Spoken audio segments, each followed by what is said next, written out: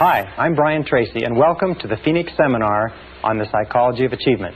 Have you ever wondered why some people are more successful than others?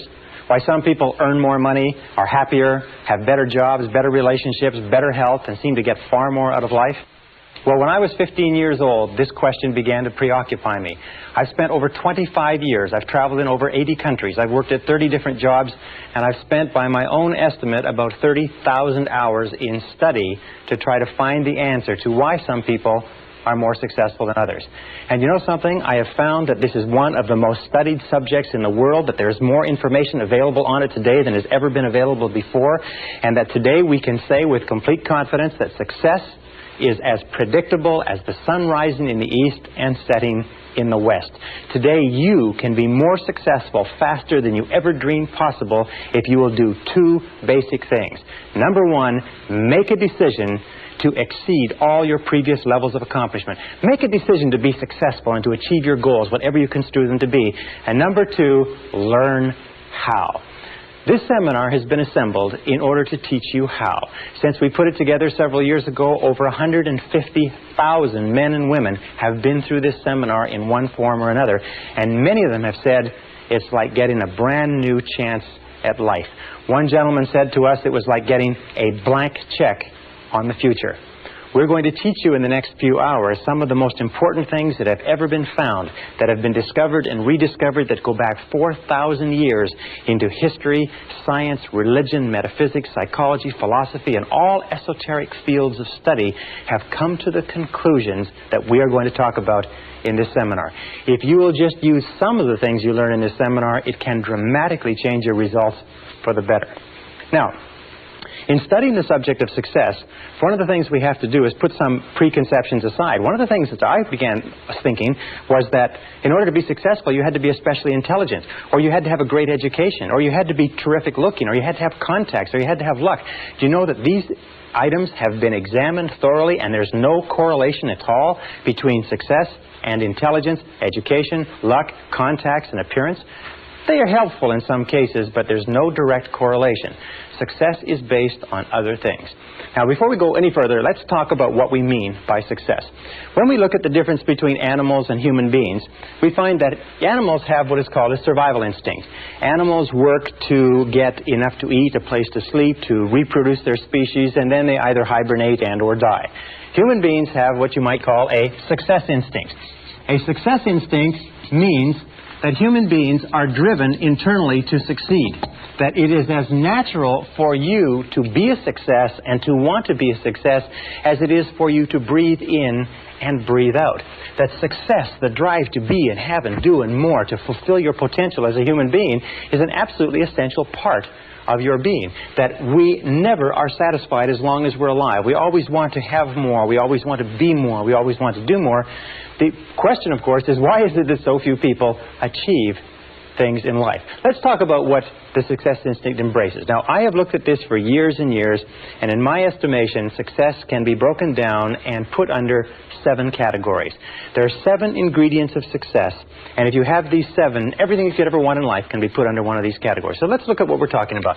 Number 1, starting point of success, top of the hit parade throughout all of human history, is peace of mind. Peace of mind means that you feel content, at peace, relaxed inside. Peace of mind to a great degree means freedom. It means freedom especially from fear. Freedom from fear, freedom from stress, freedom from anxiety, freedom from want, freedom from lack, freedom from negative emotions, freedom from guilt, and so on. But peace of mind is the first and most important ingredient of success. Why? It's because if you get anything else in life and you don't get your peace of mind, you won't even enjoy it. Number 2 ingredient of success, health and energy. Health and energy. Health means that we have the health, we are freed from sickness, freedom from disease, freedom from pain, freedom from ailments, and so on, but also energy. We mean vitality. And today we know, as a result of exhaustive research in medicine and psychology, that there's a very close correlation between peace of mind and health and energy. It's that 80 to 90% of all the ailments that the human body suffers, including most of the reasons why we die before our time, have to do with disrupted peace of mind. Psychosomatic medicine is based on the discovery that psycho, the mind, makes soma, the body, sick. So therefore, as we strive for higher levels of peace of mind, we almost automatically have better levels of health and energy. Now, the third ingredient of success is loving relationships. Loving relationships means that we have the ability, the capacity to enter into long-term loving relationships with other men and women. It means that we have the ability to give of ourselves, to love, and to be loved. And the ability to enter into loving relationships is an essential part of being human. It is the one essential characteristic of our humanhood. And we look at loving relationships, you'll find that almost all of the problems you have in life, about 80%, 85% of our problems in life, as they say, talk back. That 85% of all the success you'll ever enjoy in life is going to be determined by how well you get along with other people. The quality and quantity of our relationships is the true mark of how well you're doing as a human being. And as you know, that problems within your relationship, starting from early childhood all the way up through our adult lives, disrupt our health and energy, disrupt our peace of mind. If our loving relationships are stable, usually our health and energy is stable and we have great peace of mind. Now, how do you measure loving relationships? Well, one of the simplest measures that you can use is simply this. It is to ask yourself how much you laugh with another person. How much do you laugh? Because you'll find that the first thing that enters into a happy relationship is laughter, and the first thing that leaves when the relationship starts to go sour is the laughter. Laughter, because it is a completely spontaneous expression of life, is the true mark of a healthy personality and a healthy relationship, as you know from your own experience. Now, number 4 ingredient of success is financial freedom. Financial freedom means that you have enough money so that you don't worry about money. Now, some people have a tendency to say, well, success is just simply a matter of money and they're not interested in money. But the fact of the matter is that money is important. It takes money to buy clothes and books and to go to school and buy medical attention and to travel and to have all the good things in life. And every one of us, in order to be a success, has to reach the point where we know we have the capacity to earn enough money so that we don't worry about money. We have to reach the point where we can turn our minds to other things, higher things, to our relationships, to our health, to the improvement of our minds, to the expansion of our emotional and our spiritual life. But we all have to have the ability to earn more money. And the great majority of people, unfortunately, don't earn enough by their own estimation. In this course, you're going to learn how you can earn virtually all the money that you want in the course of your lifetime if you're willing to make the efforts and to pay the necessary price. Now, the 5th ingredient of success is worthy goals and ideals. Worthy goals and ideals. Sometimes when we talk about ideals, we mean values. And we know that values really lie at the core of the human being. What your values are determines almost everything that happens to you. Worthy goals and ideals are what give us a sense of meaning and purpose. Dr. Viktor Frankl, the founder of logotherapy, concluded after a lifetime of research that we as human beings need meaning and purpose. We need significance. You need to know that you're doing something that's important. You need to know when you get up in the morning why you're getting up. You need to believe in what you're doing. You need commitment. You need involvement. You need dedication. You need excitement in life. So therefore, worthy goals and ideals are critical. And worthy goals and ideals, of course, that are consistent with your values. What we have found, unfortunately, is probably 80% or more of people have little or no values. They have no sense of direction. They just wander. They do whatever someone else wants them to do. And this is a major problem that contributes to unhappiness. The 6th ingredient of success is self-knowledge, self-understanding. Self-knowledge, self-understanding. What does this mean? Well, it means that you know and understand who you are, why you do the things you do, what makes you tick. It also means that you have self-honesty. It also means that you have the character and the courage to face yourself honestly and squarely. As Shakespeare said, warts and all. You have the honesty to face your strengths and weaknesses. You have the honesty, if you like, and the integrity to look into yourself to fully understand why you do what you do. What makes you tick? And in this seminar, by the way, we're going to give you an enormous amount of information on why you are the way you are and how you can change it in a very positive way if you're not happy with it. Now, the 7th ingredient of success is really a result, and it is a sense of personal fulfillment. It is a sense of personal fulfillment, what Abraham Maslow called self-actualization. Self-actualization is the feeling that you are becoming everything that you're capable of becoming. Self-actualization means that you feel every single day that you're moving toward the fulfillment of your inherent possibilities. And self-actualization comes as a result of having worthy goals and ideals, having loving relationships, having a high degree of self-knowledge and self-understanding, which generates health and energy, peace of mind, loving relationships, and so on.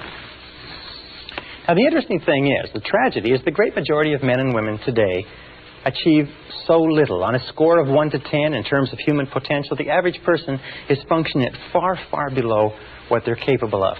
On a score of 1 to 10, the average person is scoring perhaps 2 or 3 on most of these scales. 84% of people working today are underemployed in that their jobs do not fully tax their abilities and their potential. 80% would rather be doing something else. In a study of married couples, what we found was that 38% of married couples would rather be married to someone else. We've also found that the great majority of people in our society, after a lifetime of well-paid work, retire broke. They retire poor, they retire on pensions. Only 1% become wealthy, only 5% become financially independent, 15% have some savings, and 80% are dependent on others.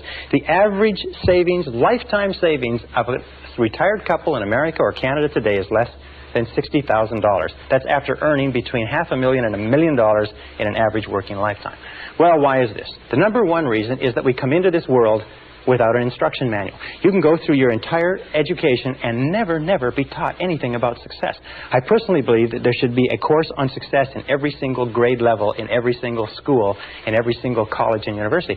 We come into the world like a computer. If you can imagine a computer, imagine that you bought this beautiful, sophisticated computer and you took it home. And you took it out of the box and you set it up, but you had no instruction manual. That you had to figure out how to work out this computer all by yourself. Or imagine a combination lock, being given a beautiful combination lock that is on a box that contains everything that you'd ever want, but you don't know the combination. We come into the world with no instruction manual, and we spend our whole lives trying to figure out how to do things right. Well, the key to success is, first of all, what we call understanding, learning how to do things right. And this course is an instruction manual on success.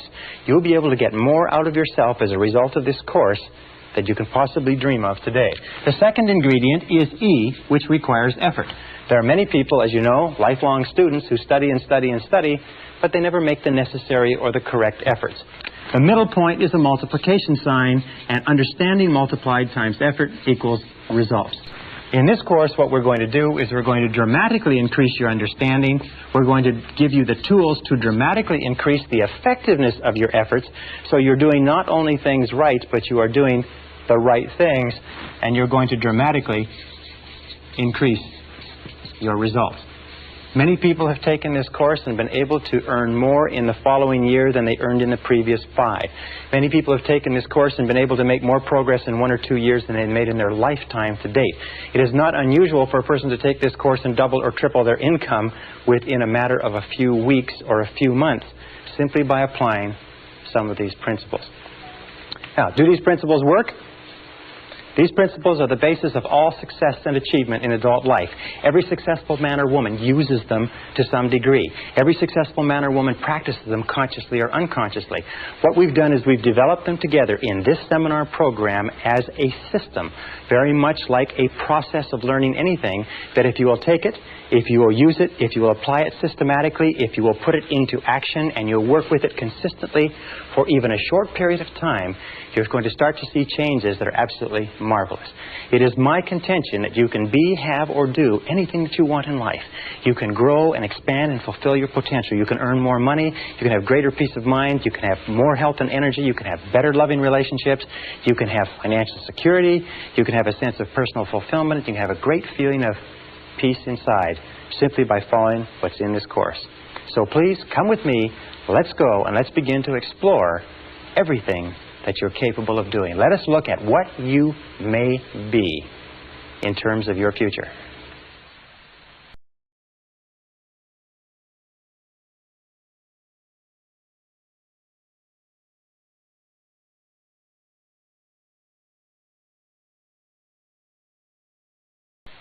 Session 2, 7 Mental Laws. The starting point of self-knowledge is to recognize this wonderful fact is that you are extraordinary. You are unique. The odds against there being someone exactly like you are over 50 billion to 1. That every single part of your body, and anatomists and physiologists and doctors have demonstrated that your blood composition is different from any other person that has ever lived. Your fingerprints are different. Your lip prints are different.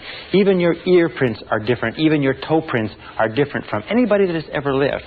You are different from anyone else, and self-knowledge begins with accepting that you are a unique and special individual and that you have the capacity to do something wonderful with your life. Now, that being said, you are also the same as everybody else with respect to certain basic principles. Throughout the history of mankind, the most intelligent men and women who have ever lived have sought answers to the question of the human dilemma. What can people do in order to change the quality of their lives, their relationships, and their results? The great philosophers, the great metaphysicians, the great scholars have pondered over this sometimes for their entire lifetimes. In our century, I know men and women who spent 10, 20, 30, 40, even 50 years studying success and achievement to find out what general rules and principles we can draw upon to be more successful. The first thing that we have to start with, the basis for this entire course, the psychology of achievement, is this, is that you are a mental creature. The only thing that makes you truly unique is your mind. Everything else you have in common, as Eugene O'Neill, the playwright, said, with a horse or a pig. Your mind is what makes you unique. Your body simply carries your mind around. And just as electricity works on laws of electricity, and physics works on laws of physics, and nature works on laws of nature, there are certain mental laws that determine everything that happens to you. And these mental laws are as inexorable as the laws of gravity. They work 100% of the time. And every single success you have in life comes from living your life in harmony with basic mental laws, and every problem or difficulty you ever have in life comes from living your life out of harmony with those basic laws. Now, mental laws work 100% of the time, like gravity works 100% of the time. What it means is that if you step off a 10-story building in the city where you're living, or in London, England, or in Lima, Peru, you're going to go splat on the sidewalk, whether you know about gravity, whether you believe in gravity, whether you agree with gravity, or whether gravity is convenient for you, it's going to work on you nonetheless. The mental laws are exactly the same, and in this course I'm going to introduce you to about 20 mental laws, some of which are more important than others, but all of which it is critical for you to understand. Now let's start with the first of the mental laws. The first mental law, and by the way, these laws have been written about and studied for century after century, and many of them have been tested in our leading universities, research institutes, and think tanks in the last few years and found to be as true as they've ever been imagined to be. The first law is what we call the law of control. Now, the law of control is very simple. It's the basic law, and we'll come back to it over and over again. It says simply this.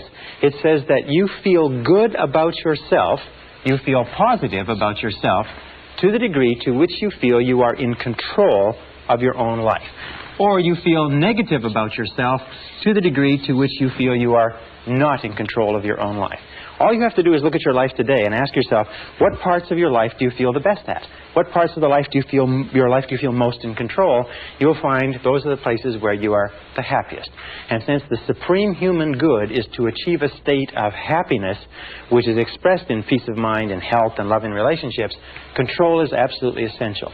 Psychologists today call this the difference between an internal locus of control, which is feeling that you're in charge of your own life, versus an external locus of control, which means the feeling that something outside of you, your bills, your relationships, your job, your health, are somehow controlling you. As a matter of fact, locus of control research, and there are many tests that you can take to determine where you are on this chart in terms of locus of control and what areas of your life you feel more in control and less in control. People with a very high internal locus of control are high achievers, they are more successful, they're more self-determined, they're happier. And many of the things we're trying to do in this course is to give you a far greater sense of control, of being in charge of every aspect of your life. Now, control begins with, first of all, your thoughts.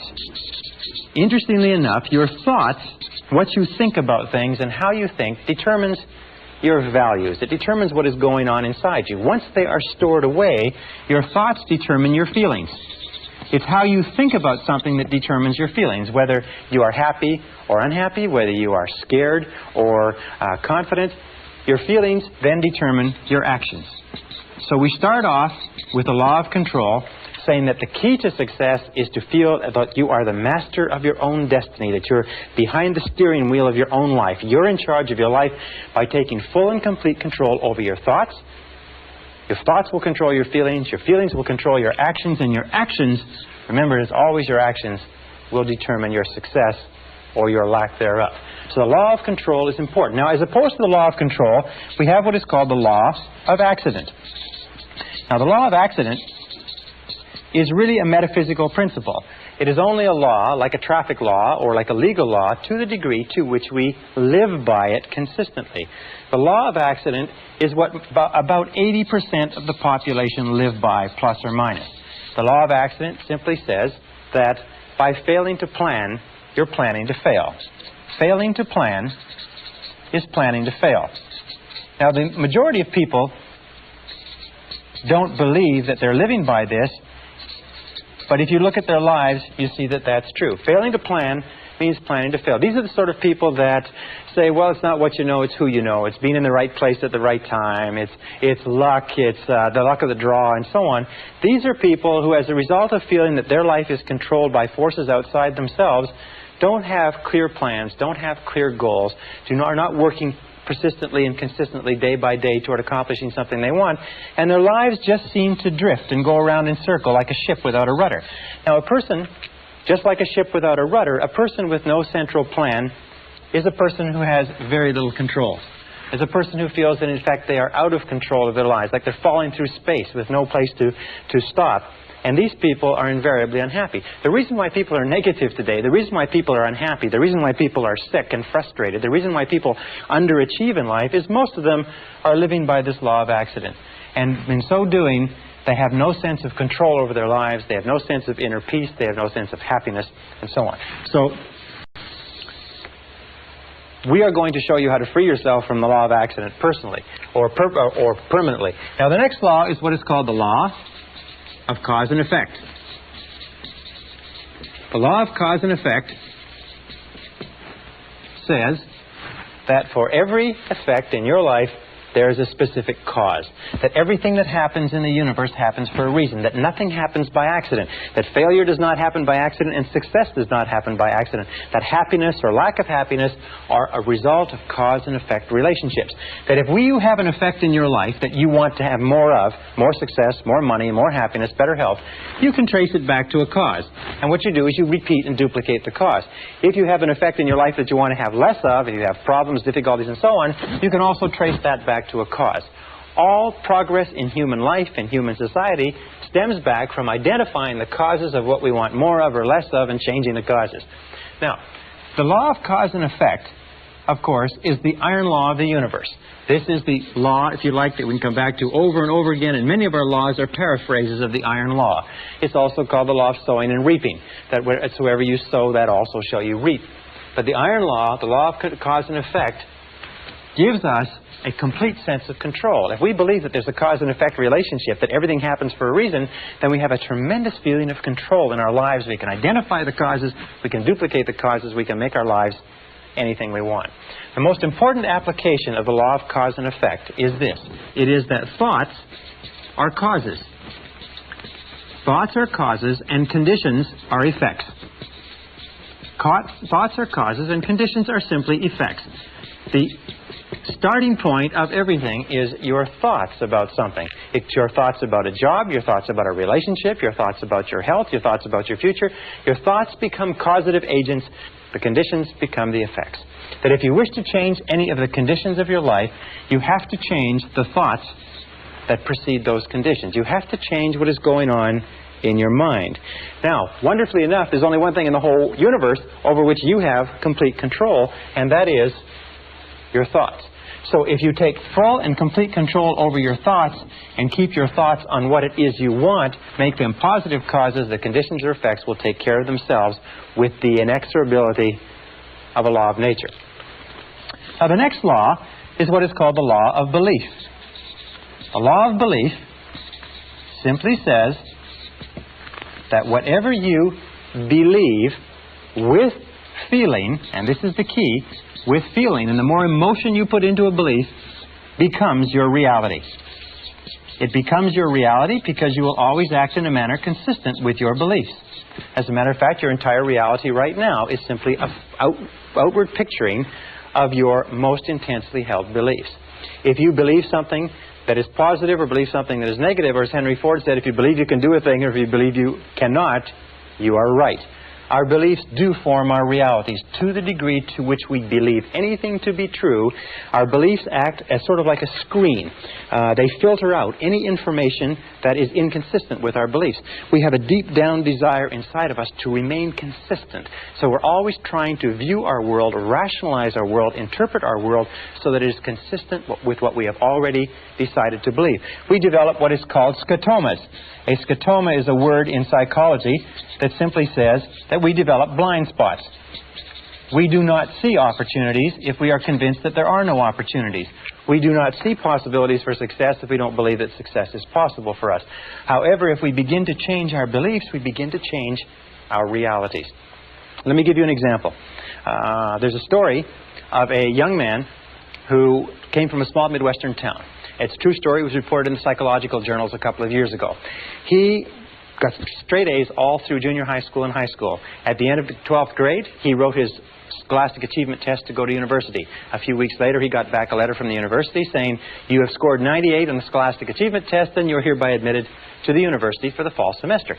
Well, he didn't know very much about Scholastic Achievement Tests, and he thought that the 98 was an IQ score. Now, an IQ score of 98 is slightly below average and is about 20 points below what is necessary for college-level work.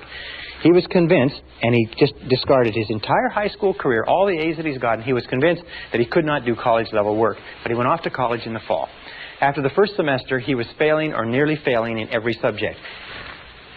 His counselor called him in and said, "What seems to be the problem? You did extremely well in high school. These courses are only 1 degree of difficulty removed from your high school courses.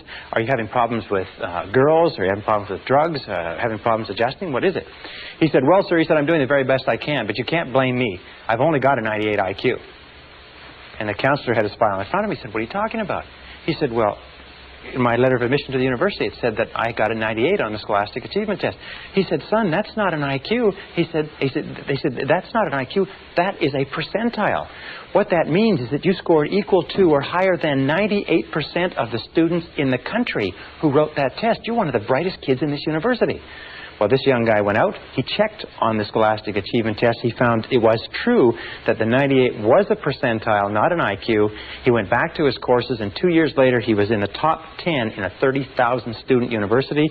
He was leading in all of his classes. Once he changed his reality, once he changed his beliefs about his intelligence, his reality changed automatically. Now, an important point with regard to this is that every one of us has self-limiting beliefs. Every one of us believes ourselves to be limited in some way. Every one of us believes ourselves to be limited in intelligence, creativity, money-making ability. I can't sell. I can't speak in front of audiences.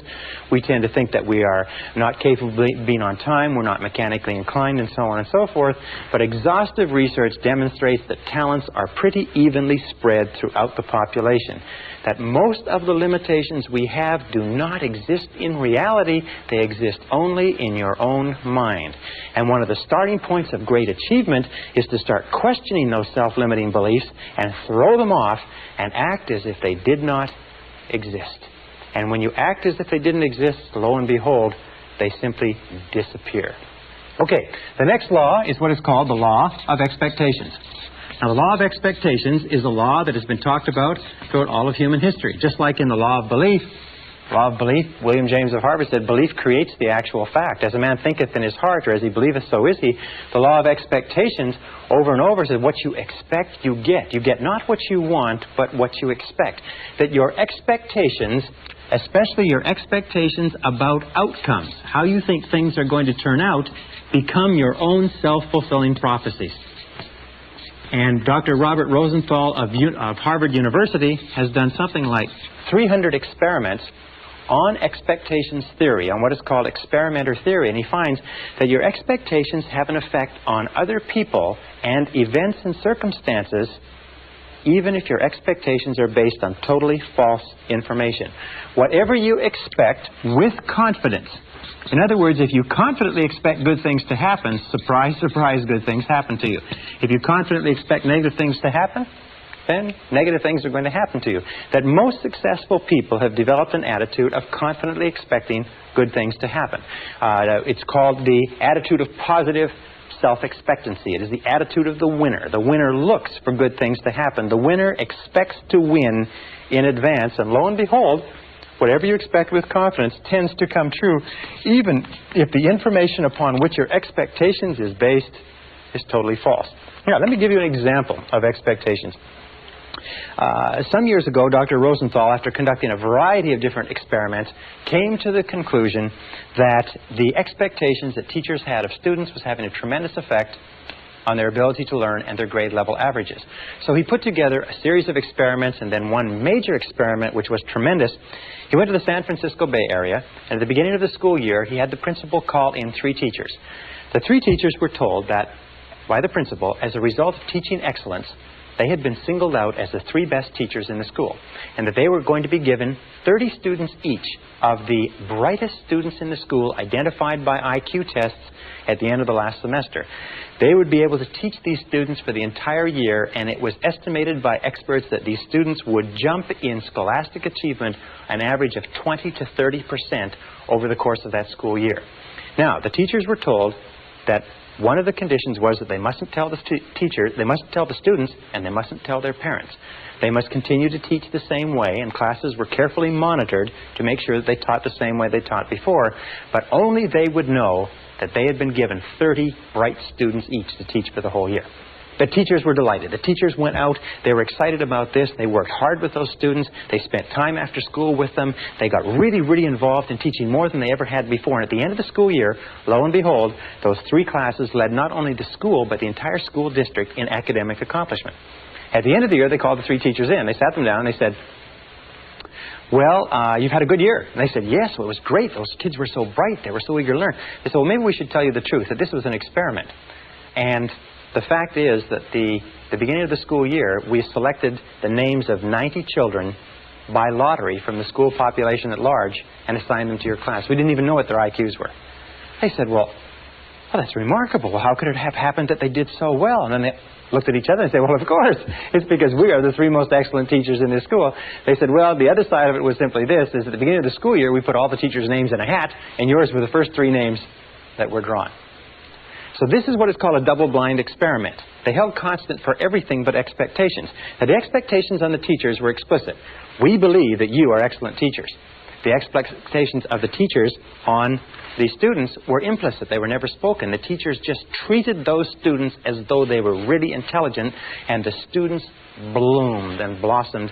And in one of the classes, a student from beginning of the year to the end of the year jumped 25 IQ points. In a subsequent experiment, a student jumped as much as 27 IQ points, which is to prove that high expectations teachers bring out intelligence in students that is completely unheard of. Marva Collins, the famous teacher in the Chicago inner city, has found that if you treat students as though they're intelligent and talk to them and work with them as though they are really bright, they will absolutely astonish you in terms of academic accomplishment. All right, this brings us to the critical role of expectations in your life. First part of expectations in your life, number 1, and where expectations affect you. Expectations of your parents. We have found that we have a tendency as adults to try to live up to or down to the expectation of our parents all our lives. If our parents were strong and supportive and loving and kind and encouraging and really believed in us, all our lives we will strive unconsciously to live a life consistent with those expectations. If our parents were critical and condemnatory and bitched and complained and griped about our grades and so on and so forth, we will find that all of our life we'll have a tendency to hold ourselves back. So be alert to that. What were the expectations of your parents? Were they positive? Were they negative? Were they boosting or were they discouraging? And how much are they affecting you today? Second area of expectations is the expectations of your boss. In all of our studies, we have found especially in the studies on excellence in organizations, we have found that high expectations, bosses have high-performance work environments. Now, if you work for a boss who's negative, critical, and condemnatory, if you work for a boss that has negative expectations or a negative attitude, chances are your performance will be at the very lowest.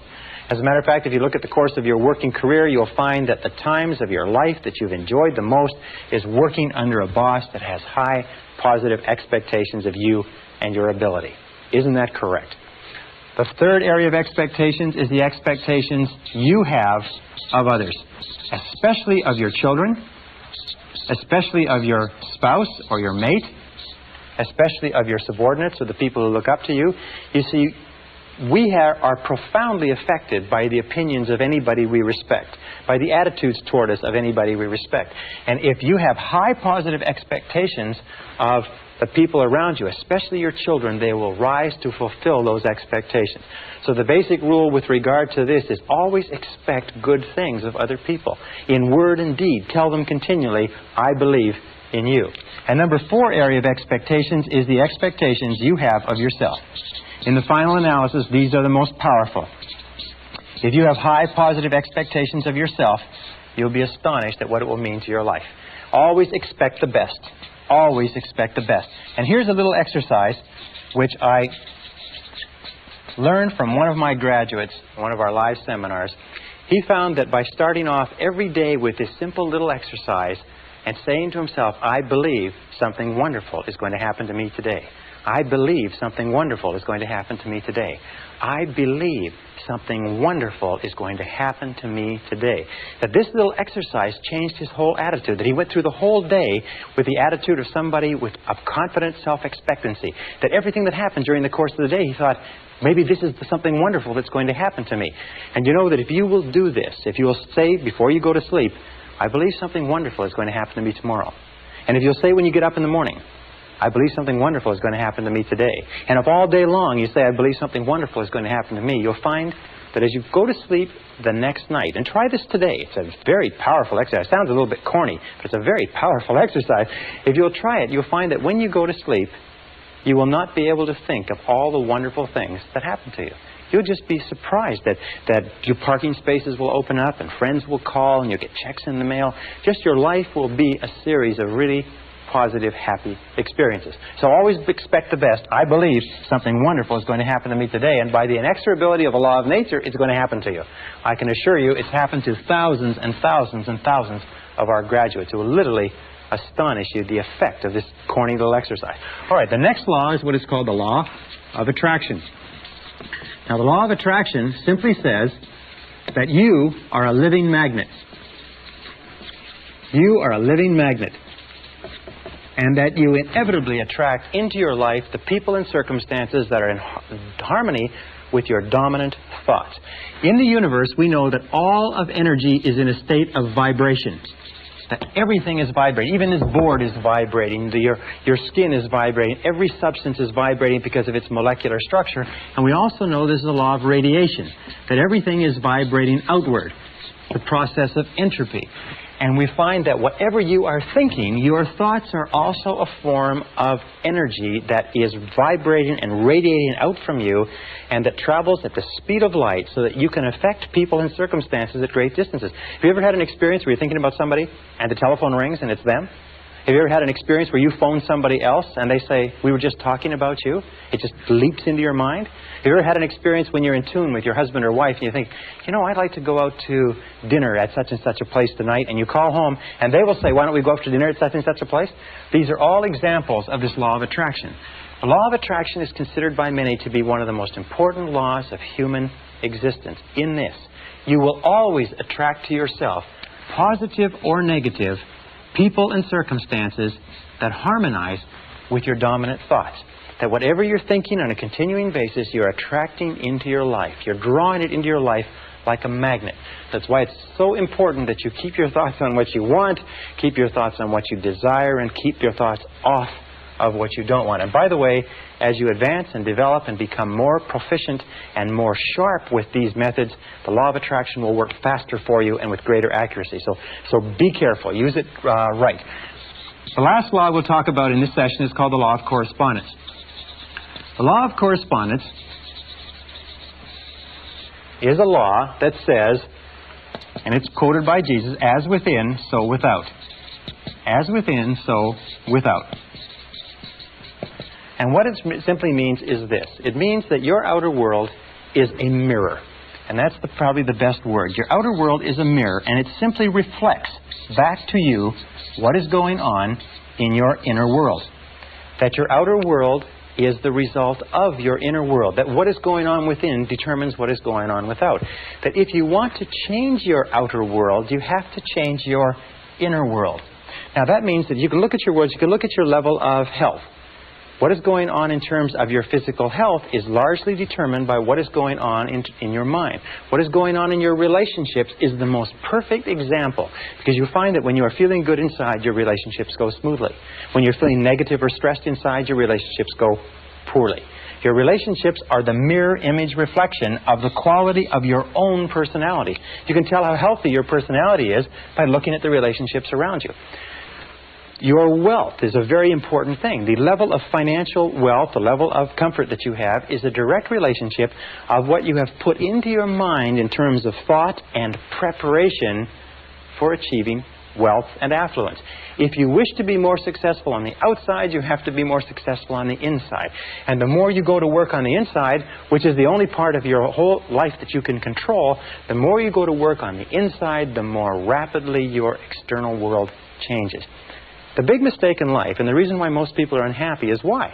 It's because most people try to change the external world, which they cannot control, and they leave the internal world messy. It'd be the same as trying to make an automobile run better by washing the outside of it, polishing the outside of it, and changing the tires. No, you've got to go to work on the inside workings.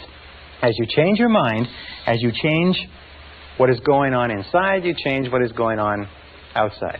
Now, many years ago, Earl Nightingale, a great success philosopher, woke up in the middle of the night with a quotation which changed his life and changed the lives of millions of others, which is sort of tacks on to all of these laws that we're talking about. And it was simply this, is you become what you think about. You become what you think about. And since the only thing that you can control is your thinking, if you change what you are thinking about, you will begin to change your reality. If you change what you expect, you change what you believe, you change your dominant thoughts, you change your inner workings, you begin to attract into your life people, circumstances, events, opportunities, and everything consistent with your new thoughts. The reason people are unsuccessful is they think thoughts of unsuccess or failure. Another line, which is very, very important, says that all causation is mental. We live in a mental universe. All causation is mental. If you wish to change your universe, you have to change your mentality. And this brings us to the most important line of all, which is simply this. And let me write it over here. If you change your thinking,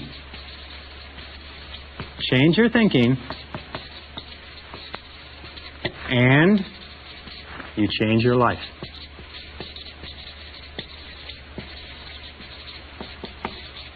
Change your thinking, and you change your life. Now, over the course of years, you have accumulated and gathered an enormous amount of information. You've accumulated and gathered an enormous number of experiences, some of them positive, some of them negative. Every single one of them is stored away. Every single one of them is having an effect on what is happening to you right now. In the New Testament, Jesus had a beautiful line, which I refer to and I think about all the time. He said, "By their fruits you shall know them." And what it simply meant was that you can tell what is going on inside the person, what the fundamental character and thought life of a person is, by looking at the fruits of their external life, by looking at their health, looking at their relationships, looking at their levels of success. If you change your thinking, you change your life. And as we proceed through this course, we're going to show you systematically how you can change your thinking and bring it into perfect correlation inside with the type of successful, happy, dynamic, vital, living, successful life that you desire on the outside.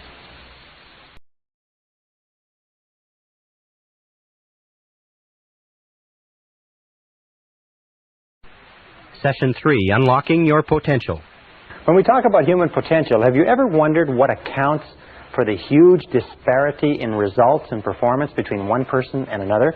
You know, a person who's making $250,000 a year is not 10 times smarter or better than a person who's making $25,000 a year. Why is there 10 times the difference in income? And you go all the way up the ladder. The person who's making $2.5 million a year, is that person 100 times better, smarter than the person making $25,000 a year? Impossible. In a recent study of IQs, they picked 1,000 men and women out of the population and tested them for IQ.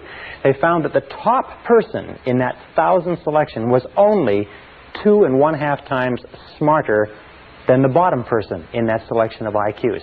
Only 2.5 times the disparity, and that's probably true over the whole population. So what accounts for this great difference? Well, we talk about human potential. We come down to a very simple formula that I came up with some years ago that probably explains it a little bit.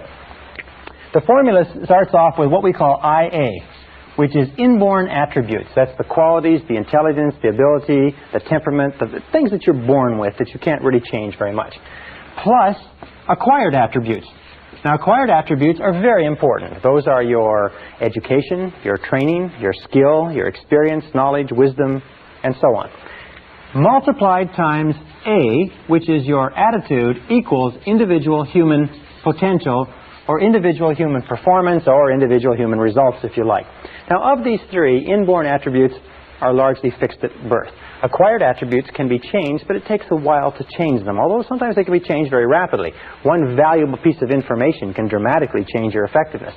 But attitudes can be increased or decreased dramatically in seconds. That every single time we improve our attitude, we multiply all our capabilities. So that attitude has been rightly called the most important language in the human, or the most important word in the human language. Everything that we do in life, according to a Harvard study amongst executive recruiters, will be 85% attitudinal. 85% of your success will be determined by your attitude. That means determined by how positive or how much of a positive mental attitude you have. People with positive mental attitudes tend to advance more rapidly, move to the top of valuable organizations, earn more money, get more life satisfaction, and so on.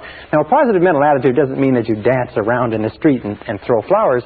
It just means that you take a generally constructive attitude or approach towards your work, your life, your problems, your relationships, and so on. That according to the Cox Report on American Business, according to Success Magazine, 85% or more of everything that you accomplish will be attitudinal. So our question is, where do attitudes come from? And we found that attitudes come from expectations. Very, very simple. We talked about that before. And a very powerful way to instantaneously improve your attitude is to say to yourself, I believe something wonderful is going to happen to me today. As we said before, our expectations about outcomes determines our attitude. In other words, if you expect things to turn out well, you're going to have a positive attitude. If you expect things to turn out negatively, you're going to have a negative attitude. And the wonderful thing is you can manufacture your own expectations. I mean, you can expect whatever you want. You can expect good things, you can expect negative things, and chances are you won't be disappointed. Where do our expectations come from? Our expectations come from our beliefs, if you like, and our values. These are the core or the central motivating factors in our personality, our beliefs and values. And this brings us to an understanding of human potential. It means that basically our attitude is the outward expression of what is going on internally, consistent with the mental laws that we talked about. And with regard to beliefs, each of us has a bundle of beliefs way down deep inside, which psychologists call the self-concept. Now, the self-concept, or the discovery of it, has been considered by many to be the most important single breakthrough in understanding human performance in the 20th century, and I personally agree. The self-concept is like, if you wanted to use a military analogy, is the command center. Or if you wanted to use a technological analogy, it is the central program of your basic computer.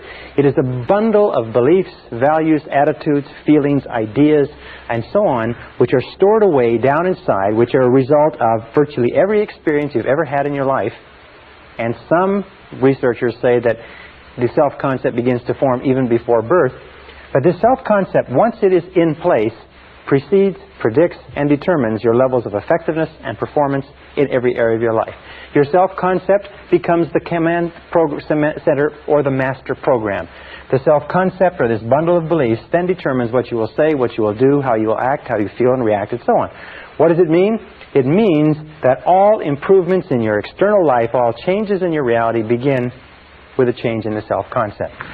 Let me give you an understanding of how it means. Here's a very simple graph.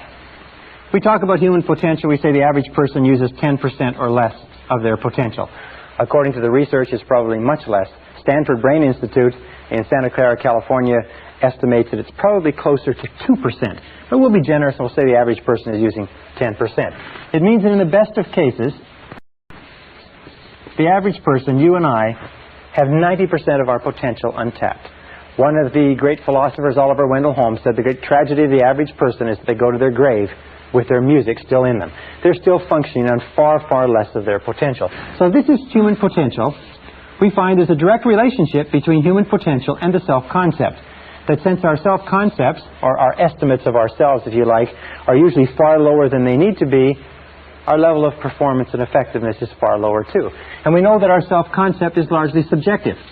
What does that mean? It means that the self-concept, what we believe to be true about ourselves, is really not based in reality. It's based on information that we've taken in, we accept it as true, and to the degree to which you believe anything about yourself, it becomes true for you because you act in a manner consistent with it. You know, there's some people who read their horoscopes and believe that their horoscopes are predicting their future. There's some people who will take criticism and condemnation from other people that they don't even respect and believe that that is an adequate or accurate reflection of their own abilities.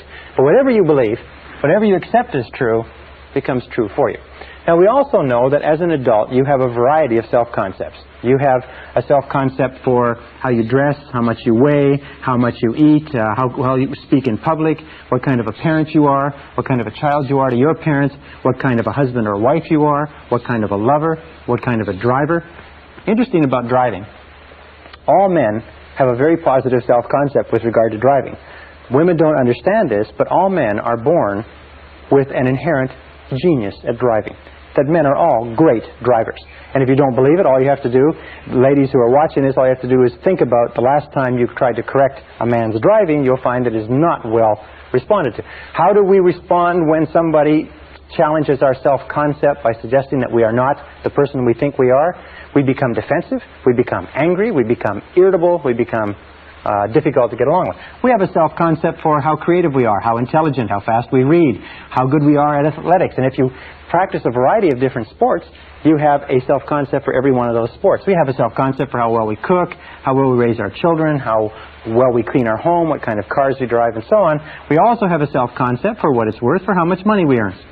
Interestingly enough, you can never earn more than 10% above or below your self-concept level of income. That your self-concept determines your income level. This self-concept level is called your comfort zone. And even if you want more money, you will find that the natural human tendency of all action is to struggle and strive to get into a comfort zone and then to stay there. That if you earn 10% or more above your self-concept level of income, you will have an irresistible urge to get rid of the money. You'll give it away, you'll spend it, you'll blow it, you'll spend it extravagantly, you'll even lose it if you get enough. That's why people who win lotteries are often flat broke 2 or 3 years later. They just burn the money because the money is far beyond their self-concept. If you go 10% or more below your self-concept level of income, you find yourself scrambling. You work harder, you work longer, you think more creatively, you look at different ways to increase your income or second income opportunities. The only way to improve any part of your life, including your income, is to raise your self-concept level of income by beginning to think about yourself continually in terms of earning more money. If you want to lose weight, the only way you can lose weight is what? Is to think thin, by beginning to think of yourself as a thinner person.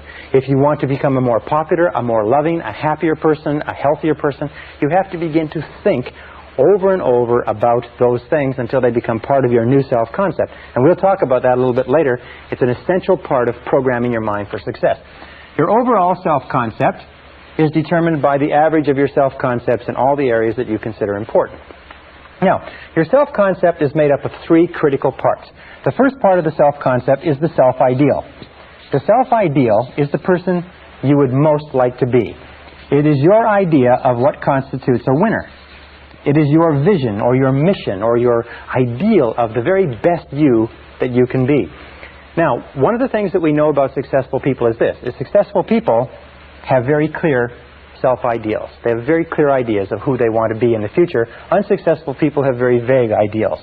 Number 2 is your self-image. Your self-image is a picture of the way you see yourself and the way you think about yourself. Your self-image, the inner mirror, is how you perceive yourself now and determines your current performance on a day-to-day basis. The third part is your self-esteem. Now, your self-esteem is how you feel about yourself. How you feel about yourself is the engine force, it's the motor, it's the power force within your subconscious. It's the power force within the self-concept, and it determines virtually everything that happens to you. The best definition of self-esteem is how much you like yourself. How much you like yourself as a parent, how much you like yourself as an employee, how much you like yourself as a boss, how much you like yourself as a money earner, a professional speaker, an athlete, and so on. How much you like yourself, your level of self-esteem, your overall emotional feeling about any area of your life determines your performance and effectiveness in that area.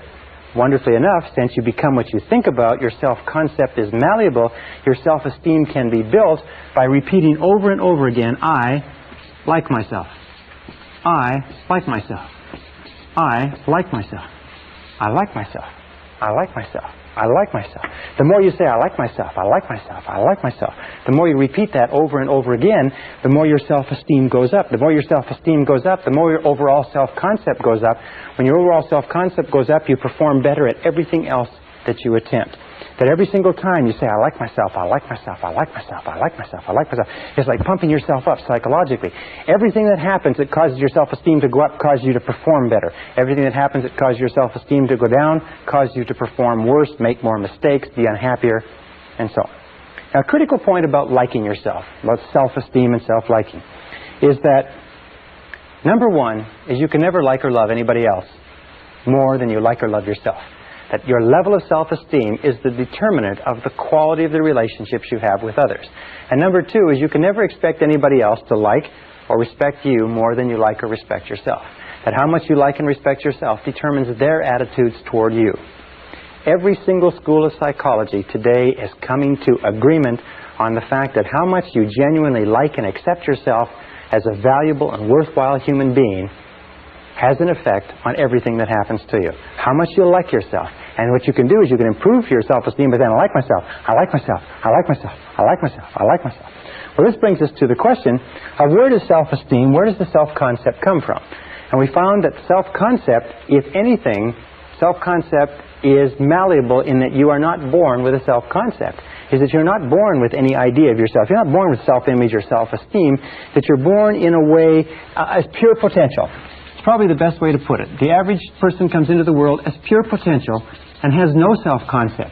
That everything you are today, every feeling that you have, every attitude or value, you had to learn over the course of your lifetime. We also know that the child comes into the world with a very high need for love and touching. And a tremendous amount of research indicates that we need a lot of love and touching all of our lives, but especially in our formative years, because as a child, we learn who we are, how valuable we are, whether we're important, intelligent, attractive, lovable, funny. We learn all of these things by the way our parents treat us. If our parents, our siblings, our aunts and uncles, but especially our parents, treat us like we're really important kids, then we grow up thinking that we're really important. If our parents do not, then something else happens. We know that the first few years of life are the most important in developing the self-concept.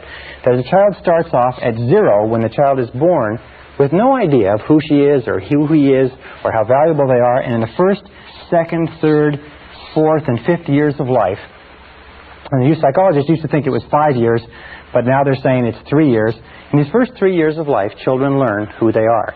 They say if you give enough high quality and quantity of love to a child in the first 3 to 5 years, you set them up for life. You set them up on a solid foundation of self-esteem, self-confidence, self-worth, self-value. As a matter of fact, there's a direct relationship between the quality and quantity of love and the development of healthy personality. That the more love, unconditional love that a child receives in those formative years, the stronger is the foundation of the personality. To reverse the equation, that virtually all problems in psychosis, neurosis, personality disturbances, and behavior problems arise from problems way down in the self-concept. And we can go back as adults. Here's our adult personality. We can go back as adults. We can correct the flaws in our foundation, the cracks, if you like, by repeating over and over again, I like myself, I like myself, I like myself, and driving down that healing concrete deep into the foundation of our personality. Remember, children need love like roses need rain. Children that are deprived of love often die of love starvation. It's a disease called marasmus. Now, what else do we know about children? We know that children come into the world with two remarkable attributes. The first is that they're fearless. Children are born with no fears. They're not afraid of anything except falling and loud noises. And this is expressed in the attitude, I can. Children come into the world believing they can do anything. And anybody who's ever raised a child to the age of 3 or 4 or 5 knows you have to spend those first few years stopping them from killing themselves because they're little kamikaze pilots, because they're not afraid of anything. The second attribute is they come into the world completely spontaneous. They say what they want, they do what they want. They are completely uninhibited. They just are completely unafraid. They do anything that they want. And this is expressed in the attitude, I don't have to. I don't have to. If you ever try to control a child, you'll find that the attitude of a young child, the first thing they say is when you start giving them orders, the first thing they learn is no. They say, no, I don't have to. Well, of course, we eventually change their minds on that one way or another. But these are the two attributes that each of us come into the world with. You come into the world unafraid and uninhibited. What does that mean? It means that our natural birthright is to be unafraid and uninhibited. And that only when we can create the same situation in adult life where we are unafraid and uninhibited do we feel truly great about ourselves. The very best organizations, the very best companies are those that create an environment where people who feel unafraid and unreserved to be themselves and to do the very best they can. Well, as we grow up, we know that children learn two ways. The first way they learn is by imitation. They imitate one or both parents, especially the dominant parent. And sometimes the dominant parent will change as the child is growing up. Sometimes children will imitate the father, sometimes the mother, but they learn by imitation. Many of the characteristics and habits that we have as adults, we learn from our parents. Have you ever had the opportunity or the occasion to scream at one of your children or shout at one of them and find yourself saying the same things your mother or father said to you when you were a child? Well, we imitate. Sometimes we imitate their walk. Sometimes we imitate their talk. Sometimes we imitate their values, their beliefs, and so on, even if those values and beliefs are of no value. Why? It's because our parents are like gods to us when we're children. The second way that we learn is by moving from discomfort, from what doesn't feel good, toward comfort. Now, Freud called this the pleasure principle, is that we move toward what makes us feel comfortable, what gives us pleasure, what makes us feel good about ourselves. We move from discomfort toward comfort. That's how we learn to become toilet trained. We say it's no longer fun to walk around with pee and poop in our diapers. So we watch what our parents do. We watch what our older siblings do. And we see, those people aren't doing this. And that's how we learn to walk. That's how we learn everything. So we move from discomfort toward comfort. Throughout our lives, by the way, that's how we learn. We imitate by reading what other people have done, by studying books, at our work. We imitate when we go to school. And we do what gives us a positive payoff, what gives us positive reinforcement, what gives us pleasure. And we do less of those things that give us discomfort or pain. Now, very early in life, as a mistake or as the result of mistakes that parents make in upbringing, children begin to learn negative habit patterns. And negative habit patterns have their root primarily in destructive criticism. Destructive criticism begins very early in life, sometimes in the first few months. And destructive criticism is used by parents to direct and control their children. Unfortunately, it has a very, very dangerous and damaging effect on children in that destructive criticism begins to undermine the integrity of the child's personality, and more of us, including myself and including most of you, have been undermined and hurt by destructive criticism probably more than all the wars in history. Now, as a result of destructive criticism, we begin to develop negative habit patterns. Negative habit patterns are conditioned responses to stimuli. Negative habit patterns develop very early in life. They're developed as a result of a repetition of fear and pain over and over again. They're developed as the result of destructive criticism, physical punishment, and so on. And very early in life, we begin to develop two major manifestations which follow us throughout our lives and, more than anything else, inhibit our potential as adults. The first is what is called the inhibitive negative habit pattern. The inhibitive negative habit pattern is learned when the child is told over and over again, don't, Get away from there. Stop. Leave that alone. And the child is punished. Whenever the child tries something new or gets into something or smells something or pours something over or breaks something accidentally, the parent blows up and gets angry and upset. You see, the child is driven by an insatiable curiosity to explore his or her world. And what happens is when they do explore it and they get into something, they tip something over, if the parent overreacts and spanks the child soon begins to think that every time I try something new, every time I try something different, every time I go beyond my boundaries, every time I move out of my comfort zone, every time I don't play it safe, I get spanked, I get punished, I get hurt, I get sent to my bedroom, and I feel terrible. And pretty soon the child develops the feeling of, I can't. Every time I try something different, I get punished. I can't. This is like the Pavlovian response, where the Pavlov would ring the bell and feed the dog meat, and the dog would salivate, and Pavlov would ring the bell while he fed the dog meat, and the dog would salivate. They would keep doing that. Pretty soon, Pavlov would just ring the bell and the dog would salivate. What happens in adult life is that this creates what we call the fear of failure. The fear of failure is a conditioned response to a process of destructive criticism that occurs in the first 5 or 6 years of life. The fear of failure automatically triggers us. We feel anxious, tense, uneasy. We feel tension and stress in our solar plexus. We feel like withdrawing and getting away from the event. And the fear of failure is the major reason for failure in adult life. It's the major reason why we hold back from fulfilling our potential. As a matter of fact, all negative habit patterns are experienced in the physical body. That you can tell a negative habit pattern because you actually feel it in your physical body. The inhibitive negative habit pattern, the fear of failure, the I can't, is experienced first of all in the solar plexus. You ever have an occasion where you have to speak in front of a group, or you have to go into a performance review, or you have to make a cold call?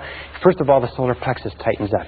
If the fear situation continues, you start to breathe harder, and your heart starts to beat faster, your respiratory rate. And sometimes you get a headache, like a migraine headache in the front of your head. Sometimes your throat will tighten up and you won't be able to speak. You'll go completely dry. Sometimes you'll get so tense and so frightened that you'll have to run and go to the bathroom. These are all manifestations. There's no physical danger, but there's a psychological danger, a conditioned response.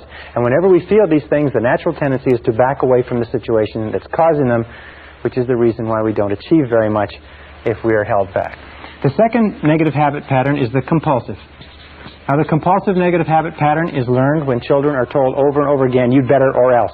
If you don't, you're in big trouble. Now you're going to get it.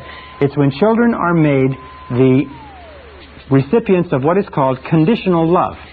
Parents don't mean to do this, but what they do is they suggest to the child that you are not loved, therefore you're not safe, unless and until you do what we want.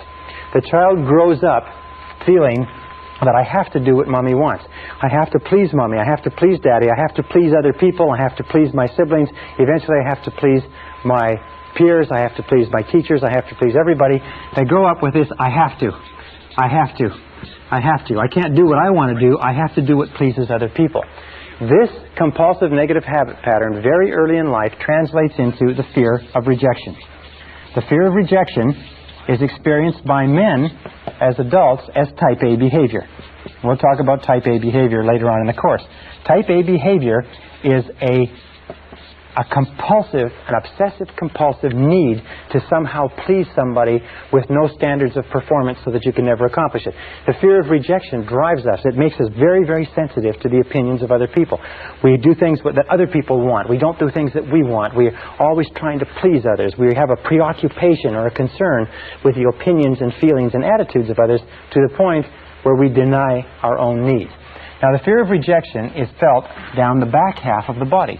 If you divide the body in half, it's felt right down the back half of the body. The first place you start to feel the fear of rejection is usually in the shoulders and in the neck. You start to feel stiff and sore and tense. Sometimes when you have a lot to do, you'll feel tremendous stress in the lower back. The muscles will start to pull in the lower back. Sometimes it'll manifest itself in phlebitis and varicose veins. Very often it can give you very bad headaches in the back of the head because the carotid arteries, which carry blood up into the head, the muscles around them constrict, and the amount of blood flow to the head slows down, and you feel this pounding headache in the back of your head. These two fears, the compulsive, or these two negative habit patterns, the compulsive and the inhibitive, which are the result of destructive criticism, the great destroyer of personalities, plague us all our lives. Now, the wonderful thing about these is because they are learned habits, we can unlearn them. We can overcome the fear of failure that holds us back. We can overcome the fear of rejection that causes us to do things that please other people rather than pleasing ourselves by working on our own self-esteem. Because there is an inverse relationship between self-esteem and the basic negative habit patterns. Is the more you like yourself, the less you fear failure. The more you like yourself, the less you fear rejection. The more you like yourself, the less you fear anything. And if you continue to repeat, I like myself, I like myself, I like myself, over and over again, if you continue to say this, eventually, over time, your self-esteem goes up higher and higher and higher, and your fears go down. As your self-esteem goes up, your fears go in the opposite direction. Now, how do you deal with destructive criticism if you have to give criticism to other people? Well, that's very simple. Many parents have asked us that. How do you control children? One of the keys to controlling children is to redirect them so that they're doing something constructive versus something that is destructive. Another thing to remember is that what you want to do is you want to give informational criticism or constructive criticism, which means that you tell children what they can do, or adults, what they can do to be better. Remember, the whole purpose of giving feedback of any kind is what? It's to improve performance. If you are a parent, or if you are a boss, or if you are a person in a relationship, if a person is doing something wrong or inappropriate, the whole purpose in giving them any kind of feedback at all is so that they'll do it better next time. However, there's a direct relationship between self-esteem and destructive criticism. Every time you criticize a person, their self-esteem goes down. Every time their self-esteem goes down, their ability to perform goes down too. If you destructively criticize a person often enough, long enough, and hard enough, they reach the point where they won't try anything at all. They become what we call hypersensitive. And a hypersensitive adult is a person who cannot take criticism from anybody. A hypersensitive adult is a person who is very, very tense and anxious if you even suggest that they're not doing the right thing. If you have to deal with a hypersensitive adult, the key is to sit them down and remember 4 things. Number 1, always begin with praise. Number 2 is protect the person's self-esteem at all costs. Number 3 is discuss the performance, not the person.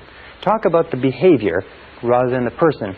And number 4 is it number 4? Number 4 is to focus on the future versus the past. Focus on what is going to be done differently in the future rather than what has happened in the past. Why is that? A very simple reason is because a person cannot control the past. Not being able to control the past, any criticism over what they've done in the past causes them tremendous stress and frustration. So let me summarize. The key to success in life is a positive mental attitude. A positive mental attitude is based on expectations of success, of a positive set of expectancies. This positive set of expectancies is based on beliefs in your self-concept. The core of your self-concept, which determines your effectiveness in life, is your self-esteem, and your self-esteem is measured by how much you like yourself. The 2 things that hold us back more than anything else are the fears of failure and the fears of rejection. So one of the core secrets of success is this. It's become a perpetual self-esteem generating organism.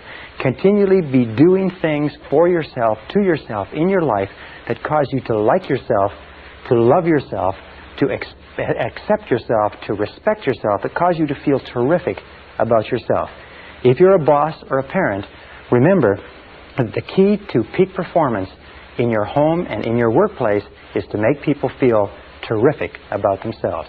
And the more terrific you feel about yourself, the more you like yourself, the more likely it is that you'll make the people around you like, love, accept, and respect themselves, and you'll create a peak performance environment. It is the starting point to great success and achievement in life. So say over and over to yourself, I like myself, I like myself, I like myself, I like myself. Session 4, Your Subconscious Powerhouse. In order to unlock your full potential, it's absolutely essential that you understand the relationship between the conscious and the subconscious mind. There are thousands of books have been written on this subject. There's tremendous complexities. There's references to the conscious and the subconscious, especially the subconscious, throughout all of human history. The subconscious is often called the powerhouse of your being. And we're going to talk about how you affect the subconscious more as we go through this program.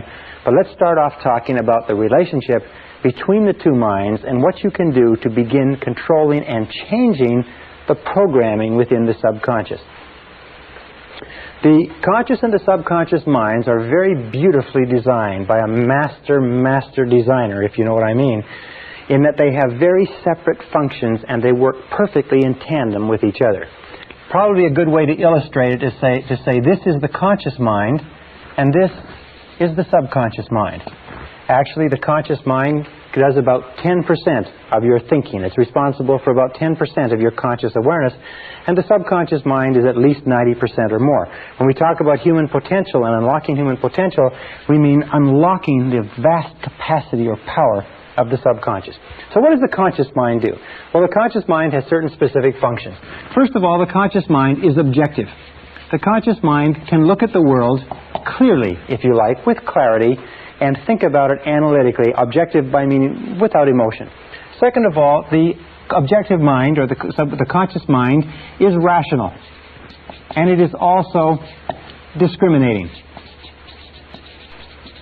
These are three of the qualities. In other words, it can discern the differences between truth and falsehood. It can analyze. It is sort of like the mathematical or unemotional part of the brain. The conscious mind has four major functions. The first function is that the conscious mind identifies incoming data. Now, incoming data can come from a variety of different sources. It can be thoughts that you have, or it can be things that are happening to you in the external world. So let us say you're walking across the street. This is your mind. You're walking across the street and you hear the roar of an automobile engine. Your eyes immediately turn to the right to see what the sound is and to identify what is that sound. When you see the automobile, you identify, you attach the sound to the car. The second thing that the conscious mind does is it compares that moving automobile to all other moving automobiles of your experience. Now, if you live in a big city like New York, when you see a car and you compare that moving automobile with other cars, you've seen 100,000, maybe 1 million cars moving, and your reflexes are very, very sharp. If you live in a country that doesn't have very many automobiles, chances are when you see a moving vehicle, your reflexes will be very, very slow. The comparison is done by, if you like, making a quick inspection into the subconscious and checking every single previous experience that you've had with moving cars. As that is done, as the comparison is done, you instantaneously get a response back. As a matter of fact, it is said that the subconscious functions at about 30,000 times the speed of the conscious mind. In that you can just have one glance, hear one noise, or think one thought in the conscious mind, and you can instantly trigger a reaction that might take an enormous amount, hours and hours of evaluation if you were to do it consciously. The third function of the conscious mind is that it analyzes. Once it has a response back in its comparison, it analyzes the situation. You're walking across the street, you hear the sound of the automobile engine, you turn eyes right, you see the car moving down at you. Your comparison tells you that that car is moving at a speed of 50 miles an hour, and it will be where you are in 1 second unless you move. So you now analyze and you say, what do I do? Should I move or not? And if the answer is yes, what you do is you move. And that takes us to the fourth function of the conscious mind, which is to decide. The conscious mind decides what to do after the analysis. It says yes or no. The conscious mind functions like a binary computer. It is always saying yes or no to incoming information. And the conscious mind can only hold one thought at a time. Now, this is really amazing, as you're going to see. It's really a brilliant structure. So you're walking across the street, you hear the sound, you look to the right, you see the car moving. The comparison says that that car is moving on you. The analysis of the moving car says you've got to get out of the way. So you say, do I move, yes or no? Answer, yes. Do I move forward, yes or no? Answer, no. Do I move backward, yes or no? And as soon as you say, yes, I move backward, and you convey this word yes to the subconscious mind instantly triggers all the muscles, all the nerves, all the sinews, all the tissues to move yourself back out of the way. You don't have to sit there and think, well, should I move my right foot first? Should I move my left foot first? All you do is send a signal to the conscious mind backed by a charge, if you like, or a detonation of emotion. And the stronger the emotion, the more instantaneously the subconscious responds to your command. The subconscious is activated by emotion. emotion of fear, emotion of desire, the survival instinct, the love instinct, but it is always an emotion that triggers the subconscious. Okay, what are some of the features of the subconscious mind? The subconscious mind is like a massive data bank. As a massive data bank, the role of the subconscious is to store and retrieve data. In other words, the subconscious mind is the subjective mind, in that it simply is the mind that obeys.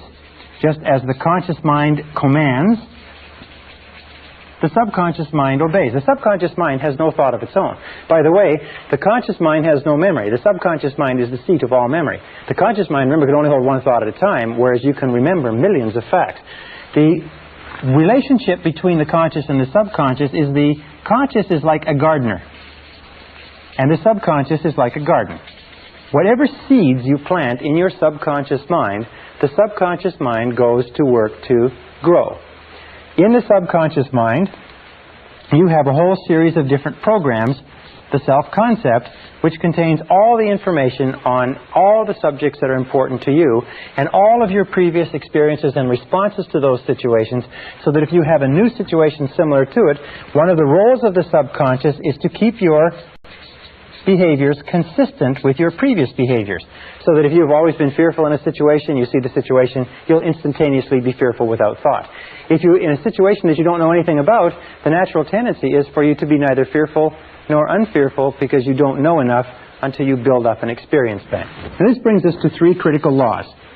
Three of the most important mental laws that we talked about. Remember, we talked about how your whole life is determined by mental laws. The first of these three mental laws is the law of subconscious activity.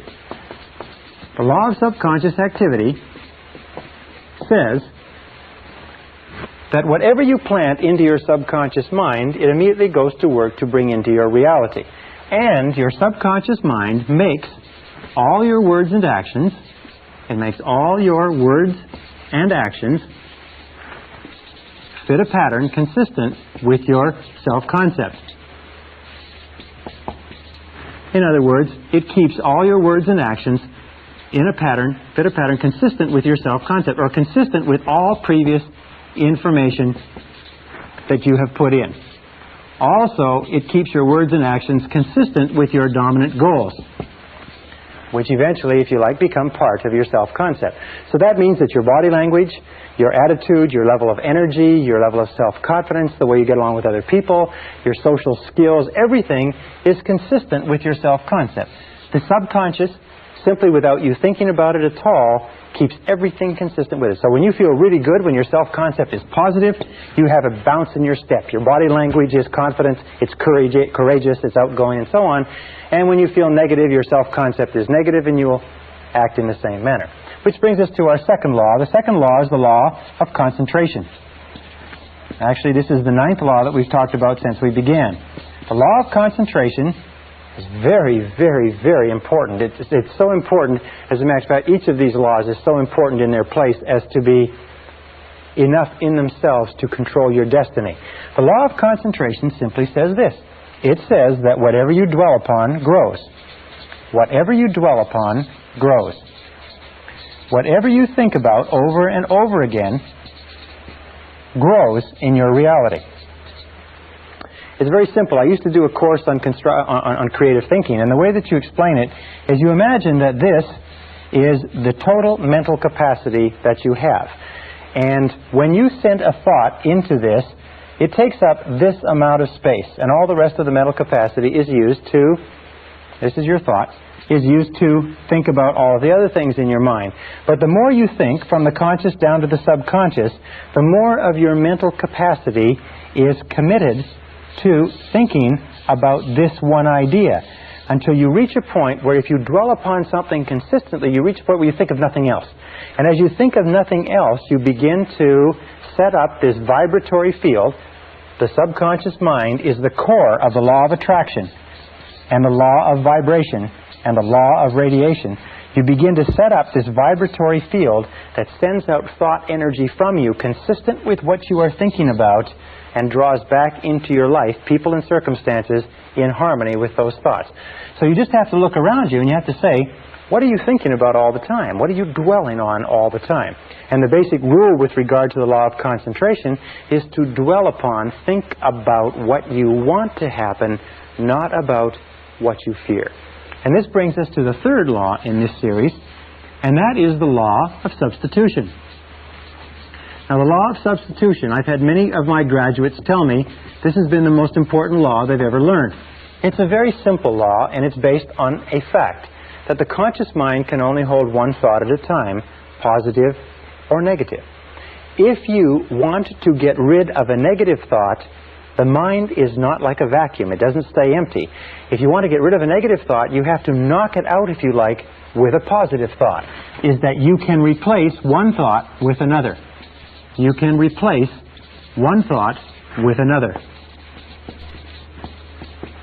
And if you do that consistently, and if you replace any negative thought, any fear thought, any anxiety thought, any self-limiting thought, any negative expectations, anything that's holding you back, any fear of failure, lack, poverty, rejection, loss, or anything else, if you replace it with a desire thought, and this is the key, fear versus desire.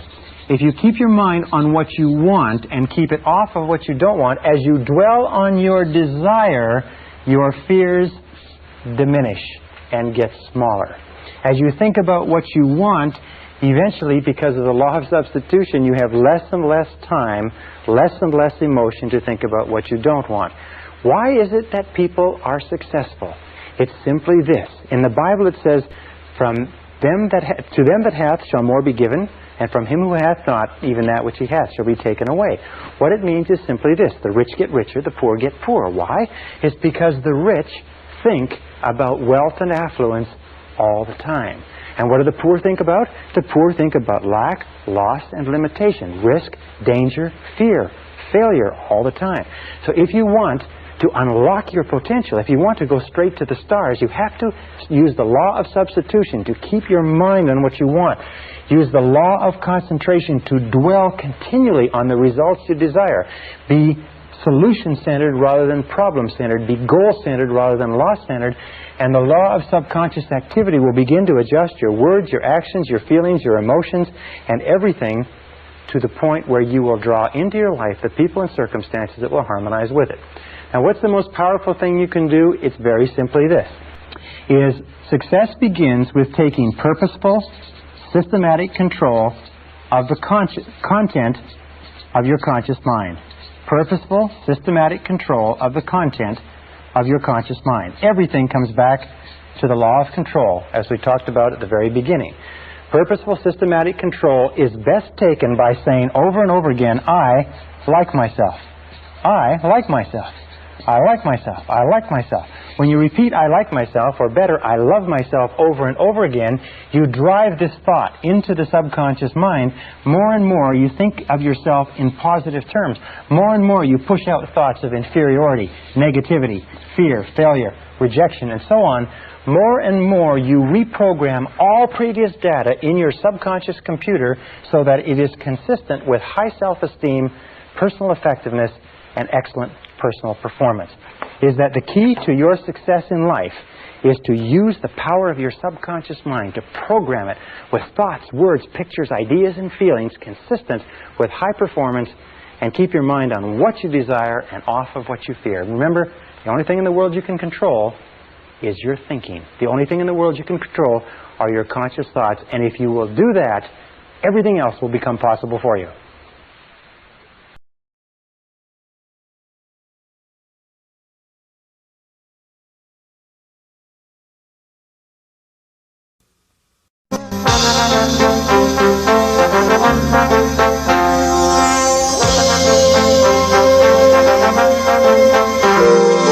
Brian Tracy presenta el curso Fénix sobre la psicología del conocimiento.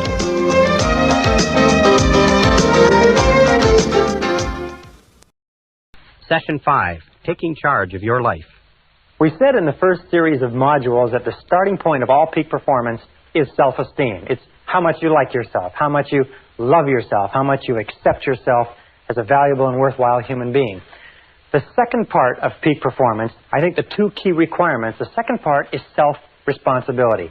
Self-esteem plus self-responsibility, each reinforcing themselves.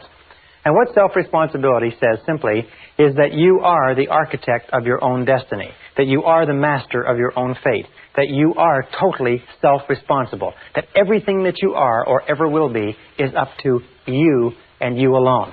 Now, you can believe in a higher power, as I do, and you can say that the higher power is responsible, but God helps those who help themselves. And for this earthly life, you're in charge of your life. You're in charge of what happens to you. If you don't like the way things are going, it's up to you to change it.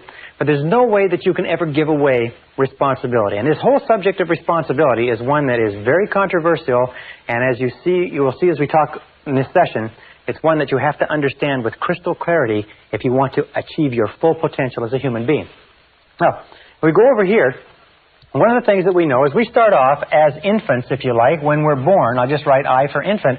We start off as infants, and as we grow to become adults at the age of 18 years, we start off with zero responsibility. And as we grow toward becoming adults, we gain responsibility more and more, until by the time we become adults at the age of 18 years, if our parents have brought us up properly, if they have prepared us, if they've encouraged us to be self-reliant, if they've encouraged us to make our own decisions and think for ourselves and plan our own lives, at the age of 18 years, legally speaking, psychologically, morally, mentally, physically, and everything else, you are ready to take over your own life. Now, if your parents have not prepared you as an adult for total responsibility, it doesn't matter. At the age of 18, and from 18 onward, you are 100% responsible. For the rest of your life, you can never absolve yourself of responsibility. For the rest of your life, everything that happens to you is up to you, totally and without forgiveness. The slogan of the truly responsible person is, if it's to be, it's up to me. Which means, as Henry Ford said, never complain, never explain. Never complain, never explain. What that means is if you don't like the way things are, then it's up to you to change them. And if you're not willing to take steps to change them, then don't complain about them. Just simply accept them. Men who are men and women who are women don't complain about the difficulties of life. They just accept them as the difficulties of life, and they either do something about them or they don't say anything. So if it's to be, it's up to me. If it's to be, it's up to you. This is one of the hardest things to understand, because when we're children, at this stage, we're totally dependent. And being totally dependent, we develop, if you like, a habit pattern or a conditioned response, and we look for the reason that things happen outside of ourselves. As we become adults, if we're not careful, we will still retain this dependency, and we will long for what is called the pseudo-security of childhood. That time in childhood when someone took care of us. That time in childhood when we were fed and clothed and our home was taken care of and our school and everything. We didn't have to worry about a thing because they took care of it. As we grow up, we go off to school, and the people at school, they take care of things. And if we're not careful, we get into the work world, and then again it's they. It's always someone else outside of ourselves who is ultimately responsible for ourselves. One of the things which I'll talk about later is the whole idea of self-development. Most people, because they've been taken all their education in the public school system, think that it's up to them when they're adults to continue their education. If nobody comes along to continue it, they just simply don't do it. Now there's another point, and that's the difference between maturity and immaturity. And here's a very simple example. Imagine that this is the course of life, again from infancy to adulthood. And everybody reaches the stage, sooner or later, where they come to this great cliff and this great canyon. And this is the side of immaturity. This is the side of childhood. This is the side where we are dependent upon others and where we look to others for our answers and our solutions. We look outside of ourselves. At this point, we come to the edge of this canyon. At the edge of this canyon, we look across into the land of maturity, the land of adulthood. And each one of us has to make a decision to jump in one great leap from being a child to being an adult. Now, sometimes this is forced on us. Sometimes it happens in an evolutionary way. But sooner or later, we have to make the decision to accept the fact that we're in charge of our own lives, we're the architects of our own destinies, and then get on with it. What do most people do? Unfortunately, what most people do is they turn back at this point They slip into marriages where somebody will take care of them. They take jobs where they expect their bosses to take care of them and so on.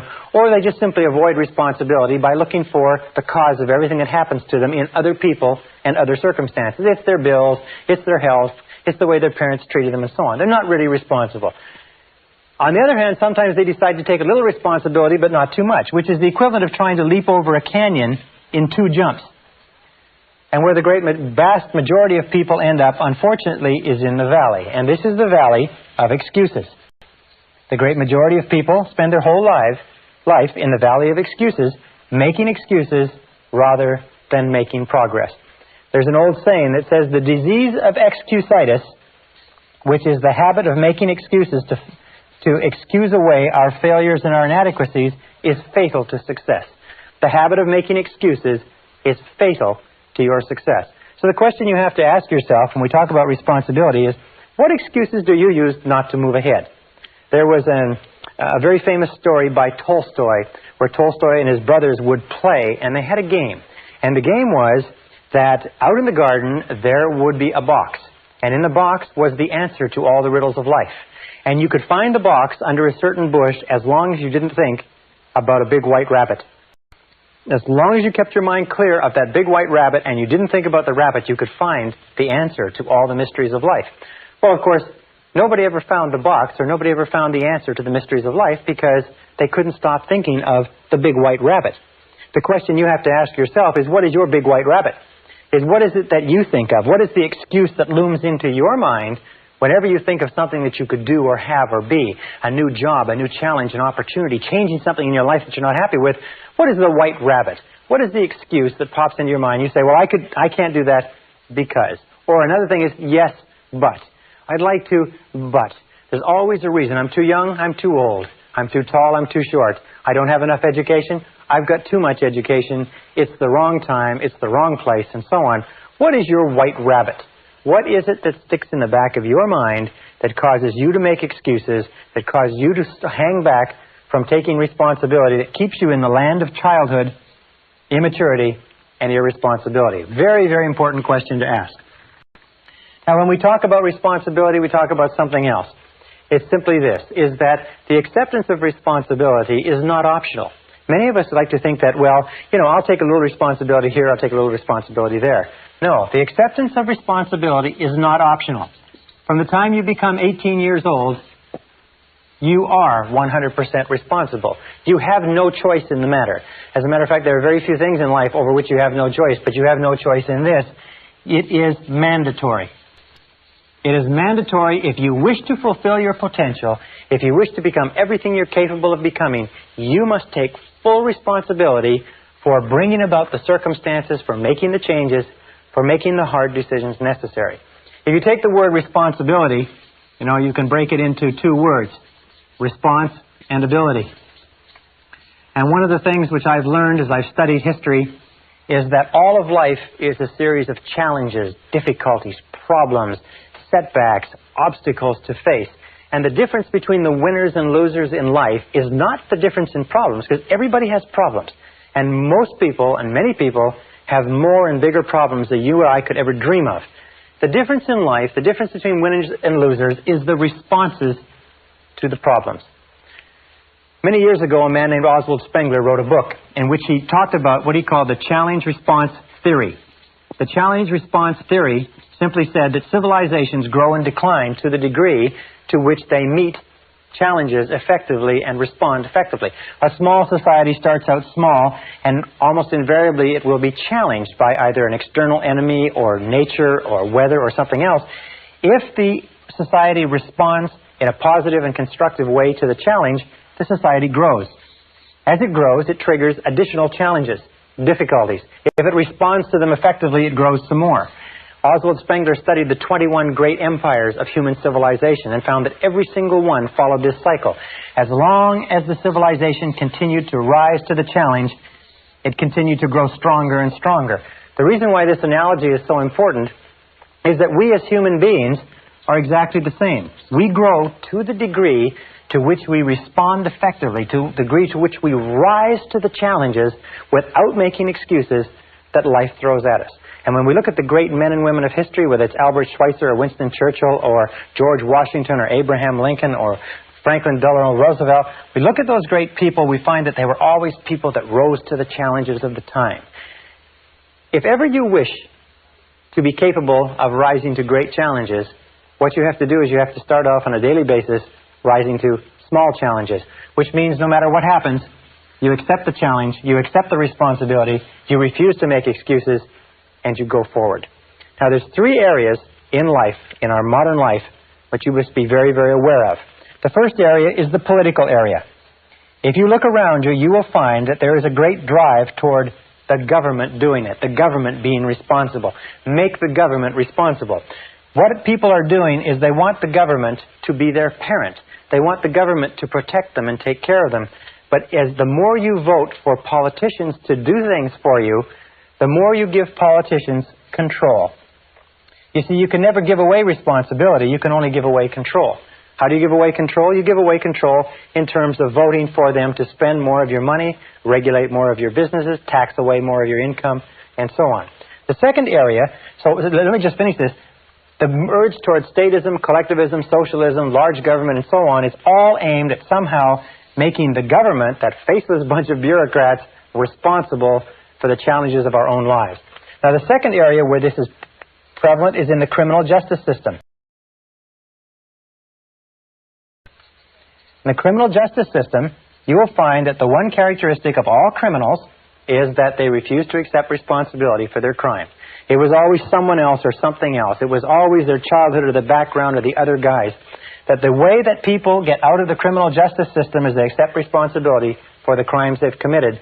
And they say, I did this, nobody made me do it, I am responsible, and they stop going back to jail. The third area is in medicine. Today we know that almost all of our problems in medicine are psychological in origin, or we inflict things on ourselves. The average American or Canadian is about 10 to 20 pounds overweight. In medicine, we expect the doctor to be responsible. Just imagine how we would take, what kind of care you would take of yourself if you were on a desert island for life, with no doctors, no nurses, no hospitals, no medicine, no nothing, where you had nothing to fall back on. Very, very important point. So all around you in society, you're going to notice this clamor, this demand, I am not responsible. Make somebody else responsible. But this is the key. Remember, you are always free to choose. You are free to choose your responses. You are free to choose the quality of your emotional life. Do you know that you decide how you're going to feel by how you are going to respond? You decide when to get angry, when to be happy, when to be unhappy. You decide what your attitude is going to be when you get up in the morning. You decide the quality of your physical life. You're the one who decides what you eat, what you drink, what you don't eat and drink. You determine the quality of your financial life. You're the one who determines the quality and quantity of the work that you contribute. In every case, you're free to choose what you want. If you want things to be different, the starting point is to accept full, unqualified responsibility for your life. Well, I first discovered this whole concept of responsibility when I was 21 years old. I was living in a little apartment. I was working on a construction job. It was 35 degrees below zero outside. I didn't have a car. I didn't have any money in the bank. My clothes were old. I had failed out of high school. And I looked around me in that cold winter in that little apartment with no future and not much of a past. And I said to myself, if ever I want anything to change, it's up to me. That's the time where I really got scared. It suddenly hit me right between the eyes that if I wanted my life to be different, it was up to me to make my life different. And if I can get only one point across to you in this simple segment, this little segment, it is this, is that the starting point of flying to the stars, the starting point of taking complete charge of your life, the starting point of great success and great achievement is to accept complete, unconditional responsibility. If it's to be, it's up to me. If it's to be, it's up to you.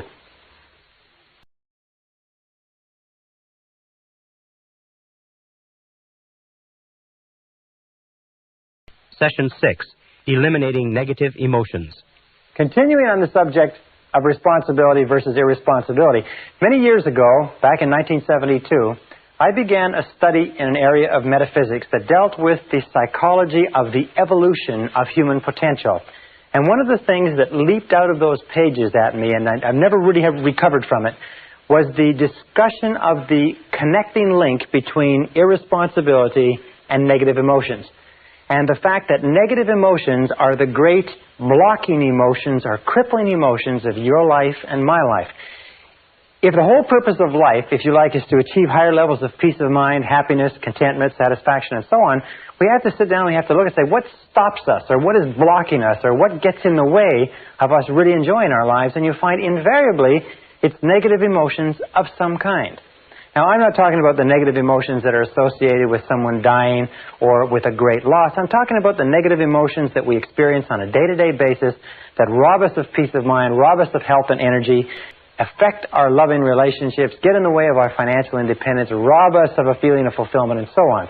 So we're going to talk in this session about eliminating negative emotions, and I want to bring us back to this whole discussion of responsibility.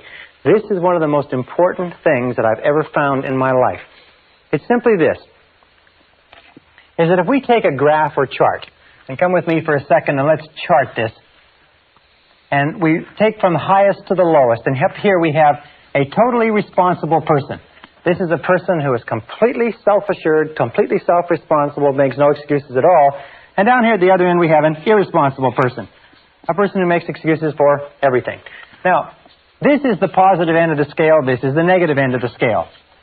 Every one of us, you and I, are somewhere on this scale moving up or down with every decision that we take.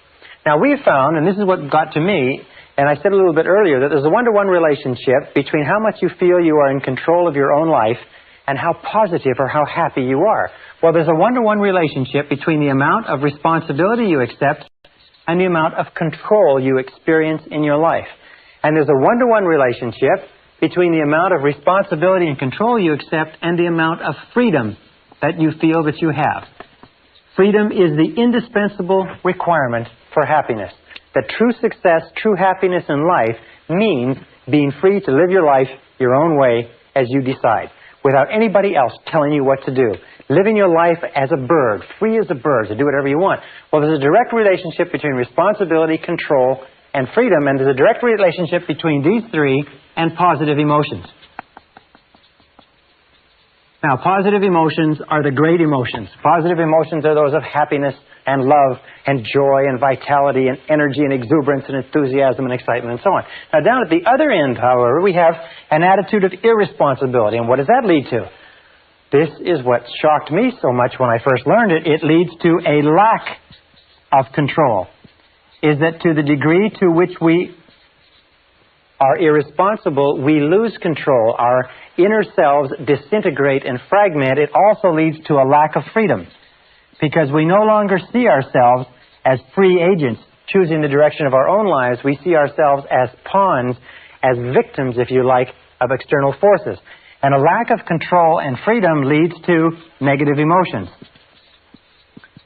When I first began to understand this, I thought, well, yeah, but what about my parents, and what about my childhood, and what about my condition? I didn't have a very good job, and what about my friends? I had crummy friends, and what about my health, and what about the weather, and what about the economy? When I began to realize this, I began to realize that you can put all that aside. If your highest aim, your highest goal is positive emotions of happiness, joy, freedom, enthusiasm, and so on, then you have to stop making excuses. Now, Carl Menninger, the great psychoanalyst, said a very interesting thing some years ago. He said that physical ailments are all different, caused by different bacteria, different viruses, and so on. He said, but mental illness is the same illness, simply spread along a spectrum from the least to the worst. And Thomas Szasz, the psychiatrist, said in his book, The Myth of Mental Illness, that there is no such thing as mental illness. There are merely varying degrees of irresponsibility. So when we say that an irresponsible person is not only negative, we say an irresponsible person is also mentally ill. A totally responsible person is mentally healthy. How does this affect you? Well, I know you want to advance as much as you can in life, or you wouldn't be going through the efforts of taking a program like this. There is a direct relationship between the amount of responsibility you accept for the results of your organization and the amount of power, influence, position, prestige, and status you will have in your work now and in the future. At the top of the graph of responsibility, we have people who accept total responsibility, and power and opportunity gravitates toward them. Down at the other end, we have no power or powerlessness, until you reach the extreme example of a person who's totally irresponsible, completely out of control, who has to be constrained in a straitjacket and locked up in a padded room for their own safety and for the safety of others. Completely powerless, completely without control or freedom. Now, every time we make a decision to be self-responsible, we move up on this graph.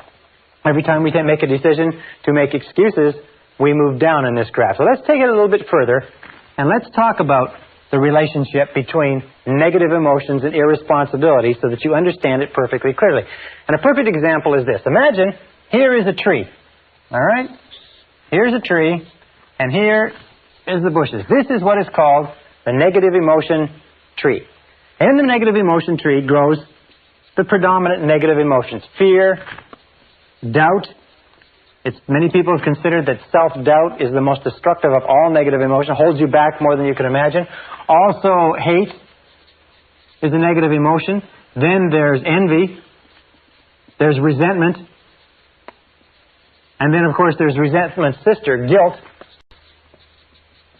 These are all the big negative emotions. These are the ones that have led the hit parade for years. There's about 54 different negative emotions, but these are the top one. And if you take these negative emotions and you boil them all down, and you can put in your own favorite, by the way. Everybody has their own favorite negative emotion. Jealousy could be yours. Self-pity is a good, strong one. It's doing well. But if you boil it down, you find that all negative emotions eventually boil down to anger.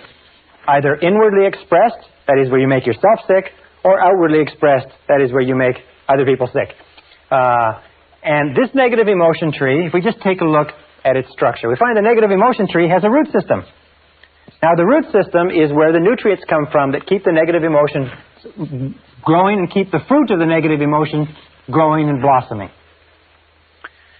We look at the root system, we say, what are the nutrients? What keeps negative emotions going? What are the fertilizer? What is it that you heap on the fire, if you like, or put into the ground? And we find that there's two things essential to keep negative emotions alive. The first is justification. Justification. That's merely telling yourself and anybody else who will listen why you are justified in having this emotion. And the other is what we call identification. Identification means taking things personally. That's why, of course, they suggest that a person who acts as their own lawyer has a fool for a client. Probably a person who acts as their own doctor has a fool for a patient, too. Because we become so personally identified with our own situation, and so do you, we take it so personally that we get all emotionally involved and wrapped up in it. So we find that it's not possible for you to be negative about anything for very long unless you can justify or have a reason for it and explain it to other people, or unless you can identify and take it personally. For instance, if somebody comes in from the parking lot and says, they just ran into a car in the parking lot, doesn't bother you at all, because you don't identify with it. Now, if they said they just ran into a car in the parking lot and it's your car in the parking lot and the person's gone, now you can become extremely upset. Remember this, however, that we always choose these responses. I'll come back to this in a second. So how do we get rid of justification? How do we starve the root system of the negative emotion tree? The way that we get rid of justification is by becoming non-judgmental. In the Bible it says, "Judge not that ye be not judged." And since the Bible is, amongst many other things, a book of philosophy and metaphysics and how to live, being non-judgmental means that you just refrain from judging. Hold back from judging. Instead of casting a judgment that somebody is guilty of something, somebody has done something, just remain open and neutral. Just remaining neutral, and that's the key, stops the negative emotion from getting going. One of the things that we know about negative emotions, and I've studied them for years, is that negative emotions start off like a spark. And as they are fed, as we dwell upon them, as we justify them, as we become judgmental about the situation, they start to grow and grow and grow until they absolutely consume our minds. Now, with regard to identification, which is taking things personally, what we do is what is called, we disidentify. We objectify, or we again remain neutral. We try to keep it at arm's length. We say there is a problem, but I am not the problem. There is a difficulty, but the difficulty is not me, and we keep it at arm's length. So these two, once we begin to stop justifying and stop identifying or taking things personally. Stop getting emotionally involved. Have you ever had the situation where somebody comes to you with a problem and you get so emotionally involved with their problem that that you start to feel upset, and they go away and they don't have a problem anymore, and you're still there and you're upset? This is because we've taken it so personally. However, the key to getting rid of negative emotions, and this is the most important part of this, is the trunk. It's cutting down the trunk of the negative emotion tree. And the trunk of the negative emotion tree is blame. Blame is 99% of negative emotions. Now, it's very important to understand where negative emotions come from. Negative emotions come from inside you. Negative emotions are not contained in external situations. Negative emotions are not caused by other people or other situations. Negative emotions are caused by your response to other situations. Perfect example. Two people meet the same situation, a traffic jam, a rude waiter, whatever it happens to be, and one person gets all upset and uptight and angry, the other person lets it go off their back. Another example. The same person, 2 different days. One day they've had an argument or a flat tire or they're late for work, they get into a traffic jam and they're angry and they're uptight. The next day, they leave with plenty of time, they had a lovely breakfast with their family, they got lots of time to get to work, they have a traffic jam, it doesn't bother them at all. In both cases, it's an example of that the negative emotion does not come from the situation. Is that you are always free to choose the quality of your emotional life. Is that you choose to become angry. Now understand this, nobody makes you feel anything. Nobody makes you feel angry. Nobody makes you feel tense. Nobody makes you feel upset. You always decide how you're going to feel, and then if you're not careful, you will fall into a negative habit pattern of blaming the other person. Blame is the core of all negative emotions. When you stop blaming, you cut down the negative emotion tree. You cut it off, you kill it, and all the negative emotions die simultaneously. It's almost exactly as if this negative emotion tree were a Christmas tree and it were plugged into the wall. And the negative emotions were Christmas tree lights. And you took this plug and you jerked it out of the wall, what would happen? Well, what would happen is that all the negative emotions, the lights, would go out simultaneously, just like that. How do you do this? You do this by using the law of substitution. Remember, the law of substitution says that the conscious mind can only hold one thought at a time. It's the thought that the conscious mind holds that determines how the emotions will react, how the subconscious mind will react.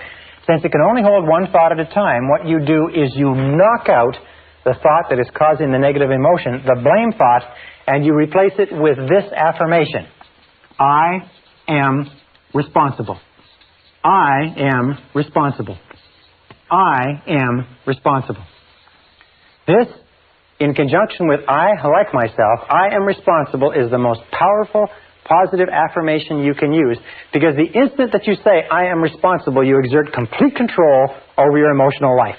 The instant you say, I am responsible, suddenly you are back in the driver's seat. You cannot say, I am responsible, and feel a negative emotion simultaneously. The one knocks the other one out of your conscious mind. And you can start off, for instance, each one of us has a situation that causes us a lot of aggravation. You have a situation, it may be a person, but every time you think about it, you get angry. Every time you think about it, you get cross or you get distracted. What you do is whenever you start to think about that situation, neutralize it by saying, I am responsible. Wait a minute, I am responsible. Is it a relationship? Who got yourself into the relationship? Did somebody put you there at gunpoint, or did you get into it by yourself? Is it a job? Is it an investment? Is it a health problem of some kind? In every case, accept responsibility. Now, there's a big difference between acceptance and responsibility, and let me just write this up. It's responsibility versus blame.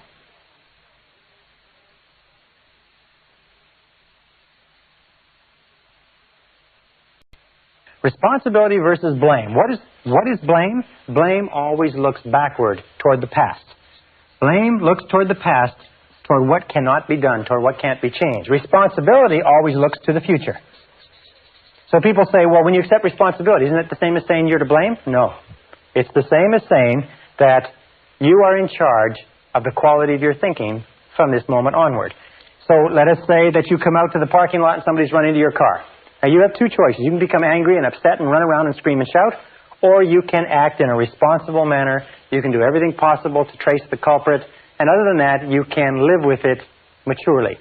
So responsibility always looks to the future. Responsibility always asks this question when faced with a problem.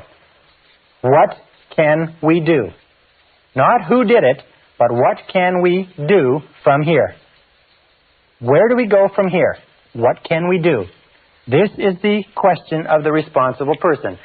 We don't cry over spilt milk. We just say, all right, what's the solution? And we get on with the game. The irresponsible person always says, who did it? And is obsessed with finding out who did it and then taking whatever blame there is and apportioning it so that everybody gets their fair share of the blame, which of course does nothing to resolve the difficulty. So the key to cutting down the negative emotion tree is using the axe and eliminating blaming. The day that you begin to eliminate blaming from your life is the day that your life starts to take off. Because the day that you start to eliminate blaming and negative emotions, suddenly most of the problems, most of the things that stand between you and the happiness you desire vanish. Why am I making such an emphasis on negative emotions? Well, let me make that clear for just a second. What I found, and this is what was staggering to me, because I've always been committed to realizing my potential as a human being, is that you cannot advance in life except to the degree to which you get rid of your negative emotions. You cannot make any progress. You cannot go any further than where you are right this minute except to the degree to which you leave your negative emotions behind. Now, by the way, with regard to the negative emotion that you have that's associated with another person or situation, it's difficult to accept responsibility. It's difficult to say, I am responsible initially, because you've been blaming that person for so long. So sometimes you have to say it with gritted teeth. You have to say, wait a minute, I am responsible. I am responsible. But the more you repeat this, I am responsible, I am responsible, I am responsible, it comes easier and easier. Eventually it gets to the point where as soon as you think of that person or situation, you can neutralize the thought by the law of substitution by saying, wait a minute, I am responsible. I am responsible. There's a beautiful line that you can use also in dealing with difficult people that goes back to self-esteem, and it also has to do with eliminating negative emotions, is say something like this: no matter what you say or do, I'm still a valuable and worthwhile person. Or, no matter what happens, I am still a valuable and worthwhile person. Or, no matter how this situation turns out, I am still a valuable and worthwhile person. The natural course of life is this. Here's the road of life. And when we're children, we start off with no negative emotions. All negative emotions, by the way, have to be taught to a child. They have to be taught, and the child has to learn them from their parents. Have you ever seen a negative baby? There's no such thing as a negative baby. Babies just laugh, and they're happy, and they cry when they have needs, but babies are not negative. But as we grow up, we watch the people around us, and we begin to develop our own negative emotions, which we carry in a sack on our back. As we become teenagers, this sack grows big enough to the point where we can even go to slumber parties, or we can get together with our buddies and we can talk about how terrible our childhood has been, how rotten our parents are, how rotten our siblings, teachers, and everything else are. Now, when we become adults, what is the mark of adulthood in our society? The mark of adulthood is that you have a great gunny sack full of negative emotions because you have suffered. And what happens is you spend most of your time when you're with other people letting down your guards and telling them about how much you've suffered. What you do is you use exchanges of negative emotions as the basis for your relationships. You say, look, I'll show you my negative emotions if you'll show me yours. Remember, like we used to do as kids? And what you do is you get together like a couple of traders in an Arab bazaar, and you display your negative emotions. You say, oh, look at this rotten childhood I had, and look at this terrible relationship, and look at how crummy my boss is, and how rotten this is, and so on. And you exchange them back and forth. Now, what happens when you talk about and think about your negative emotions? Remember the law of concentration? Whatever you dwell upon grows. Whatever you dwell upon grows and gains strength and stays alive. Negative emotions, by the way, and this is another thing that I learned in the study, is negative emotions are very fragile and ephemeral things. Is that if you don't keep them alive through constant talking, through constant cultivation, you know what happens? They die on you. Yes, you see, negative emotions just die. It's like a fire. If it falls where there's nothing, or a spark, if it falls where there's nothing to burn, it goes out. Negative emotions, unless you talk about them and keep them going, unless you dwell on them all the time, they die on you. You ever had an experience where you're really worried about something, you're really upset about something, and it's preoccupying all of your time, and then you get to work or you get home and you get so busy doing something else that for about 3 or 4 hours, you don't have time to think of anything else. And about 3 or 4 hours, you stop and say, geez, I haven't worried about that for a long time. I've got to get back to worrying about it because what's happening is going out. It's like a fire that's going out. So you've got to get back to it. You've got to think about it and talk about it and worry about it and hassle it to get it back up to the point where it's preoccupying your whole mind. How many times does that happen?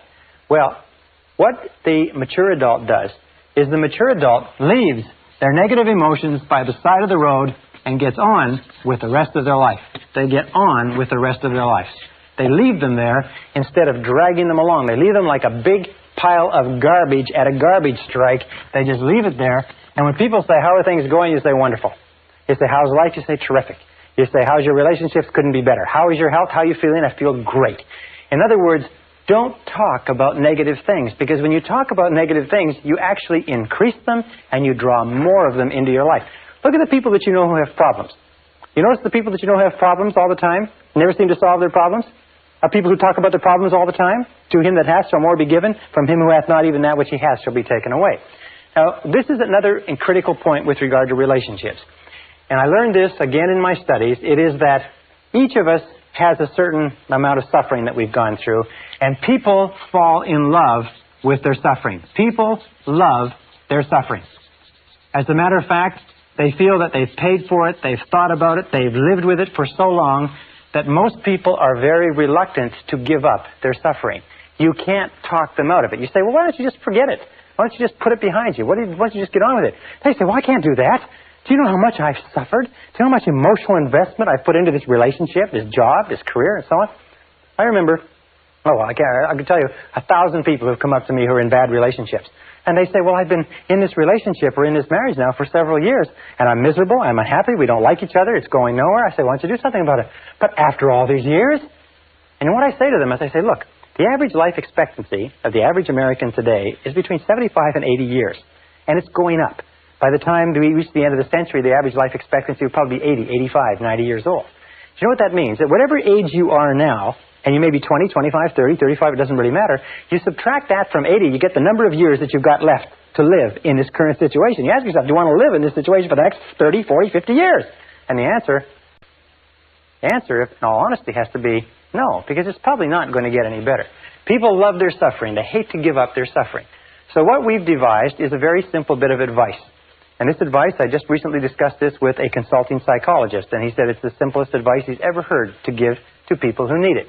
It's when somebody comes up to you and wants to talk to you about their problems. You say yes, and you be sympathetic and empathetic. It's very good to hear people and let them talk out their problems, except there are some people who do nothing but talk about their problems. Every time you see them, they talk about their problems. Very often, they talk about the same things they talked about last time.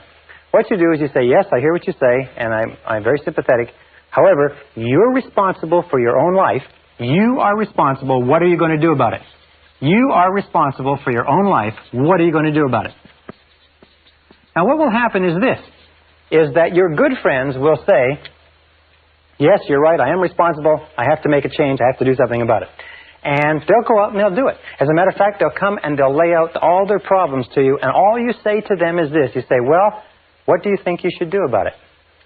Now, your good friends can use that conversational time to get their own thoughts in line, to come up with their own conclusions and go out, and they don't need your advice. Most people don't need advice. There's an old saying that says that don't worry about the universal propensity to give advice, because the propensity to ignore it is equally universal. People don't need advice sometimes, they just need a sounding board. However, there are some people who don't have any intentions of doing anything about their problems. All they want to do is they want to use their problems as an excuse to get you to talk about them. You understand that? It's a very common neurotic tendency in our society is to use your problems as the basis for the discussion. Here's my problems, let's you and me talk about them. And the person in himself or herself has no interest in you at all. All they have an interest in is having you listen. As a matter of fact, we say this as a joke. We say that this is what these people look like. Is these people look upon you as being a person, and this is your face, and this is your eyes, and these are your ears. See? And here is your eyes, preferably wide open and sympathetic. Here's your mouth, preferably shut. And here's your ears, preferably wide open. These people don't even look upon you as a person. They don't care about your problems at all. All they care about is you sitting there listening and nodding sympathetically and giving them advice which they have no intention whatever of following. When you run into people like this, it's a very simple way to test the friendship. Just start talking about yourself. Say, well, you know, I'm really glad you brought your problems to me because I've got some problems of my own, and I'd like to discuss my life with you. You will find these people will run for the door. They'll watch their watch. They've got an appointment. They'll take off so fast you can't imagine. All right, now one final point, and this is critical. It's absolutely critical to the whole subject. It's the wrap-up point, if you like. It's this, is that when we start talking about giving up negative emotions, almost everybody says, yes, I agree. What you say is true. It makes sense to me, Brian, and I am going to give up my negative emotions. I am going to accept responsibility. I am going to take charge of my life, and I'm not going to blame anybody else anymore, except for one. Everybody has one that they're not going to part with. Everybody has that favorite negative emotion that they've been paying for and holding on to for years. Now, let me tell you why it's so important that you give it up. Here's a car. Imagine it's a beautiful Mercedes automobile. Brand new from the factory. Absolutely spitting 560 SEL, $55,000, beautiful vehicle. Tested in every aspect. Absolutely perfect. It's given to you without a flaw. Except for one. This is the front of the automobile, and there's one small problem. Is that for some mechanical reason, this brake is locked on. Now you get into this beautiful Mercedes, just as you are. Beautiful mind, beautiful body, beautiful potential, incredible capability. You get into this beautiful Mercedes and you start it up and you step on the gas. And what happens? Well, if the front brake is locked on, what will happen to the car? No matter how hard you step on the gas, what will happen to the car? What will happen is that the car will spin. It'll go around in circles. It'll spin and it will go around in circles until you stop stepping on the gas and you give up. As long as that front brake is locked on, you can't go anywhere. What I found was this, is that the existence of just one negative emotion that you will not let go of for whatever reason, and the reason is always an ego reason, the reason is always has to do with your own ego, will cause you to stay in the same place and spin your wheels and go in circles for the rest of your life. That you all know people who are talented, who have opportunities, good educations, and so on and so forth, and their life just goes around in circles. They just seem to be spinning. They've got everything going for them, and they just continually have problems. Why is it? Almost invariably, and this is what all psychoanalysis does, all psychotherapy, is they've got one negative emotion locked on, and the negative emotion they have locked on is blame. There is somebody that they are still blaming for something. There's somebody that they are not going to let off the hook because that son of a gun did something to them. You know what I'm talking about? You know what I'm talking about, because we're all in the same boat. We're all human beings. The reason this makes sense to you and I is because we do have a tendency to fall in love with our suffering. We do have a tendency to gunny sack and to think that part of our humanity is all these negative emotions. We do have a tendency to see that other people are responsible. Other people have hurt us. They did cost us money. They did hurt us in a relationship. But the key to peak performance, the key to happiness, the key to success is to use the law of substitution and knock those negative emotions out of the box. By the very first time you think of anything that causes you any stress, you say, I am responsible. Wait a minute, I am responsible. I am responsible. I am responsible. I like myself and I am responsible. I like myself and I am responsible. And nothing outside of me is going to disrupt my peace of mind. I am in charge of my emotional life. I am responsible. You are responsible.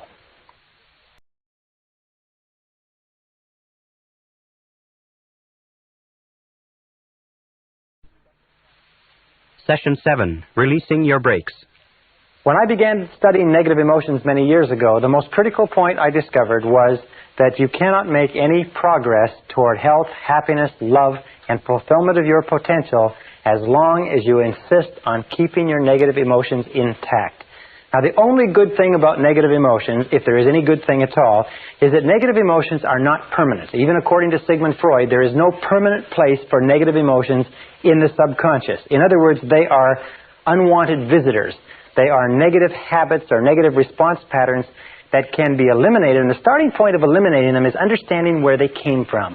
Understanding what were the causative factors going back to early childhood that have triggered the development of negative emotions and have given us as adults a propensity to be negative in one way or another. That takes us to early childhood conditioning. Remember we said before that the starting point of inhibitive and compulsive negative habit patterns was destructive criticism. Destructive criticism is the great destroyer.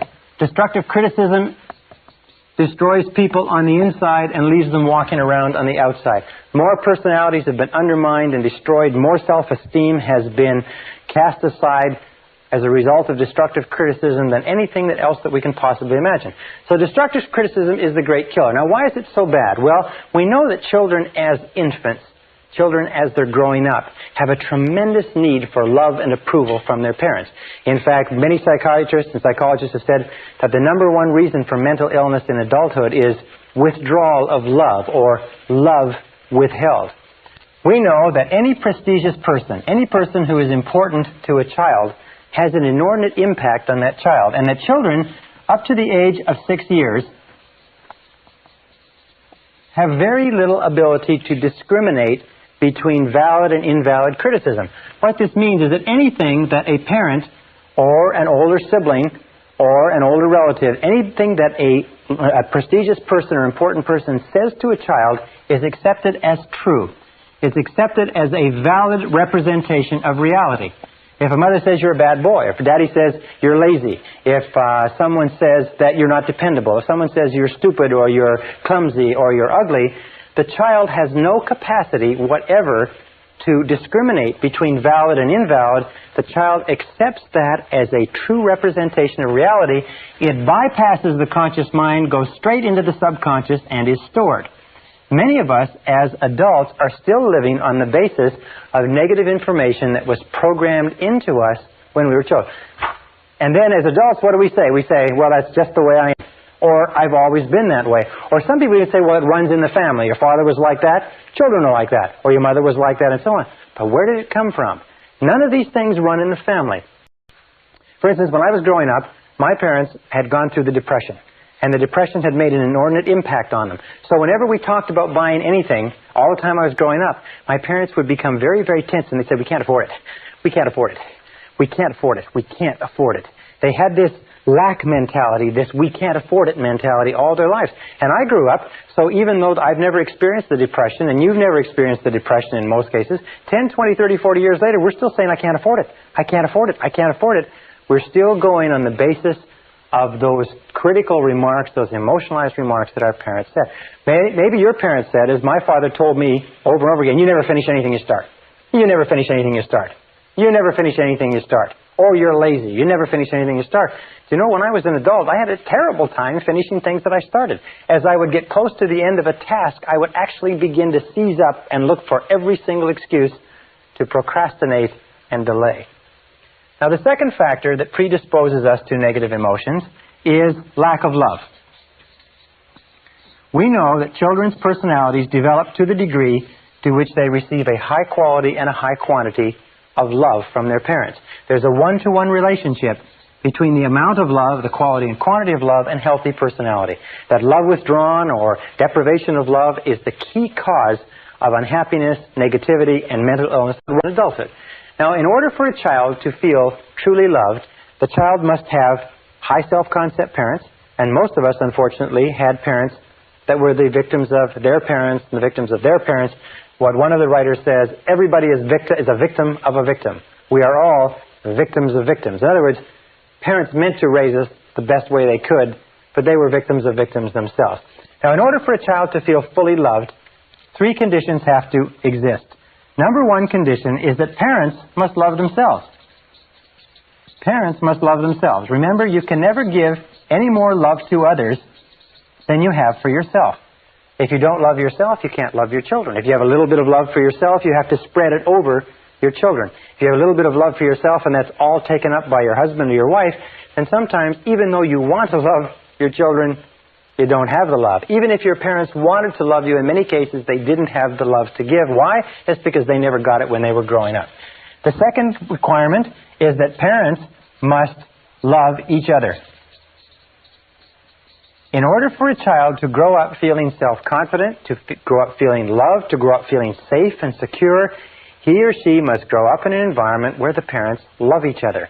There is nothing that is more frightening to a child than to grow up in a household where the parents are fighting with each other, where the parents don't love each other, where there's difficulty, because the child always has a tendency, first of all, to be a victim in that the child is shouted at and screamed at, and the child believes that the reason my mommy and daddy are fighting is it's my fault. Now, interesting research.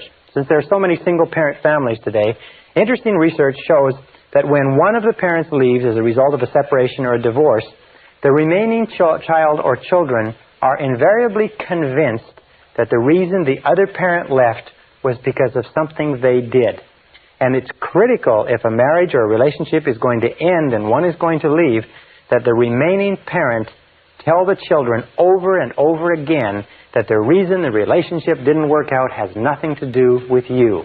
It has only to do with me and daddy or me and mommy. It has nothing to do with the child. The child needs to hear it many, many times before the child feels confident and secure. And of course, it's always better that a child be raised in a home with one parent that loves them rather than two parents that don't love each other. Now, the third condition that must be fulfilled if lack of love is not to exist is that parents must love the child. Parents must love the child. Well, this seems pretty obvious. I mean, it's pretty logical. The fact of the matter is, though, and this is the hardest thing for you or I as adults even to think about, but it is possible that our parents didn't love us. Not that they didn't intend to. I mean, they meant to love us, and they wanted to love us, and they had us intending to love us, and so on, but simply because they had conflicts with each other, and they had unresolved problems with their parents, and they had the war and the depression, and they had their careers, and they had other responsibilities, they just never got around to it. You see, that was the difficulty. They meant to, but they never got around to it. The only way that you can really love a child is by spending a high quantity and high quality of time with the child. High quantity, high quality with the child. 10 minutes a day doesn't do it. Children consider themselves valuable to the degree to which the most important people in their lives spend time with them. If the most important people in their lives, their parents, only spend a little time with them, the children conclude that the reason for that is because they are defective. There is something essentially wrong with them, and that's why their parents don't spend time with them. The children don't think rationally, they think purely emotionally. They only think if the parent is here, he loves me or she loves me. If the parent doesn't spend time with me, he or she doesn't love me. So if any one of those three conditions or more existed when you were growing up, the parents didn't love themselves, the parents didn't love each other, or maybe the parents didn't love you because they never got around to it, although they meant to, then you will have grown up in conjunction with destructive criticism with what is called guilt. Now, what is guilt? Well, guilt is a feeling of not being worth very much. Where do we get this feeling? Well, when we're continually criticized by the important people in our lives, and simultaneously we are not given the amount of love that we need, we feel that we're not worth very much. We feel that we are worth less. And a feeling of guilt leads to a feeling of worthlessness. Worthlessness. And guilt, the feeling of worthlessness, is the underlying fundamental problem of the 20th century. It is the main source of mental illness. It is the main source of problems in relationships. It's the main source of psychosomatic illness. It is the main source of most of the problems that beset our society, is this deep down feeling of guilt and worthlessness, which is expressed or unexpressed in the thought or the attitude, I'm not good enough. I'm not good enough. I'm not good enough. You know, we talked about self-esteem and how important it was. Self-esteem means I like myself. I like myself. I like myself. I like myself. People who've been raised with destructive criticism and lack of life not only don't like themselves, they don't feel that they're good enough for anybody or anything, and in many cases, they are plagued by self-hatred. They hate themselves. Self-hatred or self-condemnation. And you will see this will come out in their conversation, and it will come out in their relationships with other people.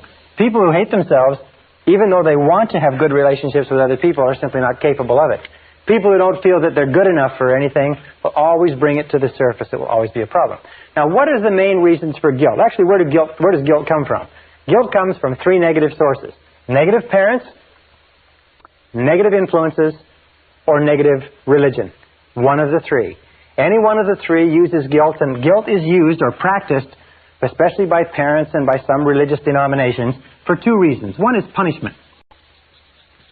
Guilt is used to punish us. When we're growing up, it's the easiest way to punish a person is to make them feel bad. So our parents make us feel bad by physically punishing us or by verbally abusing us. And punishment is a very good way to gain conformance. Punishment is a very good way to get people to do what you want. The second reason why guilt is used when it's consciously practiced, and some organizations practice it consciously, is for control. Emotional control especially, because if you can emotionally control a person with guilt, you can manipulate their behavior. And there are many organizations that use guilt as a tool of control and manipulation. If you can control people strongly enough, especially emotionally, you can get their money, you can get their time, you can get their commitment, you can demand their resources, and so on. And many organizations use punishment, use guilt as a tool for doing this. Many of the charities that advertise on television, especially charities for very needy causes involving children or disabled people, use the feeling of guilt. You're doing so well, you should feel guilty for these people who are suffering, therefore send us some money, and that will take care of your guilt for a little while, until we get you on our mailing list, and so on. So guilt is a standard. Why is it that guilt is so commonly used? Well, first of all, because almost all of us have it to a greater or lesser degree, and number two, it's easy. Guilt is the easiest. Why do our parents use guilt on us? Why do our mothers use guilt on us? Because a mother can control us with guilt across a crowded room. She can control us over 1,000 miles of telephone line. Parents can use guilt on their children because their parents use guilt on them, when their parents use guilt on them, because it's the easiest. There's no physical effort. You can do it with a look, a glance, and a word. And people always do the easiest thing, as you know. So be alert to it. Now, if you've been brought up in an environment where you've been made to feel guilty, and almost all of us have, you must understand that guilt is like a cesspool of negative emotional bacteria that sits at the core or the root of your psyche or your subconscious, and it springs forth all other negative emotions: anger, hatred, envy, resentment, frustration, and doubt and fear, and so on and so forth. It controls, it creates them all. And the way to really, really get rid of that core is to excise it and cut it out completely. So that's what we're going to do in the rest of this session. First of all, how can you tell if you have been brought up with feelings of guilt? All right, we'll call this the adult manifestations of guilt. Adult manifestations of guilt. You can tell, and you can just test yourself, how many of these do you have?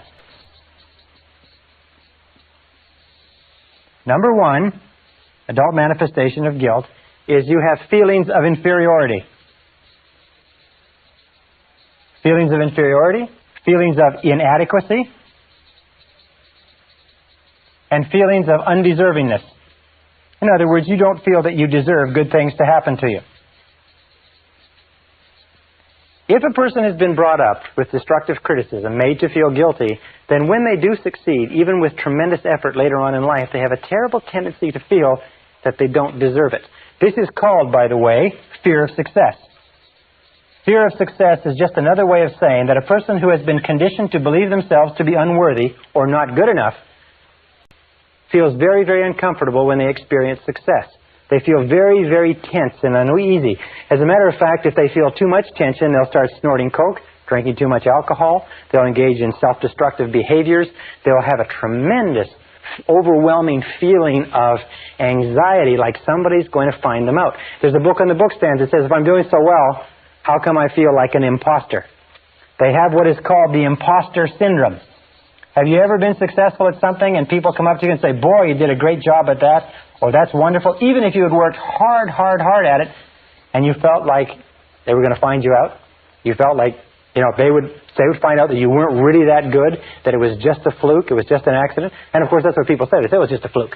It was just an accident. You know, I don't know how it happened. I'll blow it next time. They do everything possible to get away from this feeling of inferiority and undeservingness.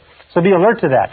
Now, the second adult manifestation of guilt is destructive self-criticism. There is a line from one of the poets that says, those to whom evil is done do evil in return. Children at a very early age, sometimes at the age of 2 or 3, begin to run themselves down, tear themselves down, even to hit themselves and physically punish themselves if they're criticized enough.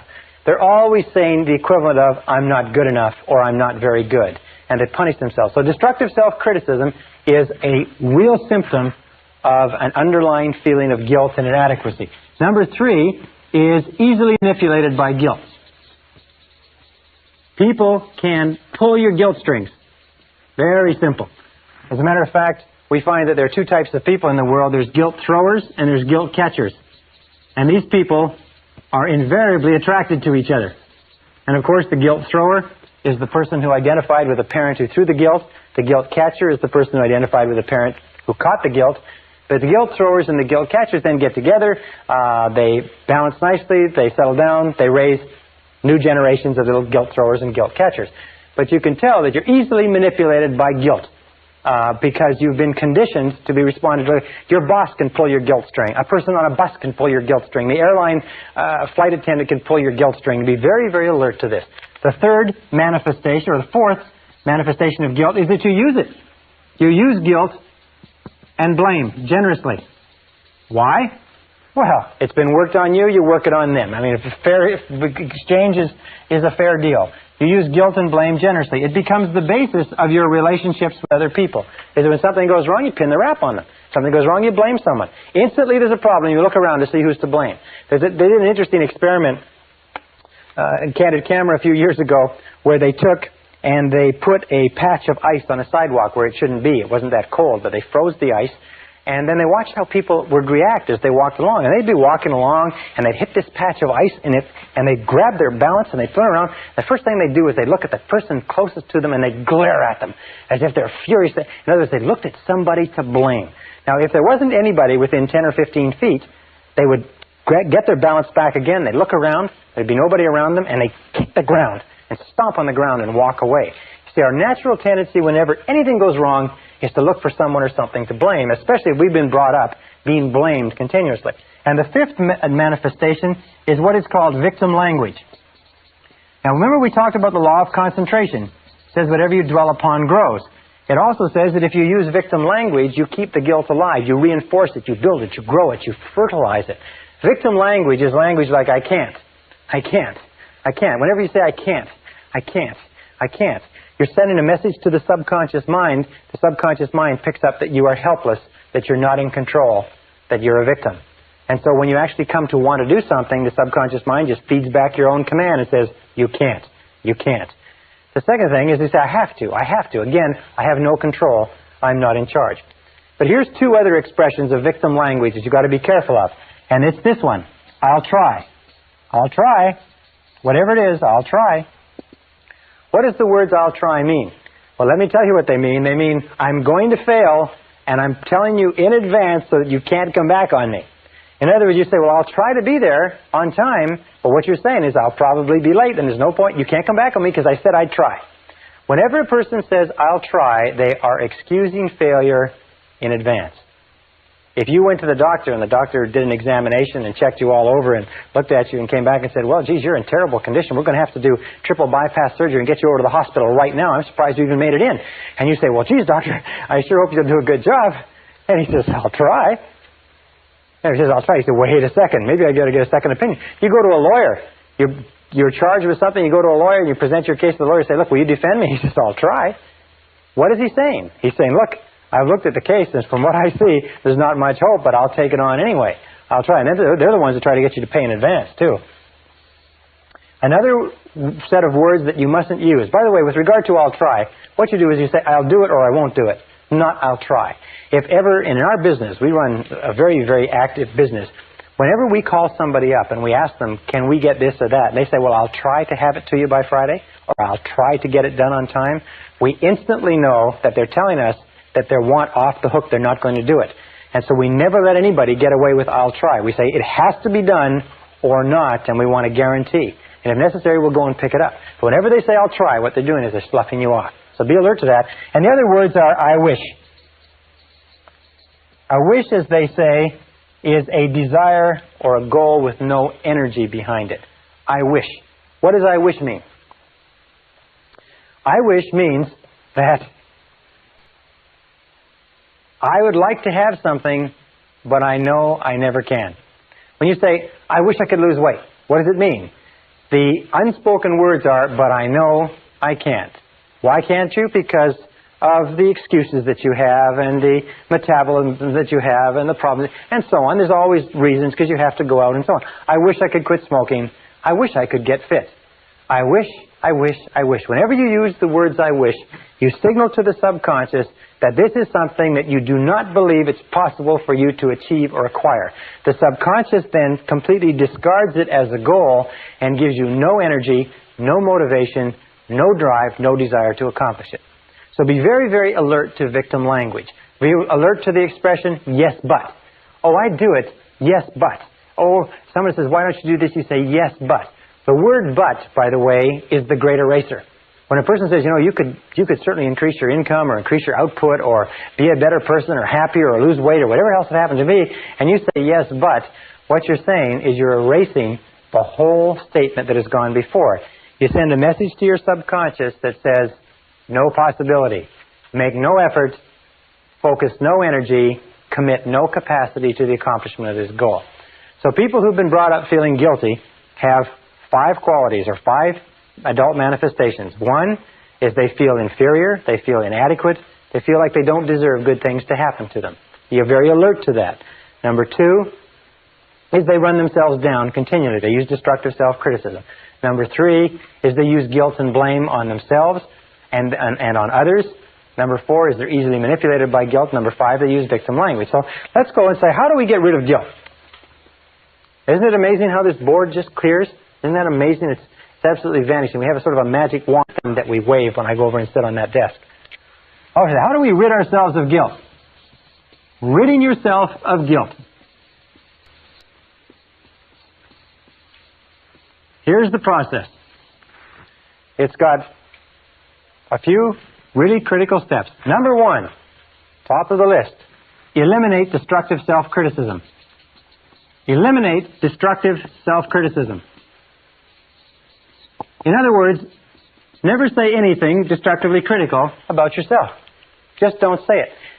Here's the basic rule. Since your subconscious accepts whatever you say as true, as being a command, what you do is you don't say anything about yourself that you do not sincerely desire to be true. Don't say, I'm fat, I'm tired. Don't say, I can't, or I have to. Don't say anything unless you want it to be true. Remember, the words that come after the word I are the words that your subconscious records as commands, except for when you say, I wish or I'll try. So eliminate destructive self-criticism. Only speak in positive terms about yourself. I like myself. I like myself. I can do it. I will do it. I choose to do it. But not I can't or so on. Number 2 is refuse to be manipulated by guilt. Refuse to be manipulated by guilt. Because every time you allow somebody to manipulate you by guilt, you know what happens? You reinforce and make stronger the effect or the influence of guilt in your life. Now, when I grew up in a family that was greatly influenced by negative religion. As a matter of fact, my mother, God bless her, had a black belt in guilt, and she did a superb job on it. And it took me years to get over it. When I got married to Barbara, she'd also come from the same sort of family. So we have to come back, and we have a beautiful response. Whenever the other of us falls back into old patterns, we say, you're not trying to make me feel guilty, are you? You're not trying to make me feel guilty, are you? That's a beautiful way to do it. Just say, you're not trying to make me feel guilty, are you? And refuse to let people manipulate you using guilt. Number 3 is refuse to use guilt and blame. And announce that you're not going to use it. Refuse to use it on other people. And let your children and let your spouse say the same thing. You're not trying to make me feel guilty, are you? And just keep repeating it over and over again. And say, well, and sometimes they say, yes, I am. You say, well, it's not going to work. It's not going to work anymore. You see, guilt only works as long as you don't know that it's being used on you. Number 4 is what we call the law of forgiveness. This is the most important of all. It's really the core, it's the guts of this whole session.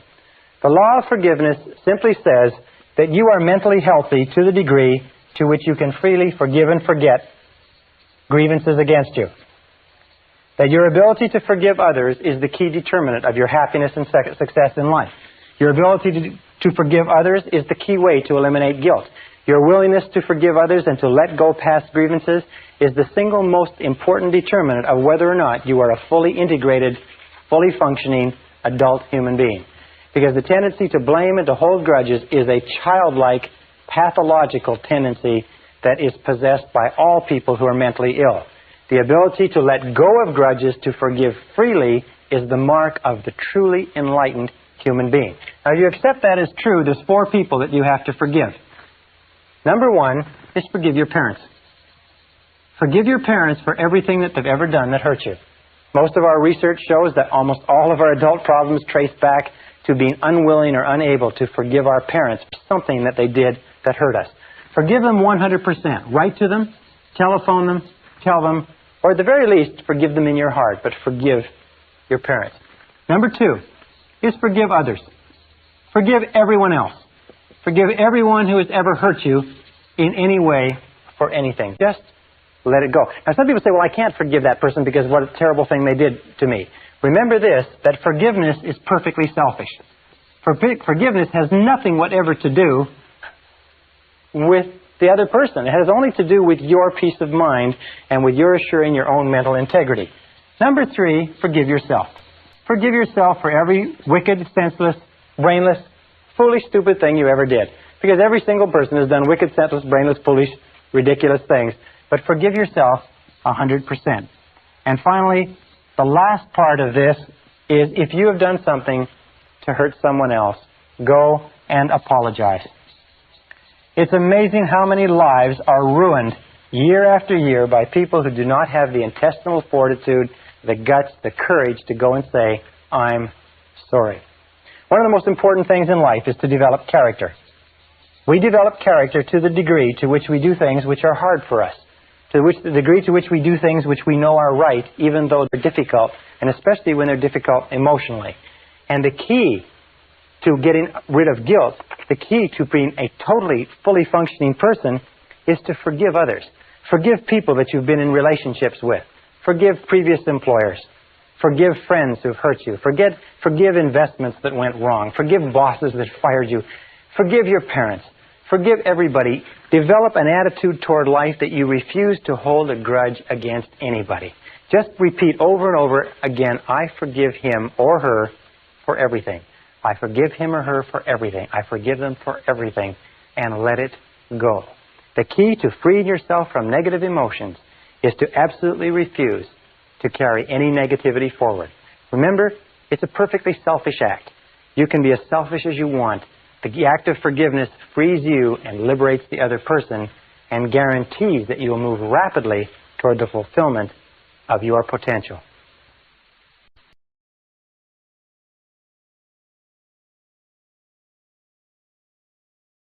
Session 8, The Worry Buster. One of the great aims of life is to achieve your own peace of mind. And the reason why so few people have peace of mind is because they don't set it as an important enough goal. And if they do, they don't take the time to understand what stands between them and peace of mind. Now, we talked earlier about one of the major obstacles or major pairs of obstacles are negative habit patterns, the fear of failure, the fear of rejection. Those rob us of an enormous amount of peace of mind. We also talked about feelings of guilt, feelings of inadequacy, feelings of worthlessness, feelings of undeservingness, and so on. They also rob us of peace of mind. And I want to talk in this session about the last, if you like, key to this discussion on negative emotions, what we call negative imagination. Now, the word negative imagination comes from an extensive body of literature that was written at the beginning of the century, but they found that negative imagination is something that we create in ourselves that causes us an enormous amount of stress and distress, if you like. Negative imagination creates fear. And one of the best definitions of fear that I've seen lately is what is called fantasized experiences appearing real. Fantasized experiences appearing real. In other words, these are experiences which we create in our minds and our imaginations, and we dwell upon them, and the more we dwell upon them, the more real they become to us. It's like I have 3 little children, and if I let them watch a scary movie, even if they insist upon it, they begin to feel that there are scary creatures under their beds and in their cupboards and so on, is these fantasized experiences become real. And at one time, with little Michael, we couldn't get him to sleep in his bedroom at all because he was convinced that there were monsters in there. What do we call negative imagination? Well, another word for it is worry. Worry is a sustained form of fear caused by indecision. Worry is a sustained form of fear caused by indecision. Now, what does that mean? It means that when we make decisions, we do away with worry. A study was done some years ago where many thousands of people were surveyed and asked what were they worrying about at the current time. And they accumulated it all up and they found this is what people worry about. 40% of the worries that people had were things that never happened. When they went back later, they found that the things they were worried about would never happen. They were going to be late, or they'd lose a job, or they wouldn't work out on a date or a relationship. The next figure, 30%, were things that were in the past, that had already happened, that nothing could be done about. There were 12% of worries were worries about health. In most cases, needless worries. The thought that they had a pain or an illness or an ailment or something else that didn't turn out to be true. 10% of the things people worried about were petty worries. They were worried about whether or not they had enough change in the parking meter, whether or not someone would phone them. Really irrelevant worries. Only 8% of the worries were about anything substantial at all, and of those 8%, half, or 4%, were totally outside the control of the person. They were worried about whether Red China would invade northern Vietnam and things like that. Things that the person could have nothing to do about anyway. So basically, the research shows that as much as 96% of everything that we worry about or more is irrelevant. It never happens. It's not worth worrying about at all. But where does worry come from? Well, worry comes from a worry mentality. As a matter of fact, if you were brought up in a family where your mother or father was a worrier, they worried all the time, then you're probably a worrier too. It's a conditioned response. You saw them worrying, you want to be like your mommy and daddy because they're the most important people in your world, so you worry too. And I've seen little kids 4 and 5 years old that are really good, accomplished worriers, and they and their parents will sit together and worry, even though there's nothing involved. But it's fantasized experiences appearing real. Our job is to eliminate worry, and I'd like to give you 2 or 3 simple ideas that you can use. Number 1, which is one of the most popular of all, is just simply this. It's live one day at a time. Live one day at a time. Just don't worry about what might happen tomorrow. Don't worry about what may happen a year from now or 6 months from now. Just do the very best you can right now. There's a beautiful line from Teddy Roosevelt. He said something to the effect that do what you can where you are with what you have and don't worry about the rest. Do what you can where you are with what you have and don't worry about the rest. Live one day at a time. Just worry about getting through today and taking care of today. And as the Bible says, let the morrow take care of itself. Sufficient unto the day are the cares thereof. Number 2 key to dealing with worry, and I have an enormous number of challenges that I face in my business life, is get the facts. This is so important. Get the facts. Not the apparent facts, not the quick facts, not the facts that seem obvious, but get the real facts. Take the time to look into a situation and find out what the real truth of the matter is.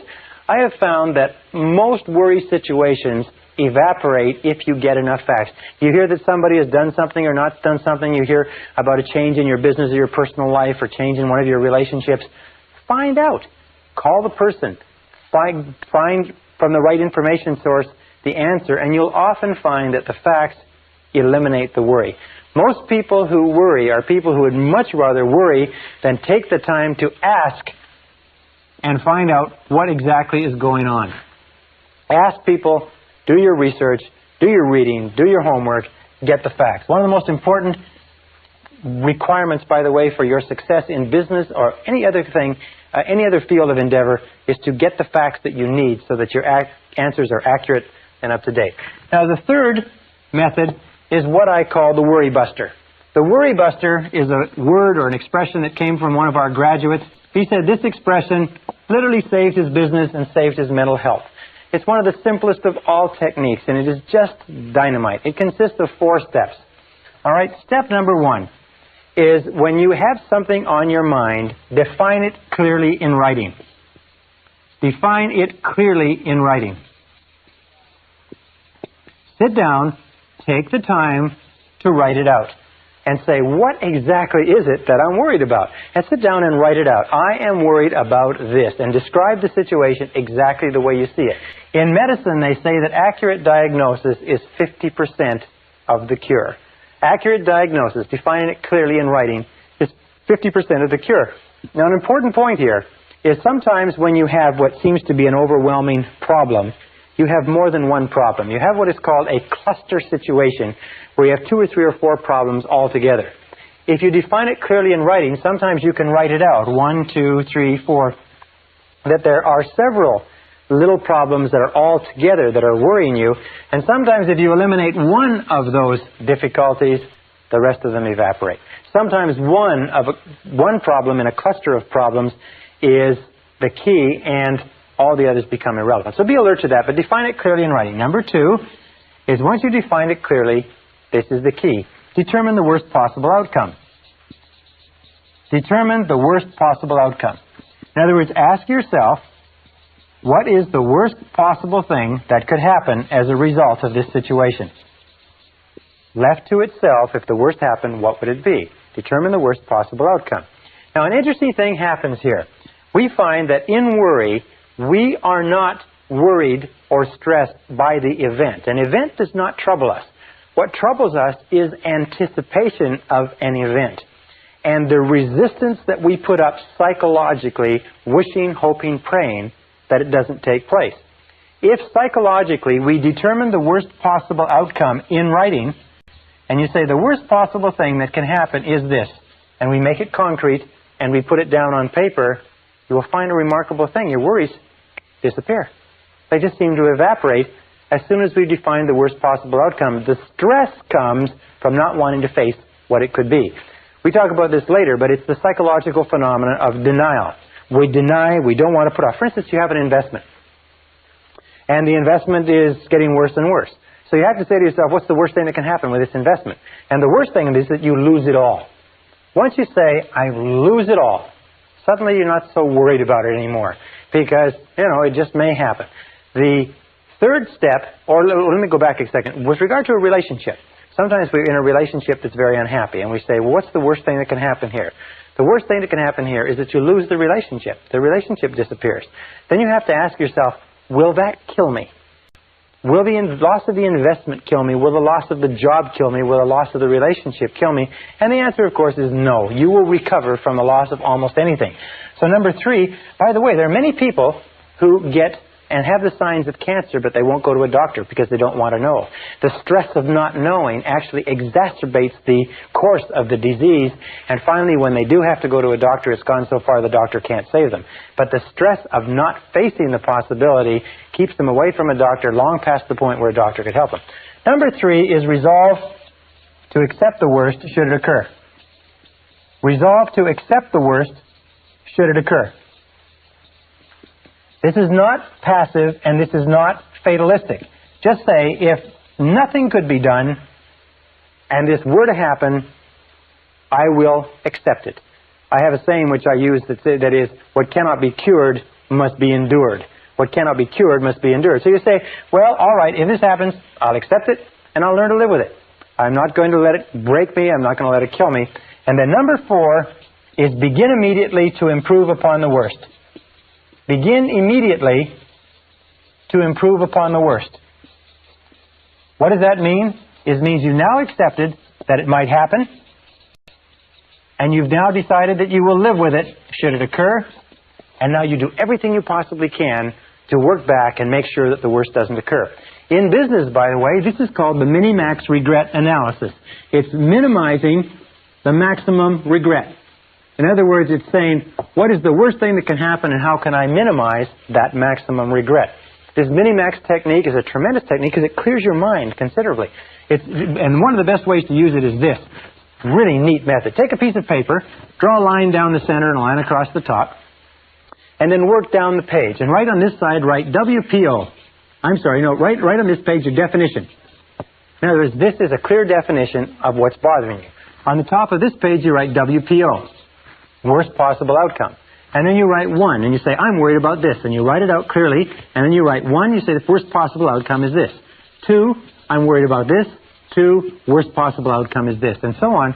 You'll find that every single time you do this, the problem just evaporates. And most, not all of course, but most of the stress or strain disappears. Your mind goes clear, and with a clear mind, you can then deal with it effectively. Now, the final point with regard to this whole idea of worry and negative imagination is, what is the antidote? What is the antidote to worry? What do you think it is? Well, it's simply this. It is purposeful action. The only real antidote to worry is purposeful action.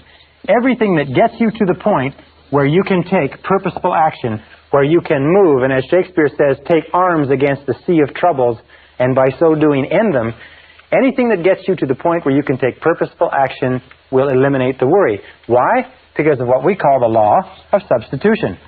You cannot be working on a problem or a situation and thinking and acting purposefully to resolve it and still worry about it simultaneously. Worry almost always comes when you have too much time on your hands. Worry is a form of negative goal setting. Remember we talked about the law of concentration? It says whatever you dwell upon grows. Well, whenever you have a worry situation, what do you find yourself doing? What you find yourself doing is thinking about, talking about, dwelling upon, vividly imagining exactly what you don't want. By the law of expectations, is whatever you expect will come into your life. That which I greatly feared has come upon me, is what it says in the book of Job. Or the law of attraction says, you will attract into your life the people and circumstances in harmony with your dominant thoughts. The reason why we're taking a whole module to talk about worry is this, is that there are some people who don't worry about anything. This method, by the way, of determining the worst possible outcome, the worry buster, is also a tremendous method for decision making. When you go into any situation where you have to make a decision one way or another, the first question you should sit and ask, once you've analyzed it, is what's the worst thing that can happen? I remember the great J. Paul Getty, who at one time was one of the richest men in the world, said that this method of determining the worst possible downside was used by him as a decision-making method into every business deal he went to. What he went into, what he would do is he would say, no, what's the worst thing that can happen? And then he would make sure that the worst didn't happen. So make the decision right now that you're going to eliminate worry, fantasized experiences appearing real, that you're going to accept the worst possible outcome should it occur, and now get busy, do everything humanly possible to take constructive action to eliminate the worry situation and do away with it. That's the key to eliminating the final of the worst of our negative emotions. This is the end of Side 2. Please fast forward the tape to the end to cue up Side 1 for your next listening.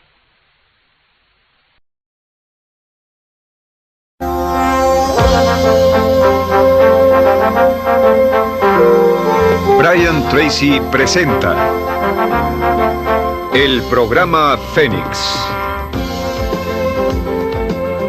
La psicología del logro.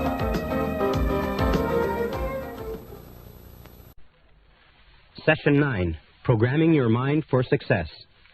Everything you are or ever will be is a result of what is going on inside your mind.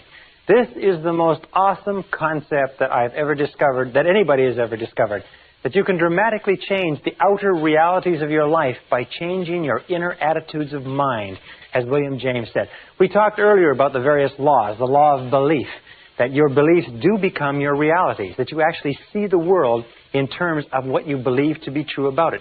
Beliefs create the actual fact. As a man thinketh in his heart, or as a woman thinketh in her heart, so are they. We also know that law of correspondence says that your outer world will always correspond with your inner world. That means that there is something in your inner world that corresponds to everything in your outer world. The great Emmett Fox said this when he talked about the mental equivalent. He said that everything in your outer life has a mental equivalent in your inner life. Anything that you want to see different in your outer life, you must first provide the mental equivalent internally. And the law of attraction says that anything that you keep holding your mind on a continuing basis, you draw to you. That your dominant thoughts set up a force field of energy that draws into your life the people and circumstances that you need. I mention that because of this. Many people say, well, how will I get a better job or a better relationship? How will I find the information I need or get the education and so on? You don't have to worry about it. All you have to do is get it crystal clear in your mind, and you trigger into and get into the flow of these universal mental laws, and everything that you need will be brought to you exactly as you need it, exactly when you need it, and exactly in the form that you need it. Now, we're going to talk in this session. We talked about self-concept before. We said that your self-concept is that bundle of beliefs inside that determines everything that happens to you. Your self-concept is the sum total result of every single piece of information that you've ever taken in about yourself or your world, accepted as true. It becomes part of your self-concept, and your self-concept is the corresponding inner mechanism that determines what happens to you. What does this mean? It means that all change begins with a change in the self-concept. All change begins by you taking in new information that changes your beliefs. Now, beliefs are the hardest of all things to change because we defend them so vigorously. We have to be willing to give up some of our self-limiting beliefs. We have to be willing to look at our beliefs honestly. Remember, we talked about self-knowledge. You have to be willing to look at our beliefs honestly and say, do these beliefs serve me? Is this what I want to be? Is this what I want to do? Is this the best that I can have? And you begin to question your beliefs and change your self-concept by taking in new information that develops a new self-concept. And that brings us to a concept called the psychology of becoming. The psychology of becoming says that each one of us is in a continuous state of growth and change, that your self-concepts and your beliefs are changing all the time. For instance, when you were a child, you believed one set of things about the adult world. When you were a teenager, another. When you were in your early 20s, you believed another. And as we grow and evolve, we change our beliefs and our self-concept. We change our self-image. We change the way we see the world. So we're in this process of becoming all the time. It's going on. It's almost like this. It's like a tumbleweed, is that you are evolving and changing and growing all the time, but always in the direction of your dominant goals. Always in the direction of what you are thinking about the most intensely at the time. For instance, an alcoholic or a drug addict is also evolving and changing in the direction of his or her dominant goals, because that's what they think about all the time. And if you want to evolve and grow rapidly, you have to make those goals clear, you have to make them sharp, you have to make them intense, and you have to dwell on them all the time. Sometimes you see people who are very successful at an early age, but you'll find that those people had an obsession, a total preoccupation with a particular area or field for a long time, whereas other people who may be much older have never had an intense feeling or have never dwelled on anything they want to accomplish. Now, there's two obstacles to this psychology of becoming. Number one is called homeostasis. Now, homeostasis is the desire for consistency. It is a natural desire within the human mind to stay constant with what has happened in the past. If you like, we like to maintain the status quo. These are the people who say that's the way we've always done it, this is the way we do it around here, etc., etc. You must watch out for homeostasis, because what it does is it causes your thinking to become rigid and inflexible. And the other is called psychosclerosis. Psychosclerosis is simply a hardening of the attitudes. A hardening of the attitudes. People with psychosclerosis develop what is called fixed ideas. Fixed ideas lead to rigidity and an unwillingness to change. Both of these lead to getting stuck in the comfort zone. Remember, the natural tendency of all human behavior is for you to start doing something in a certain way and then get stuck in a comfort zone. You get stuck in a comfort zone in a relationship, even if you're not happy, in a job, even if you're not satisfied, with a particular level of income, even if it's not enough. You have to fight the comfort zone, because the comfort zone very soon becomes a rut. And they say that a rut becomes a grave. And the only difference between a rut and a grave is the depth. Or another way that it's been put is that a grave is simply a rut, or a rut is simply a grave with the ends kicked out. So be very alert to that, because the great majority of people in our society tend and evolve naturally to get into a comfort zone, to become very rigid defenders of the status quo, to become very hardened in their attitudes. They get into this comfort zone, they fall into this rut, and even if it would be good for them, they don't change. Now, this leads us to the two great powers that control everything that happens to you. And the first power is the power of love. The power of love is the power that shapes your personality and shapes your destiny. The power of love simply says that everything that we do is either to get love or to compensate for the lack of love. We said earlier that children's entire personality is formed by the quality and quantity of love that they get, and that all adult problems are as the result of love withheld. Love withheld from our parents, and perhaps love withheld from people when we grow up. The other power is the power of suggestion. Now, the power of suggestion works on us all of our lives. The power of suggestion is extremely strong. What it does is it begins working on us almost from the time that we're born, sometimes from before birth, and the power of suggestion shapes us. It means that every single thought you think, everything you hear, everything that you see, touch, taste, or smell, everything that affects you in any way has an effect on your personality. We say it this way. We say everything counts. Everything counts, and especially when you become an adult, remember that everything counts. Now, the average adult in America watches 20 to 25 hours of television every week. The average senior citizen watches about 7 hours of television. Average child watches 3 or 4 hours of television per day. Do you know that the average chief executive officer of major American corporations watches less than 5 hours per week? Now, let me ask you a very simple question. Do you think there's a correlation between the number of hours that a person watches television and how successful they are in life?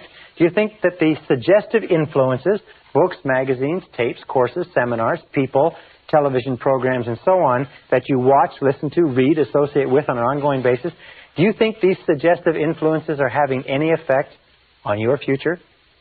Let me just put it this way. Everything does count. And you have to ask yourself this question. I learned this many years ago. Is ask yourself this question: what is it that you want in life? Once you've asked yourself what it is you want in life, then you can look at around your world and you can determine what is right for you and what is wrong for you. What does that mean? It means that everything that moves you toward what you want is right, and everything that moves you away from what you want is wrong, but everything counts. I have a good friend who goes on a diet on a regular basis. And every so often, I catch him eating cheesecake. And sometimes he's eating 2 pieces of cheesecake with lunch. And I say to him, I said, I thought you were on a diet. I said, I thought you only eat fresh fruits and vegetables and natural foods. And he says, sure. He said, well, I said, what about the cheesecake? He said, well, I don't count that. Do you know how many people sit at home and watch television 3 or 4 hours a night, who want to be successful, who read the comic strips and the sports pages, who read junky magazines or nothing at all, listen to the radio, don't do anything with their time or their minds? They say, but I want to be successful. I want to be more successful. I said, well, what about all these things that you're doing to waste your time? They say, well, I don't count that. But unfortunately, nature counts everything. So this brings us to some laws that I want to share with you. The first law is the law of habit. Now, these are also mental laws. The law of habit is very similar to the law of inertia. The law of inertia says that a body at rest tends to remain at rest unless acted upon by an outside force. It also says that a body in motion tends to remain in motion unless acted upon by an outside force. The law of habit says that in the absence of a specific decision on your part to change some aspect of your life, the natural tendency will be to go on the same way indefinitely. As a time management specialist once said, the more you do of what you're doing, the more you'll get of what you've got. So you have to look at what you've got and look at what you're doing and say, is this what you want? You will go on indefinitely in the same direction unless you make a very concrete, specific decision to change. Also, there's another law. It's called the law of emotion. And by the way, before I get into the law of emotion, let me say this. That about 95% of everything that we do is by habit. That the only major difference between successful people and failures is that successful people have success habits and failures have failure habits. You've heard, for example, you've heard the old saying, early to bed and early to rise? They say, makes a man healthy, wealthy, and wise. Well, why is that? Why is it that so many successful people get up early in the morning? It's because they get a jump on the day. It's also because it forces them to go to bed earlier at night so they don't waste the evenings when they're the tiredest and least productive. So you find that over and over again, successful men and women are early to bed and early to rise. They have a success habit. Why is it that people don't go to bed early or don't get up early? Because they're too lazy, they're too undisciplined, they don't have goals that they want badly enough, they do not have success habits. 95% of your success is going to be determined by the type of habits you develop. And if you have good habits, you're going to be successful in spite of anything else. The law of emotion says simply this. It says that every decision that you make is based on emotion. Is that we used to say over and over again that people are 90% emotional and 10% logical. Well, one of the great discoveries that I've made in the course of my research is the discovery that we are 100% emotional, that we're not even 99% emotional. Every single decision we make is an emotional decision. If somebody says, well, it's the logical thing to do, what it simply means is they have more emotion invested in that, even though it sounds logical. The law of emotion says that every decision that we make is emotional, and it says this. It says that stronger emotion will dominate a weaker emotion. Stronger emotion dominates a weaker emotion. So whichever emotion is stronger will be the dominant emotion and will determine what you do. All action is determined by the emotion that is predominant at the time. And with whatever is the stronger emotion, if it is fear, fear will determine what you do. If it is desire, desire will determine what you do. The two major emotions that wrestle within us all the time are fear versus desire. World Championship goes on over and over again. Your fears that hold you back, your desires that propel you forward. Now, how do you turn this equation so that your desires win? It's very simple. You use the law of concentration, and you think about what you want all the time. You dwell on what you want all the time. You keep your mind fixed on your desires. You become totally preoccupied with what you want, and as we've said before, your fears have a tendency to dwindle. But whichever thing you think about, if you think about your fears or you think about your desires, whichever one you think about, by the law of emotion, is going to determine your actions, and your actions will determine your outcomes. This brings us to another law, which is called the law of expression. And this law of expression is very interesting. This law of expression goes back many, many years, and it predates even a quote from Aristotle, which says, whatever is impressed is expressed. Whatever is impressed is expressed.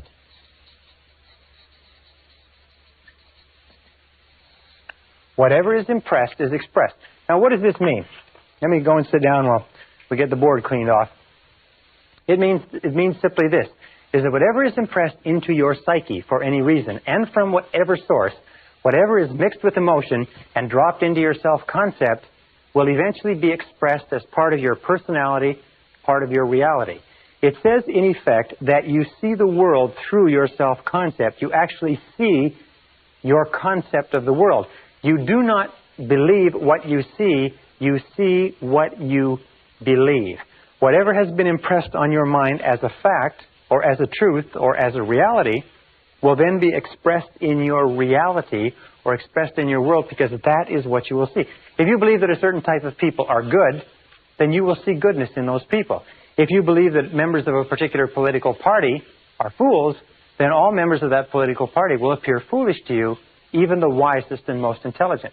If you believe that there is opportunity everywhere, you will see opportunity everywhere. If you believe that you're in complete control of your own destiny, then you will see indications of that. If you believe that you are a popular, courageous, confident, influential person, then you will act in a manner consistent with it, and you will see it all around you.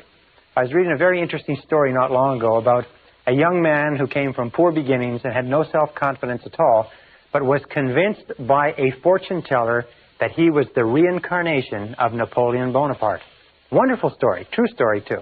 And he began to believe that he was the reincarnation of Napoleon Bonaparte. And he went to the library and he studied Napoleon. He read all about Napoleon, and he began to walk and talk and act like Napoleon. He began to think like Napoleon. He began to imagine great plans like Napoleon would have imagined. He began to act with courage and confidence in the face of uncertainty as Napoleon would have. Over time, he became absolutely convinced that indeed this person who was shy and retiring was truly the reincarnation of Napoleon. And as he did, his career improved. He was promoted. He was advanced. He changed the way he dressed. He spoke more confidently. And by the time he found out that he had been misled by the fortune teller, he was already an extremely successful businessman. Very interesting. Whatever is impressed and accepted becomes expressed. And this brings us to another critical mental law. And it is this. It is what is called the law of reversibility. When I first learned about this law, I was so excited I wanted to wrap it up and tie it up and not tell anybody. This is the first time in any form that I've ever explained this law to other people. The law of reversibility says simply this, is that if you achieve a certain level of success, a certain level of health, a certain quality of relationships, then that quality of relationships will create a subjective state. A subjective state means a feeling or an emotional state.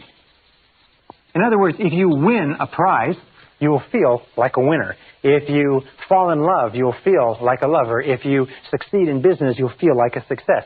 The objective creates, in other words, the objective reality or the fact actually creates the subjective or the emotional state. That makes sense to you? In other words, something happens, you feel great, you get the feeling. However, the law of reversibility says this. If you can grasp this, this one fact alone can change your life because it has changed mine.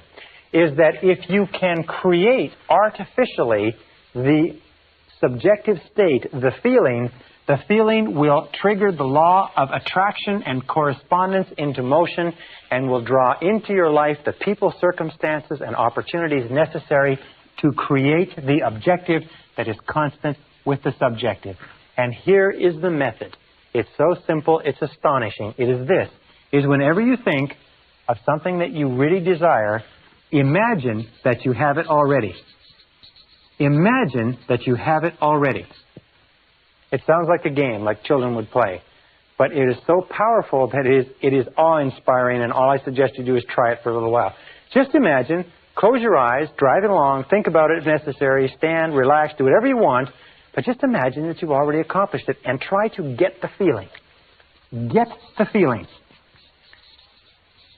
As though it were already a success, as though it were a past tense, as though it were already accomplished, that you don't have to worry about it again. You've already got the feeling. And if you will play that feeling over and over again, this law of reversibility will create this feeling. As you dwell upon the feeling more and more, the feeling will actually begin to change things inside you and outside of you, draw you toward your goal and draw your goal toward you, and the objective will come into reality exactly at the right time and place. You don't even really have to worry about the process between the two or what the steps are. All you have to do is hold that feeling very, very intensely. And we'll talk about this a little bit more when we talk about mental programming methods. Now, the next law is the law of practice. The law of practice is also called the law of repetition, but it says that whatever you do over and over again, often enough, becomes a new habit. Do you want to be a positive, exciting, enthusiastic person? Do you want to become wealthy and successful? What is it that you want in life? Whatever you want in life, if you will practice it over and over again, it eventually becomes a new habit. If you practice it by thinking about it, you see, a new habit takes about 21 days to develop. It takes about 21 days to develop a new habit. 21 days of repeating it over and over again. Now, what we're going to ask you to do as a result of this course and as a result of what we've talked about is we're going to ask you or suggest that you go on what we call a 21-day PMA diet. That means that for 21 days, we're going to ask you to do a very difficult thing. One of the most difficult things you'll ever do in your life is for 21 days, we want you to keep your mind on what you want and keep it off of what you don't want. Keep your conversation on what you want. Keep your conversation off of what you don't want. Keep your dreams, your imagination, your thoughts, your feelings, everything in your environment consistent with what you desire, and keep it off of what you don't want. It's very simple. It's not very complicated. It's one of the most difficult things that you'll ever do. Now, why do we pick 21 days? Well, a very good reason. You see, it takes 21 days for a chicken that has a brain the size of a pea to sit patiently, calmly, faithfully on an egg to hatch the egg. Now, we feel that if a chicken with a little brain like that can sit on an egg for 21 days without seeing any change, just in faith, for 21 days, it can sit there on that egg, then we could probably ask adults who have brains that are the size of 3 pounds, that have 12 to 20 billion cells, and have the capacity to remember and retain all the knowledge known to man, if their brain could be tapped, we ask them to keep at it for 21 days.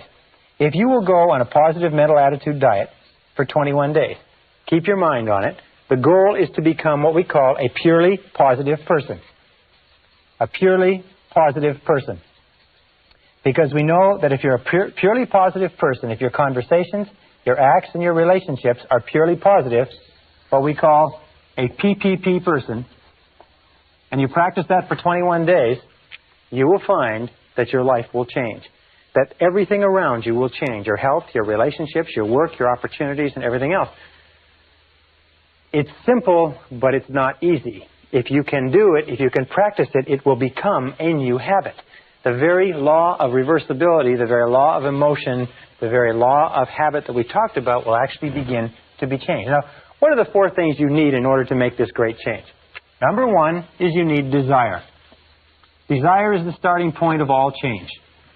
The most important question that you have to ask yourself in life is, how badly do you want what you want? How badly do you want it? Or do you want it at all? You see, there's an awful lot of people who want an awful lot of things. But how badly do they want it?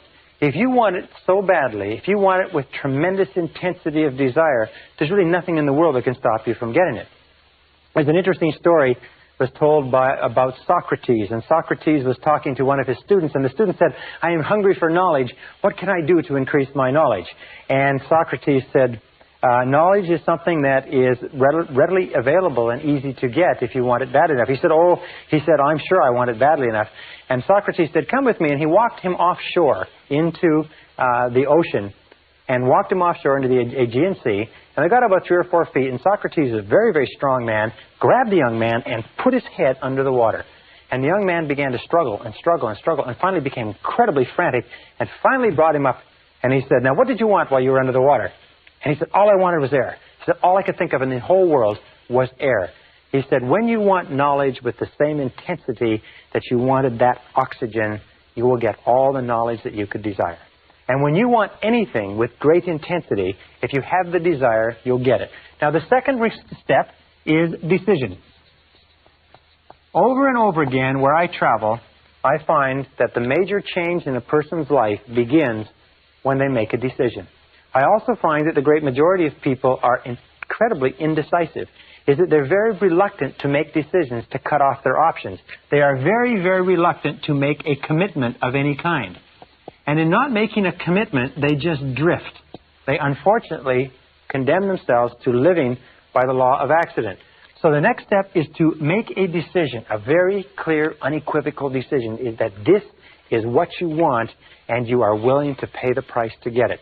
There's a very interesting little book called The Ultimate Secret by Michael Hernacki, and he said that the key to success, after he studied many, many successful people, says the key to success is simply this, is be willing to do whatever is necessary.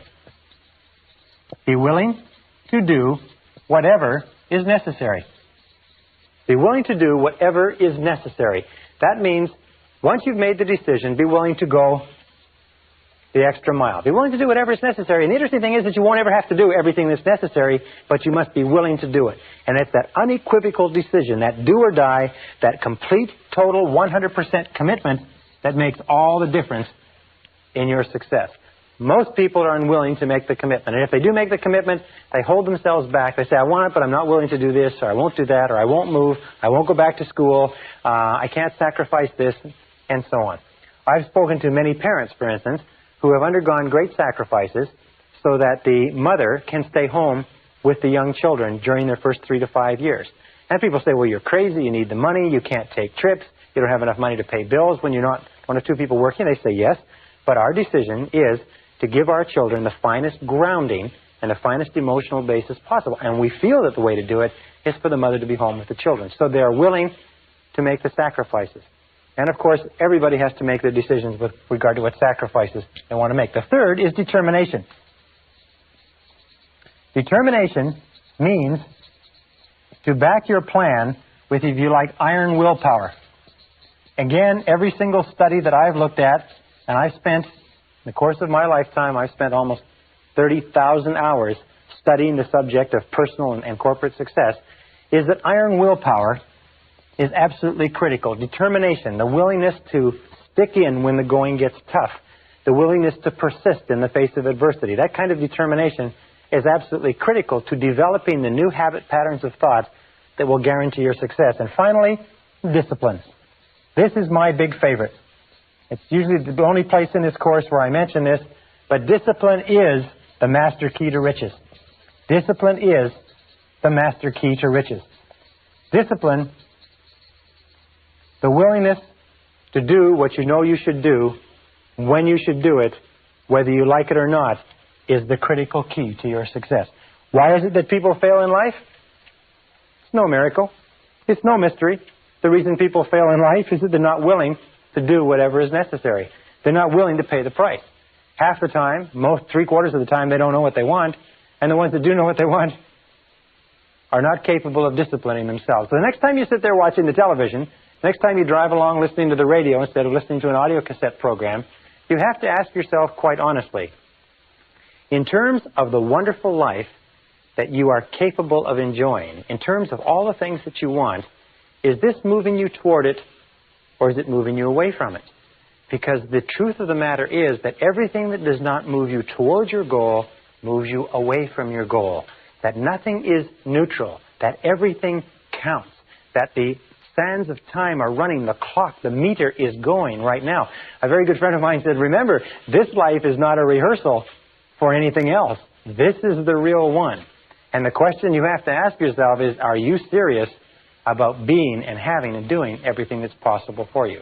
If you're going a 21-day mental attitude diet, a PMA diet, if you will keep your thoughts on what you want for 21 days, if you'll practice the law, develop new habits, practice repetition over and over again, practice the law of reversibility, and visualize and imagine yourself as the person you want to be, and practice the law of expression, that whatever is impressed on your mind will be expressed in your reality, you will see dramatic changes start to take place in your life, and sometimes far faster than you can currently imagine. Believe me, I know I have tried and practiced everything that I recommend to you. Thousands of my graduates have done it, and the results they have accomplished have been stupendous. They will be stupendous for you, too, and we'll talk about more of that in the next module.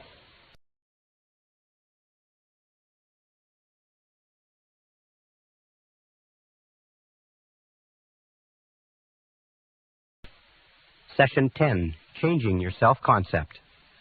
To repeat, all change in your life begins with a change in your self-concept. And that brings us back to what we talked about when we talked about the three ingredients of self-concept at the very beginning. We said that there were three parts: the self-ideal, the self-image, and the self-esteem, or how much you like yourself. And what I'd like to do now is I'd like to talk a little bit about what we call the self-ideal. Because the self-ideal is the person that you would most like to be. When you start thinking about changing your personality, improving the quality of your life, your inner and your outer life, you have to start off with a target. You have to start off with something to shoot for, something to aim at. So let's talk about this. The self-ideal is a fundamental part of your personality. The self-ideal is a combination of all of the qualities of men and women that you have read about, studied about, associated with, or admired throughout your entire life. Your self-ideal is sort of like a role model for you, an internal role model.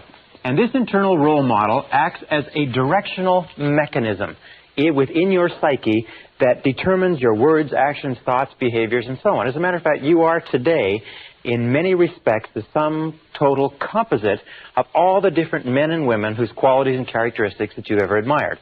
If you read a biography, an autobiography, a story about a person who has done something that you think is admirable, displayed qualities of intelligence or character or compassion or perseverance or persistence or courage and so on, if someone has done those things and you have a tendency to admire them, if you admire them, what happens is you have a tendency unconsciously, even without your knowing it, to try to be more like them. Now, there is a difference between the self-image, which is where you see yourself now, and your self-esteem. which is how much you like yourself. And there's a difference between your self-image and your self-ideal. The distance between these two, the way you see yourself now and the way you would ideally like to be, has a major impact on your self-esteem. People who see themselves working progressively toward becoming more and more like the people they want to be have high self-esteem. People who see themselves as having an enormous, almost unbridgeable distance between the person they see themselves as now and the person they know they should or could be usually have low self-esteem. So the starting point of change in the self-concept, to repeat, comes with defining clearly what it is you want to look like. Now, when I was about 17, 18 years old, I sat down with a notebook and I wrote out a description of the person that I wanted to be when I grew up. I wrote several pages. I described my personality and my height and my weight and how I would get along with people and so on. And many years later, 10, 15, 20 years later, after I had traveled around the world twice, after I'd been in 80 countries, after I had done a great variety of things, I came across those notes in an old suitcase. And I looked and I read them. And you know, the surprising thing was that I had become, over the course of that time, the person that I had described in that notebook. So I suggest to you this, is you start off by saying, who is it and what is it that you would like to look like 1 year, 3 years, 5 years from now? Or let's put it this way, and here's a really good question. Name 3 men or women, living or dead, that you really admire, that you really feel are wonderful, fine, upstanding role models. And then ask yourself the question, why is it that you admire them? Why is it that you like them? What is it about them? What are their qualities, if you like, that you consider outstanding? Because those are the qualities, if you can identify them, that you'll begin moving toward accomplishing in your own life. Remember, we said that desire, discipline, determination, and decision are the keys to success, but also definition. You have to define clearly what you want to be. I remember a wonderful story of a young fellow who decided he wanted to improve his life, and he was working for an insurance company. And he sat and looked around him, and he was number 28 or 29 out of 30 people in an insurance company selling insurance, and he'd been there for several years, and his career was going nowhere. And he began looking about him, looking at this, and he said, now, who do I admire? Who would I like to be like? Who would my ideal be? And he decided he wanted to be like the top salesman in the branch. And he started to look at the top salesmen and the top 1 or 2 salespeople in the branch, and he started to think about them and think about what they did. And he began to talk to them and get advice from them. And over the course of the next few years, by using this process, by patterning himself after the people he admired, he became more and more like them. He dressed like them. He walked like them. He talked like them. He worked the way they did. He studied the way they did. And in time, he became not only the top salesman in the branch, the top salesman in the region, the top salesman in the division, eventually the top salesman in the country, and he became a marketing vice president for one of the biggest insurance companies in the nation, simply by establishing a self-ideal and then working progressively toward it. Well, what are the stages? The first starting stage, as we say, of changing the self-concept, of changing your mind, becoming a new or a different person, is that the change must be perceived by you as being both desirable and necessary. In other words, you must see that if you were to make this change, it would be a worthwhile change, and in terms of what you want to be, have, and do, in terms of the future of your life, it's necessary that you make this change if you want to get ahead. I'll give you another example of a famous gentleman from a Fortune 500 corporation, was promoted to president, came up through engineering, left brain, had no people skills at all, was very, very concerned about this part of his personality in that he didn't know how to get along with people. He preferred problems that didn't talk back. But he recognized that a change in his self-concept, a change in his ability to communicate effectively with others was essential to his success. So he began taking courses on interpersonal communications. He began taking courses on relationships. For 2 solid years, he read books, listened to tapes, took courses, and became an authority within the company on human relations, and then put together a course of his own and went throughout the company as the president of the company and taught this course within his company, becoming the things that he was teaching. In other words, he decided that to be very good with people was both desirable and necessary for himself, his company, and his future. And then he went about through the process of gradual defining the ideal and began working progressively toward it. In 2 years, he had rounded out his personality from being a lopsided, left-brain, linear, analytical person to being a totally rounded, fully functioning human being. One of the hallmarks of great leaders, one of the hallmarks of outstanding men and women, is that they're willing to make the efforts necessary to bring about the changes that are essential. Now, the second stage, or the second step in changing your self-concept, is to begin thinking about yourself as you would ideally be. Begin thinking about yourself as your ideal person. For instance, if you wanted to be an outstanding person in human relations, you'd begin thinking about yourself as you would be as a human relations specialist. But let us say you want something very simple. Most people say that their major weakness is that they are too impatient, too intolerant, they get angry too quickly, irritable, so on. Maybe what you should do is start with something very simple. Very important to start with something simple, because if you can change something simple, it proves to you that you can change something large. So you begin thinking about yourself. Let us say that you tend to be a little bit impatient or short-tempered when you're tired, or you're a little bit irritable with your children or your spouse at the end of the day. So then you begin thinking about yourself as you would be if you were a warm, patient, kind, loving, tolerant human being. Begin thinking about yourself in the situations where you normally become cross and irritable, and begin thinking about yourself as being relaxed, positive, supportive, encouraging, unruffled. Begin thinking about yourself as the ideal.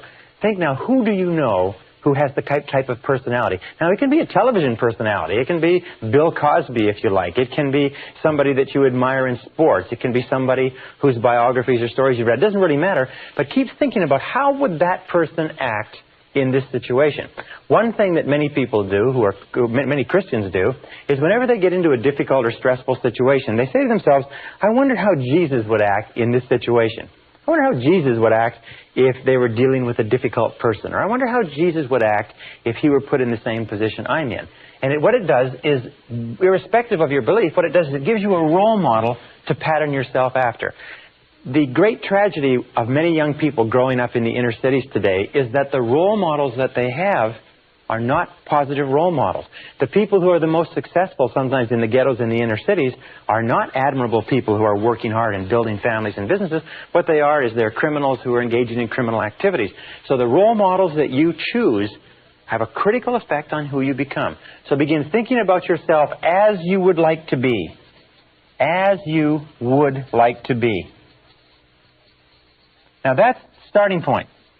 Because of the law of expression, whatever is impressed is expressed. If you begin thinking about yourself, you begin finding it's almost like turning the wheel of your personality. You begin to become a different person. Now the third step is you begin to visualize. Now what does visualize mean? Well, there are thousands of books written on visualization. One of the most powerful of all human abilities is the ability to create clear mental pictures. You see, your subconscious, which is where all of your programming takes place, is activated by mental pictures combined with emotion. So when you create clear mental pictures, when you begin to dwell on a clear mental picture of the person that you would like to be, you begin to close your eyes or think about the person that you would like to be, the subconscious cannot tell the difference between a real experience, one that is actually happening to you, and one that you vividly imagine on the screen of your mind. And this method of visualization, of creating a clear mental picture, and then remember we talked about the law of practice, which is the law of repetition. By practicing it over and over and over again. Imagine, for instance, that you wanted to become a proficient public speaker. Simple as that. And let us say this is you, and this is your eyes, and here is your conscious mind, and here is your unconscious mind. Let us say you wanted to become a proficient public speaker. Well, if you went out and you gave a whole series of talks, and you got positive response, and people applauded and told you that it was a good talk, and you did this over and over again, no matter how terrified you are of public speaking right now, if you did it often enough, gradually you would store up enough memories to the point where you would feel no uneasiness at all about speaking publicly. Now, the reason I mention speaking publicly is that something like 54% of the American public would rather die than give a talk in public. They put the fear of public speaking ahead of the fear of death. It's one of the greatest of all fears in our society. However, no child is born as afraid of public speaking. No child comes into the world with a fear of speaking in front of audiences. As a matter of fact, every one of us gave our first public talk stark naked, upside down, in front of a room full of strangers, if you remember that, and it's been downhill for most of us ever since. If you have a series of external experiences, however, and all of those experiences are positive, then they're stored away as positive reports in the public speaking file. However, let us say that you have a tremendous feeling of anxiety about speaking, and that can come from 100 different reasons, but you begin to play on the screen of your mind. You have this continuous real projector. You begin to play on the screen of your mind a picture of yourself speaking effectively in front of a group. You begin to read about other people who speak effectively. You begin to read the books of successful speakers who tell how they did it and how nervous they were. You begin to take a course and you begin to study and you begin to learn how to do it. You begin to learn how to prepare and to outline a talk. And you begin thinking about yourself over and over again as capable of doing it. The picture that you play on the screen of your mind is accepted by the subconscious as a real experience as long as you vividly imagine it. And this is the key. It is the vividness of the picture. The more clearly you visualize it, the more frequently you visualize it, the more emotionally or intensely you visualize it, and the longer you visualize it, the more of an impact it has on the subconscious mind, so that you can, in many respects, actually become halfway or three-quarters of the way toward being a competent speaker or being competent in almost anything simply by visualizing and playing this picture over and over again. By the way, I use the example of speaking in public for a very specific reason. Most of us are afraid of it. And what I have found is that if you can use these methods of mental programming to eliminate one major fear that may be holding you back in life, you will prove to yourself forever that you can eliminate any self-limiting belief and overcome it and go on to accomplish what you want. I have given this advice to thousands of people. It's simply this. If you have an uneasiness with regard to public speaking or any other fear, but public speaking for this example, make the decision right now to get over it. Now, here's two ways that you can get over it. Toastmasters. Does this method work? Well, I'll guarantee you that it works. Toastmasters was set up in 1923 as an organization, a voluntary organization. Groups of men and women come together, small groups. They meet once a week, and they have breakfast, lunch, and or dinner meetings. And at each meeting, each person has a chance to talk. People who are so terrified of public speaking they could not lead silent prayer in a phone booth, after 10 or 15 weeks in Toastmasters are capable of standing up with 1 minute's notice and giving an extemporaneous talk in front of an audience of strangers. Toastmasters works. Why? It's because every single time a person stands up, they get positive feedback, they get correction, they get advice, they get applause, they get support. Eventually, what you do is you build up a whole series of positive reports in your subconscious mind that says, when it comes to public speaking, it's easy. If you want to be effective at selling, if you want to be effective at leading, if you want to be effective as a parent, if you want to be effective with other human beings, all you have to do is practice over and over again, and practice in your mind over and over until eventually you will find that when you think about whatever it is, the fear level will go down, confidence level will go up. By the way, one other area that you can go to if you want to learn to be more capable speaking is Dale Carnegie. Dale Carnegie has a wonderful course, which is just called the Dale Carnegie course, which really helps people become proficient in public speaking. Over 10 to 14 weeks, you get an opportunity every single week to get up and speak in front of your peers. The next is affirmations. Now, with affirmations, your potential is unlimited. Affirmations are the most powerful words that you can possibly say. Affirmations are based on what we call the 3 Ps. In that with affirmations, we reprogram ourselves unconsciously. Affirmations are strong, positive, assertive statements that you say about yourself, to yourself, and believe. And they're based on the 3 Ps. And the Ps are, first of all, personal. All affirmations, all statements that you say to yourself have to be couched in the personal tense, the I. If you say, I like myself, I like myself, I like myself. When you say, I like myself, it accesses the subconscious directly. Every single command that begins with an I opens the subconscious mind and says, valuable information coming down. Prepare or get ready. And also, positive. All all affirmative statements must be couched in the positive tense, because the subconscious mind filters out negatives and only takes the words that the positive expression. For example, if you wanted to quit smoking, you wouldn't say, I don't smoke anymore. I don't smoke anymore. You would say, I am a non-smoker. I am a non-smoker. The words I am are two of the most powerful words in mental programming. When you say I am, because only you can say I am about you. In the whole world, nobody else can use those two words with regard to you. And your subconscious recognizes it. When you say I am responsible, I am responsible, you can actually feel the impact of these words on your unconscious mind. You can feel the words I am responsible and feel their effect on your emotions. Now the third is that they must be in the present tense. Not I will lose weight, or I will quit smoking, or I will get a better job, but I have a better job. I weigh X number of pounds. I earn X number of dollars. I earn X number of dollars. Whatever it happens to be, you always place it in the present tense, because the subconscious mind can only take language that is couched in the now. This is very, very important, that when we are reprogramming the subconscious mind, when you visualize, it's in the now. When you affirm, it's in the now. When you think about yourself as you would like to be, it is always in the now. The subconscious mind is, by the way, it's very literal. So when you create affirmations, and you can recreate affirmations for every goal that you can imagine. I earn X number of dollars. I weigh X number of pounds. I am a kind, loving human being.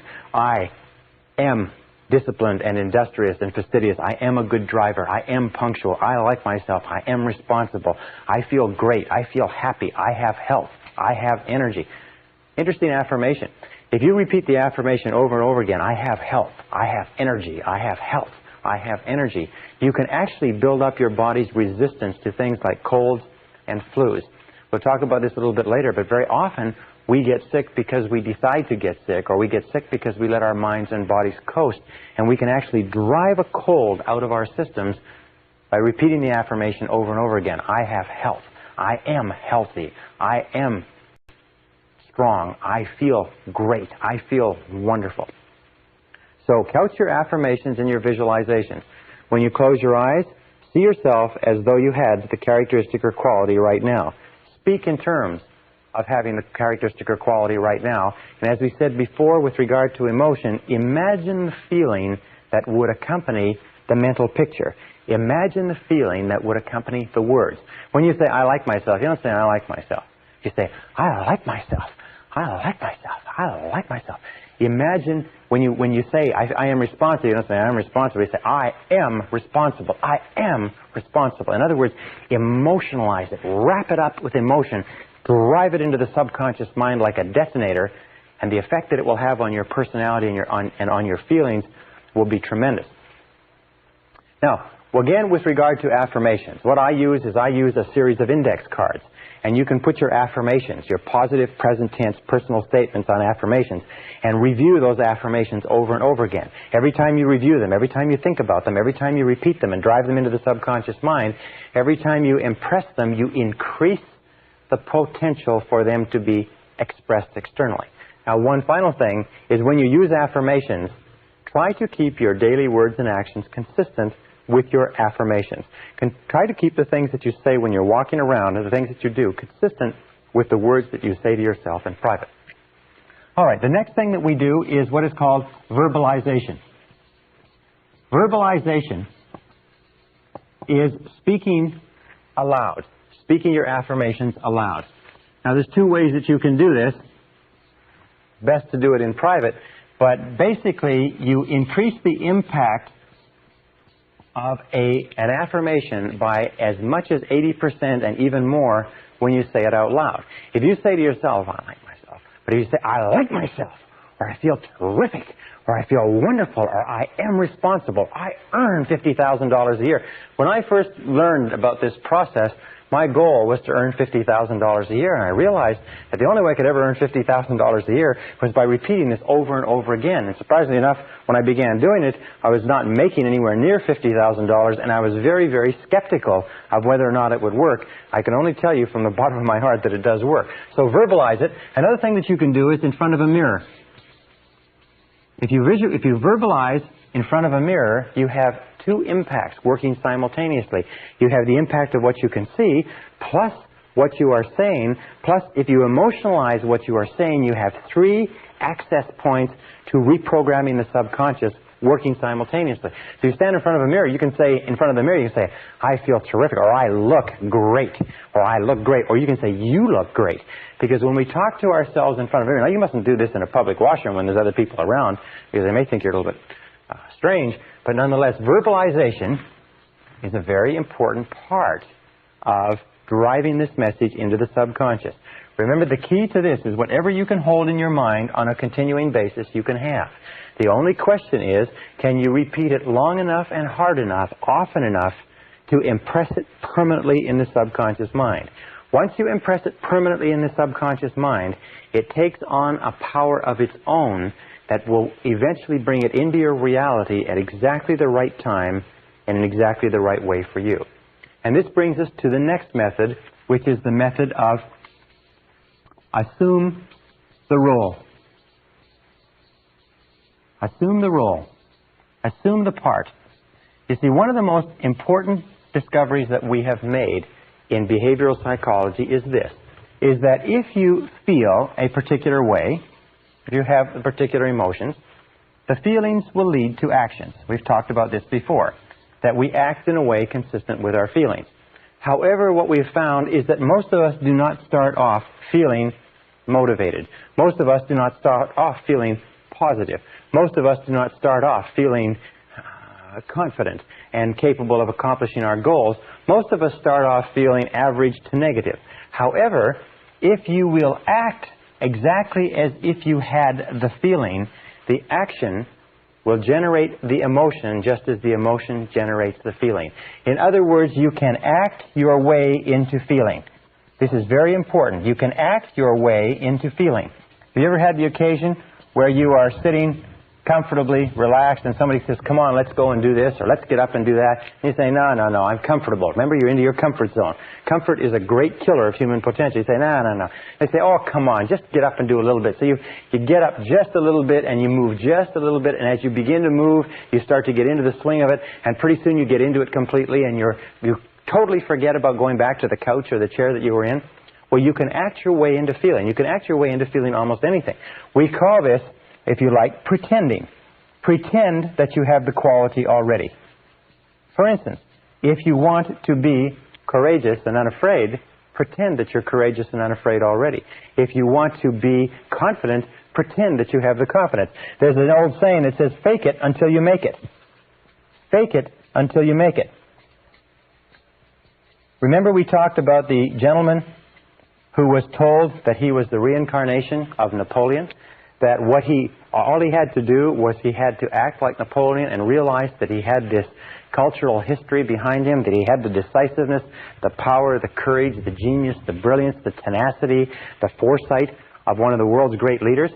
Well, this acting, this pretending, this assuming the role is a critical part of actually becoming that person.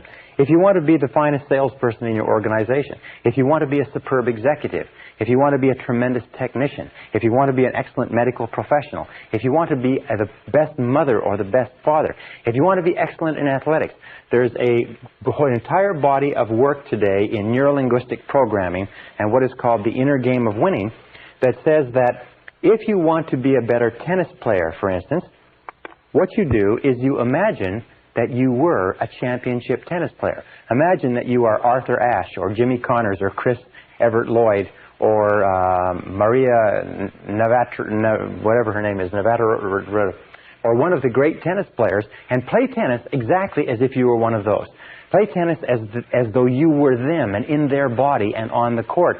And you know what will happen is that judges and people observing a person doing this find that you will hit more accurately, you hit with more force, you are better, you are more confident, you're more capable. Golfers. Another example is if you want to be a great golfer, is imagine that you are already a great golfer. If you want to be a great salesperson, imagine that you are already a great salesperson and walk, talk, carry, act as though you had the part already. Dress the part. Look at yourself in the mirror and say, do I look the part of a great golfer? Do I look the part of the executive, the salesman, or the saleswoman, or whatever it happens to be that I would like to be? These four, we call this the VAVA. V-A-V-A. V-A-V-A. Well, actually, I should do it this way. V-A-V-A.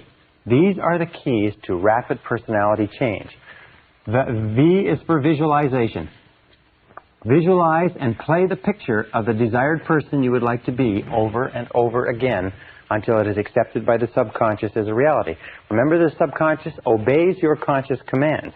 If you command the subconscious, and you command the subconscious by the thoughts you hold in your conscious mind, by the thoughts that you dwell upon, the law of concentration.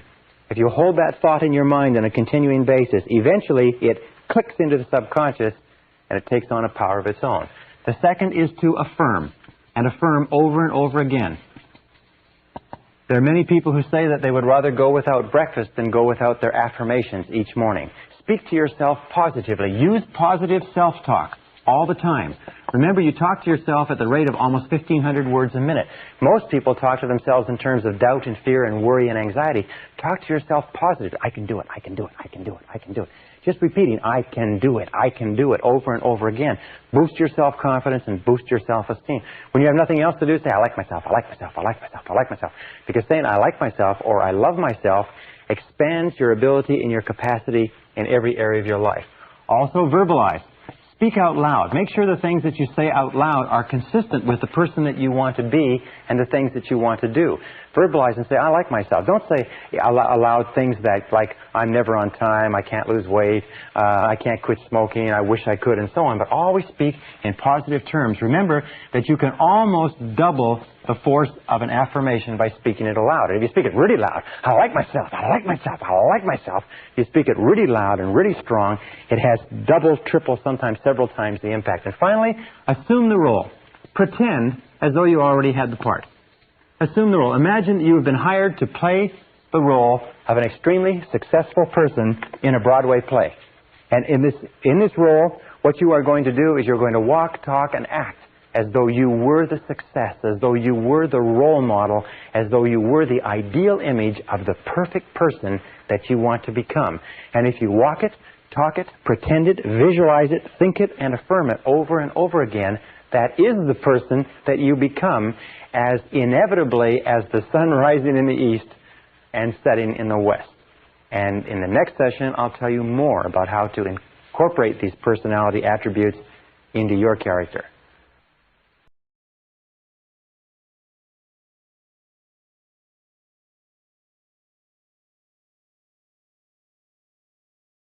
Section 11, the new mental diet.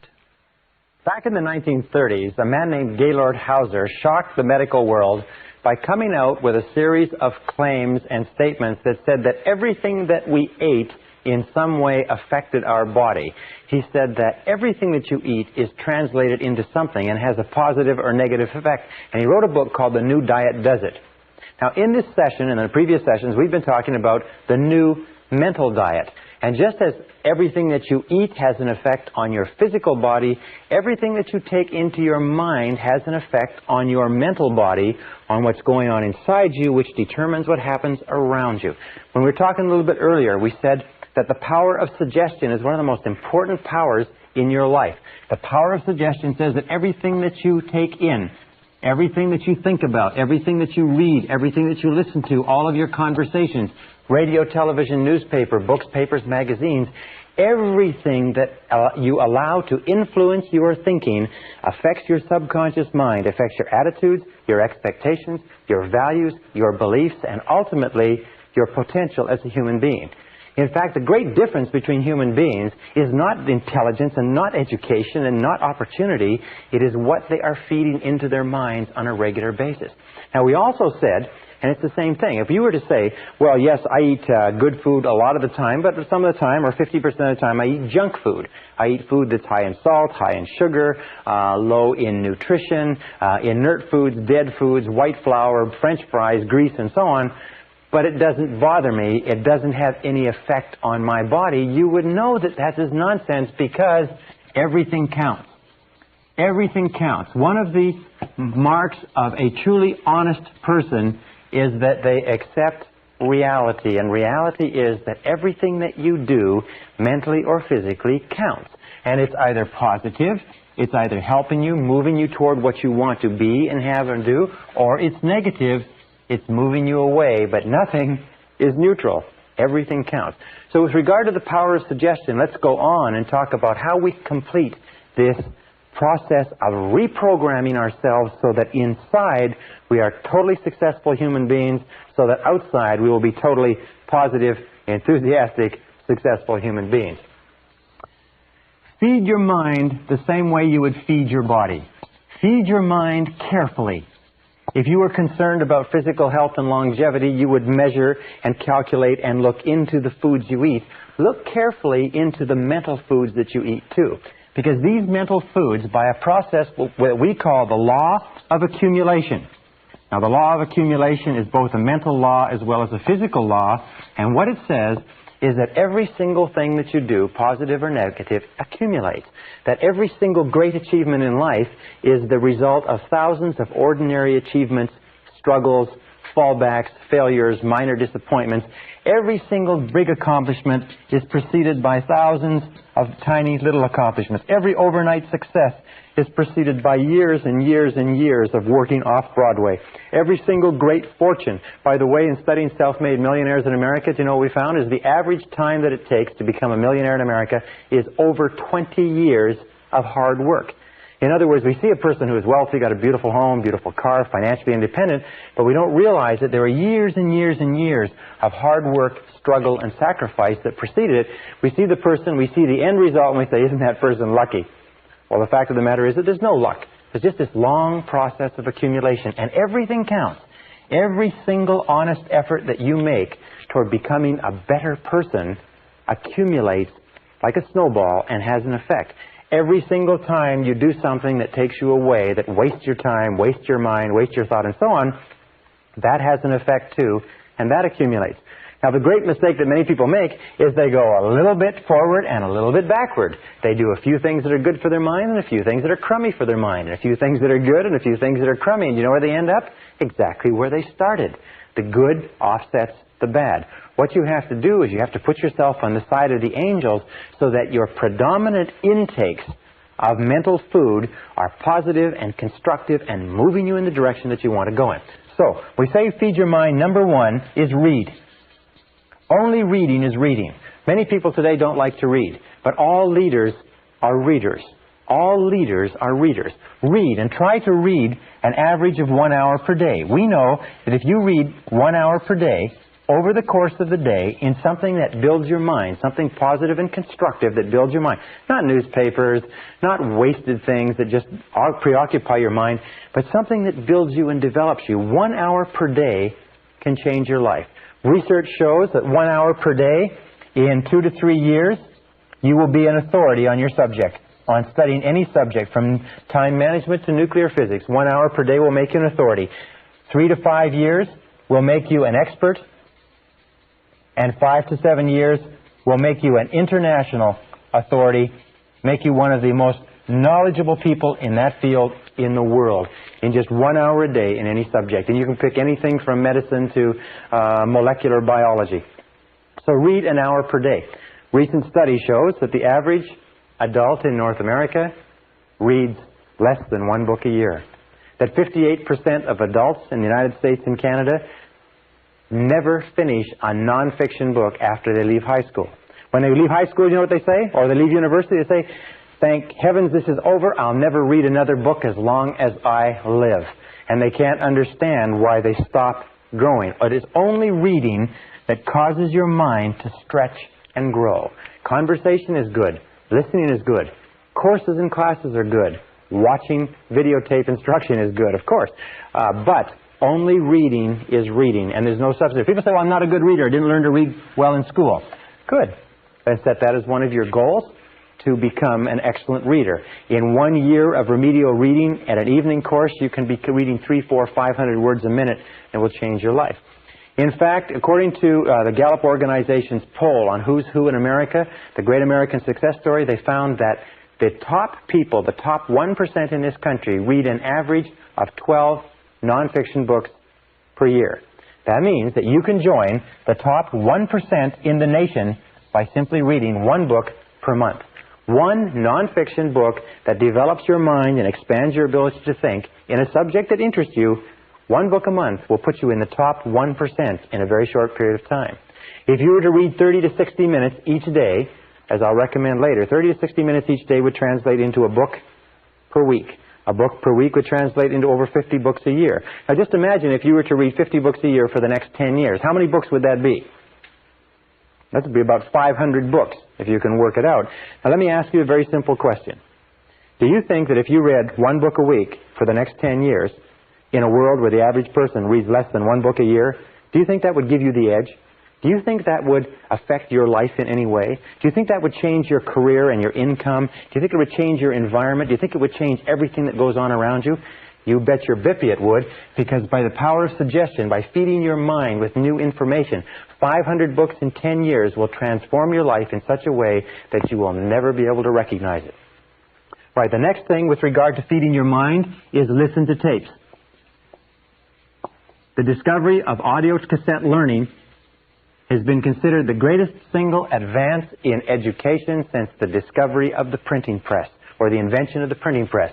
Audio cassette learning brings the finest minds in the world with their finest thoughts thought out, scripted, edited, tightly compressed and put together into your hands for a few dollars a tape, and you can walk, travel, jog with some of the greatest minds alive for only a few dollars. Listen to tapes in your car. Do you know the average person who drives spends 500 to 1,000 hours a year in their car?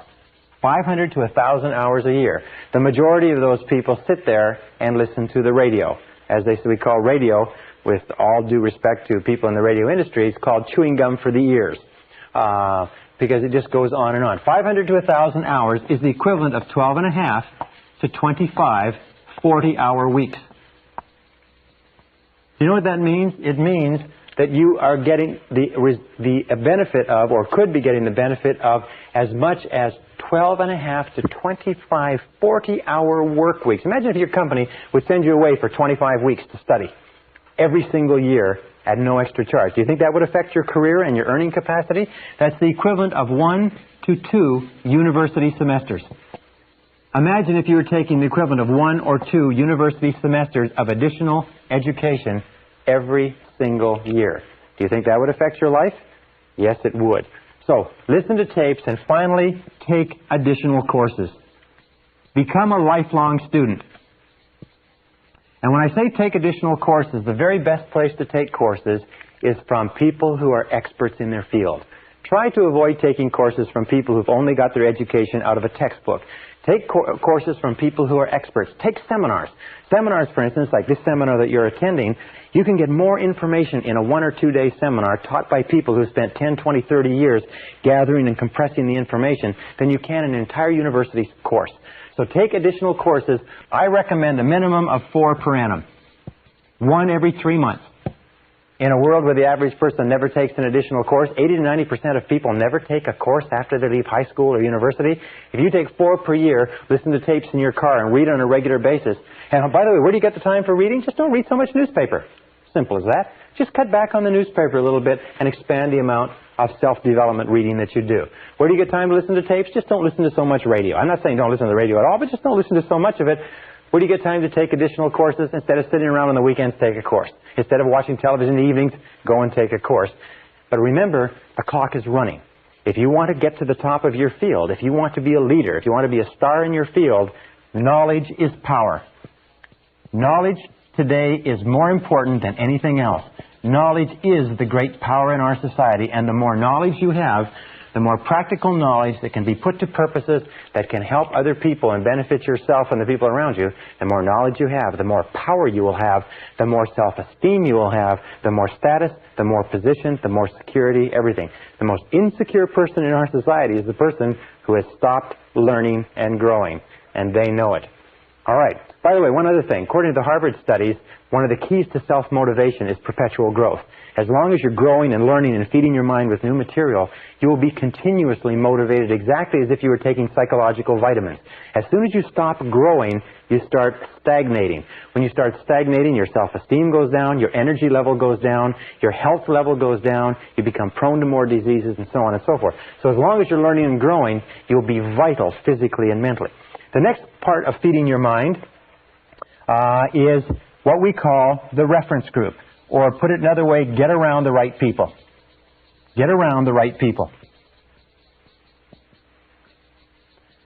Now, getting around the right people simply means this, is that when we talked about the power of suggestion, we said that about 85 to 95% of all of the influences in your life, all the reasons you do anything, is because of suggestive influences around you. Not only physical suggestions, the weather, the heat, the cold, and so on, but also the emotional suggestions, the impact of the people you associate with. And the more you associate with people, especially people in your family, people in your close social circle, people that you work with, the more you associate with these people, the more of an impact they have on your thinking and on your future. David McClelland found at Harvard University, after 25 years, he found that the choice of a reference group was one of the key determinants of success or failure in life. Now, a reference group are the people that you identify with. Remember we talked about identification? The people that you consider yourself to be one of. It's as simple as that. Who do you identify with? Well, let me give you an example. I was reading the story of a self-made millionaire not long ago, and he had started off as a young man when other kids were collecting baseball cards or football cards or hockey cards. He became fascinated with executives of Fortune 500 corporations. So he began reading his father's Business Week, Newsweek, Fortune magazine, Wall Street Journal, and he began keeping files on executives who were in the news. And he began to identify with those executives. He began to think about being in a Fortune 500 corporation, and he began to think about being an executive in a Fortune 500 corporation at a time when some people were thinking about being hockey stars or baseball stars. The interesting thing was that as he grew up, this directional mechanism, this role model, this reference group that he identified with began to affect what he read in school, what he studied, how much he applied himself, how hard he worked, what companies he went to work with, what company he went to work with when he came out of high school and university. And by the time he was 25 years old, he was an executive of a Fortune 500 corporation, one of the youngest executives of a Fortune 500 corporation in business history, but it's because he started at the age of 12 identifying with those. Question, who do you identify with? Now, whoever you identify with today, one of the things you have to ask yourself is, who would you like to be like? Who do you want to identify with? And then you start getting around the right people. The starting point of getting around the right people is to start to read the magazines that they read. If you want to be a successful person in business, read successful business magazines. If you want to be a top salesperson, read successful sales magazines, marketing magazines, books written by top salespeople. If you want to be a successful executive, if you want to be a successful marketer, if you want to be a successful parent, then begin getting around these people through their writings, through their tapes, and through their courses. The other thing is to seek them out and begin to associate with winners. As we say, fly with eagles. Now let me make one point here that's absolutely critical. It is simply this, is that if you scratch with the turkeys, you can't fly with the eagles. That if you spend time with losers, you will be a loser yourself. That David McClelland of Harvard found that 99% of the failure rate in life could be attributed to associating with people who were going nowhere. Because we're so strongly influenced by the people around us. We talk like them, we walk like them, we take on their attitudes, their values, their beliefs, their expectations, even their self-concepts. If we associate with negative people, critical people, cynical people, lazy people, people who waste their time, we will become exactly like them. Every one of us has the tendency to be like a chameleon. We take on the colorings and the behaviors of the people around us. So it's very important that you make a decision what you want to be like, and you begin to associate with people who are like that. And especially get away from the losers. Get away from the no-hopers. Get away from the negative people, because these people will drag you down as surely as an anchor would drag you down if it was tied to your leg. Many people come to me and say, well, I'm working for a negative boss, or I'm in a negative relationship. And I say this, if you're working for a negative boss, you'll never realize your potential working for that boss. You'll never be happy, and you'll never accomplish everything you're capable of accomplishing. They say, well, if I'm in a negative relationship, what do I do? I say, you have to ask yourself this question. Do you want to fulfill your potential as a human being or not? If you want to fulfill your potential as a human being, here's the facts. I'm not making the facts up. I'm just telling you, here's the facts. But if you associate with losers, you'll be a loser. And it's been worked out for 25 years, and they can't find any exceptions to it. And I've spoken to thousands of people who've told me that coming to terms with this is one of the hardest things that they ever did. Because sometimes it means that you have to say goodbye to family, say goodbye to friends, say goodbye to relatives, say goodbye to relationships. But if that is the fact, the sooner you do it, the better. It's almost like taking out a rotten tooth. The sooner you do it, the less pain you suffer. Now, with the next part with regard to reference group is this. It's what is called the Mastermind Alliance. And that is to pick one or two or more people in your environment whom you admire, who are positive, who are going places, who are ambitious, and start to get together with them at least once per week for breakfast or lunch just to talk. Get around them. Be something about the fertilization and the synergy of positive minds coming together, talking about your problems, talking about your challenges, talking about the future, talking about what's going on. Try to get together with a mastermind alliance once a week. We have found in the research that I've done, the research that Napoleon Hill has done, that associating with other positive people is one of the triggering influences to peak performance.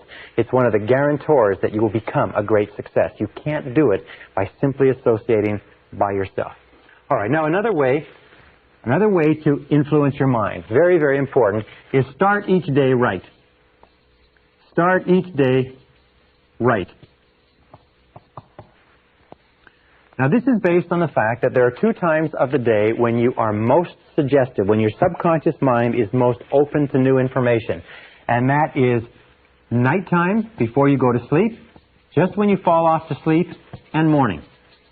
These are the two times when your conscious mind is most relaxed and your subconscious mind is most alert. So you must use these times as what we call key programming opportunities to put new information into your mind. And this is what I suggest you do, and it's very, very powerful. Before you go to sleep at night, feed your mind with a stream of messages consistent with what you want to be and have and do the next day. In other words, program yourself for the next day, the same way you'd program a computer. And what I do is I lie down and I close my eyes and I say, I wake up in the morning, present tense, and I feel terrific. I wake up in the morning and I feel terrific. I wake up in the morning, I feel wonderful. I feel full of energy. I believe tomorrow is going to be a great day. I wake up in the morning and I feel terrific. And then when you get up in the morning, the first thing that you say, the first thought that you program into your subconscious computer is, I feel terrific. I feel terrific. I feel terrific. I feel terrific. I feel terrific. What you do is you get up and you say it 1, 2, 3, 4, 5 times, and you repeat it over. I feel terrific. I feel terrific. You don't get up in the morning and say, geez, I'm tired. Geez, I'm tired. Geez, I'm tired. Oh, God, I'm tired. You get up in the morning and say, I feel terrific. Somebody says, how do you feel? You say, I feel terrific. Even when you feel terrible, say, I feel terrific. You see, your subconscious mind can't tell the difference between a real fact and one that you vividly imagine. And if you repeat, I feel terrific, very loud, I feel terrific. Try it yourself. I feel terrific. I feel terrific. I feel terrific. What happens is the subconscious mind believes that maybe you do feel terrific, and it will actually give you a surge of energy that will wake you up and clear your mind even before you have coffee. Now, the second thing that you do in the morning, this is number one. Second thing that you do to start your day off well is to read for 30 to 60 minutes. Get up early enough to read for 30 to 60 minutes in something that is motivational, something that is inspirational, something that is educational, something that uplifts your mind, what we call mental protein. Not newspapers, not magazine, not television, not radio. Get up in the morning, sit down, and read something really good for yourself. Read something that makes you feel really good about yourself and your day. I read spiritually oriented material every single morning. And this is called, by the way, the golden hour. If you will do this as a result of attending this seminar, if you will begin to read every morning for 30 to 60 minutes in something that uplifts your mind, This alone will be worth all the time you spend in the seminar. This habit of using the golden hour, the first hour in the morning when your mind is wide open to new information, using it constructively, is one of the most powerful success techniques I've ever found in my entire life. I've had hundreds of people come back to me and say this has changed their life. Just getting up a little bit early so you can sit and read quietly. You will become so addicted to using that golden hour that you will not be able to do without it. Even if you have to get up tired, even if you have to get up long before you have to go to work, get up and milk that golden hour. Fill your mind full of rich mental protein, beautiful thoughts and ideas. Uplift your mind and you'll find that your whole day will go better. And the third step is review your goals every morning. Review your goals every morning. Every morning before you start out, review your goals. Just the same as if you were on a long motor trip, or if you were at sea, you'd look at the map. You'd shoot the stars and the moon. In other words, you'd take a look at where you are and you would plot your destination, and you would think about it, because when you review your goals, you program them into your subconscious mind. Well, programming them into your subconscious mind by repeating them every day and using that wonderful technique, that golden hour. I learned this many years ago, and I've been absolutely astonished. Those 3 points: wake up in the morning and say, I feel terrific. Read for 30 to 60 minutes and write and review your goals every single morning. And the most remarkable thing that happens is you start off every day supercharged. You start off every day feeling positive. You start off every day feeling energetic. So let's just review for a second, and I'm going to wrap up with 2 really critical points. We talked about the power of suggestion. Remember that everything counts. Everything that you read, everything that you listen to, everything that you watch on television, every magazine that you pick up, every conversation that you have, positive or negative, is affecting your subconscious mind, which is programming your future. Remember, your external world is a reflection of your internal world. Your external world is a reflection of your internal world. If there is negativity, concern, anxiety, fear in your internal world, then it's going to be reflected in your external world. So be sure that what you're taking into your mental diet is just as pure as what you would take into a physical diet if you wanted to sustain high levels of physical health and energy. Absolutely important. Feed your mind with books. Feed your mind with tapes. Feed your mind with positive conversations. Feed your mind with courses. Go and attend them. Listen to experts. Feed your mind with positive people. If one of the recommendations that one of the business philosophers says is poor people should take rich people out to lunch.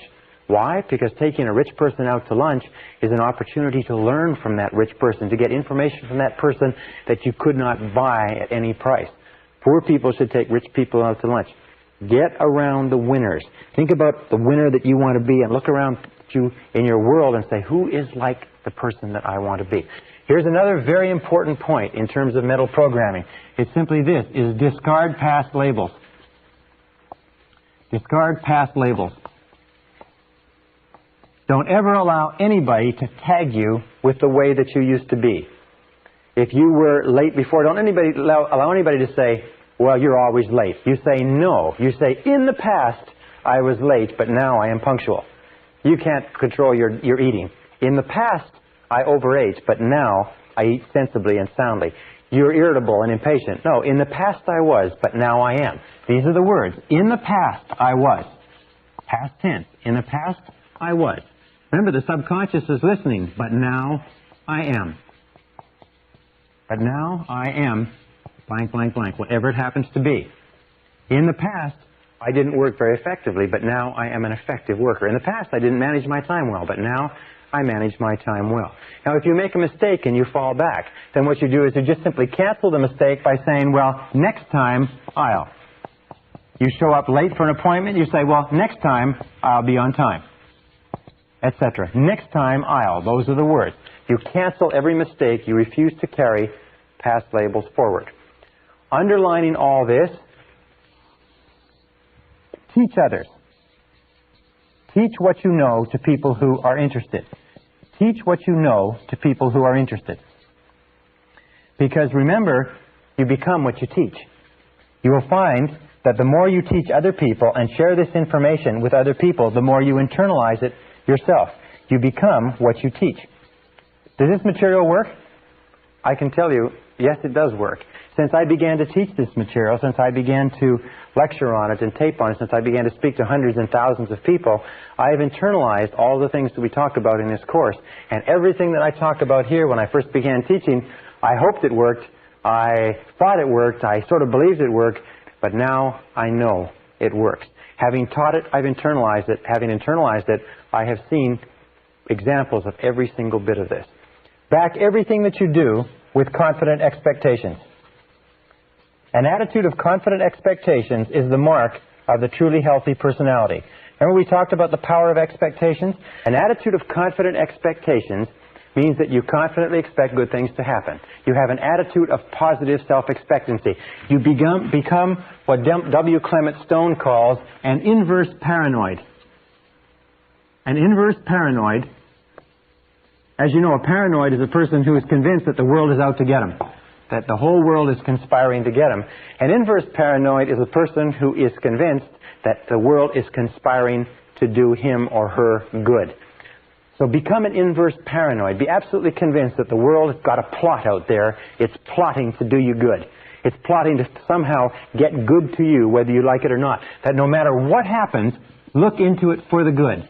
No matter what happens, this is the key to becoming an inverse paranoid. Look for the good. Expect the best and look for the good. Expect the best and look for the good. Ralph Waldo Emerson said that the measure of a healthy personality is your ability to look for the good in everything around you, your propensity to look for the good.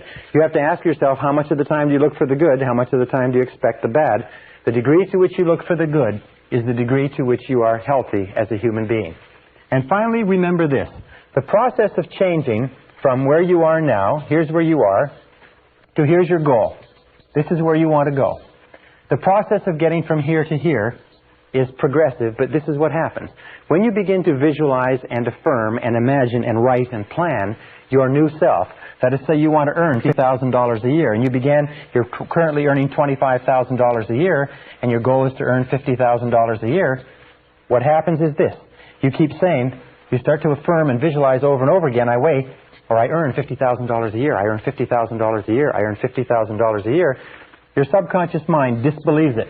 But as you say it over and over again, your subconscious mind still disbelieves it. But as you repeat it, I earn $50,000 a year, I earn $50,000 a year, I earn $50,000 a year, the disbelief shrinks, and your disbelief gets smaller and smaller. Eventually, you actually overcome your own skepticism, and finally you reach the position where you neither believe nor disbelieve. But as you keep repeating it and thinking about it and reading it and studying it and saying over and over again, I earn $50,000 a year, I earn $50,000 a year, I earn $50,000 a year, eventually you start to believe it just a little bit.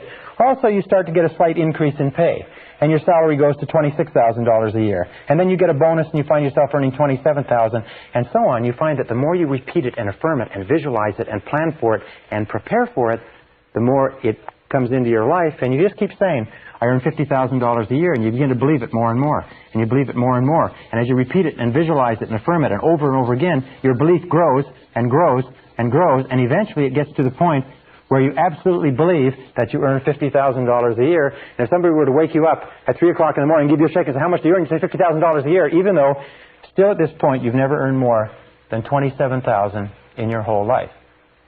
Now this is the way all our beliefs change. We start off with where we are now. We look at where we want to be in the future, and we begin to feed our mind with new mental food consistent with where we want to be. As we feed our mind with that new mental food, we start off with a lot of disbelief and skepticism. As a matter of fact, your skepticism and disbelief is the biggest obstacle to your success. But as we repeat it over and over again, as we continue to work on ourselves and to work on the situation, we begin to believe more and more that it's possible. We begin to impress the possibility of it deeper and deeper into the subconscious. Now, in propaganda, this is called the big lie. The big lie theory was the discovery that if you repeated anything over and over again often enough, that even the most intelligent person would come to believe it. With regard to your life and to my life, this is called the big truth. The big truth is that you can be, have, and do anything that you want if you want it badly enough and are willing to make the efforts. That anything that you can hold in your mind on a continuing basis, you can be, have, or do. You will become what you think about. Your only job is to make a very, very clear decision about the person you want to be, the things that you want to have, the goals that you want to accomplish, and then make sure that you feed your mind continuously, day by day, week by week, hour by hour, with words, pictures, images, ideas, thoughts, and information consistent with your goals and your ideals. Keep your mind on what you want, keep it off of what you don't want, and everything is possible for you.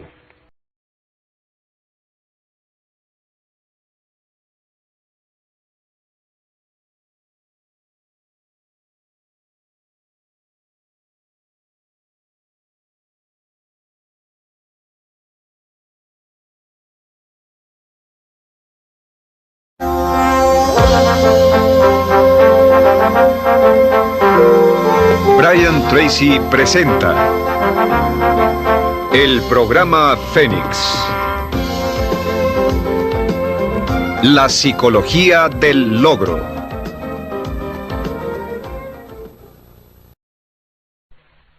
Session 12, Software for the Brain. What is the most precious resource in your life? Well, if you're like I am, your most precious resource is time. And according to all the recent studies that have been done lately, adults in America and Canada and other countries value time ahead of money in almost every instance.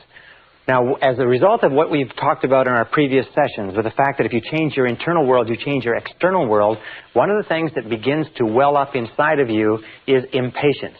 If you believe that if you do change your internal programming, your external world will change to conform with it, then you're probably in a hurry to change that internal programming. And in this session, we're going to talk about how you can bring about rapid and permanent internal programming change.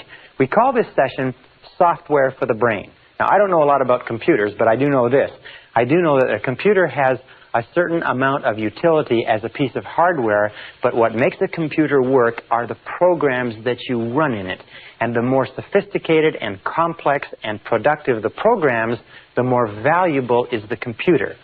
So what we're going to do today is we're going to take the things that we talked about in terms of mental programming, visualization, and affirmation, and so on, and we're going to combine them into a series of techniques that you can use to multiply or to speed up the process at which your new thoughts and ideas are accepted by your subconscious mind and then go to work and attract them into your reality. And the first technique we're going to talk about is what I call written programming technique. It's one of the simplest of all, and yet it is so powerful that it's almost scary. Again, I've said this to many audiences, but I'll say it to you, is that if you just practice this one technique, it will be worth 10 times the time and price of this program. If it's all you learn is this one technique, it will have an astonishing difference on your results. When I first learned about this and applied it some years ago, I couldn't believe how effective it was. And all it requires to use is discipline plus one of these. Now, this is what I use. It's a spiral notebook. It costs here $1.99, Walgreens Drugs. All it has is lined pages. And what you do is you use this to write and rewrite your goals. It's very simple. You buy one for $1.99, and you use this as the basis of written programming technique. Let me explain to you how it works. Written programming technique is based on the fact that we learn or take in information three ways. We take in information auditorily. In other words, we hear the information or we speak the information. We take it in visually. We see the information. And we take it in kinesthetically as we feel the information. Now, any one of these is a good way of learning, or if you like, bringing in information to the unconscious mind.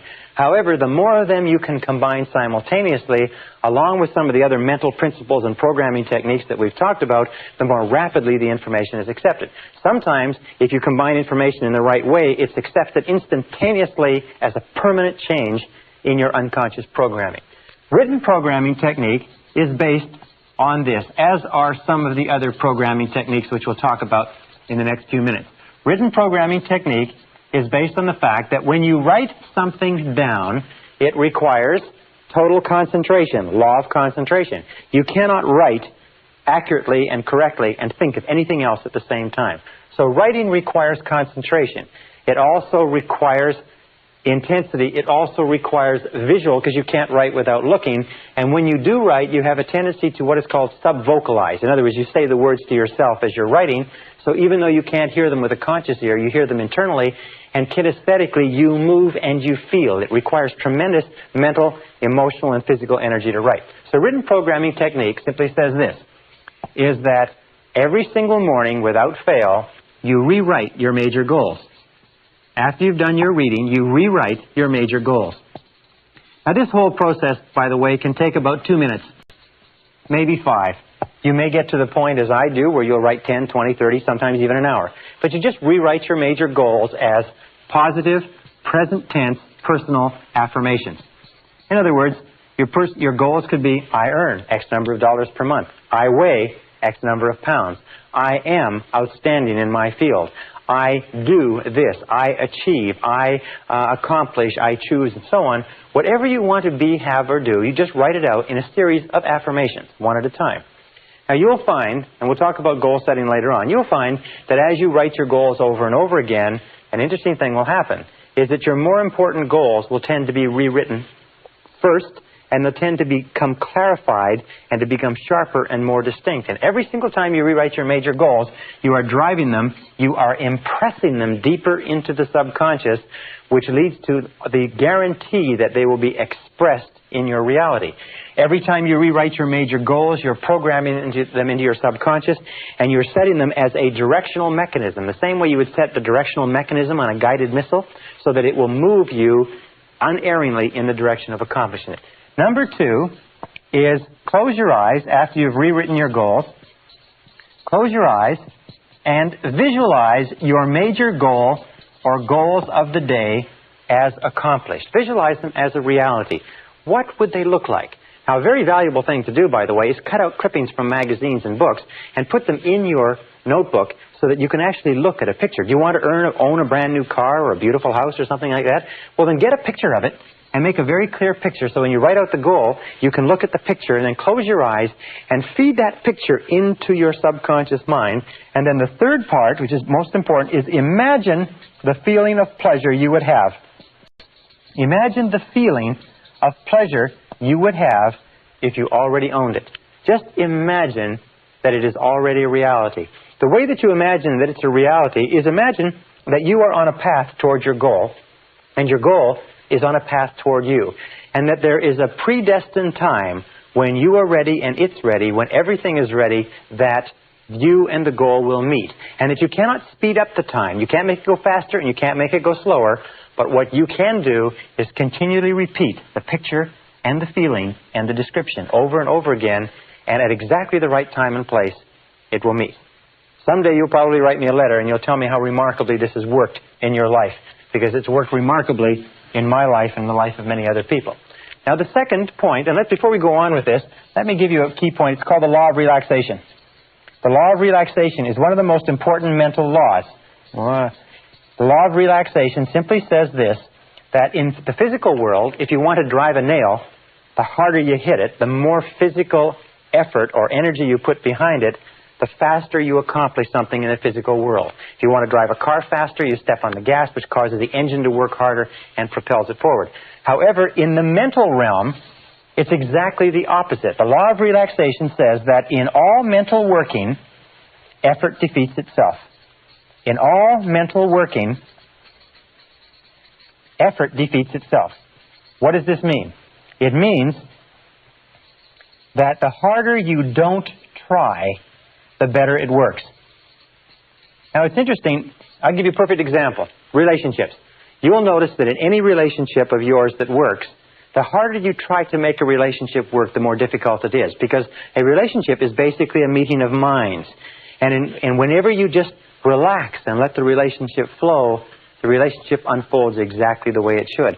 If ever you try to speed something up or slow it down out of its own time, you create a crisis. You create tension, stress, and anxiety. So anything that has to do with mental working, anything that has to do with minds, and all interactions between people have to do with minds, anything that has to do with goals and dreams and plans requires that you just relax and let it unfold. That's why we say, close your eyes, visualize, imagine the feeling, and just relax. without making any effort. And the more relaxed you are, the more rapidly the idea is accepted by the subconscious mind. Now, the next technique is what is called the quick affirmation technique, or quick programming technique. Quick programming technique is used specifically before any non-recurring event of importance. Before any non-recurring. That means an event that happens only once. For instance, if you're going to be in a sports event, or if you're going to go into an interview for a job or a raise, or if you're going to make a sales presentation. By the way, all top salespeople use this quick programming technique. It's very, very powerful. What it does is it has a temporary effect, but it sets you up psychologically, physically, mentally. It programs your self-concept and your subconscious to give you the words and actions and behaviors that are perfectly appropriate to the situation.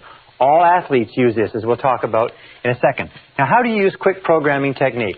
Well, let us say that you have a talk coming up. A good friend of mine just gave a very important talk to 2,500 people. And he was very tense and worried about it. I said, look, this is all you have to do is each time you think about this talk that's coming up, just close your eyes and use this technique and just think like this. First of all, visualize the perfect outcome. Visualize the perfect outcome. In other words, visualize if you could script what was coming up, the interview with your boss, the sales presentation, so visualize the perfect outcome. In other words, the perfect outcome for a discussion about a raise would be the boss giving you the raise. The perfect outcome of a sales conversation is the person signing the sales order. The perfect outcome of a job application is getting the job.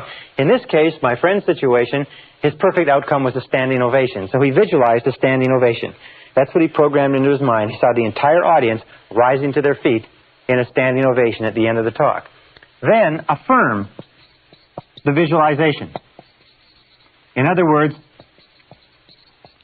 it could be as simple as, this talk goes beautifully, or this talk is extremely successful, or I feel absolutely perfect going into this talk, or this talk is a complete success. In other words, give an affirmation that is consistent with it, and affirm the visualization, and then emotionalize it, or imagine how you would feel if you experienced it and release. And this is the key word. And then just release it as though it had already happened. Just let it go.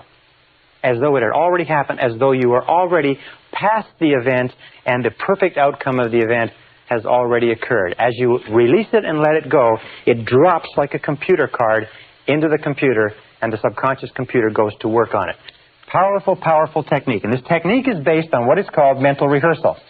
Now, mental rehearsal is a technique that is used by all peak-performing men and women. It's used by all self-made millionaires, all outstanding salespeople, all top executives, all Olympic athletes, all world champions in any field use mental rehearsal.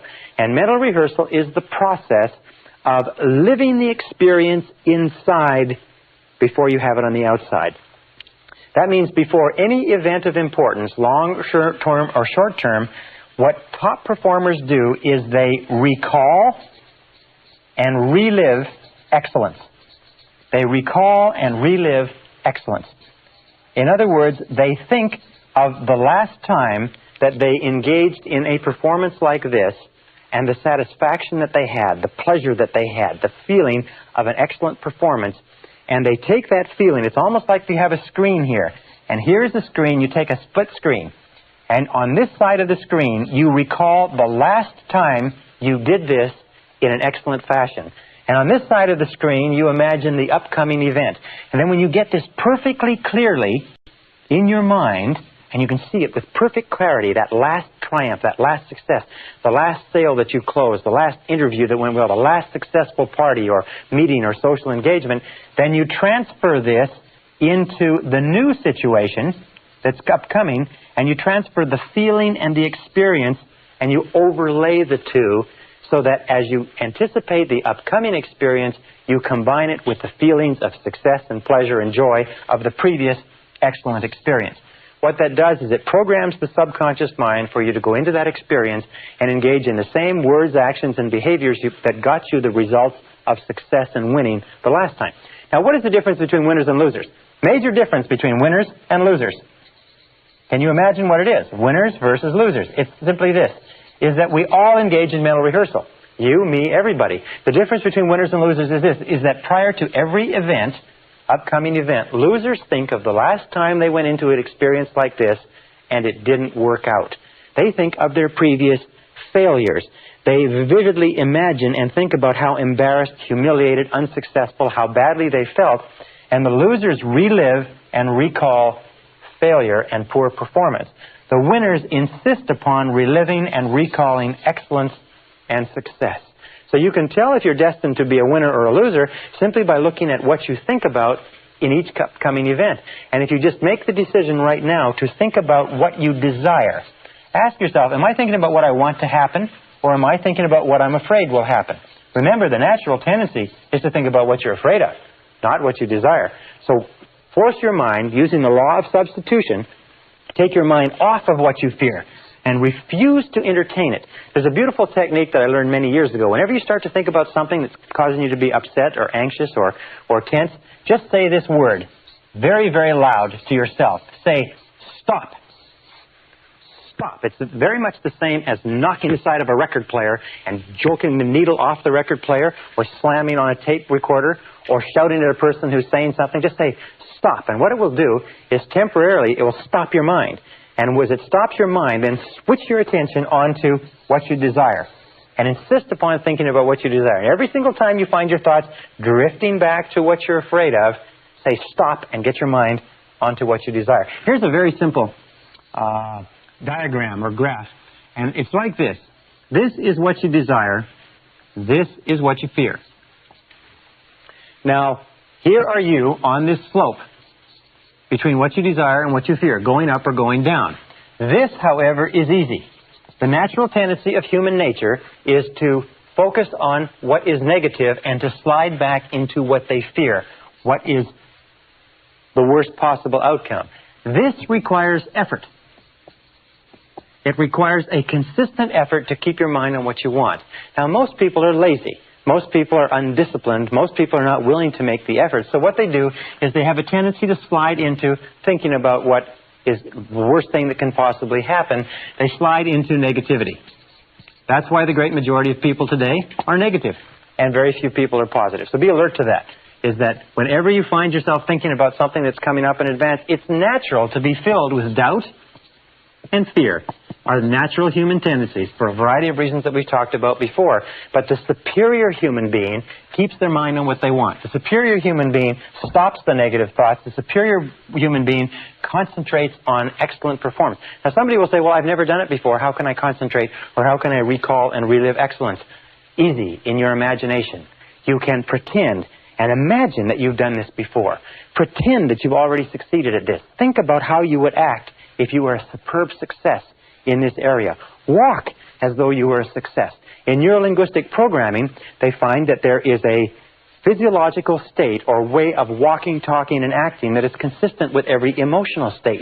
And that if you walk and talk and act the same way you would if you felt confident, as we said earlier, you'll actually feel the feelings of confidence that go with the behavior. Very important. Now, here's another technique. It's called standard programming technique or standard affirmation technique. And this technique is done with cards, index cards. Or you can use just a series of goals on a piece of paper. Very powerful technique. What you do with this is that, and here's the steps to standard affirmation techniques. You set your goals. You can set 10 to 15 goals. Your subconscious mind can work on 10 to 15 goals at a time. Of course, you have to have your goals in priority, but you don't have to worry about that. About 10 to 15 goals. Number 2 is you take twice daily, morning and evening. Twice daily, morning and evening. You take some time off, where number 3, you can be with no interruptions.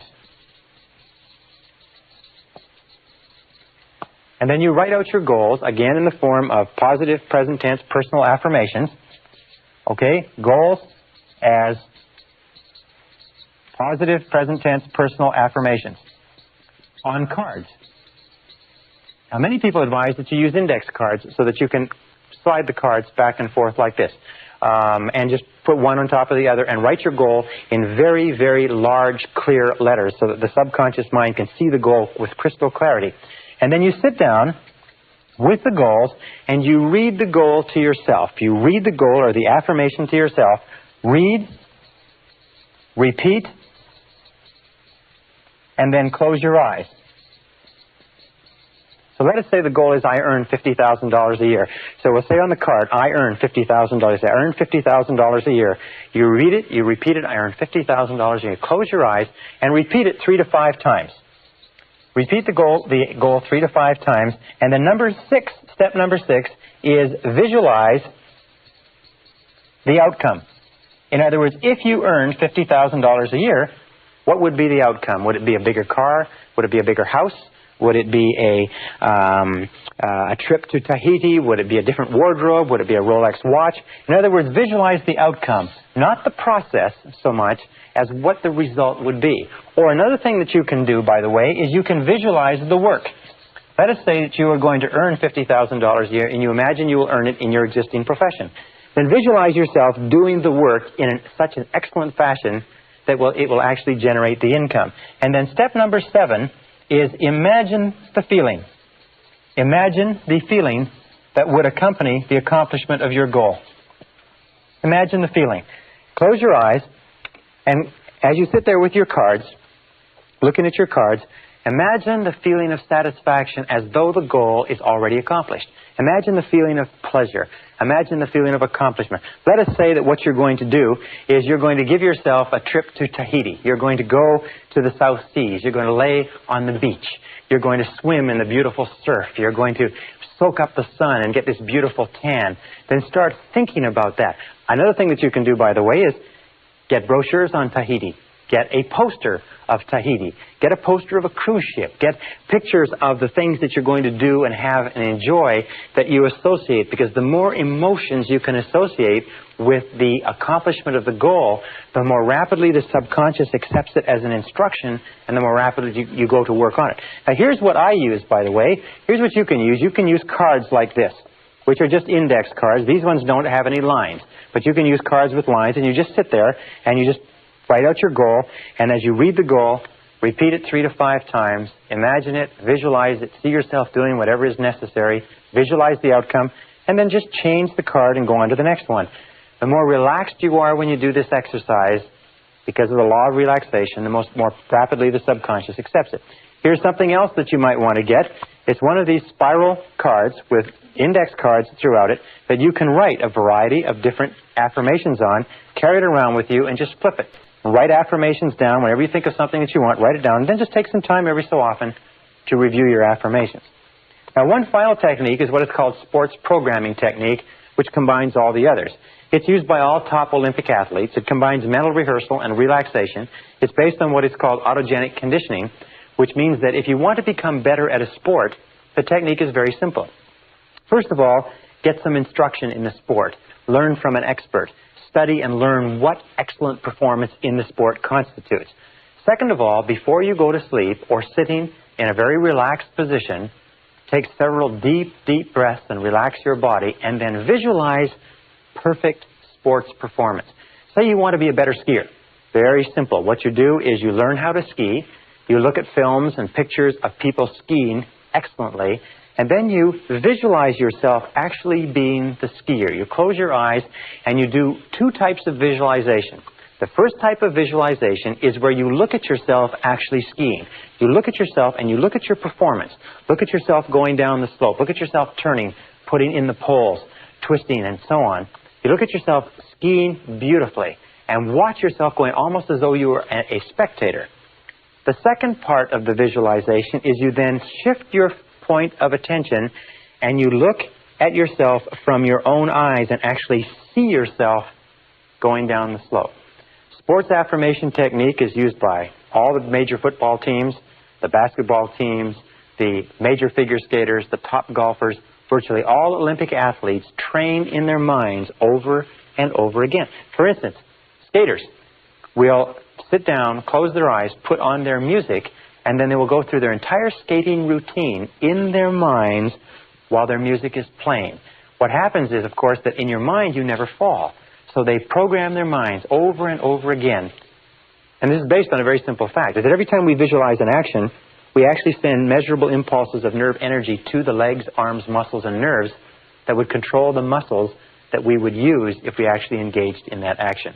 If you want to be a better golfer, better skier, better tennis player, better baseball player, swimmer, better public speaker, better anything, you can use sports affirmation technique to bring about rapid programming changes. The key is this: repetition, visualization, relaxation, and clarity of your goals over and over again until they are accepted by the subconscious mind as facts, until they begin to become true in your reality. And if you stick with it, it will work for you.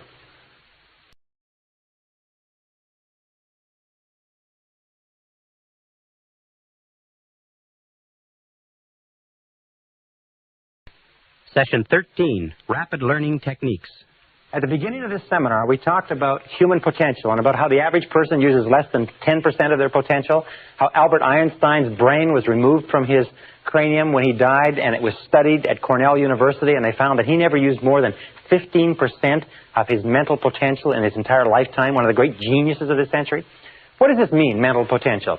Well, it means the ability to use our thinking capacity. It means the ability to activate the brain cells in what is called the neocortex, or the thinking brain of mankind. And one of the things we're going to talk about in this session is how you can use your brain more effectively, and some of the things that have been done to help people develop and learn rapid learning techniques, or what we call whole brain learning, accelerated learning, or even super learning. One of the things that we know is that the average person really uses not much more than 1 or 2% of their thinking capacity. That we don't use 10%, because if you could use 10% of your brain, you could accomplish anything you could dream of on this earth. Our role in this session is to show you how to use more of it. We know some things about the brain. We know one thing with regard to intelligence, is that intelligence is not a matter of IQ. Intelligence is a way of acting and a way of thinking. When we look at people who are apparently extremely intelligent, we find one thing. We find that they are not much more intelligent than you or I, but they have developed their intelligence. So let's put it this way. Intelligence is developed through effort. Intelligence is developed the same way that muscles are developed. A person who has an intelligence with regard to a business or a profession, a lawyer or a doctor or a business person, is not necessarily a person who was born with that genius. It's a person who has developed it as a result of years and years of study and practice. So look upon intelligence like a muscle. IQ is malleable.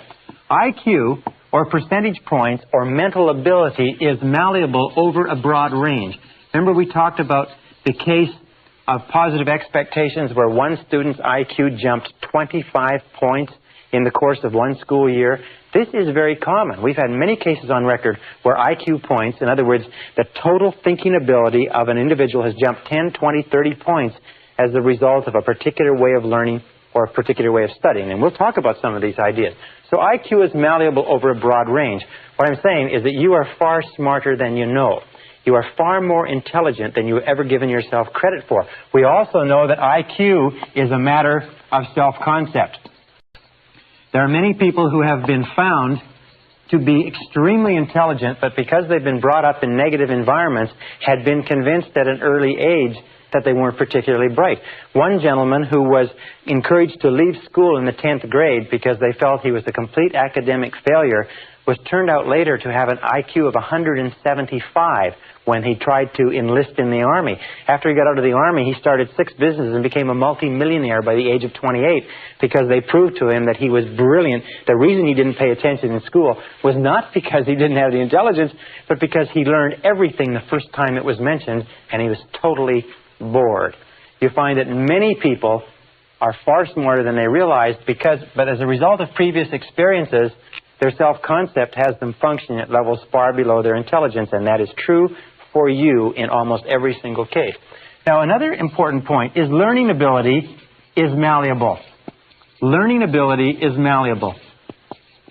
What does that mean? Well, malleable means it can be shaped. It can be bent. It's like a metal that can be bent and pounded. Learning ability is malleable in that you can learn to learn. Wonderful thing is that human beings are learning creatures. You can learn to learn whatever you want. And the more you learn, the more we have found, the greater capacity you have to learn. Is that learning ability is like a muscle. The more you stretch it, the more you use it, the greater its capacity becomes. The more you learn math, the more capable you are of learning history. The more you study philosophy, the more capable you are of learning psychology. That your capacity to learn expands as you learn any subject. Now, there's another important point, too, with regard to learning, is that if you want to earn more, you have to learn more. If you want to earn more, you have to learn more. This is one of the most important, simple, trite little expressions that you'll ever hear, is that we live in a knowledge-based world, and your external world of earnings will be a direct reflection of the amount of useful knowledge that you take in. So if you're like me, you're probably impatient, and you probably would like to know how to learn more faster so that you can earn more faster, and that's what we're going to talk about. Our third point, by the way, is a direct relationship between longevity and learning. Is that we find that the more active your mind is, the longer you live. That whenever you see cases of people beginning to develop senility in their early 60s, you see an example of a person who stopped reading a long time ago and started watching a lot of television. Senior citizens in America watch an average of 7 hours of television per day. And what it does is it makes their mind very, very passive. Their brain begins to atrophy. Their reflexes, their intelligence, their ability to respond and to be alert to their environment begins to deteriorate. The longer you learn, the longer you study, the more active you keep mentally, the more energy you have, the more vitality, the healthier you are. In fact, if you look at the lives of the great creative men and women like Goethe, began the composition of the second part of Faust when he was 85. Grandma Moses started painting at the age of 75 and was still painting at the age of 100. Albert Schweitzer, whom I worked with in Africa, was still working a full day at the age of 91, when most of the people, if not all the people he had grown up with, had been in their graves for decades. So, if for no other reason than the fact that you want to live forever, is you must become an active, intelligent learner. You must develop the capacity to learn. You must learn how to learn. Now, a few years ago, back in the 50s in Bulgaria, a man named Georgy Lazanov began some experiments that have had a tremendous influence on our thinking in the Western world in the last couple of decades. A tremendous book has been written on his work called Super Learning, talking about the results of his experiments. And Lazanov began studying the fact that information was exploding at such a rate that nobody could keep current on their field anymore. That no matter what field you were in, tens, hundreds, even thousands of articles were being written every year, that nobody could absorb the information. So he became preoccupied with the need to create a way for people to learn more rapidly. He called his system accelerated learning. We call it rapid learning. Some people call it super learning. It means the same thing. It means how can you take in more information at a faster rate? And what Lazanov found was this. He began as a pioneer of whole brain research. He found that there are really two hemispheres of the brain, and the two hemispheres of the brain perform different functions. And that people who learn the very best are capable of harmonizing and using both hemispheres of the brain. If the left hemisphere is responsible for certain functions, the right is responsible for certain functions. He also found that there's a massive tissue that divides the brain called the corpus callosum, and that children up to the age of 5 or 6 learn at about 25 times the adult rate. And his thoughts were, would it be possible to recreate the conditions that exist in early childhood that enable children to learn at a fantastic rate of speed in adult life? And so he found that in looking at the functions of the brains, he found that the left hemisphere and the right hemisphere were responsible for very different ways of thinking. Let me give you some examples. For instance, the left hemisphere is verbal. It thinks in terms of words. The right hemisphere is pictorial or artistic. It thinks in terms of pictures. The left hemisphere is analytical, whereas the right hemisphere is holistic. It sees all the facts and information. It sees the big picture, if you like. The left hemisphere is pragmatic. It's very matter-of-factual. The right hemisphere is intuitive and is the seat of intuition and feelings. The left hemisphere is concrete. It likes to see things that it can count, touch, taste, and feel. The right hemisphere is abstract. is it's responsible for abstract concepts, scientific concepts, artistic or philosophic concepts. The left hemisphere is linear in that it sees things in an orderly row, and it is also sequential and likes to take things one thing at a time. The right hemisphere, on the other hand, is musical and artistic, if you like, and spontaneous, and is responsible for humor. The left hemisphere is responsible for language, the stringing together of words in a logical order to make sentences. It's also responsible for math. The right hemisphere is responsible for dance and for poetry. And these two hemispheres, in order to work properly, have to be harmonized.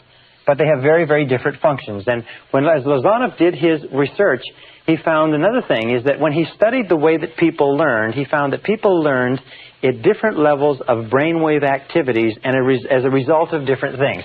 For instance, he found that the brain functions at 4 different levels. And the first level is what is called the beta level. The beta level is 14 waves per second or above. The beta level is normal waking. This is where you and I are. Whenever our mind is very active, very intense, our brainwave activity, or what is called cycles, our brainwave activity is very frantic. This is where most of us spend most of our time. It's also the time where we learn the least efficiently. He said he found that below that beta was the alpha level. The alpha level was 8 to 13 waves or cycles per second. And this was a more, if you like, modulated wave level, and he found that we have a tendency to learn in this stage. This is the deep relaxation stage. This is the stage that we're in when we're sitting deeply relaxed, when we're daydreaming, if you like, or prior to going to sleep, we drop into this level. Just below the alpha level is what is called the theta level. The theta level is 5 to 7 waves per second. The theta level has, again, bigger waves, and this theta level is where we just are starting to drop into dreaming. It's called the hallucinatory or illusionary area, where we're starting to have dreams just before we fall asleep. Have you ever had the experience of being woken up just as you're falling asleep and being jerked out suddenly from this theta level? You weren't into delta, you weren't sound asleep, and you notice how jarring it is. But what Lozanov found was the alpha theta level. This level in here is where we do our best learning. And that when we are learning at this level, our ability to learn is dramatically increased. And just below theta is delta, and delta is 1/2 to 4 waves per second. And these are long waves, if you like. Now, of course, below half a wave per second, you are no longer working. As a matter of fact, the cessation of brainwave activity on electroencephalogram is one of the clinical definitions of death. Now, what Lozanov tried to do was he said, would it be possible to bring people down from beta, where they're awake, into this alpha theta level and somehow activate the right and the left brains so that they work simultaneously? And he came up with a method using music and relaxation. And he began his experiments back in 1965-66 in Bulgaria. One of the most interesting experiments, he started off with language. And the language he chose was the language of French. Now, if you were to take a French course at your local university as an adult, you would be expected in a 3-hour period, and 3 hours seems to be the ideal study period for a language, you would be expected in 3 hours to learn approximately 25 to 40 words. And you'd be expected to have a retention level up until the final exam with due study and so on of about 80% and maybe less. As a matter of fact, what Lozanov found, he said that most of the ways that we learn in our society are so inefficient as to be deplorable, in that the average person who gets a university degree in our society after 4 years and $25,000 to $50,000 of expenses forgets 80 to 90% of everything they learned at the university before the summer after the university, the final year, is over. As a matter of fact, as much as 80% is lost in the first 30 days.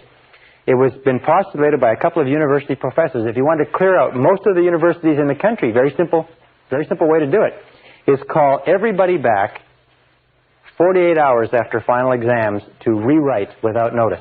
and you would find that the traditional way of learning, which is to cram the brain with as much information as possible and to rush into the exam room and regurgitate the information onto the exam and then go back and recover and do it over again, this way of learning is so inefficient that almost all the information we take in that way is lost completely. That's why if you took a language course in school and then you ever went to one of the countries where they spoke the language, you found that you probably couldn't remember more than 3 or 4 words and even those you had wrong. Well, so Lazanov decided to use music and relaxation, and this is what he did. Under very closely controlled conditions, he brought in 60 students. These 60 students were drawn from a variety of occupations. None of them had any knowledge of French at all. They were very closely monitored and screened by people who were not favorable toward this experiment. So it was very rigorously controlled.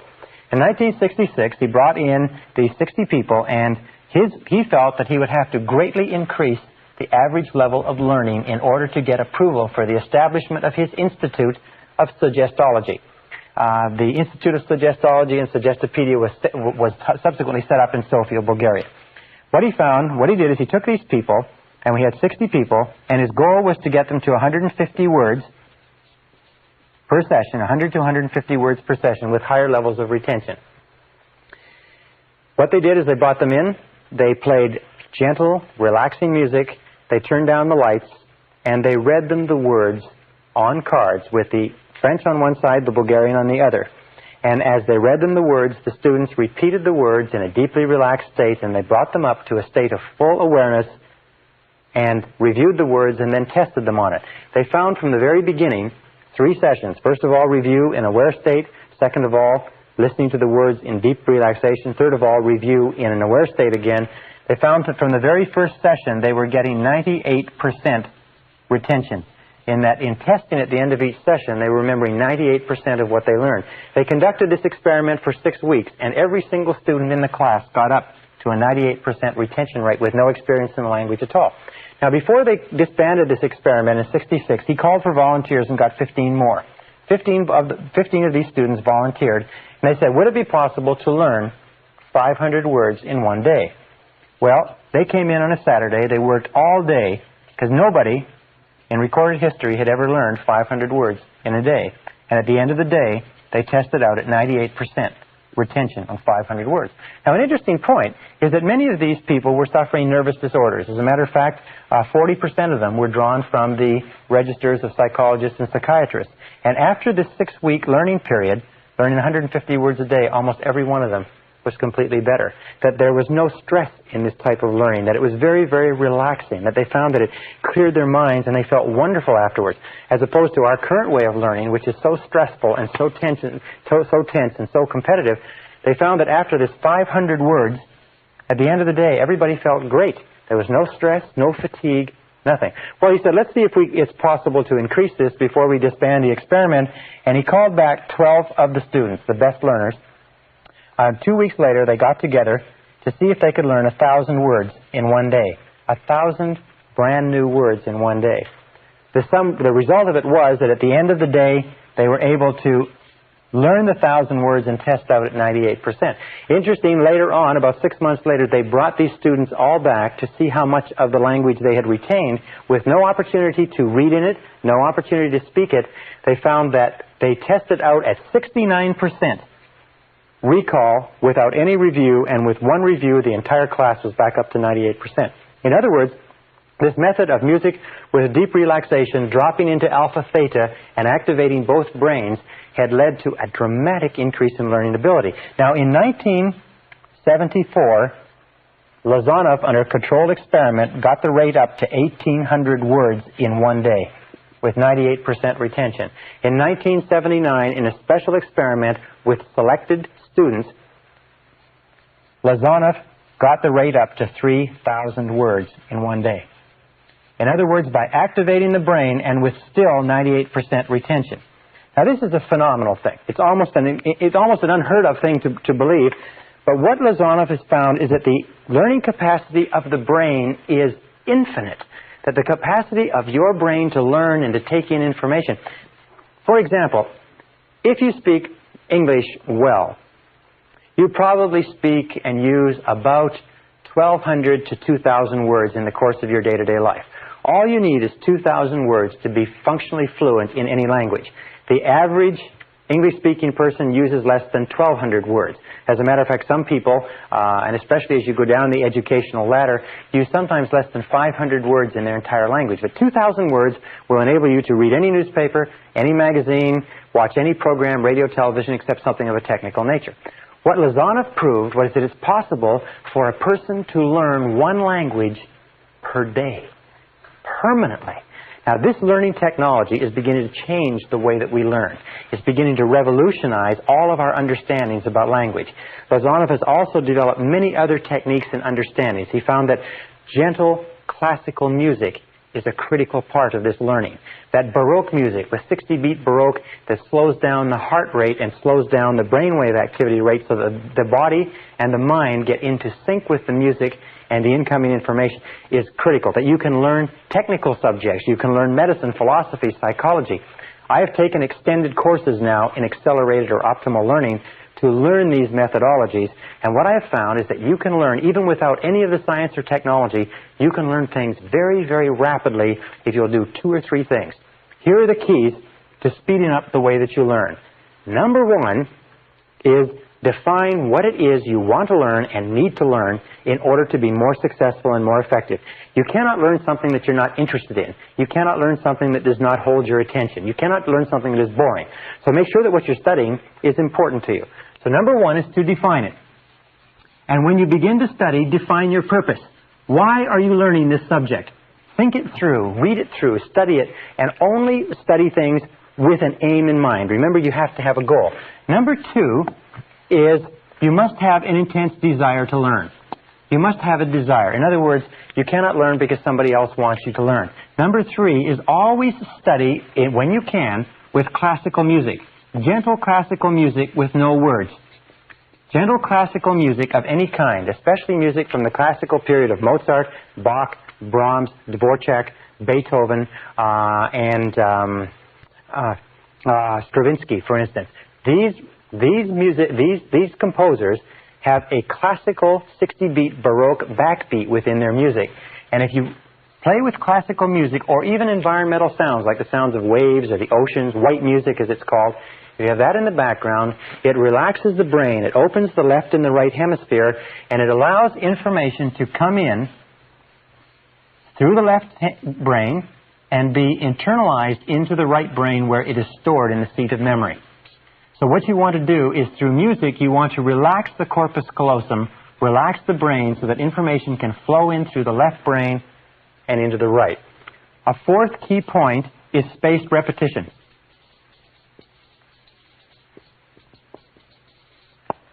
Spaced repetition is important. Now, some people say, why is it, or how is it that I can give a seminar like this all day without notes? And I sometimes do day after day after day of seminars without notes. I must have a great memory. I don't have a great memory. I just study all the time, and I use spaced repetition, and I review it over and over again.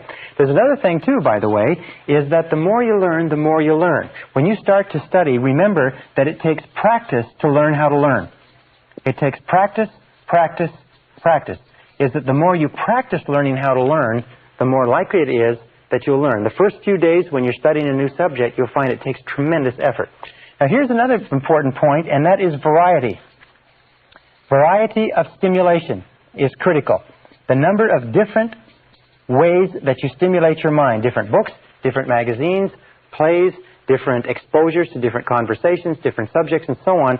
If you bombard your mind continuously with stimuli that challenges your mind, you will find that you'll develop the capacity to learn and remember more.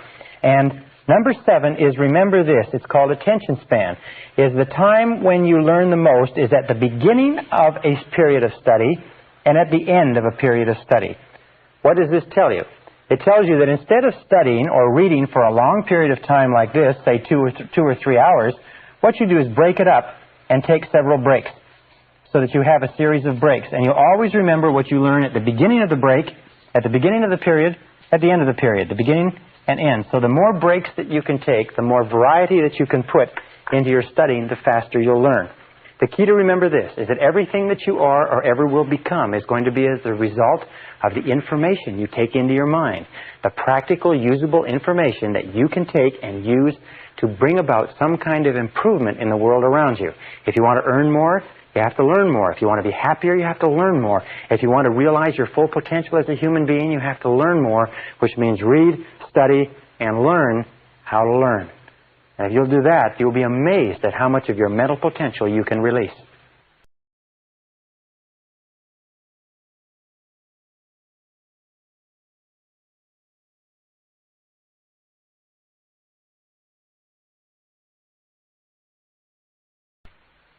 Session 14, Progressive Relaxation with Music. The work of Georgy Lozanov in establishing the sciences of suggestology and suggestopedia, which is the application of the power of suggestion to the process of learning, also have applications with regard to you and I in terms of reprogramming our subconscious mind. You see, if we can learn a subject like French or English, if we can learn history or mathematics, if we can learn something very, very fast as a result of deep relaxation with music in a systematic, organized process, can't we also learn new belief systems? Can't we also learn new ideas, concepts, characteristics, qualities? Can we develop confidence, courage, the ability to earn more money, the ability to be better parents, better bosses, and so on, using the same techniques? Yes, we can. Now, over the years and over the centuries, over all the course of mankind, great mystics, great leaders, great religious teachers, great philosophers and thinkers have found that by relaxing deeply, even without music, just relaxing deeply and meditating or dwelling on particular thoughts or ideas, whether it's a quality or a mantra or something else, deep relaxation and meditation on a particular thought enables us to internalize the thought. Let me talk about this for a second. The key is deep relaxation. Remember, we talked about the law of relaxation that says the harder that you don't try, the better it works. In all mental working, effort defeats itself. Therefore, whenever you present new information to your mind in a state of deep relaxation, it is accepted far more rapidly.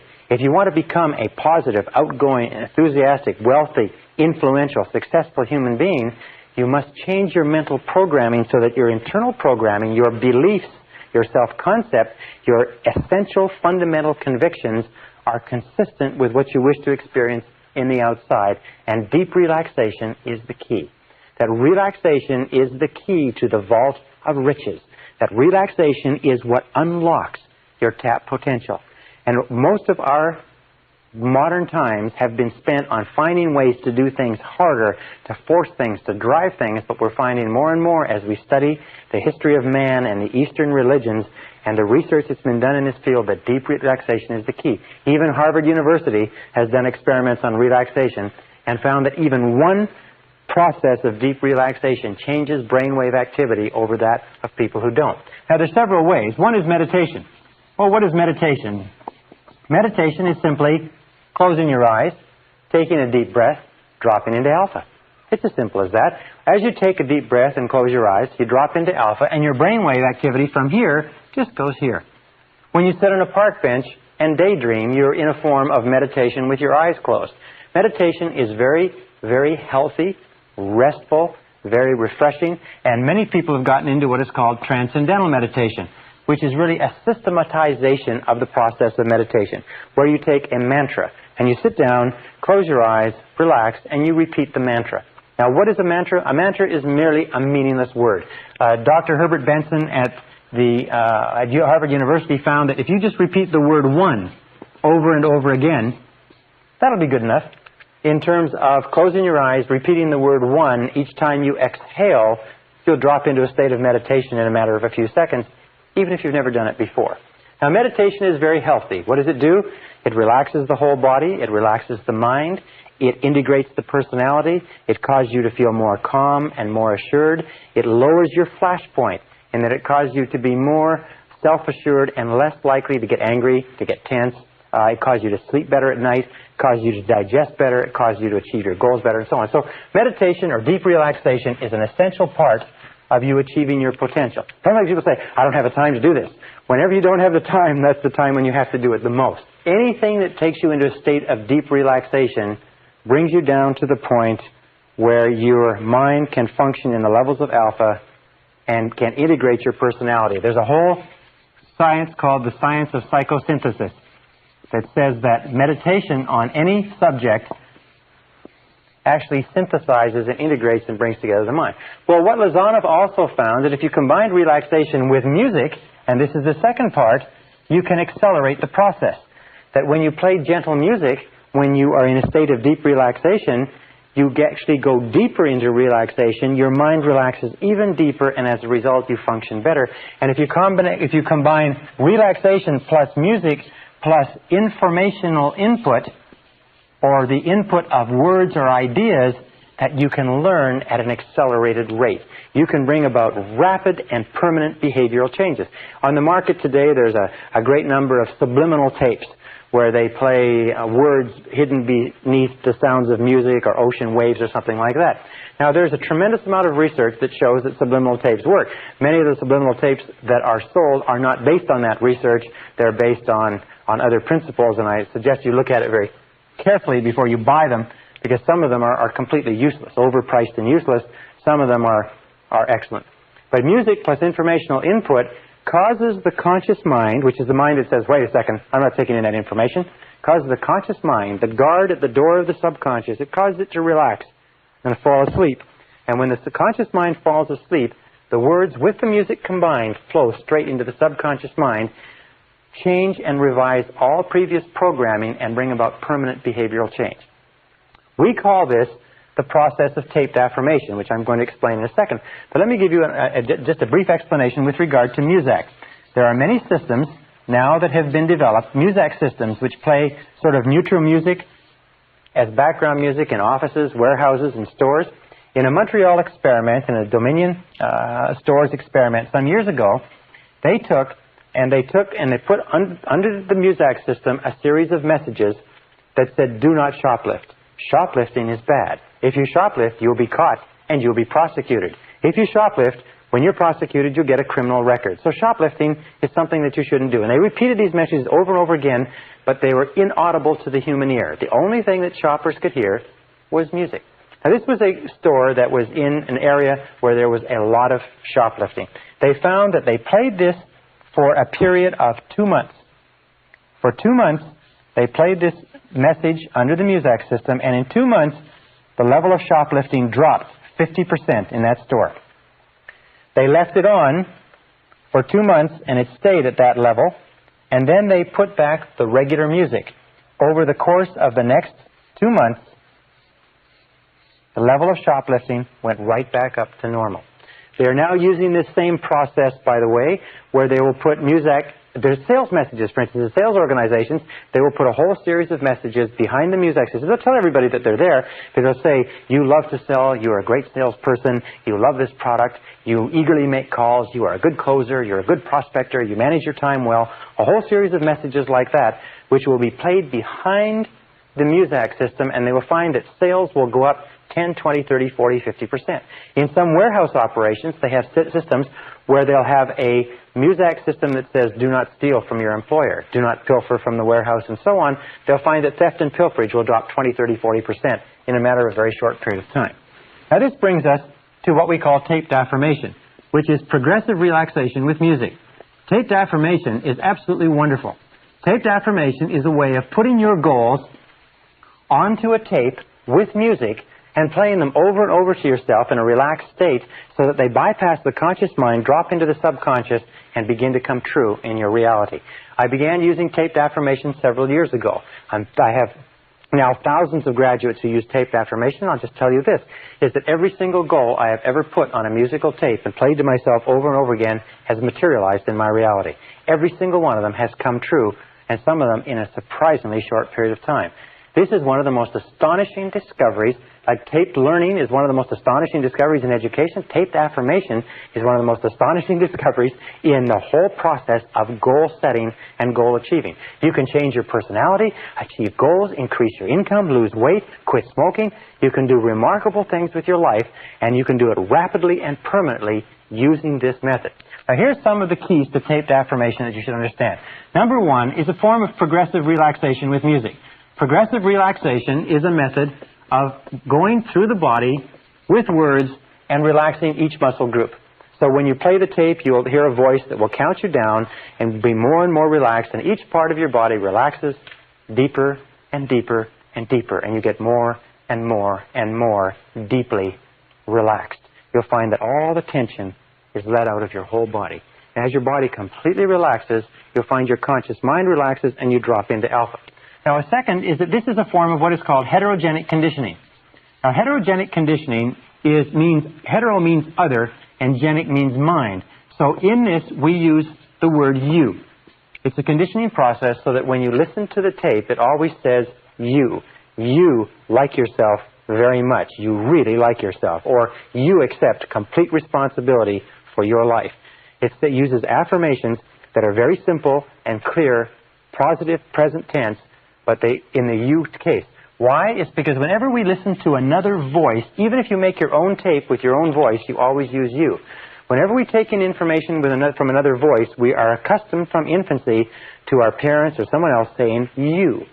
Now, there are some people who say that you're supposed to put on the tape the words I earn or I weigh or I like myself.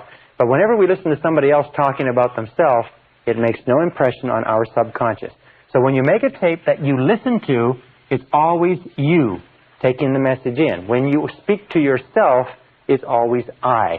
I am, I can, I do. A third point is that this is healthy. This is relaxing.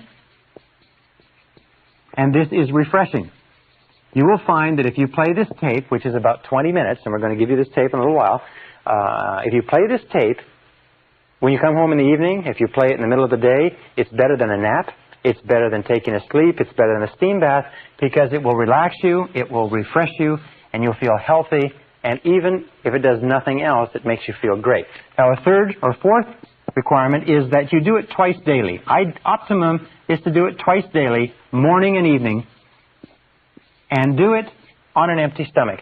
The very best time to play this tape is in the morning before you have breakfast, and the evening after you come home but before you have dinner. If you can only do it once a day, do it in the evening. It's better than a drink. It's better than a Valium. It's better than a Librium. It will refresh you, pick you up, smooth your personality, make you feel just great about yourself. So do it twice daily. Number 5 is that we use relaxing, gentle music. Now, you can use almost any music you like. The slower, the more relaxing, the more classical music that you use. You can use Baroque. You can use the sound of the ocean. You can use gentle classical music from any piece that you like. But relaxing, gentle music in the background is what causes the mind to relax and relax and relax. You can use flute music. You can use guitar. You can use violin. You can use anything that is relaxing to cause you to calm and settle down. But not music or anything that has words to it.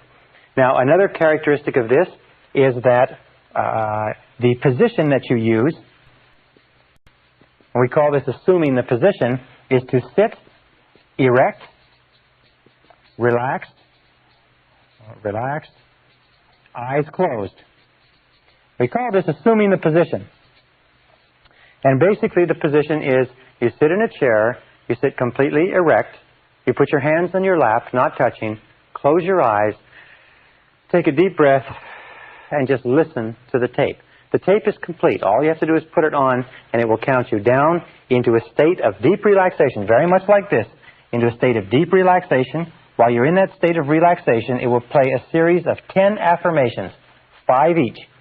And at the end of the 10 affirmations, it will then count you back out to a state of full awareness. The entire process takes 21 minutes, maximum. Very simple. It's completely harmless. You don't have to worry about it. Now, it's very important with regard to this position that you be sitting erect. Some people say, well, can I do it before I go to sleep? Well, what happens if you try to do it in bed or laying down is one of two things. Either you'll fall asleep, and when you fall asleep, the message stops going into the subconscious mind, or number 2 is you will become so relaxed and refreshed that you'll wake up and you'll be unable to sleep. The best time to do this is not before you go to bed, unless, of course, you're having difficulty sleeping. We've had many people who've been going through stressful periods in their life who have found that by playing this, sometimes 5, 6, 7 times a day, they've been able to completely calm down, get over their insomnia, and sleep deeply for the first time. So number 7 is do it with no interruptions. Go somewhere where you can play it where there's no interruptions. If you're near a telephone, disconnect the phone or go away from the phone. There's nothing worse than playing this tape and having a telephone go off in the middle or having somebody walk in on you. Sometimes people say, well, can I play it in my car? I say, yes, you can play it in your car as long as you drive your car with your eyes closed. People say, well, can I do it when I'm jogging? Yes, if you jog with your eyes closed. Because if your eyes are open, this is critical, if your eyes are open, your eyes are bombarded with so much stimulation that you do not drop into alpha. So it's important to remember that. Remember, no interruptions. Do it twice a day. Do it on an empty stomach. Don't do it after drinking anything. Don't do it after eating anything. And don't do it after smoking anything stronger than a cigarette. Now, what will happen as a result of this? This process takes just two things. It takes discipline, which is what most people lack, which is why most people fail, and it takes repetition. It's very simple. Repetition. What will happen? Well, the first time that you use this, you will notice a deep relaxation. As a matter of fact, many people have said they've relaxed more deeply with this tape than with any other process they've ever tried. And these are people who've tried meditation and tried a lot of other things. Second of all, you will find that in a very short period of time, about 2 or 3 days, you will find yourself feeling far calmer. You feel far more relaxed. You feel sort of good about yourself. And you find that your flash point, your levels of tension have dropped. Within a week, the people around you will know the difference. They'll say, you're doing something different. Within a month, people who only know you marginally will notice that there is a difference in your personality. A good friend of mine, who's a psychologist, pointed out to me that the way that he first noticed the effect of this tape was that he used to get very, very tense in traffic. He'd be driving along in traffic and somebody would cut him off, or he'd be stuck in traffic. He'd get very, very angry. What he would do is, he found when he played the tape, is that he didn't get tense anymore. He would just relax and found that he might get angry, but he would be only angry for a few seconds, and he'd be calm again. So it's very, very healthy. By the way, you cannot play this tape and be a stressful type of person. Now, how many goals can you work on? Well, you make your own tape, and you can work on 10 to 15 goals on your tape. When you write out the goals, what you do is you repeat at the beginning of each goal, which is a positive present tense affirmation, you repeat, yes, I agree, or yes, that's true. What this does is it reinforces the affirmation and drives it deeper into the subconscious. For instance, you're listening to the tape, you close your eyes, the tape says, you like yourself unconditionally, you really like yourself, and you say, yes, that's true.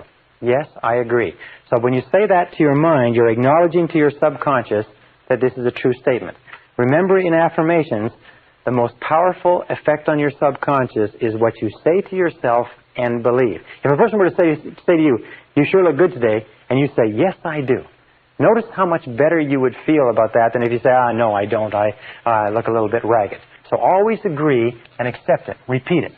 The number 11 important point on this is to do it over and over again until it becomes a habit. Put your own affirmations. Take your own affirmations with regard to your goals. For instance, if you want to lose weight, put your ideal weight on there. If you want to increase your income, put your ideal income on there. If you want to change your temperament, put your temperament. If you want to be a better time manager, put better time management. If you want to be more creative, then put creativity on there. Do you want to have more energy? Then put energy on there. Do you want to sleep at night? Then put sleep at night on there.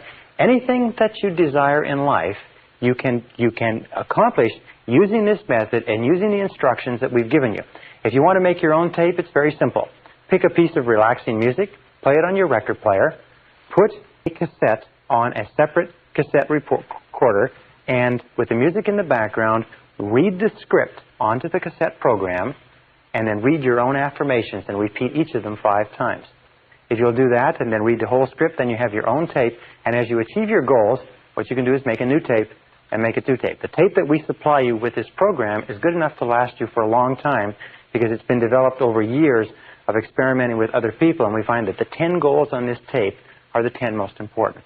If you use this method of taped affirmation in a very short period of time, you'll notice changes in your life, changes in your results, changes in your health, changes in your temperament, changes in your personality.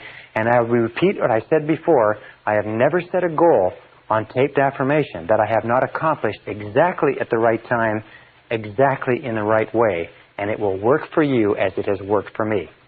Good luck.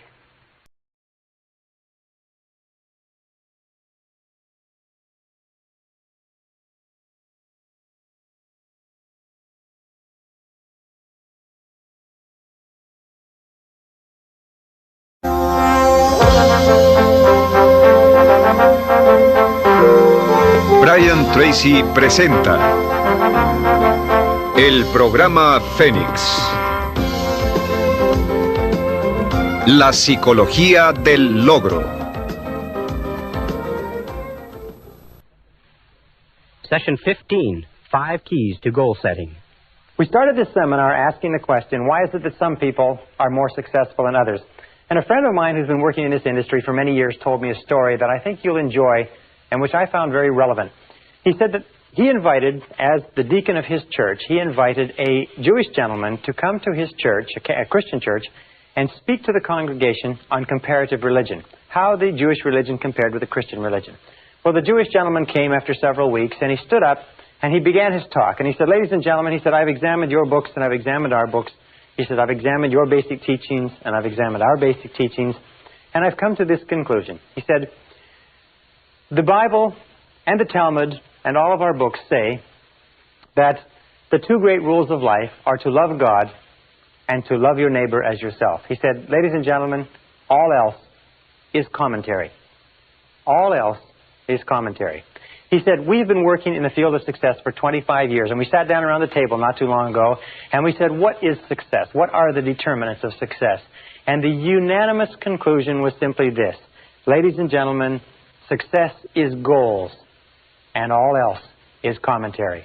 Success is goals, and all else is commentary. And I don't think there's anything that you'll ever learn that is truer than that. During the course of this seminar, we've talked about many different laws, the law of attraction, law of correspondence, law of belief, expectation, and so on. But you find that the only way to utilize all of those laws, or the easiest way to utilize all of those laws, is just to simply set a goal. When you set a goal, what do you believe in? A goal. What do you expect to happen? A goal. What do you attract into your life? People and circumstances in harmony with your goal. What does the law of correspondence affect? That your outer world will harmonize with your inner world with your goal. What do you concentrate on? Your goal. What do you plant in your subconscious? Your goal. What do you use for the law of substitution? A goal. A goal makes it possible for you to bring to bear all the laws of the universe to help to make you successful, without even thinking about any of the laws. That's why in every single study of successful men and women, you find intense goal orientation. And yet, even knowing that success is dependent upon goals, crucially dependent upon goals, we find that less than 5% of the population have goals at all. I once wrote a paper or an article for a newspaper, and the quote they pulled out of the newspaper was, those who do not have goals are condemned forever to work for those who do. If you don't have goals for your life, you're condemned forever to help other people achieve their goals. In fact, in 1953, one of the famous studies, in 1953 at Yale University, they did a survey amongst the graduating class of seniors, and they asked them, amongst other questions, do you have goals and have you made plans for their accomplishment? They found that only 3% of the graduating seniors of one of the most favored classes that ever graduated from an Ivy League college in America had goals. Well, they went back in 1973, 20 years later, and they asked them, amongst other things, how much money are you worth today versus how much you were worth in 1953? And they found that the 3% who had set goals at the beginning of their careers were worth more in financial terms than the entire other 97% put together. Now, this is a phenomenal accomplishment, but it is not unusual. As a matter of fact, every statistic that I've looked at in studying goal setting, and I have been a fanatic on the subject of goal setting for years, shows that only 3%, 1 in 30, has clear, specific, written goals with action plans for their accomplishment. Now, let me say this, is that the ability to set goals and the ability to make action plans for their accomplishment is the master skill of success. It is the master skill. It is the most important single skill that you can ever learn. And through the course of what we're going to talk about now, if you can learn to set and accomplish one major goal, it can be the most important thing that you ever discover. More important than math, more important than science, more important than computer technology, more important than sales skills is the ability to set goals. Because once you have set goals, you trigger into force what is called the cybernetic goal-seeking mechanism of the brain. The cybernetic goal-seeking mechanism is this mechanism that once you've programmed the brain or impressed the brain into your subconscious, you tend to move automatically and unerringly toward the goal, and the goal tends to move toward you. It's almost as if you set into motion a whole series of cosmic forces that cause you to move unerringly, even though you do not know where the goal is. And we'll talk about that and why that works a little bit later. It is to say that within you is a mechanism that will lead you unerringly toward what you want to accomplish as long as you know what it is. The great H.L. Hunt, the oil billionaire, was asked his secrets of success on a television program some years ago, and he said there's only two things you need to know to be successful. He said, number one, he said, decide exactly what you want. He said, number two, determine the price you're going to have to pay, and then resolve to pay that price. But the big problem is that most people don't know what they want. In our civilization, in our society, you can have anything that you want in life, but 95% of the population has either a vague idea of what they want or no idea at all. And by the time this session is over, I'm sure that will be changed a little bit for you. Setting goals is the master skill of success. I think that goal setting should be taught in kindergarten and first grade and second grade, right up to every single year of school. There should be some module and some process of teaching young people to set goals. It would guarantee greater success, faster and easier in life than any other single skill that a person can develop. No matter how old you are, no matter where you are today, the sooner you learn to develop the master skill of success by practice and repetition over and over again until you become completely focused as a goal-achieving human being, the sooner you learn it, the faster you will accomplish great things in your life. Now, an interesting point. Each of us has what we call a failure mechanism in life. The failure mechanism goes off automatically. The vast majority of people fail to live up to their potential. They fail to become everything they're capable of becoming, over 80%. And the failure mechanism is what we call the comfort zone. It's the tendency to fall into a comfort zone, to do what is easy, not to avoid making the efforts necessary to succeed. Now, this failure mechanism goes off automatically. From the time we are infants, we talked earlier about the pleasure principle. We always move toward what is pleasurable, what is easy, what is fun, what is enjoyable, and we move away from what is uncomfortable, what is difficult, what requires discipline, what requires effort, and so on. However, the only way to override this failure mechanism is by activating your success mechanism. And your success mechanism is triggered by a goal. Whenever you write out a goal, you override the failure mechanism. Whenever you think about a goal, you override the failure mechanism. You see, when you set a goal, it releases positive energy. It builds up drive and desire. It gives you persistence. It gives you clarity of thought. It gives you intensity of purpose. And it moves you forward towards your objective. The only way you can break out of the comfort zone is by setting goals that are progressively higher than anything that you've accomplished. And all leaders in every study that I've looked at in the last few years make a habit, a conscious habit of not getting stuck in a comfort zone. They're always aware. Natural tendency is to slide, to take it easy. So they're always setting goals that are just a little bit higher than they've ever accomplished before. They're always striving, always reaching out beyond anything they've done before. And that's what keeps them growing. That keeps them alive. It keeps them alert. It keeps them bright. And it keeps them successful. Now, we know, by the way, that achieving goals is automatic. You have this cybernetic mechanism that once you've programmed a goal into your mind, you go off toward it automatically. The problem is not in achieving goals. As human beings, you are a goal-achieving organism. The only time you're happy is when you have a goal. The only time that you are fully alive is when you're working towards something that's really important to you. You need that sense of meaning and purpose, that sense of direction, that sense of significance in your life. The question is not why is it that people don't achieve goals, because achieving goals is automatic. The question is why is it that people don't set goals? Now, I've heard for years before I began working in this subject, you're supposed to set goals, you're supposed to set goals. And yet I talk to people who've read the books and taken the course. I say, do you have written goals? They don't have any written goals. So I began to look into the psychology of goal setting, and I found that there are 4 major reasons why people don't set goals. Even though they know they should, they know they're important, they've been told over and over again, 4 major reasons. And until you understand these 4 reasons and how they work on you unconsciously, we can't go on to the next step. So let's talk about them. Why don't people set goals? Number 1 reason why people don't set goals is they don't realize the importance of goals.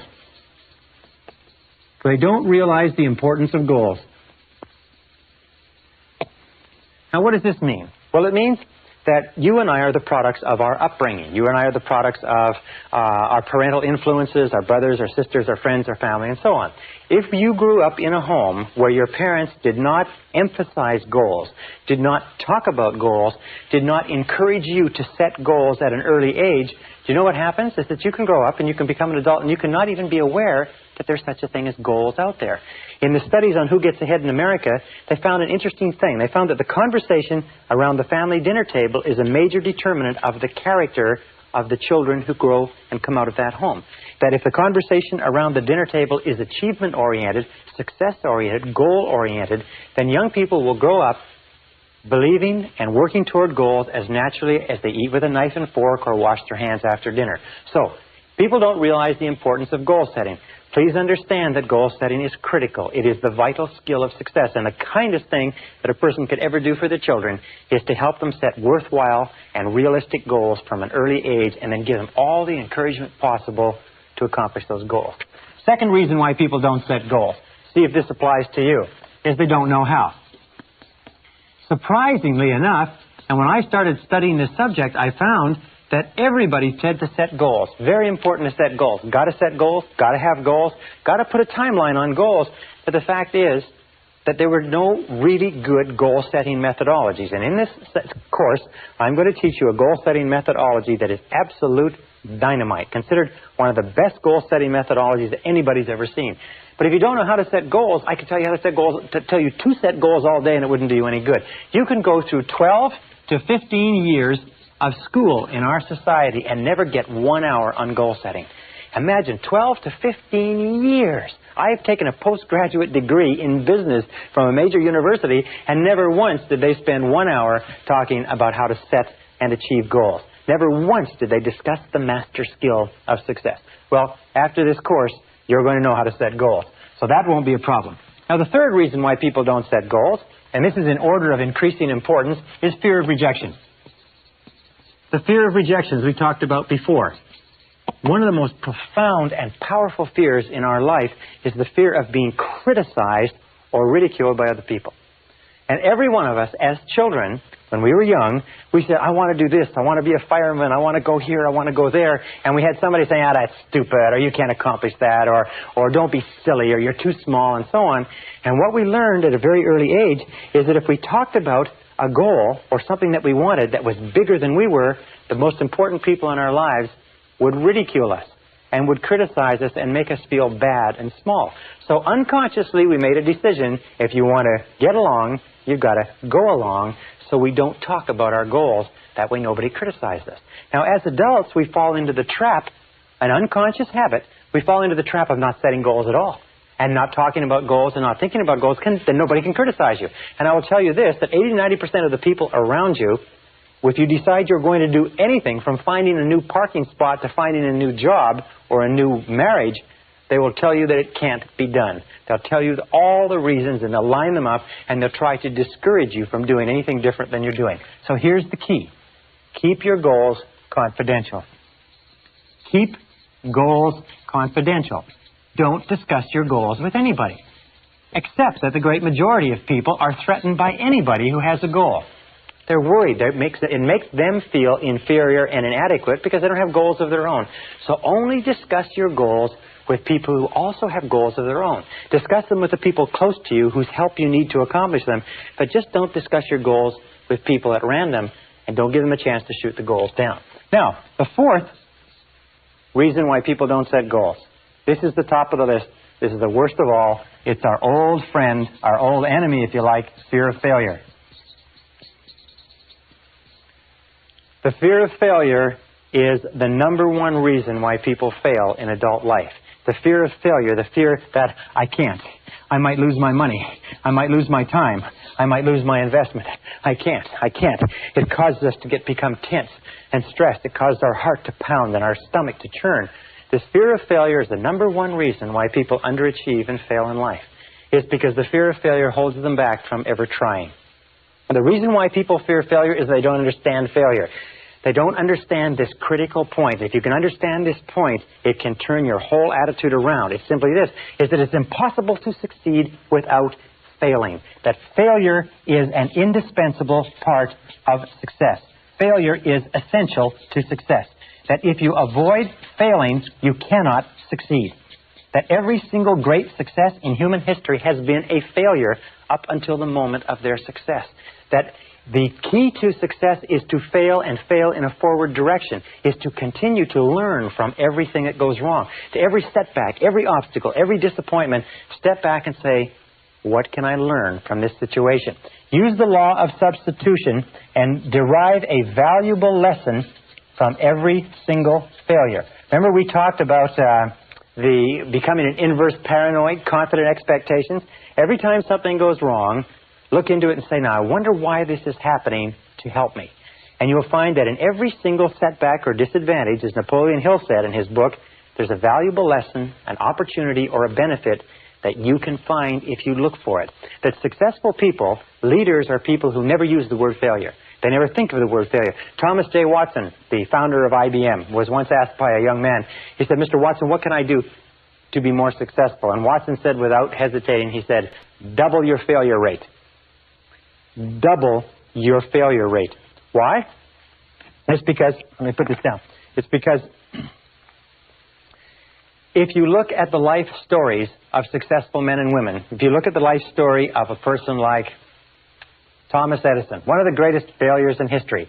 Thomas Edison, in the course of his lifetime, patented 1,052 devices at the U.S. Patent Office. Over 1,000 of those devices were actually turned into commercial products that made enormous amounts of money. Watson, or Edison, was also the greatest failure in the history of invention. He failed 17,000 times to come up with a plant that from which natural latex could be drawn. He failed thousands of times in other experiments. He failed over 11,000 times in his attempt to come up with a filament for the electric light bulb. After he had failed 5,000 times, and it was in the newspaper, it was called Edison's Folly, this attempt to somehow light the world with an incandescent light bulb. Everybody knew the world, people were supposed to light their way through the world with a kerosene lantern.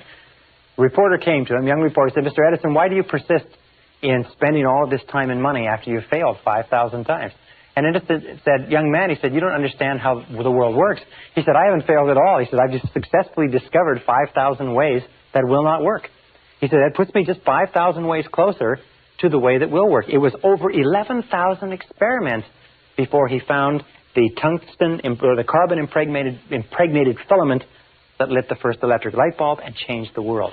Colonel Sanders went to over 1,000 restaurants. A 66-year-old man went to over 1,000 restaurants to try to sell his recipe initially before he found one restaurant that would pay him a 5-cent a chicken royalty. But he kept on. Would you keep on after 100, 200, 500, 1,000 people had told you no? Sanders did, and became one of the richest and most well-known and most respected men in America. So you have to understand that success and failure go hand in hand, that wherever there's a possibility for success, there's also the possibility for failure. There is nothing wrong with failing as long as you learn from every lesson. And remember, if you have a certain number of failures that you have to go through in order to learn the lessons and gain the experience in order to achieve your great success, the sooner you do it, the faster you get on with it, the more mistakes you make, the more times you fall on your face and pick yourself up and learn from it, the faster you're going to achieve what you're capable of achieving. All right. This brings us to the second part of goal setting. And these are what I call the 5 keys. Now, these 5 keys are 5 key parts of the process of goal setting for you to keep in mind on a regular basis. The first key part, number 1, is this, is that the scariest thing in human life today is change. We know, however, that change is inevitable, that change is a part of progress, that there's no progress without change, that your life cannot even improve with change. We know that change is scary. And there's a natural tendency, what we call homeostasis. There's a natural tendency for people to resist change, to push it back, to avoid it, to dig in their heels, to get into that comfort zone. And as I've said before, the comfort zone is the greatest single enemy of human potential. Change is scary unless it is goal-directed. Unless it is goal-directed.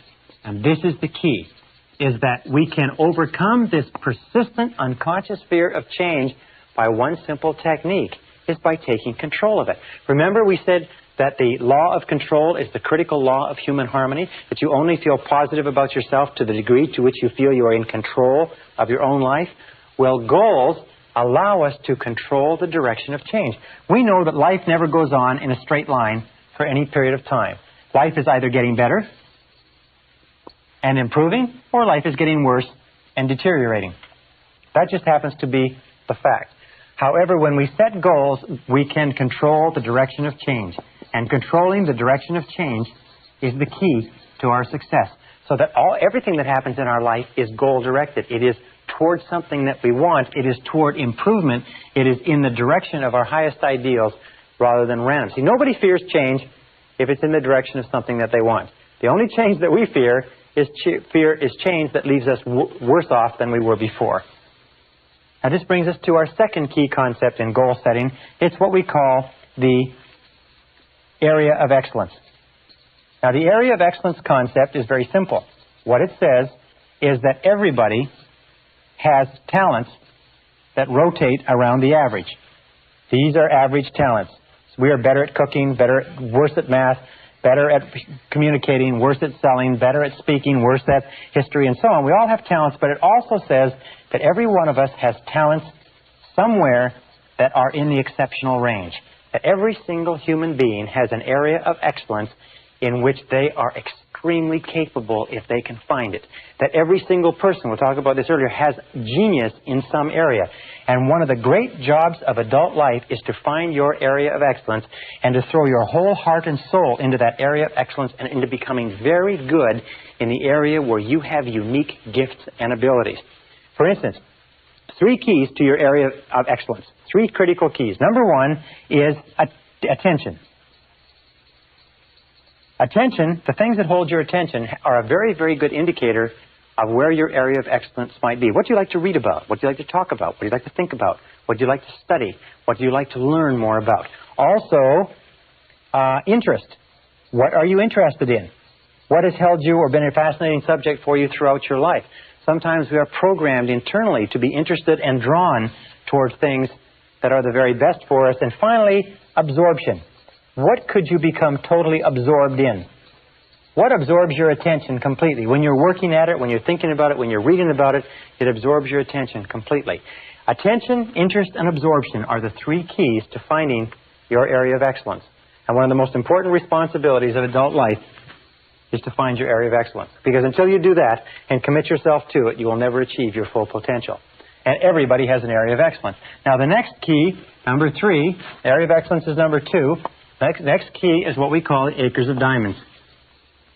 And the acres of diamonds theory comes from a story about an old farmer who went off seeking diamonds in Africa, sold his farm, wrapped up everything, went off seeking diamonds, ran out of money, and finally died, poor, impoverished, and alone.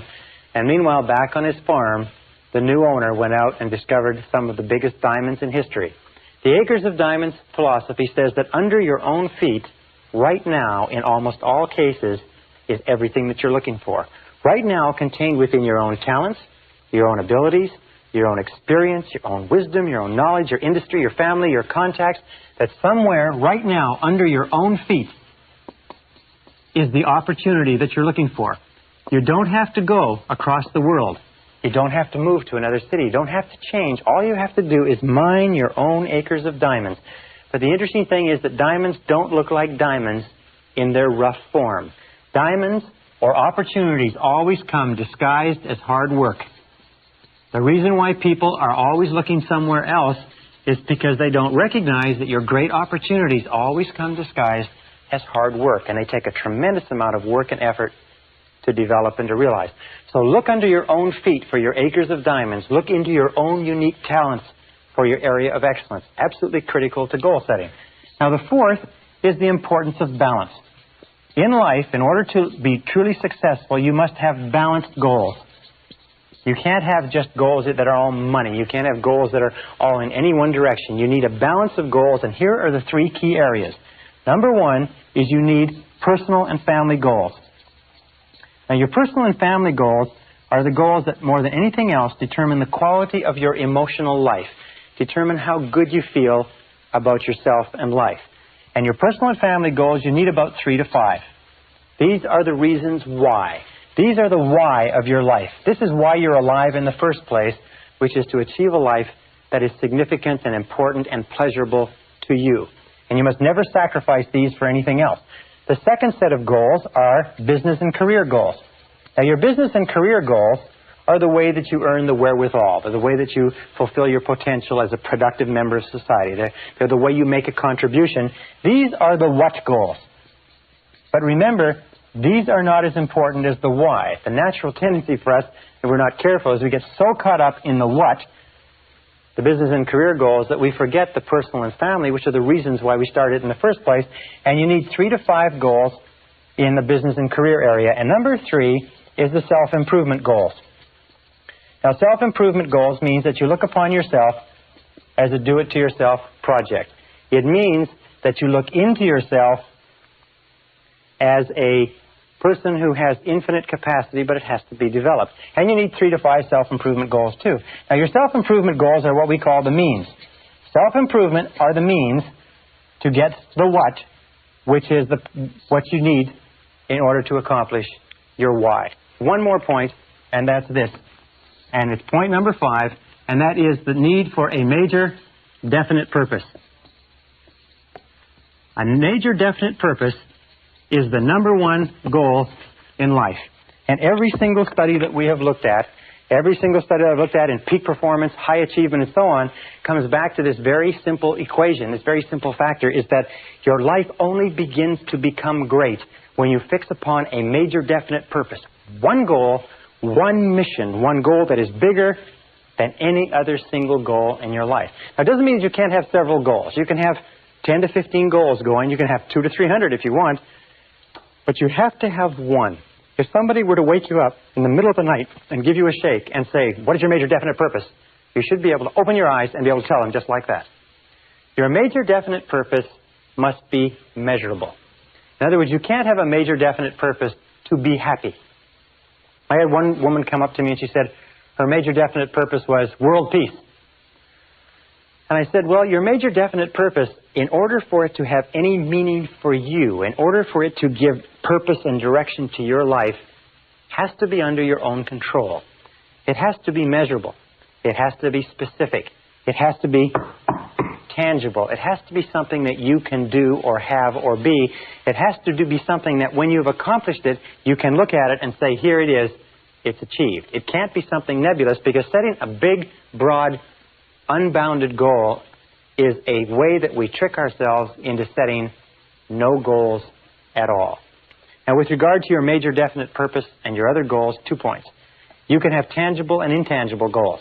In other words, you can have qualitative goals that have to do with the quality of your life, and you can have quantitative goals or tangible goals that have to do with your income, weight loss, bigger car, bigger house, and so on. And you need a balance of those. And finally, you need short-term and long-term goals. Now, your short-term goals, ideally, are about 90 days for maximum motivation. Your long-term goals should be about 2 to 3 years for maximum motivation. And your major definite purpose or your major goals should be 2 to 3 year goals, maybe shorter, maybe longer, broken down into 90-day periods. That having been said, I'm going to give you a brief goal-setting exercise. I'm going to ask you 7 quick questions. I'm going to give you between 30 and 60 seconds to answer these questions. And what I want you to do is write as quickly as you possibly can the very first things that come to your mind. Now, the first question is this. Are you ready? Get out a pencil of paper. Pencil, clean sheet of paper, goal-setting exercise. Here it is. Question number 1 is, what are your 5 basic values in life? What 5 things do you value most in life? Number 1 question. You have 60 seconds to answer this question. It's counting right now. What things do you value most in life? Your home, your car, your family, your income, your job, your career, your spiritual development, your health, your wealth, your stereo set, your new hubcaps, your intelligence, your intellectual growth. What 5 things do you value most in life? 30 seconds. Write the first 5 things that come to mind. And once you've written the answer to this question, your 5 basic values, organize them in order of priority. What is the first one? What would be number 1 if you had to throw away the other 4? What would be number 2 if you had to throw away the other 3? What would be number 3? And so on. Organize them in order of priority, number 1 through number 5. All right, 5 seconds, 4, 3, 2, 1. Question number 2 is write your 3 most important goals in life right now. You have 30 seconds. What's your 3 most important goals in life right now? Counting. 25 seconds left. Write the first 3 goals that pop into your mind. If you can't think of anything else, write money, money, money. But write the first 3 goals that pop into mind, quickly. Okay, 10 seconds. This is an easy question. 5, 4, 3, 2, 1. Question number 3. You have 1 minute. What would you do, how would you spend your time if you found today that you only had 6 months to live? How would you spend the last 6 months of your life if you only had 6 months to live? Write everything that you do in the last 6 months. Time is counting now.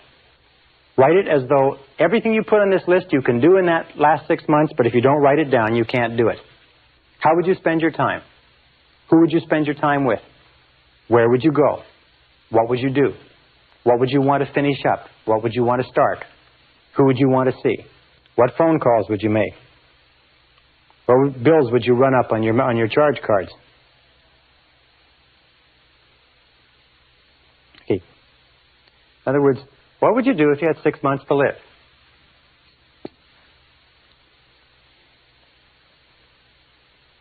All right, 10 seconds. Write everything you can think of. Remember, if it's written down on this sheet in front of you, you can do it. If you forget to write it, you won't be able to do it.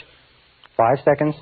4, 3, 2, 1. Question number 4. What would you do, how would you change your life if you won $1 million in the lottery tomorrow? If you became an instant millionaire, what would you do differently from what you're doing today? If you became an instant millionaire, what would you do differently? You've got 1 minute to write. Everything that you write, you'll be able to do with that $1 million. If you don't write it down, you won't be able to spend it. The $1 million won't be given to you. Interestingly enough, when most people are asked this question, the average amount that they can spend is about $200,000. They can't get their mind around $1 million. What would you do differently? Good question. Would you continue working at the job you're working at if you won $1 million? If the answer is no, it means you're in the wrong job for you and you are wasting your life. Would you stay in the relationship that you're in? Would you continue spending your time the way you spend it? What would you do if you won $1 million? All right, 5 seconds left. Write down everything you can think of. I had a farmer in one of my courses once. He said he'd just keep on farming until it was all gone. Anyway, number 5. You have to be a farmer to appreciate that. Number 5 is, what have you always wanted to do but been afraid to attempt? You've got 30 seconds. What have you always wanted to do in life but been afraid to attempt? 30 seconds. Right? The first thing that pops into mind. Run for public office, give a professional talk, start a new relationship, start your own business. Half the population would like to start their own business. Did you know that? Over half the population. But they don't do it because they're afraid of failure or rejection or something else. 10 seconds left. What have you always wanted to do but been afraid to attempt? This is a very revealing question. Write whatever comes down on the page. All right? Question number 6. What sort of activities in life give you your greatest feeling of importance? What sort of activities give you the greatest feeling of pleasure, self-esteem, happiness, joy, and fulfillment? What do you really like to do? Look back over your life and ask yourself, when have you been the happiest? 30 seconds left. 30 seconds to go in this question. When have you been the happiest in life? When have you been the most fulfilled? When have you felt the very best about yourself? When have you had the greatest amount of peace and personal satisfaction? What sort of circumstances? What were you doing at the time? Who were you doing it with? Where were you going? What were your goals? What were the circumstances? And so on. Very, very important question. All right, 5 more seconds. And then here is the key question in determining your major definite purpose is this. Imagine that I could give you a pill that was a magic pill, and if you took this magic pill, you could accomplish any one thing in the whole world. And the question is simply this. What one great thing would you dare to dream if you knew you could not fail? What one great thing would you dare to dream if you knew you could not fail? All right, 45 seconds. What one great thing, what one goal would you dare to dream if you knew beyond a shadow of a doubt that you could not fail? You're absolutely guaranteed of success. What would it be?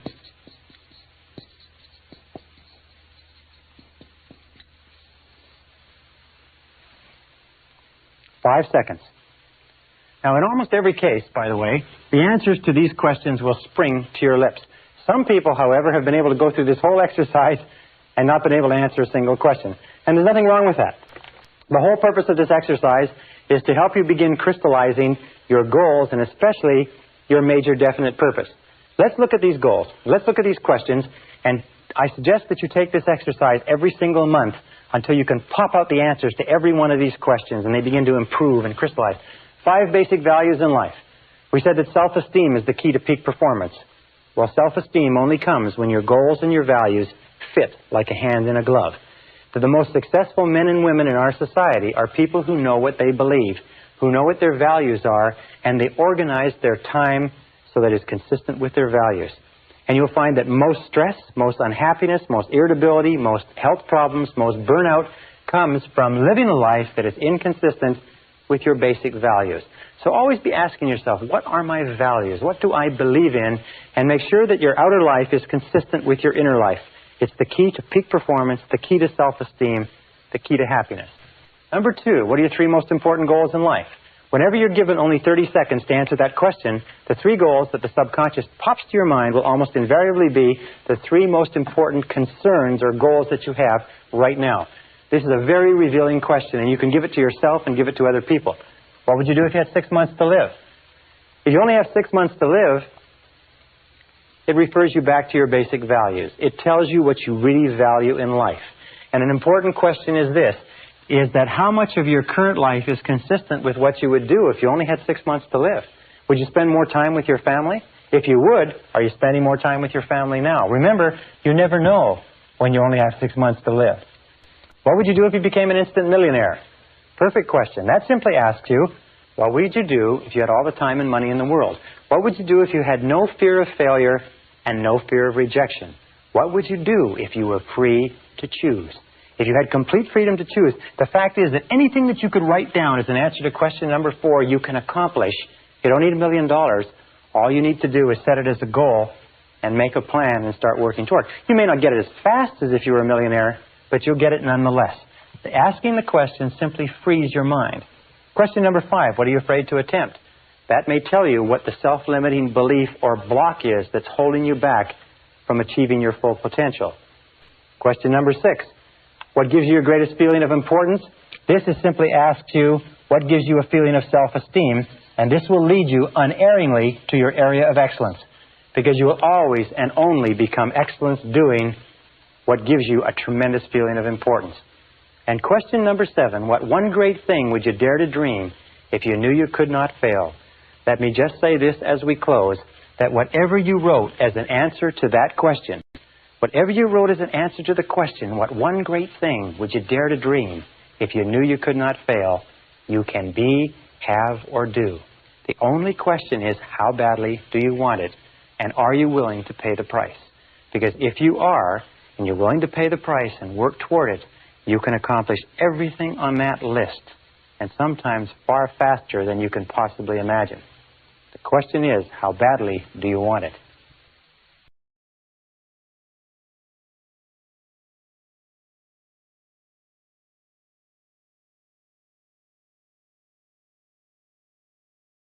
Session 16, 12 Steps to Goal Achieving. One of the wisest men I ever met gave me a success secret some years ago that made a real impression on me, and it was simply this. He said one of the most important things he found in 50 years of research was the need to use proven success methods. He said, your life is too short to try to reinvent the wheel or to learn it all by yourself. So the smartest thing that you can do is what is called creative imitation, which is to go out and find what other people have done that works and do what they do until you get it to the point where you really know it well and then improve upon it. What I want to tell you about in this session is a proven success method. It's a 12-step method for goal setting and goal achieving, which I've taught to over 100,000 people. I've had many men and women come back to me and say they've accomplished more in a month with this program than they have in a year without it. I've had people who've accomplished more than 2 or 3 years than they'd accomplished in 10 or 20 years using this very simple methodology. It is a proven success method. I urge you to try it. I urge you to use it, incorporate it into your life, use it as an automatic process, and whenever you start thinking about your direction, your meaning, your purpose, where you want to go, sit down and work it through these 12 steps until it becomes automatic. Remember, the ability to set goals and to make plans for their accomplishment is the master skill of success, which can only be learned through practice and repetition over and over and over again. Now let's go to the board and let's talk about these 12 steps. Step number 1, starting point of all success. And by the way, let me step back just for 1 second. We talked a little bit earlier about the importance of the major definite purpose, your major definite purpose, the major goal, the number 1 goal in your life. And many people come to me and write to me and phone me and they say, how do I pick my major definite purpose? And the only solution I can give you is go through the 7-step goal setting exercise, which we did in the previous session. And also, if you can't come up with it then, make it your major definite purpose to find your major definite purpose. Dwell upon your major definite purpose. Ask yourself, what could it be? What should it be? What will it be? What ought it to be? And keep running this over and over in your mind. Seek information, look, discover, and you will find that with the inexorability of a law of nature, that your major definite purpose will come to you, and it'll be so clear, so obvious, so right, and it will happen in exactly the right time. We'll discuss that when we talk about the superconscious mind a little bit later. But for now, if you don't have a major definite purpose, make finding your major definite purpose your major definite purpose. And when you do find it, run it through this exercise the same way you would run something through a computer to get an answer out the bottom. Step number 1 in goal setting is desire. And the more intense the desire, the more burning the desire, the more you want something, the more likely it is that you will accomplish it. As a matter of fact, it's been said over and over again that burning desire is the starting point of all great accomplishment. Why is that so important? Well, burning desire is the desire that drives you ahead over all the difficulties, disappointments, temporary failures, obstacles, because if your goal is worthy of you, you're going to fall on your face over and over and over again. You're going to make mistakes. It's going to cost you money. It's going to cost you time. It's going to cost you anxiety. As a matter of fact, if you're not laying in bed at night staring at the ceiling with your heart pounding at least 3 nights a week, you're probably not trying hard enough. So, burning desire is the starting point of all great goal attainment. Now, burning desire is always personal.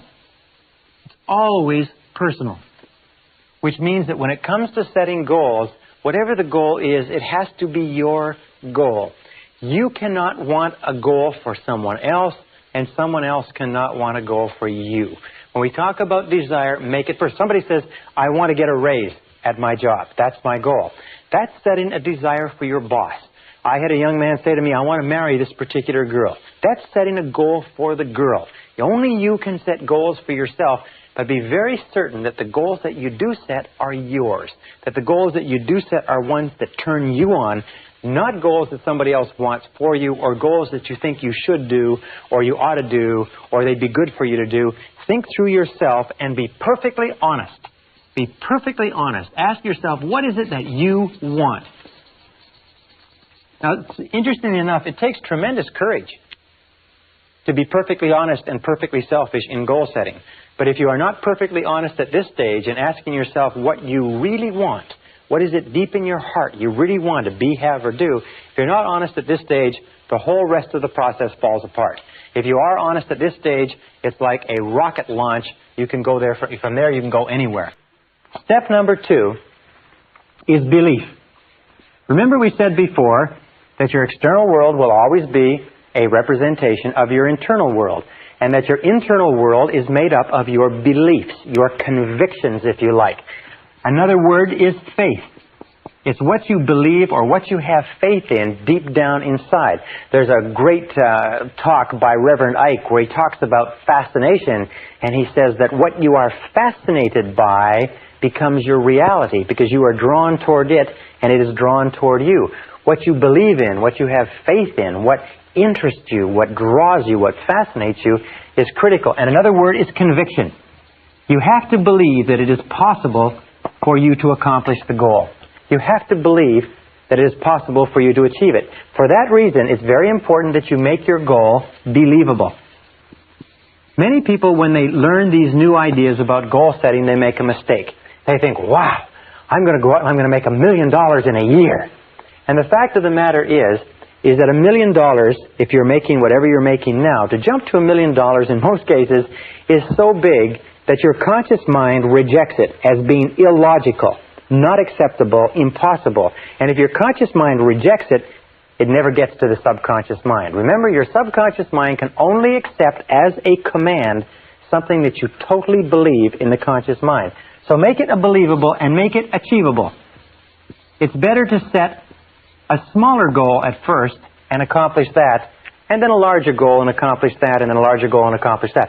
For instance, 2 examples. If you want to lose weight, don't say I'm going to lose 20 pounds or 30 pounds. Lose 5 pounds. You see, 5 pounds you can believe. You can get your mind around 5 pounds. If you want to increase your income by 50%. Question mark plus. Increase your income by 50%. If you're earning $10,000 a year, say, my goal is to earn $15,000 a year. I earn $15,000 per year. You can get your mind around 50%. That's less than 4% a month compounded. You can get your mind around 5 pounds. And as you begin to move your income up or begin to move your weight down, then adjust the goal and make it 5 more pounds. Make it 50% more, and so on. But keep your goals believable. According to the work at Harvard University, your goals should have a 50-50 probability of success. 50-50 probability. And each goal should be aimed at what is called your next step. Your next logical step on the road to accomplishment. So if you want to run a marathon and you've never run before, the first thing is to run a mile. And run a mile without pain. And then run 2 miles and then run 3 miles. But to go from 0 to running a marathon has been found to be a self-defeating exercise. It'll actually hurt you more than it will motivate you. Remember, in order for a goal to unlock the motivational capacity that lies within you, you must be able to believe that it's possible of accomplishment. So better to set it lower to start with and then raise the standard than set it so high that it defeats you right at the beginning. Number 3 is write it down. Now this is very important because most people don't write their goals down. Only 3% of the population have written goals. Only 5% have goals at all. Only 3% have written goals, and I venture to say that probably you don't have any written goals either. And if you do have written goals, you probably don't have them written out in any detail. Write the goal down. Remember the reasons why people don't set goals. One of the reasons why they don't write the goals down is that when you write a goal down, you make it concrete. Suddenly, your subconscious wakes up and says, ha, you mean business. When you don't write it down, you are avoiding making a commitment. Unconsciously, the reason why people don't write their goals down is because of the fear of failure. The reason they don't write their goals down is they don't want to make a commitment to it. You see, if you never write it down, then nobody can ever tell you didn't accomplish it.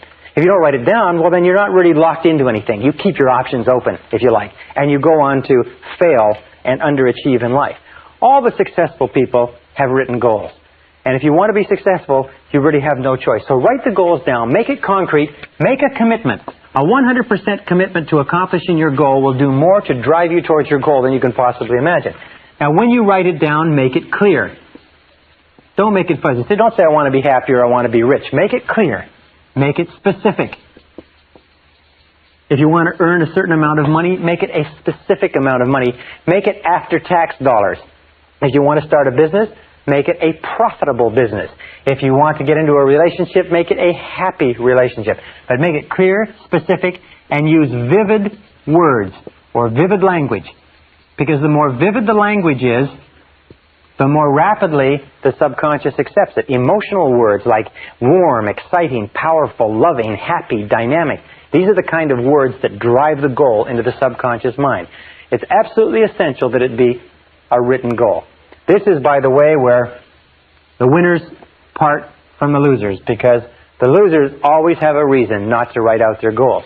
Number 4 is ask yourself this critical question. Why do you want it? Why do you want it? This is one of the most important of all questions because it will answer 3 things. First of all, it will make sure that it's your goal and not somebody else's. Second of all, it will intensify your desire. Because the more reasons that you have, these are what is called your reasons why. Your reasons why, in most cases, are more important than the goal itself. The goals can change. The reasons why stay the same. Do you want it because it will make you happier, healthier, more popular? Do you want it because it will fulfill your deepest needs? It will give you a sense of meaning and purpose in life? Why do you want it? You see, if the more reasons you have to want something, and if you make a list of them, list the reasons. The more reasons you have, the more desire you'll have, because reasons are the fuel in the furnace of achievement. Reasons are the fuel in the furnace of achievement. The more reasons you have for accomplishing something, the more likely it is you'll accomplish it. For instance, if you say, well, I'd like to earn $50,000 a year, or $30,000 or $100,000, doesn't matter. First it says, why? And if you just say, well, just so that I can earn that kind of money, it has almost no motivating power. But if you say, so I could get a car, so I could take care of my family, so I could take my wife or my husband on a trip, so I could buy things for my children, so I could change my wardrobe, get a different house, buy a different car. The more things that you list under there, the more likely it is that you're going to accomplish it. Because when you list your reasons, you intensify your belief, your faith, and your conviction that it's possible. Number 5 step in goal setting is to analyze your position. Analyze your starting point. Now this is important because in analyzing your starting point, you know what your next step is. When we say analyzing our starting point, what do we mean? Well, let me give you a couple of examples. In analyzing your starting point, you have to ask yourself, what are your strengths? What are your basic strengths and what are your basic weaknesses? What is it that you need to learn? What is it that you need to improve? You see, before you accomplish any big goals, major efforts are necessary. Before you bring about any major change in your life, you're going to have to bring about major changes in you. Before you accomplish anything extraordinary, you're going to have to do a lot of ordinary things. So you have to ask this question. If you want to lose weight, what's the first thing you do? Is you weigh yourself. If you want to increase your income, the first thing you do is you figure out how much did you make last year? How much are you making right now? And then if you want to increase your income and you're in the business of sales, then you say, how many calls am I making on a daily basis? How many closes am I making? What is my average sales volume? What is my average sale? How many of those do I have to have? How much do I have to increase it, and so on? If you want to build a bigger business, you analyze your starting point and you say, where am I in the marketplace? How am I fixed with regard to capital resources? How am I fixed with regard to manpower? How am I fixed with regard to market opportunities and credit? And you sit down and you do a very, very clear analysis, exactly the way a military commander would do a strategic analysis of his or her position before launching a major battle campaign. One of the big mistakes that people make in goal setting is they launch without taking the time to think through what their launching pad is. And when they find themselves driven back, if you like, or falling on their face, they don't have a foundation underneath them. So those are the 6 starting points. Determine what it is that you desire. The 5 starting points. Determine what it is that you desire. Believe that you can accomplish it. Write it down. Determine the reasons why. Analyze your starting point. And number 6, set a deadline. Set a deadline. You see, a goal without a deadline is not really a goal at all. A goal without a deadline is an exercise in self-delusion. So be very alert to that. Set a deadline on your total goal and then set mini deadlines. Not many, but mini. So, if you have a 1-year goal, then set 12 one-month goals. Write 2 6-month goals, 4 3-month goals, 12 one-month goals, and then 4 one-week goals. Set mini deadlines and establish a reward schedule. This is one of the most important findings in psychology, is establish a reward schedule. Is that if you will give yourself a small reward, and we find that many of the most successful men and women that we've studied have little games with themselves. If it's nothing more than every 3 phone calls, they give themselves a jelly bean. Or every 2 appointments that they get, they give themselves a cup of coffee or a walk outside. It really doesn't matter what it is, but establish a reward schedule so that every time you achieve a mini deadline or a mini goal on the path to your bigger goal, you give yourself a reward. And you'll find that people who have not been able to motivate themselves for years, if they have little rewards, one after the other, you see, it's not enough to have a big reward at the end of the road.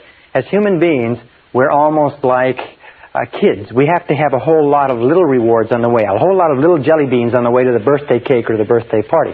So set yourself a reward schedule. It may be buying a new article of clothing. It may be taking a trip. It may be going out to dinner. It may be anything that you like. You can have little rewards for small achievements, medium-sized rewards for medium-sized achievements, big rewards for big achievements. And make sure that that why is there, because it intensifies the desire, it keeps up your excitement and enthusiasm, and it unconsciously reinforces you and drives you forward into the next action. Step number 7. This is where we come down into the planning step. Step number 7 is this, is identify the obstacles you will have to overcome. Identify the obstacles. One of the things that we know is that obstacles equal success. Success means obstacles.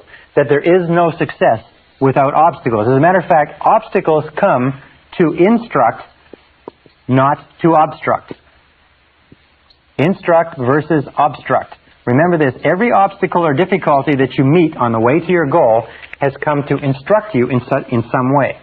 So identify the obstacles you're going to have to overcome on the way to your goal. One of the things that holds people back from great accomplishment is that they see that there's an enormous number of obstacles that they have to overcome. It's like the settlers coming across the prairies 100 years ago saw those enormous Rocky Mountains and said, how are they ever going to get through that massive mountain range of mountains? Until some of the trappers and some of the scouts found that there were valleys that they could find that would lead them through the mountains. And all they needed was one valley through one set of mountains in order to be on the other side. So identify the obstacles and then list the obstacles. Ask yourself, what are all the things that are holding you back from accomplishing the goal right now? Why aren't you at the goal right now? You see, if there aren't any obstacles, then it's not a goal at all. It's just an activity. So what's standing between you and the obstacles? Also, be grateful for obstacles, because it's obstacles that assure that there is success at the other end. Where there are no obstacles, where there are no difficulties, where there are no challenges to overcome, there's no possibility of success either. Then, set priorities on your obstacles. In other words, look at them and say, of all the things that are standing between me and my goal, which one is number one? Which is the number one obstacle? Imagine that this is you, okay? Hope you can see that this is you, and here is your goal. Well, now, on the way to your goal, there's a road. And the road twists and turns. And on the way to the goal, there's a few obstacles, and there's pitfalls, and there's deadfalls, and so on. But somewhere on the way to this goal, there's also what we call the rock. Now, your rock is your major obstacle. The rock is the major thing that is stopping you from achieving your goal in the quality and the quantity that you desire. One of the most important things that you can do is ask yourself, what is your rock? What is the major boulder? What is the big obstruction that stops you from getting from here to there? Identifying the rock is one of the marks of the strategic thinker, and identifying the rock is one of the key things you do. Why? Because if you get rid of all of these other little obstacles on the way to the goal, the rock is still going to be there, and you're still not going to accomplish the goal. If you're not very careful, if you don't set priorities on your obstacles, you'll tend to work on a whole lot of irrelevant things and leave this rock undisturbed. However, the intelligent person focuses on the rock. The intelligent person says, this is the major obstacle, and they go to work on that rock. And they work day and night. They work as long as is necessary. There's a beautiful expression that says, swarm all over it. When you have a major problem, a major obstacle, a major difficulty that's in your way, swarm all over it. Concentrate all of your effort and attention. Work at it day and night, week in and week out, to get rid of it, because getting rid of that one obstacle will get you further towards your goal than getting rid of all of the other obstacles put together. So, in terms of your major definite purpose, what is your rock? What is your major obstacle? What's stopping you from going ahead? It could be internal. It could be lack of self-confidence. Very common. It could be self-doubt. It could be fear of loss. It could be a lot of things. That's quite normal. Or it could be external. It could be lack of money. It could be lack of information or knowledge. It could be lack of support from other people. It could be health. It could be a variety of things, but whatever it is, if you're determined to accomplish your goal, find out what it is and go to work to remove it. Now, number 8 is identify the knowledge you're going to require. Identify the knowledge that you're going to require. You see, we live in a knowledge-based society. There's no question about that. is that no matter what it is that you want to accomplish, you're going to need more knowledge than you have now. The basic rule of life is that to a greater or lesser extent, you have gone as far as you can go in your life at this moment with what you now know. That's why I've emphasized so strongly the need for continuous self-development, reading, learning, taking in new information, because you need more knowledge. Now, there's two ways that you can get knowledge. You can go out and get original knowledge, which is to read, research, and find it yourself, or you can get knowledge from other people. But in any case, identify the knowledge you require. What do you need to know? For instance, if you want to be successful in business, one of the things that you have to know is marketing and sales. If you want to be successful in your own business, the critical skill in entrepreneurial success is salesmanship. The critical skill in executive success is the ability to sell your ideas to others and to persuade others. So maybe what you need, maybe the critical knowledge you need is persuasion skills. Or it could be the knowledge that you need has to do with the law, it has to do with accounting, it has to do with technology. 2 points is set priorities on your knowledge. You see, when you set priorities and you determine what's the number one piece of knowledge that you need, what's the number one piece of knowledge that more than anything else can hold you back from accomplishing your goal. And you'll find that if you concentrate on the number one piece of knowledge, it's like the rock in terms of obstacles. The number one piece of knowledge, once acquired, will catapult you toward your goal. Whereas if you accomplish a whole lot of other knowledge, it won't help you at all. Now, finally, and this is the last part with regard to knowledge, is ask your way to success. Ask your way to success. This is one of the pieces of advice by a great success counselor, is ask, ask, ask. What he said, and what every person who's ever studied this has said, is that this three-letter word, ASK, is the key to your success in life. Ask the people who have the knowledge. If you need, hire the lawyers, hire the consultants, hire the specialists, hire the accountants. Ask your way to success. Find other people who are in your field. Find people who have the success. Find people who are experienced and go to them and ask. Why is it that people don't ask? Very simple reason. Most people are afraid of rejection. But the key to getting the things that you want in life is, first of all, you're going to have to learn it all yourself. Or second, is you can ask other people. And surprisingly enough, if you ask other people, they'll tell you.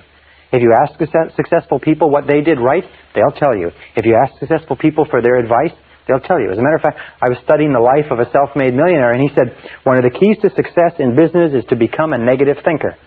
And I thought that was astonishing, because I teach that you should be a positive thinker. And as I read on, what he said is, by that I mean is that once you come up with a great idea, take it to experts who can tear your idea apart, who can point out holes and weaknesses and flaws. Now, if you cannot plug the holes, weaknesses, and flaws, it probably means the idea isn't good enough. But if you are not willing to subject your idea to the scrutiny of critical people whose job is to find fatal flaws in something, then the idea is probably not good enough. So seeking out negative people, asking people their opinion, ask your way to success.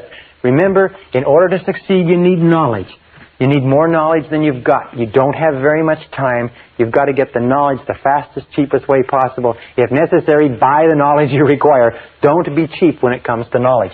Number 9 step in goal setting is identify and ask yourself, who is your customer? Who is your customer? This means that you have to identify the people, the groups, and the organizations whose cooperation you require in order to be successful. Who are the people? Who are the groups? Who are the organizations? You see, in life we have a very simple equation, is that everybody makes their living by satisfying or serving somebody. That you and me have a customer. And that we move ahead in life to the degree to which we satisfy our customer. So we are all in the business of customer satisfaction. Now, if you work for a company, your customer may be your boss. If you're a salesperson, your customer may be your boss on the inside and the person who buys your product or service on the outside. If you're a nurse, your customer is the head nurse. Whoever you are, there is somebody in your environment. If you have a business person and you have to expand, one of your customers is your banker. Another one of your customers is your staff, your employees. Another customer may be your family. But there are always people that you have to work with in order to accomplish your goals. Now, why should people work with you in order to help you accomplish your goals? There's only one way, and that is what we call the law of compensation. The law of compensation, which comes from Ralph Waldo Emerson's wonderful essay called Compensation, simply says that for every force in life, there's an equal and opposite force. We call it the law of sowing and reaping. But it says this. It says that you are always compensated in equal measure for what you do. In fact, it always says that you are compensated in more than equal measure. So if you sow good, you reap more good than you sowed. If you sow bad, you reap more bad than you sowed. The law of compensation says that as long as you are doing good things for other people will do good things for you. So you ask this question, and this is everybody's favorite radio station. It's called WIIFM. What's in it for me? WIIFM. What's in it for me? If you want to be successful in life, the most successful people are what are called go-givers, as opposed to go-getters. Go-givers are people who are always asking, what can I do to please my customers? What can I do to give value? What can I do to earn their cooperation and their help to accomplish my goals? They're always trying to put themselves on the side of this law of compensation, knowing that if they put in, they'll get out. All the best companies in America or Canada, anywhere in the world, are built on the law of compensation, built on the law of sowing good seed and reaping good harvests. All unsuccessful laws, or all unsuccessful individuals and companies, are built on the premise of taking as much as you can get, putting in back, or as little as you can put in. Now, a second law, which ties in with this, is what it's called the law of service. The law of service says that you will always be rewarded in life in exact proportion to the value of your service to other people, to your customer, whoever your customer or customers are. The law of service says that your returns will always equal your service. That if you want to increase the value of your returns, you have to increase the value of your service. But it also says this wonderful thing, is that the great satisfactions in life, the great joys that you will enjoy in life will always come from serving other people. It'll always come from doing a good job, from contributing something of value to others. And the more work you do on yourself to increase the value of your contribution, the happier you will be and the bigger your rewards will be. It also triggers the third law, which is the law of return. The law of return says that whatever you put in terms of service, you will get back in terms of return. And it brings us to one more law, again from Napoleon Hill, called the law of overcompensation. The law of overcompensation, to me and to many people, is the key to success in life. And it simply says this. It says, always do more than you're paid for. Always put in more than you take out. Always go the extra mile. Always do more than you're paid for. You can never be paid more than you're getting now until you do more than you're being paid now. And you put yourself on the side of the angels when you put in more and more than you're being paid for. Number 10 is make a plan. Make a plan, and make the plan over and over. All successful men and women are successful planners. And how do you make a plan? Simple. A plan is a list of activities. In other words, you just identify from everything that we've talked about, what are the activities that you have to engage in to achieve your goal. And then you organize the list, just like a ladder. You organize the list in terms of priorities and in terms of time. What do you have to do first? What do you have to do second? What's more important? What's less important? And then you take action and get going on your plan and continually revise the plan. Number 11 is visualization. Visualization is worth all of the other 10. Visualization is create a clear mental picture of the goal that you desire. Create a clear mental picture and then imagine or image the result. Get a clear mental picture and see your goal as already realized. See it as a reality and play that picture over and over again on the screen of your mind. Play that picture on the screen of your mind until you can see it with perfect clarity. Design it, draw it out, do whatever is necessary in order to create that mental picture, and then think about that mental picture. Think about your goal as a reality over and over again. Repeat it until you impress it deeper and deeper and deeper into your subconscious. Number 12 is back your plan with determination and persistence. Back your plan with determination and persistence. In the final analysis, the key to your success is your ability to hang in longer than anybody else. In all the studies that we've looked at of winners, of peak performance, we find that the quality of persistence is to the character of a man or woman as carbon is to steel. That persistence is only necessary when the going gets rough. That persistence only comes to the fore when everything falls apart around you and you feel like quitting. That persistence has no value at all when things are going well. Persistence only has value when you are willing to press on in the face of obstacles, difficulties, disappointments, falling on your face, losing your money, and so on. In the studies of self-made millionaires, we find that the average self-made millionaire in America has been broke or nearly broke 3.2 times. But irrespective of anything that they faced, male or female, they kept on struggling. And that's one of the reasons why they became successful. We also know this, by the way, that in order for you to achieve great success, you have no choice but to be willing to face temporary setbacks, temporary defeats, temporary obstacles.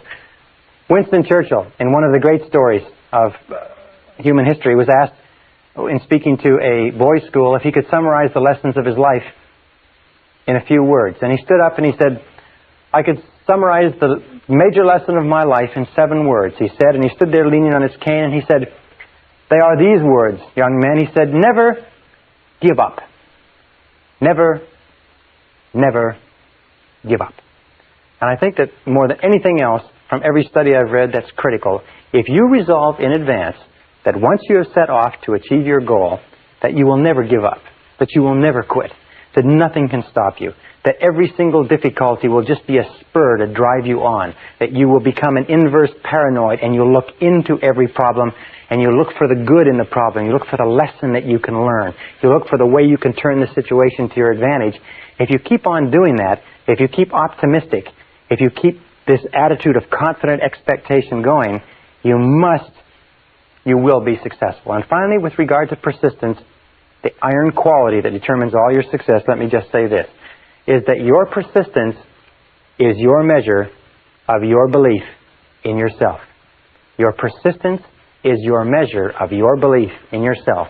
And every time you persist in the face of adversity, your belief in yourself increases until it reaches the point where you become unstoppable on the road and on the pathway to your goals.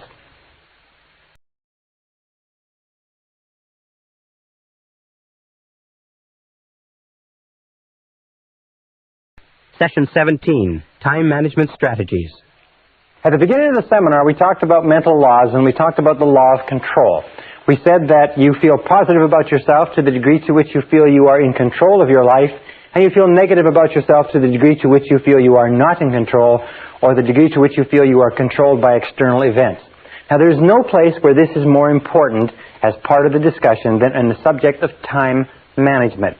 Charles Hobbs, the time management specialist, has come up with a great definition of time management. He says, time management is the control of the sequence of events. But most of your stress in life comes from a feeling that you are out of control of the sequence of events. Now, all successful people practice good time management skills. All unsuccessful people do not. Period. That each one of us has 24 hours a day. You have 24 hours a day, and I have 24 hours a day. Yet the top 20% of every graduating class, the top 20% of every industry, the top 20% of every social grouping accomplish and achieve 80% of the rewards. Not because they have more talent, not because they have more skill, not because they have more ability or intelligence or education or opportunity or anything else. It's because they use their time better. We've talked throughout this course about keys to success. We said over and over again that one of the most important keys to success is self-discipline. Self-discipline. And we know that none of us have enough self-discipline. But self-discipline has a specific application. It means self-mastery. It means many things. It means keeping your mind on what you want and off of what you don't want. But it also means self-control. It means self-control in terms of time, in terms of controlling the sequence of events. If you cannot master your time, then the seeds of greatness are not in you. If you cannot master your time, then it's not likely that you'll ever accomplish what you are capable of accomplishing in life. In this session, I want to give you 7 keys to time management. Now, I do entire 1- and 2-day time management programs. I can speak for hours on time management without referring to a note. I have studied countless books. I've listened to all the tapes. I've been to the courses. I'm going to give you 7 keys. If you will follow these 7 keys until they become automatic, you can double your time efficiency in almost no time at all. So without further ado, let's go on. But remember, time management is essential. We all have the same time. The only question is, what do we do with the time? And in that and out of that comes the stuff of life. Starting point of time management, number 1, which I've been repeating over and over again, is clear, specific goals. Clear, specific goals. Do you know how many people waste their time because they do not have clear, specific goals? They don't know what they're doing. At least 80% of all time wastage or more is because people aren't sure of what they're supposed to be doing. They're not sure of what they want to do, and if they work for a company, they're not sure of what the company wants them to do. As a matter of fact, the first thing I do when I go into a company is I say, what you have to do is you have to clearly define the expectations of each person in each position. And you know, in most cases, they are not sure how to do that. Clear, specific goals. If you work for a company, if you work for a boss, the first thing that you should do is go to your boss and ask your boss exactly what he expects you to do. What are the most important things that you have been hired to accomplish? Clear, specific goals defined in terms of outputs, in terms of results. What results do you want? In fact, when you set your goals, you should always ask yourself, what outcomes do you desire? Rather than goals, ask yourself, what outcomes? Now, what do I mean by outcomes? Well, here's a perfect example. A person says, I want to be successful in my job. What does that mean? Well, what it means, the outcome that they desire is they want interesting, challenging work that pays well. And sometimes we find ourselves working at a job where it's not interesting or challenging, and we can't understand why we can't get any satisfaction out of it. Or a person says, I want my relationship to work. However, what are they saying? What they're saying is, the outcome I desire is I want to be happy in my relationship. And it doesn't matter who you're happy with. If the outcome is clear that you want to be happy in a relationship, that's very different from insisting upon being happy in this relationship. Another thing, a person says, I want to be rich. Well, you say, what does rich mean? What would rich look like? What would your outcome be if you were rich? How much would it take to accomplish that outcome? And then you start looking, you say, well, if I had a certain amount of money, I'd be able to do this, I'd be able to do this, I'd be able to do this. And sometimes you find that it's possible to achieve that outcome without accomplishing that kind of financial acquisition. Sometimes you find you cannot achieve the outcome you desire in life from the work that you're in. So be alert to outcomes. Clear, specific goals written down. Step number 2 is clear, written plans. As we talked about before, clear, written plans. And organize your plans, if you like, in a list of activities so that you know all the things that you have to do.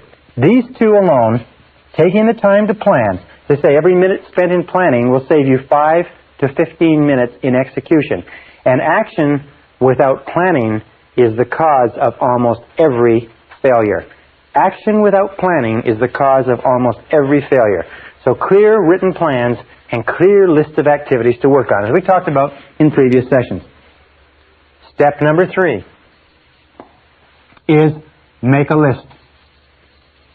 All successful time managers work from lists. All unsuccessful people don't bother to write lists. Make a list for every day. Make a list for every week. Make a list for every month. Be a chronic list maker. When you have a series of things to do, the first thing you do is grab a piece of paper and write a list. Think on paper. All good time managers think on paper. They make a list of everything that has to be done. They don't try to carry it around in their minds. Consolidate all of your thinking. If you have to accomplish something, write down every single thing that you're going to have to do in order to accomplish it, and then begin working on your list. Call it a to-do list. By the way, the best time to make a daily list is the night before. Because if you make a list the night before, the subconscious goes to work on it while you're asleep, and in the morning, sometimes the subconscious has organized it, processed it, and gives it back to you and solves problems for you while you're asleep. Step number 4, once you've made a list, and this is the key to time management, is set priorities. You see, there's never enough time to do everything if you're living a busy life. But there's always enough time to do the important things if you can decide what they are. Setting priorities means using the 80-20 rule. The 80-20 rule says that 80% of the value of what you do comes from 20% of what you do. If you have a list of 10 things to do, that 2 of those things will be worth all the rest put together. Setting priorities means always looking at what is called the vital few versus the trivial many. The vital few versus the trivial many. The 1 or 2 things that you can do that make a real difference. Now, most people waste their time not because they're not working hard or not because they're not busy, it's because they're working on the trivial many, and no matter how many of them they do, it doesn't make any difference. The truly successful people do a few things, they do the right things, they do things one at a time, and they stay with them until they're complete. So set priorities. A very simple time management system is what is called the ABCDE system. The ABCDE is very simple. A stands for top priority tasks. Number 1 must be done. B is secondary priority tasks, things that should be done.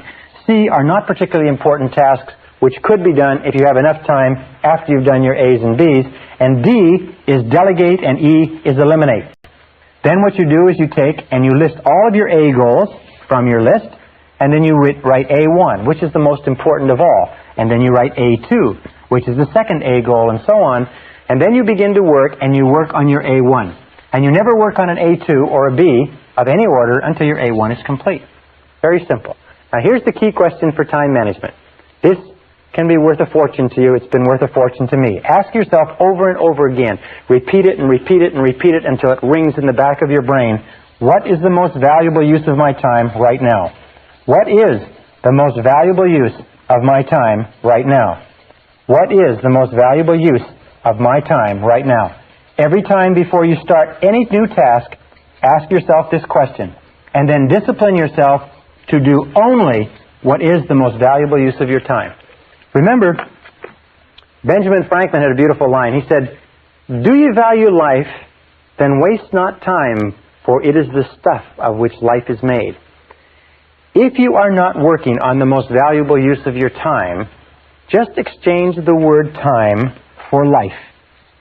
And say, what is the most valuable use of my life right now? And remember, if you are working on a second-order priority, you are, relatively speaking, wasting your time and wasting your life. Number 5 is concentration of power. Again, a beautiful word from Charles Hobbes. Concentration of power means that you do first things first and second things not at all. Do first things first and stay with them until they're complete. Surprisingly enough, in the studies of every effective man or woman whose lifestyle has been examined, we find they're always doing first things first. They do things one at a time, and they stay with them until they are 100% complete. They don't do a lot of things, but they do the most important things. They do them right, and they carry them through to completion. You know, one of the most valuable attributes of executive life is the ability to carry a task through to completion. So once it's been assigned to you, the person who's assigned it to you never has to think about it again. Concentration and single-handling. Single-handling means once you've picked it up, don't put it down. Most of our time wastage comes from picking up things and putting them down, and starting them over and putting them down, and starting them over and putting them down. So concentrate single-mindedly, 100%, stay with it until it's finished. As in my estimation, the ability to concentrate is one of the most important abilities of success, because no success is possible unless you can concentrate single-mindedly on your most important task. Number 6. Number 6 is overcome procrastination. Overcome procrastination. It's not the thief of time, it's the thief of life. And the way that you overcome procrastination is by using affirmations. And the most powerful affirmation of all is do it now. Do it now. W. Clement Stone built $1 billion fortune by rehearsing and then getting everybody in his company to say 50 times every morning, do it now, do it now, do it now, do it now, do it now. Drive that, impress that into your mind. When I first learned this simple technique, I used to find myself procrastinating just like we all do. But the more I repeated this, do it now, do it now, do it now, do it now, do it now, do it now, the more you repeat it, the more you find that eventually it works automatically.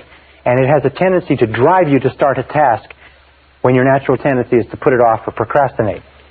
The most important quality that you can develop with regard to this is what is called a sense of urgency. A sense of urgency means that you get on with it and you do the job fast. We said earlier that time is your most precious resource.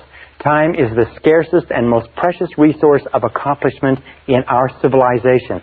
And that people who have a sense of urgency are always the most valued people in our society. Develop what is called fast tempo. Fast tempo is essential to success. Fast tempo is essential to success. What that means is that the harder and the faster you work, the more energy you have. The harder and the faster you work, the more drive you have, the more you get accomplished.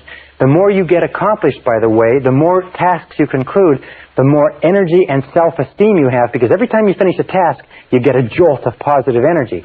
Every time you procrastinate on a task, it tires you out and makes you depressed. So whenever you find yourself procrastinating, say to yourself, I have to develop a sense of urgency. I have to develop a sense of urgency. Do it now. Do it now. Do it now. And then work fast. Work fast. Work quick. You will find that if you will just pick up your tempo, you can get to a tempo that will enable you to go through more in 2 hours than the average person goes through in an entire day. In a study done by a business journal amongst 104 chief executive officers of major American corporations not long ago, they found a very interesting thing. They asked them what qualities would put a person most rapidly onto the fast track in their corporations. They said the two most qualities, 84% of them agreed, the two most important qualities, number one, the ability to set priorities. Number two is a sense of urgency to get on with it and get the job done.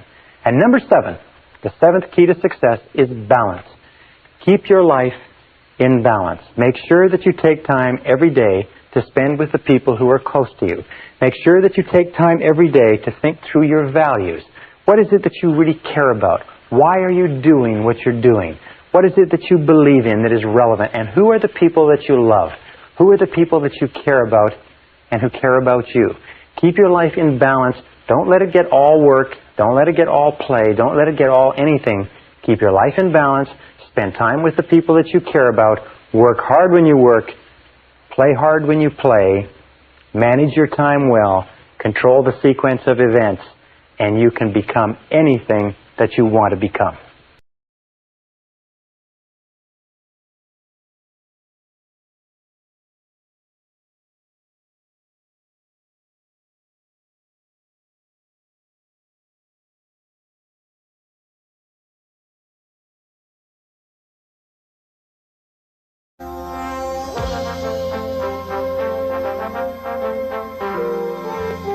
Tracy presenta el programa Fénix.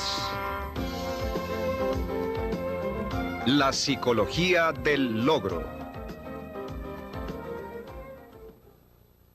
And in the next module, I'm going to tell you why and how this works. Session 19, Tapping Your Inner Genius.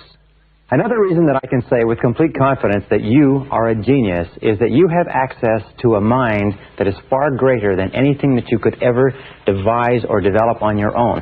Throughout all of human history, going back 4,000 years to the ancient Egyptian writings, there has been discussion of mankind having access to a greater mind. And this mind has been called things like the universal subconscious mind, or the collective unconscious, or the superconscious. Napoleon Hill calls it infinite intelligence. Ralph Waldo Emerson says we lie in the lap of an immense intelligence like a cork floating in the ocean, and that we have access to this intelligence at any time to bring us the answers we need and to solve the problems that face us. Carl Jung called it the supraconscious mind, the mind that is above other minds, and we call it, for the purposes of this talk, we call it the superconscious.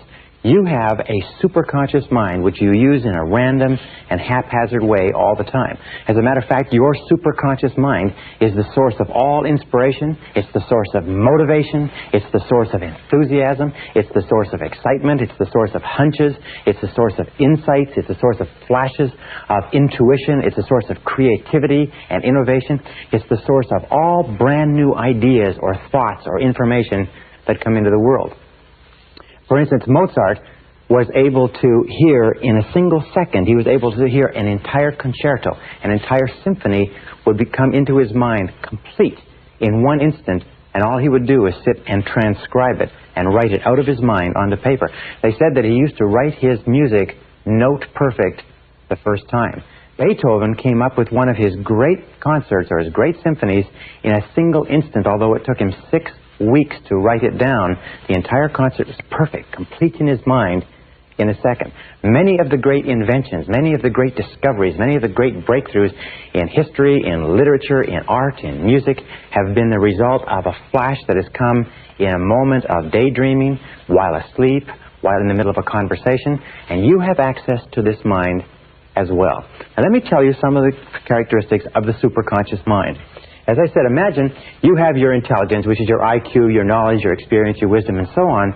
But in addition to that, you are a genius because you have access to this incredible mind that has every idea and every bit of intelligence ever known or available to the universe is available to you at virtually every instant of time.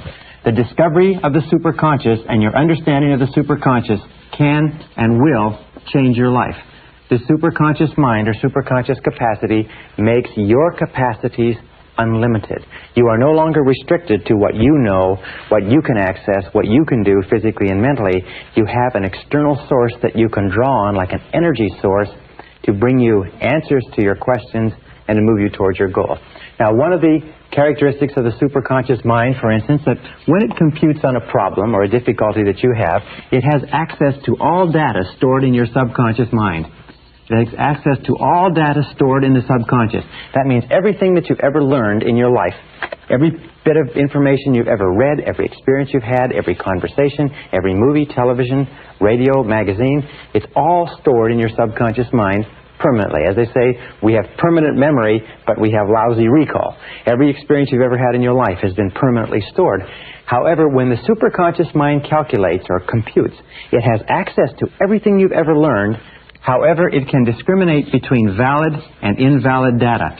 In other words, when the superconscious mind computes on a problem that you are working with, it will give you an answer that is based only on valid information. There are many things that you have in your mind which you can think to be true, but they're not true at all. You may have read them, you may have heard them, you may have surmised them or concluded that a certain thing was true, but the superconscious, in bringing you an answer, knows the difference between what is true and what is not true.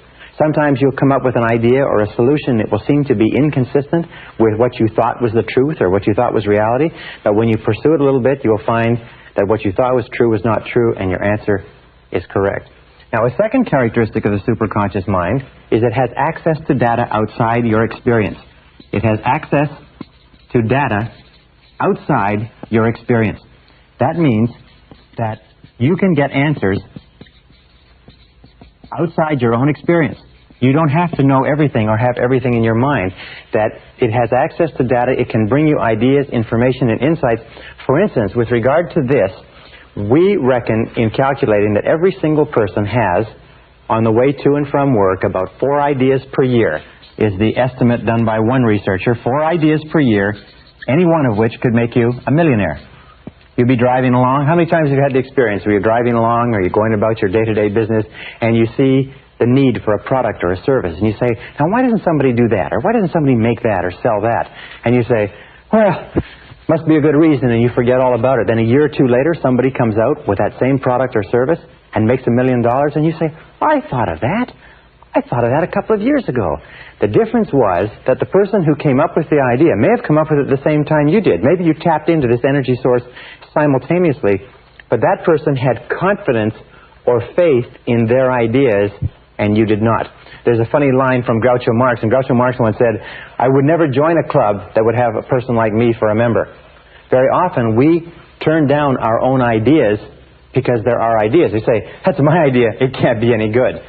Listen to the ideas that come to you on a day-to-day basis, because very often, if one of your goals is to achieve financial independence, this mind will send you the ideas that you need to achieve financial independence.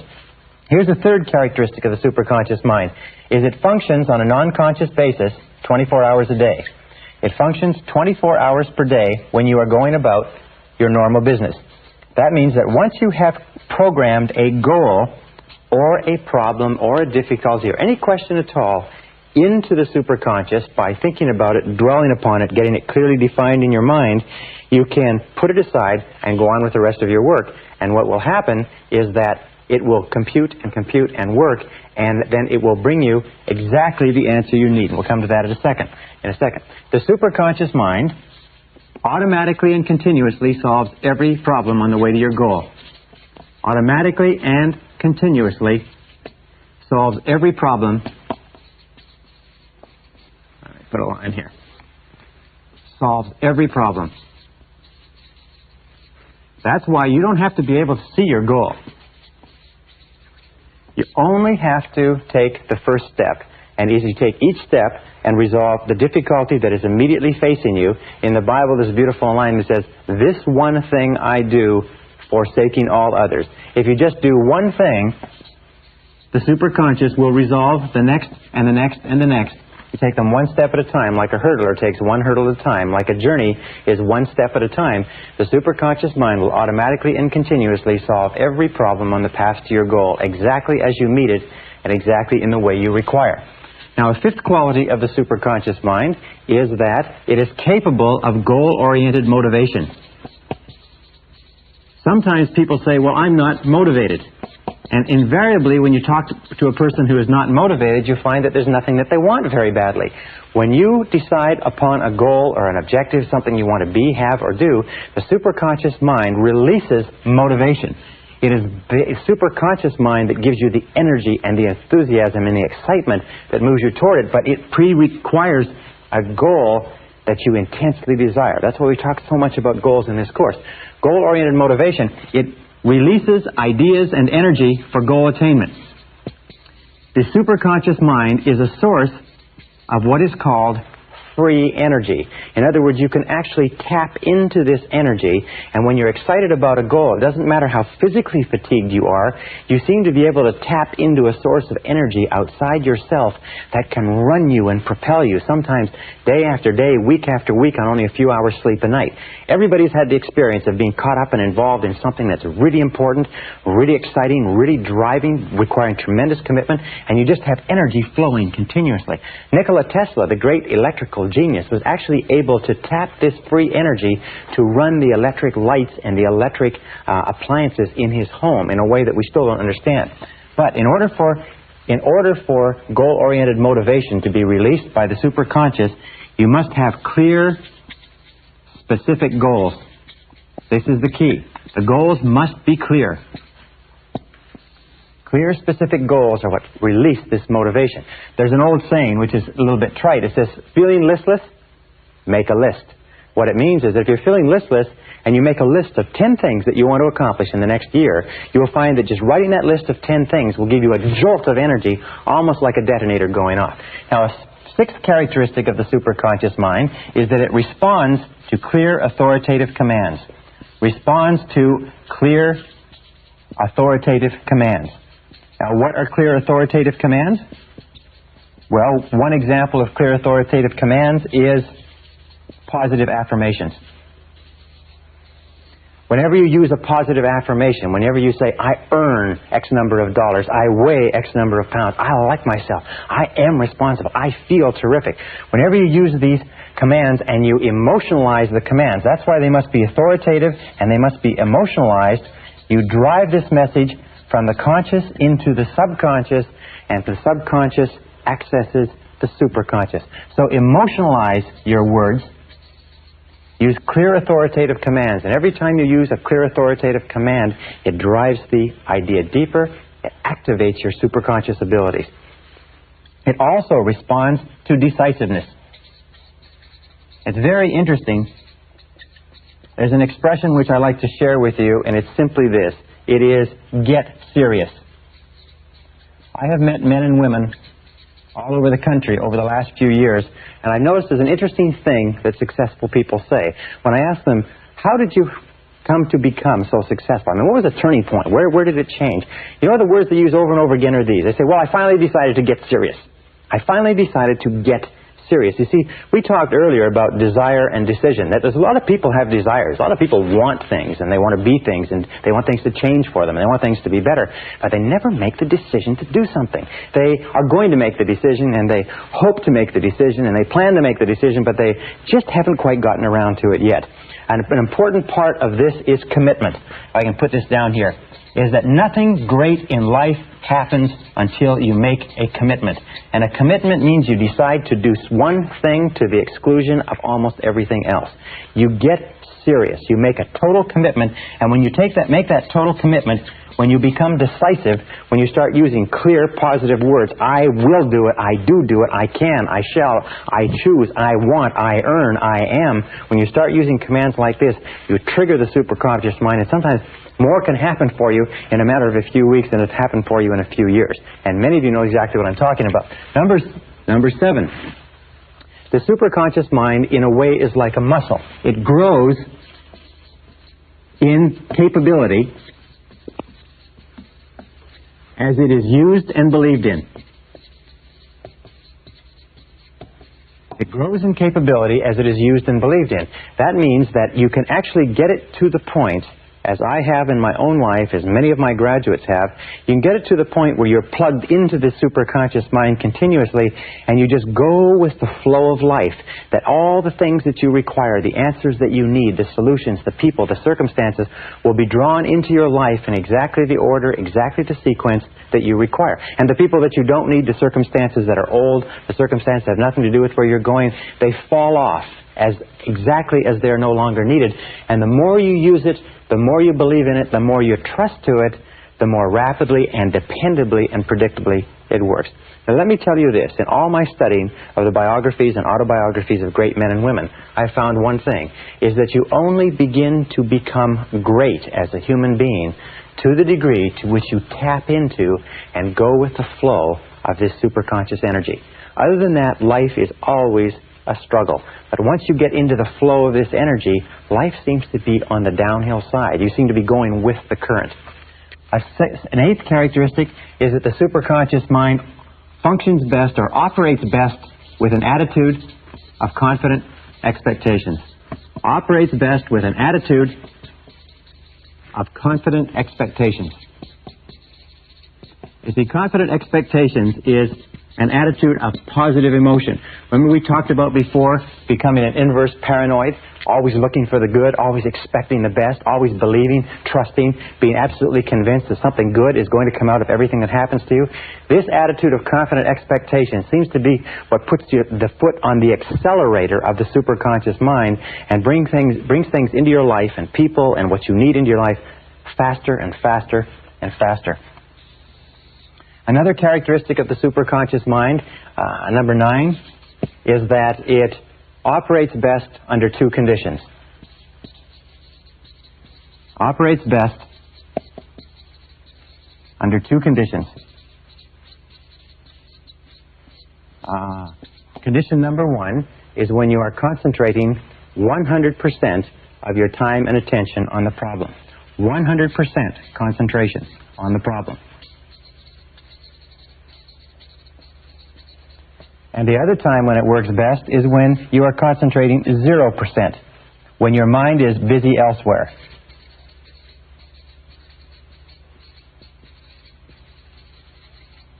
Those are the 2 things, but somehow the superconscious mind does not function in between.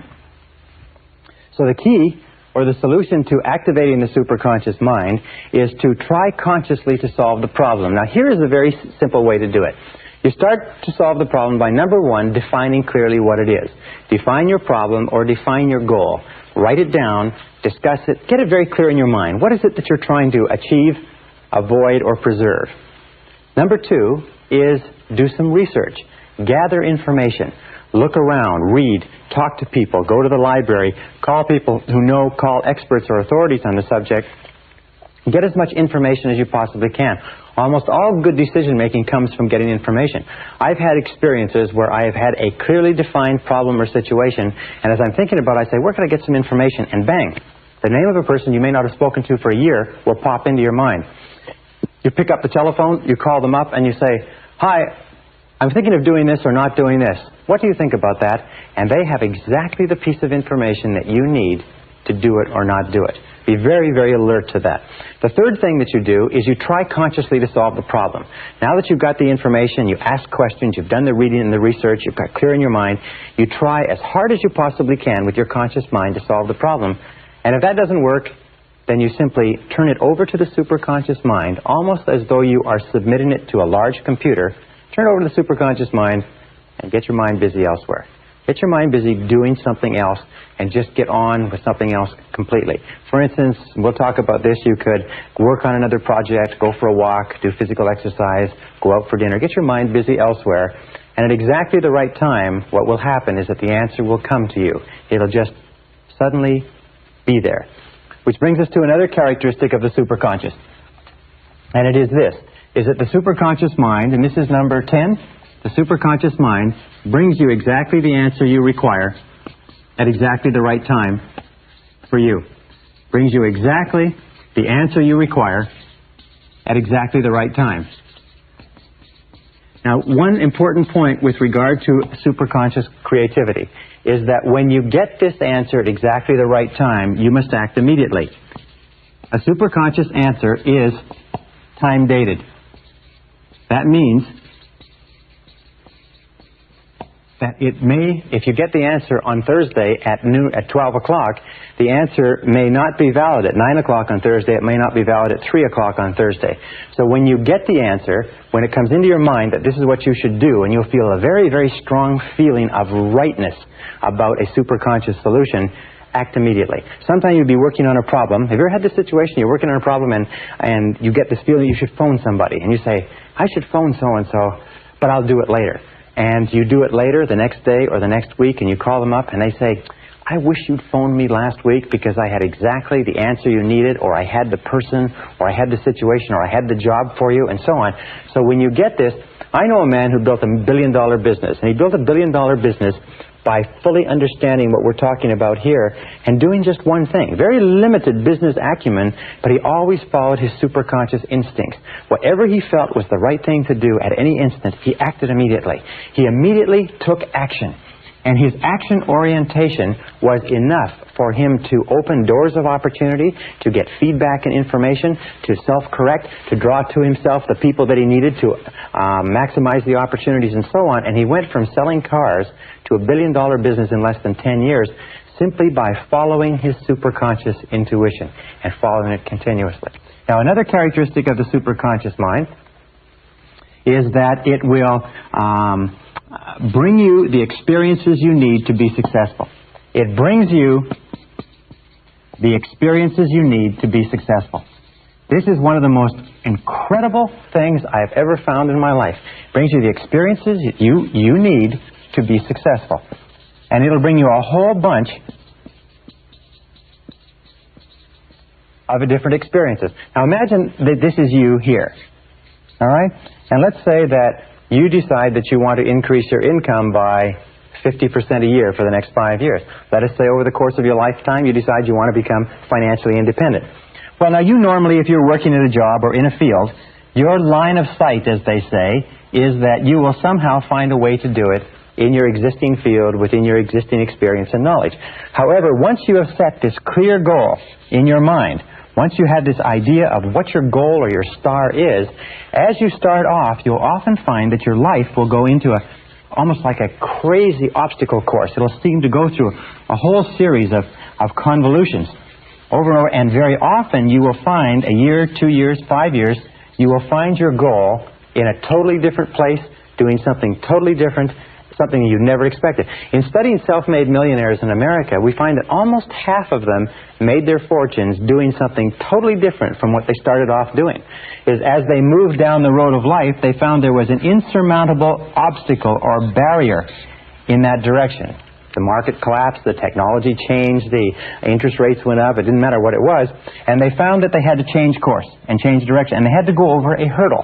Now imagine that you're running a race and you have to go over a hurdle, and each one of these hurdles, big hurdles and small hurdles, when you look back on it, and look back on anything that you've ever accomplished that's required a tremendous amount of time and effort, and as you look back, you will see that a whole series of different things happened to you that looked like setbacks at the time, but in retrospect you say, wasn't it good that that happened? Because if that hadn't happened, then this wouldn't have happened, and this wouldn't have happened, that wouldn't have happened, and so on.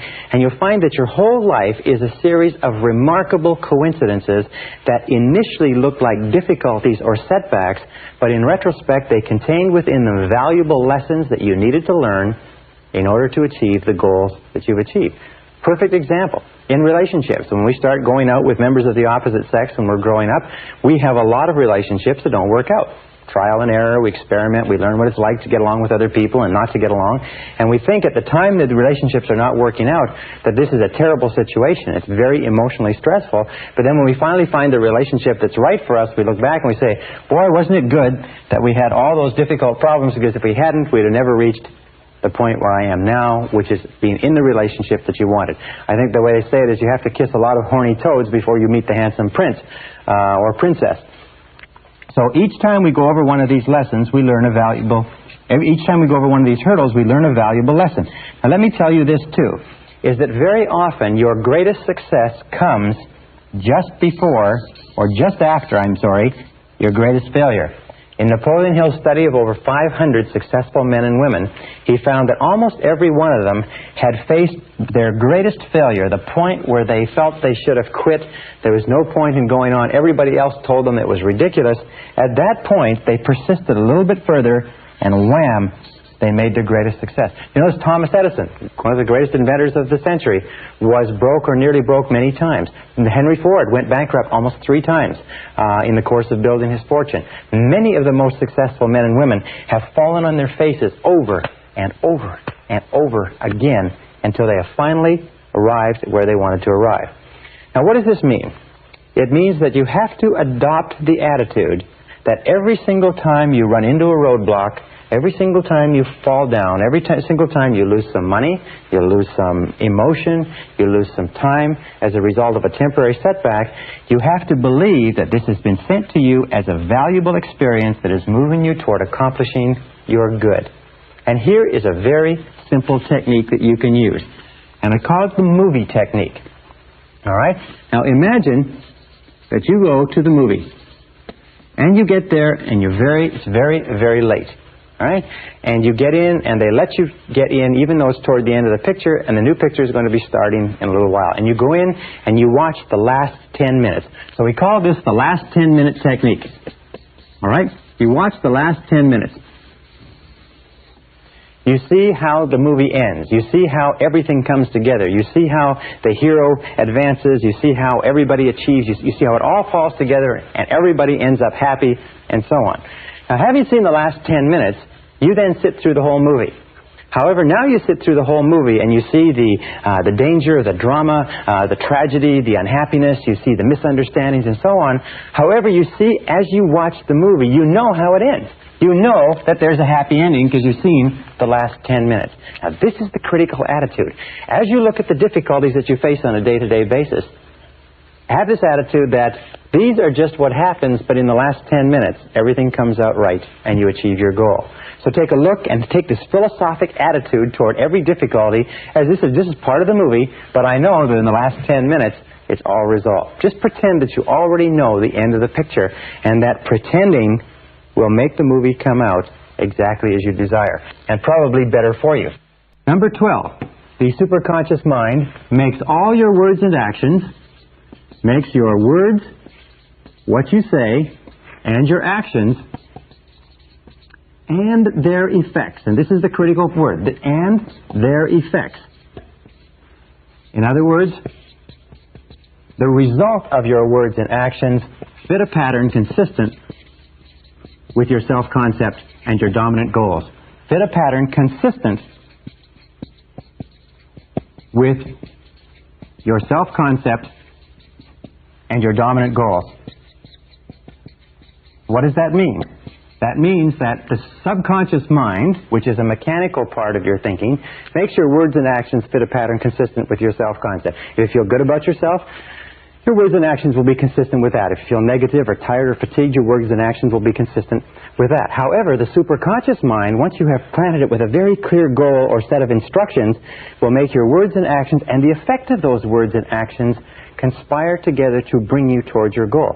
You've all had experiences where in the middle of a conversation something will just pop out of your mouth and you'll just say it and you never thought to say it, and it will turn out to be exactly the right thing to say in that situation. It may be in a date with a member of the opposite sex. It may be in a business meeting. It may be on a sales call. But you'll find that you'll just naturally say exactly the thing or the words that are appropriate for the situation.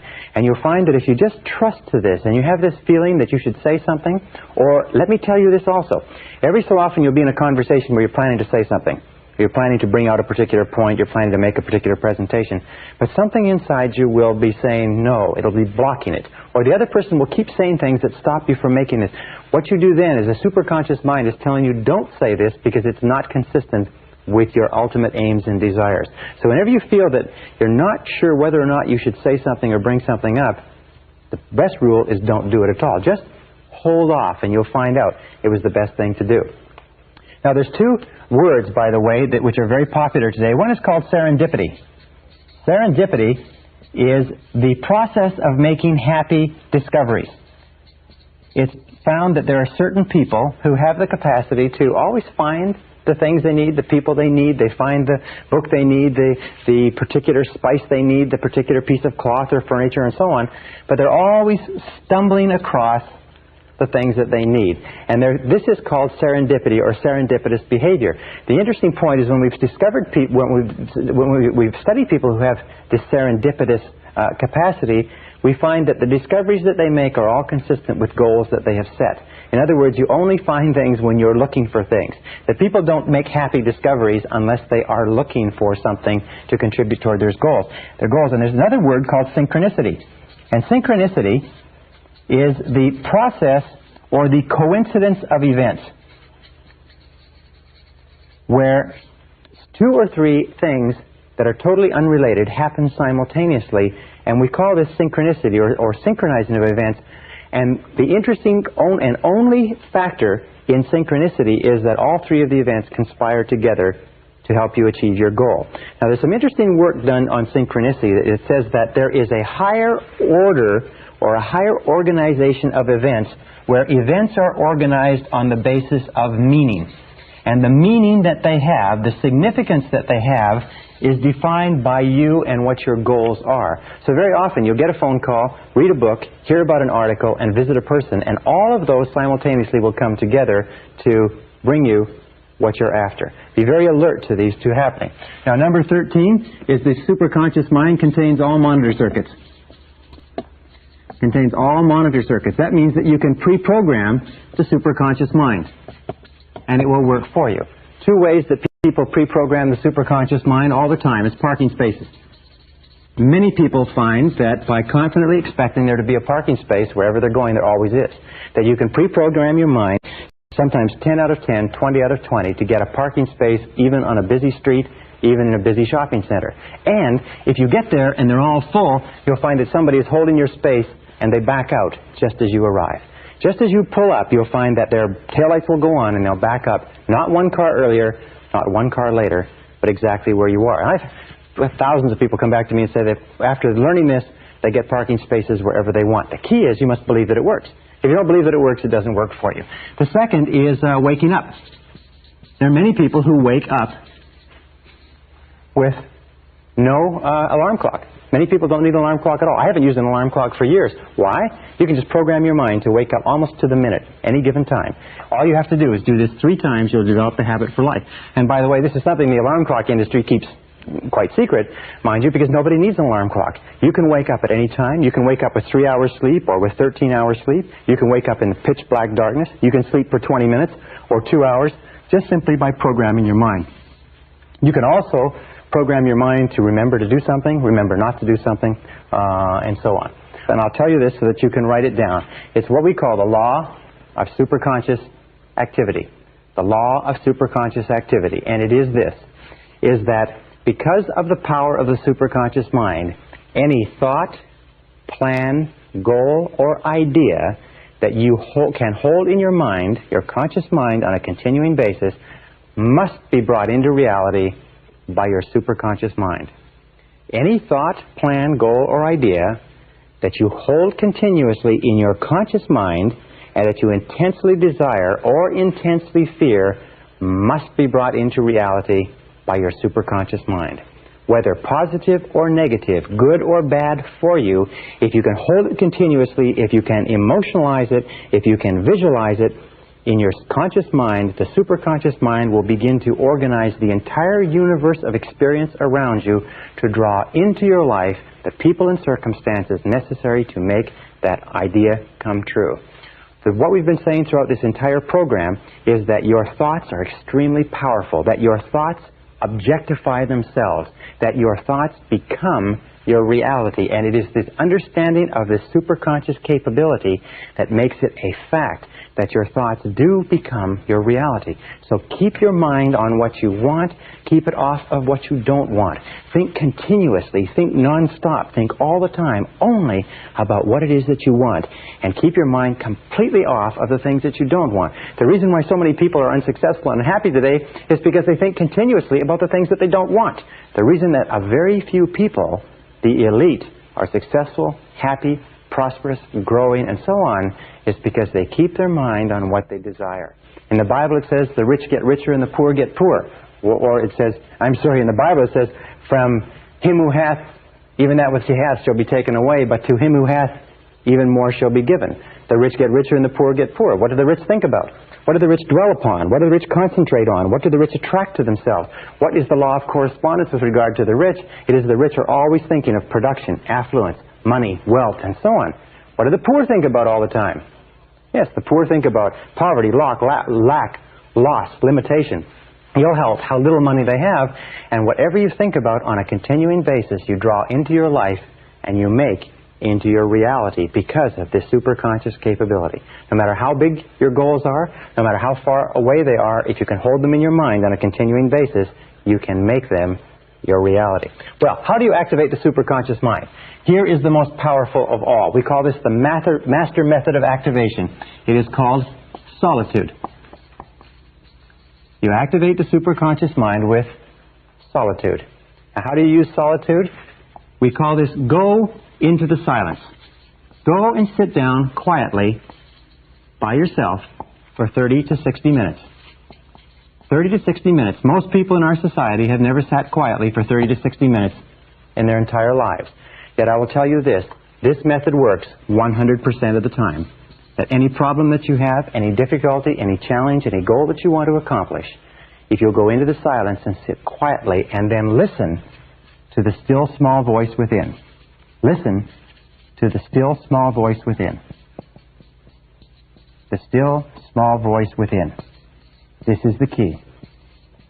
You will find that at a certain point, probably at about 25 to 30 minutes, your mind will go completely clear, and then a flow of ideas will start to flow into your mind. You'll feel energy welling up inside you, and at a precise moment as you sit there in complete silence, no cigarettes, no coffee, no music, nothing, just complete silence, at a particular moment, your mind will go clear, and wham, exactly the answer you need will come at exactly the right time. And if you will get up and go and carry out that answer, it will turn out to be exactly perfect. There's a lot of things that you can do to stimulate the superconscious mind aside from solitude. Visualization, affirmation, daydreaming, relaxing, classical music, natural environments, meditation, taped affirmation, all activate the superconscious mind. Now there's three sources of a superconscious solution. Three critical sources. Number one is intuition. It'll come from inside. You'll get a very, very strong feeling that this is the answer. Number two is chance encounters. You will meet people, or you will meet books, information, material, ideas that will give you the critical answers that you require. And number three is unexpected events. Unexpected events. Things will happen that are totally unexpected, either within your life or in your external environment, and if you look into them very closely, you'll find that very often They contain exactly the answer, exactly the insight that you're looking for. So be very alert to intuition. Be very alert to chance encounters. Be very alert to unexpected events. Now, how do you tell a superconscious solution? This is how you tell it. Number one is that when the answer comes, it will be 100% complete. It will answer every aspect of the problem. It will be, that's it. That's the answer. It'll be so clear, and it will be simple.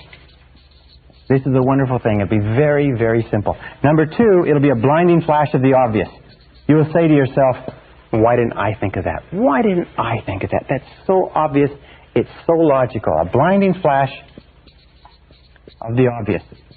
Now, one other key is the emotional component. Is that when you get a superconscious solution, that means exactly the right answer for you, it is always accompanied by a burst of joy and energy. Your self-esteem goes up, you feel positive, you feel happy, you have what is called a feeling of elation. You feel great that you say, wow, this is perfect, this is the answer. You get so excited sometimes you have to run and go to the bathroom, but you want to call and tell somebody, you want to do something. A superconscious solution always comes with the energy necessary to implement it. For instance, if you get a superconscious solution, just as you're going to sleep or in the middle of the night, you will wake up with your heart pounding and your mind racing and your blood streaming, and you won't be able to get back to sleep again. So let me conclude by saying this. Again, the law of superconscious activity, the most important single law that determines your destiny and everything that you do and everything that you'll ever accomplish, is that any thought, any plan, any goal, any idea that you can hold continuously in your mind must be brought into reality by the superconscious. This is the reason for the greatness of every man and woman who ever lived, every great leader, writer, author, poet, or business person, and you can tap into this at will simply by defining with crystal clarity exactly what it is you want, and then thinking only about what you want, keeping your mind only on what you desire, and keep it off of everything else until it comes into your reality.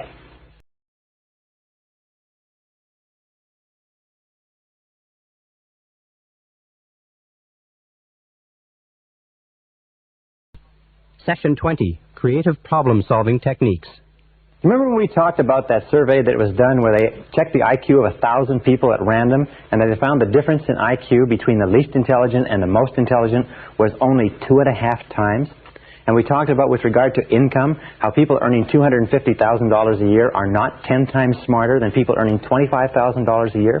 Well, this subject has fascinated me for years, and I've put together courses which I've taught to major Fortune 500 executives and administrators, and I've come up with some really interesting ideas with regard to intelligence and IQ, and I'd like to just sort of impress upon you one thought, which is this, is that intelligence is a way of acting. Intelligence is not a matter of IQ. It's not a matter of education. It's not a matter of background, contacts, grades, or anything else. There are many extremely intelligent people who can't make a living. There are many people with extended university degrees who are unemployed. But there are also people who didn't finish high school who are running major corporations, because intelligence is a way of acting. What I found was that if you study the way intelligent people, by which I mean people who can get the results they want, act, and you act or you use your mind the way they use their mind, you will actually start to function with the same level of intelligence that they function at, irrespective of your IQ or anything else. So let's start off with this basic sentence. Intelligence is a way of acting. In other words, if you act intelligently, then you are intelligent. If you do not act intelligently, then you are not intelligent, irrespective of how smart you are or how well educated you are. With regard to this, one of the studies that I conducted a couple of years ago was looking at some research on geniuses. What are the characteristics of geniuses? People who perform by the judgment of their peers at exceptional levels of intelligence. People who are over 140 IQ and going up right to 150, 160, 170, 180, and so on. And I found that there are 4 keys to genius. And all 4 of these keys are learnable behaviors. If you learn the 4 keys, you can function at a level of intelligence that is double your level today. So what are the 4 keys? Number 1 key to genius is clarity. Clarity is absolutely essential. As a matter of fact, I find over and over again the reason people fail in life is because they don't know what they want. They're unclear about where they're going. Their goals are vague. Their values are vague.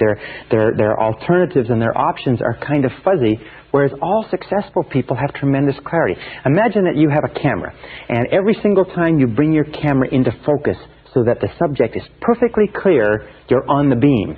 That means every single time somebody asks you or you think about your goals should be particularly clear. That's what we've talked about. Write them down, clearly describe them, make them time-bounded, make them measurable, make them specific. Use vivid language to accomplish them. Because the more clear your goals are, the sharper your mind is in accomplishing or achieving those goals. Another thing that you have to be clear about is what are your problems. Remember I said identifying the obstacles that stand between you and your goals, and finding out what are the big obstacles, what are the small obstacles, and being crystal clear. In medicine, what do you do in medicine? In medicine, you just simply go through a process of diagnosis until you find specifically the problem that's causing the ailment. And the more clear you are about the problem, the easier the solution is.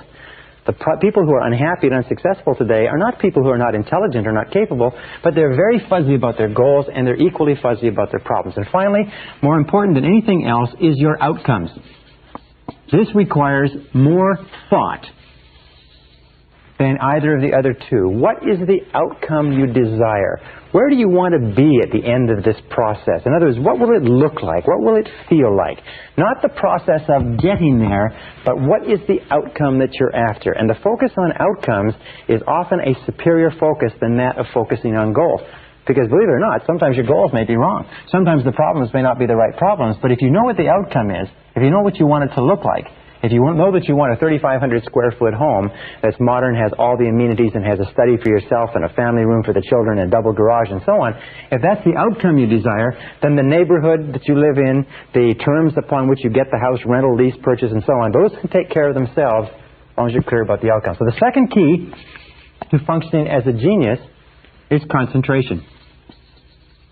Concentration. All geniuses, all highly intelligent people, are people who have the ability to concentrate 100% on one thing at a time and concentrate on the most important thing. All non-geniuses, all people of limited intelligence, are people who try to do a whole lot of different things. They're all focused on a whole lot of different things, and because they can't bring their intelligence to bear like a fist on a single problem, they never seem to get anything really resolved.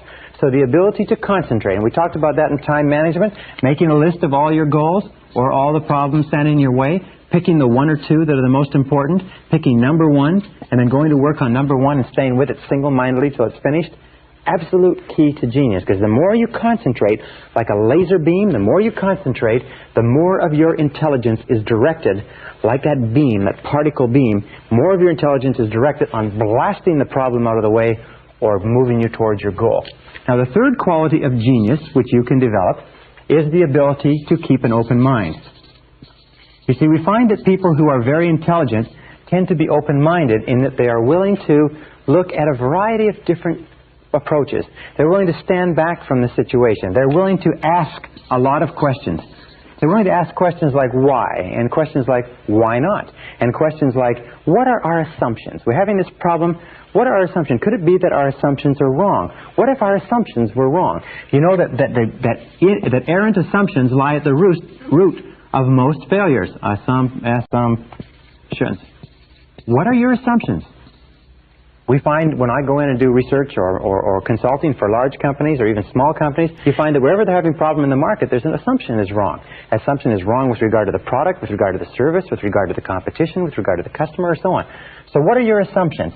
Keep an open mind and look at a whole variety of different ways of approaching whatever problem it is. Another good question to ask is, what else might be the problem? We think this is the problem. What if something else is the problem completely different from what we're looking at? So keep an open mind, be flexible, be fluid, be willing to look at a variety of different approaches. And then the fourth characteristic of all geniuses, surprisingly enough, is that they have a systematic method. They have systematic methodology, if you like, or systematic methods of problem solving. They just don't run off half-cocked. Now, finally, once a genius has gone through a series of systematic methods, very often, as a result of this process of concentration, they just drop the subject out of their mind and at a certain point the superconscious will give them the answer that they're looking for. But prior to that, they go through systematic methods, if you like, of organized thinking. Now, most people don't do this. What they do is they throw themselves at a problem the same way a dog throws itself at a car going past, and they go ruff, ruff, ruff, ruff, ruff, ruff, ruff, and they chase after the dog, or they throw themselves after a blanket like a puppy does, and they tear the blanket round and round, and they throw it away. Intelligent people approach every problem logically, systematically, organized fashion. So let's talk about 3 methods of creative thinking that you can use to, like a particle beam smasher, that you can use to smash through about 90-95% of any problem that you'll ever face, any obstacle, anything that stands in your way. And the first is what I call mindstorming. Now, mindstorming is a very simple technique. It was developed many, many years ago. It can be done by yourself, or it can be done with other people.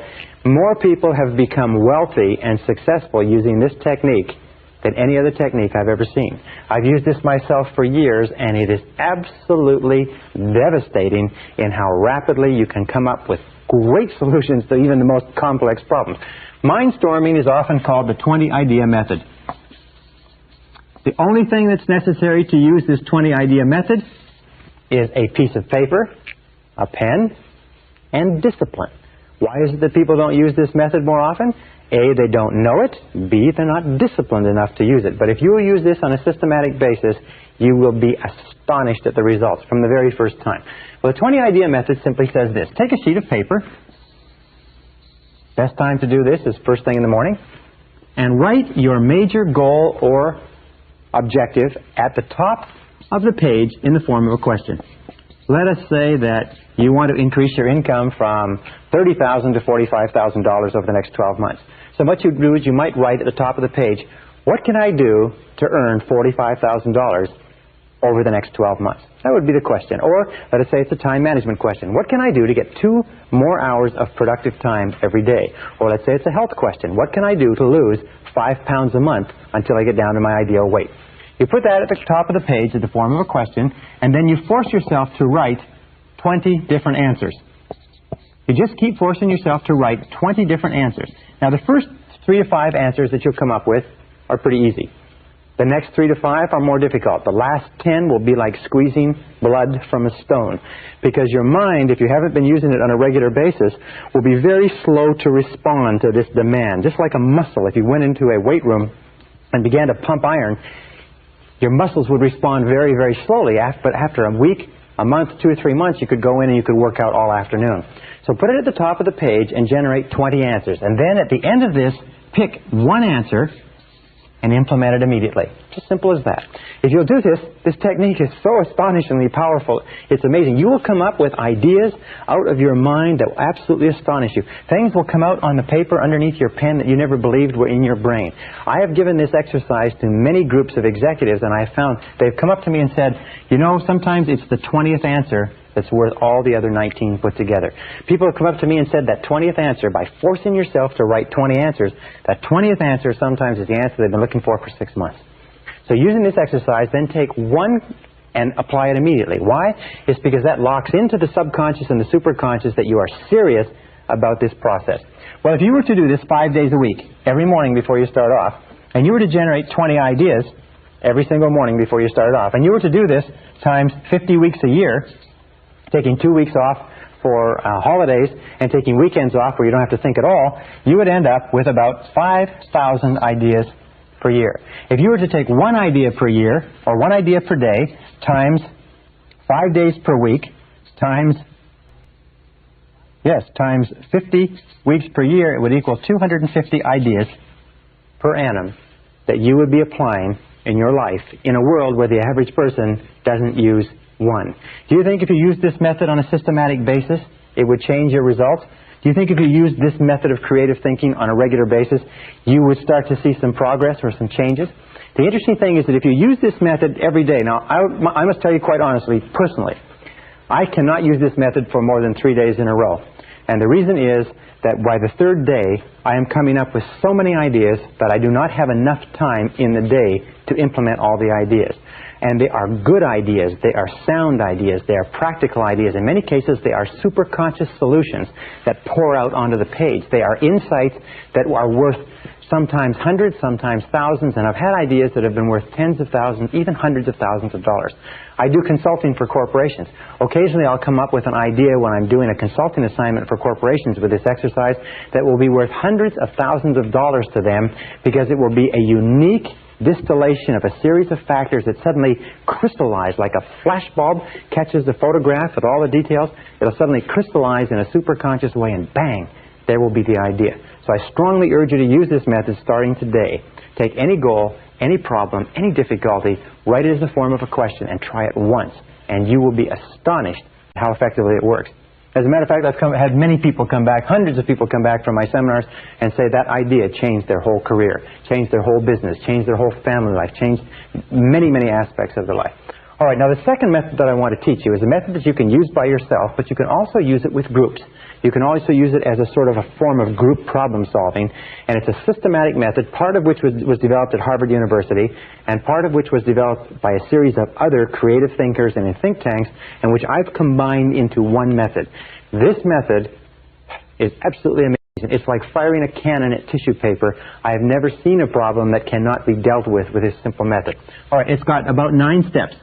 Step number 1, starting point, is confident expectations. Confident expectations seems to open up the mind, relax the right brain, activate the superconscious, and seems to tune you in to solving a problem or difficulty at a higher level. So confident expectations are very simple. Assume a logical solution. Whenever you're faced with any kind of difficulty, assume a logical, workable solution. Say to yourself, well, there's a logical, workable solution here. No problem. As it says, what does the Australians say? No worry, mate. Just say the same thing. No worry, mate. No problem. There's got to be a solution here somewhere. This attitude of confident expectations seems to open up the creative mind and make it work far, far better. Step number 2, in order to keep your mind positive and optimistic, use positive language. Use positive language. Now, what do we mean by that? Well, there are certain words in the English language or any language that can raise or lower blood temperature, that cause us to be anxious or fearful or happy or elated. So word usage is important. Using the proper words is important. For instance, the word problem. The word problem is a negative word. It has negative connotations. It causes us to become stressful and anxious and tense. It causes our minds to actually shut down. Instead, use the word situation. Situation, wonderfully enough, is a neutral word. It's neither positive nor negative. A problem is something you struggle with. A situation is something you deal with. Right? Problem equals struggle, setback, cost, difficulty, disappointment. But a situation is just something you deal with. And when you suddenly start describing things as situations, well, we have an interesting situation here. The car has been stolen. Well, this is an interesting situation. Our house is burned down. Well, this is an interesting situation that triggers your mind into dealing with it rather than being overcome by it. Now, a better word, of course, is challenge. And many companies and many individuals now only use the word challenge because it's positive. A challenge is something that you rise to. A challenge is something positive that you rise to. So instead of calling it a problem, call it a challenge. Hey, we have an interesting challenge here, or we're facing some interesting challenges this year. Or it looks like we're going to have challenges that we didn't expect this year, or we've come up with a really big challenge. But a challenge, described as a challenge, is something that brings out the best in you. Your mind starts to race to think how you can deal with it. And best of all is the word opportunity. The word opportunity is a very positive word. The word opportunity is something that you take advantage of. Now, the interesting thing is that in all of our research, we find that within every setback or difficulty, within every problem, within every situation or challenge, there is a hidden opportunity. There is something that you can learn. There's something that you can gain. There's an advantage. There's a benefit. There is something, and we know because of the law of substitution that if we are looking for the opportunity in any situation, we cannot at the same time think about what would cause us to become stressed and anxious. You cannot think of it as a problem and as an opportunity at the same time. The one thought, the positive thought, knocks out the negative thought. So when we look at successful people, we find that successful people are those who keep their minds on what they want, and they look for the opportunity, they look for the challenge, they look for the positive part of any setback or difficulty. Remember, we talked about the superconscious mind, is that setbacks and difficulties very often come to us to tell us to change course or direction to get onto the right track to get to where we're going. So instead of becoming frustrated or upset, let's look upon it as a great possibility and look into it for the advantage or benefit. Now, the third step in dealing with any situation or challenge is to define it clearly. Define it clearly.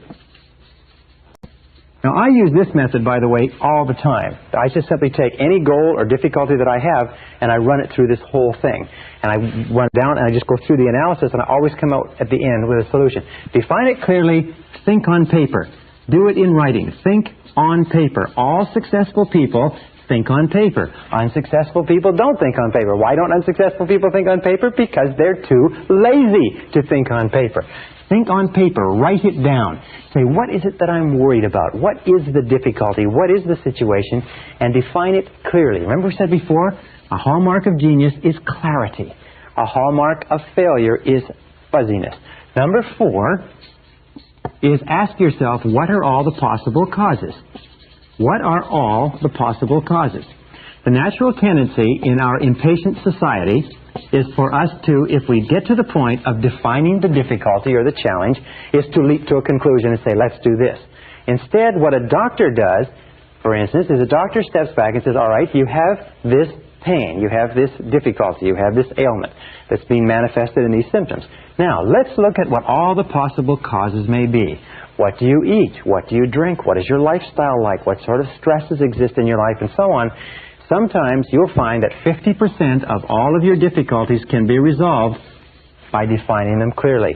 Another 25% of your difficulties can be resolved by determining the causes. Sometimes if you can determine what the causes are, then you say, well, if that's the cause, then you eliminate the cause, the situation is resolved. The 5th step, if you have not resolved it at step 3 or step 4, the next step is you say, what are all the possible solutions? What are all the possible solutions? Now, not just the logical solutions, but go beyond that. If you come up with a solution very quickly that seems like the logical solution, then ask yourself, what if that didn't work? Then what else would we do? The Roger Von Oak says, always look for what is called the second right answer. Once you have one right answer, and you say, well, this looks like the answer to this difficulty, ask yourself, what is the second right answer? Very, very good exercise, because if the first solution doesn't work, you've already got a second solution already developed. So you ask, what are all the possible solutions? What is the solution? What's the opposite of the solution? What if we just did nothing? What if we did it twice as hard? What if we tried something else completely? What if we used lateral thinking? Instead of trying to dig this hole deeper, we went and dug another hole. What if we got out of this market completely? What if we got out of this job or this relationship completely? Rather than trying to solve the job or the relationship, what if we went somewhere else and started over? What would be the second right answer? Now, here's a critical point. From this point onward, once you've gotten to number 5, think and talk only about the solutions. Think and talk only about the solutions. You see, because of the law of concentration, because of the law of substitution, because of the law of attraction, what happens? Well, I'll tell you what happens. Most people talk about the problems all the time. They think about the problems, they worry about the problems, they vividly imagine the problems, they discuss the problems, and they have more and more and more problems. The law of substitution says if you think and talk about the problems, your mind is going to become preoccupied with negativity. The law of attraction says if you think and talk about the problems, you're going to attract more problems into your life. The law of correspondence says that the more you think and talk about problems, the more they preoccupy your mind, the more your external world is going to be characterized by problems. The difference between winners and losers, heroes and non-heroes, successes and failures is this, is that successful people, winners, are solution-oriented. They are solution-oriented. They think about the solutions. They talk about the solutions. They're always asking this question. Here is the big question. What do we do from here? What can we do from here? In other words, they are always future-oriented, always oriented toward the future. Losers are always oriented toward the past. Losers always want to know who did it, who's to blame, who's responsible, how do we cut our losses. The winner always looks forward and says, where do we go from here? What do we do from here? What's the solution from here? How can we improve this situation? How can we adjust, adapt, modify, and so on? Once you get here, the next step is pretty simple. Number 6 is make a decision. Make a decision. Now, any decision is better than no decision. 80% of all difficulties should be resolved, and the decision should be made at this step, at exactly the time that they come up. In other words, whenever you have a difficulty, now is the time to make 80% of your decisions. Indecision, by the way, indecisiveness is a major reason for failure. Indecisive people don't succeed in life. Being decisive is more important than being correct, because the more decisions that you make, the more feedback you get, the smarter you become, the more accurate your decisions become. The fewer decisions you make, the less feedback you get, the less learning takes place, the poorer as decision maker you become. So make a decision. Remember, 80% should be made right now, and the others can be made simply by saying, all right, I can't make the decision now, I need more information. I'll set a deadline, Thursday at noon, I'll make the decision no matter what information I have. Number 7, by the way, this is a great tension reliever. Great tension relievers make decisions. Indecisiveness is a major source of stress. Number 7 is assign responsibility.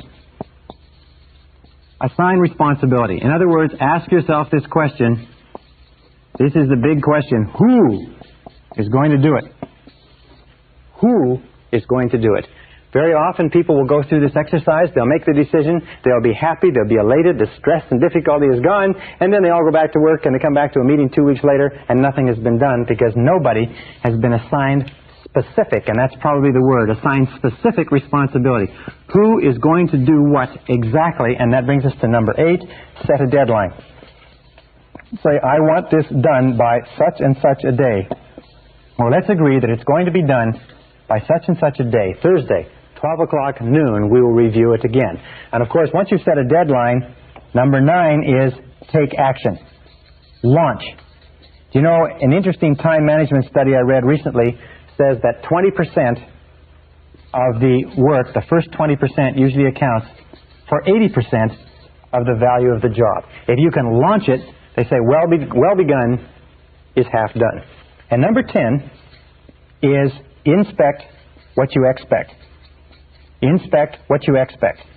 One of the most important rules of success in life is once you have made an agreement that something is going to be done, inspect it, check on it, control it, monitor it, keep in touch.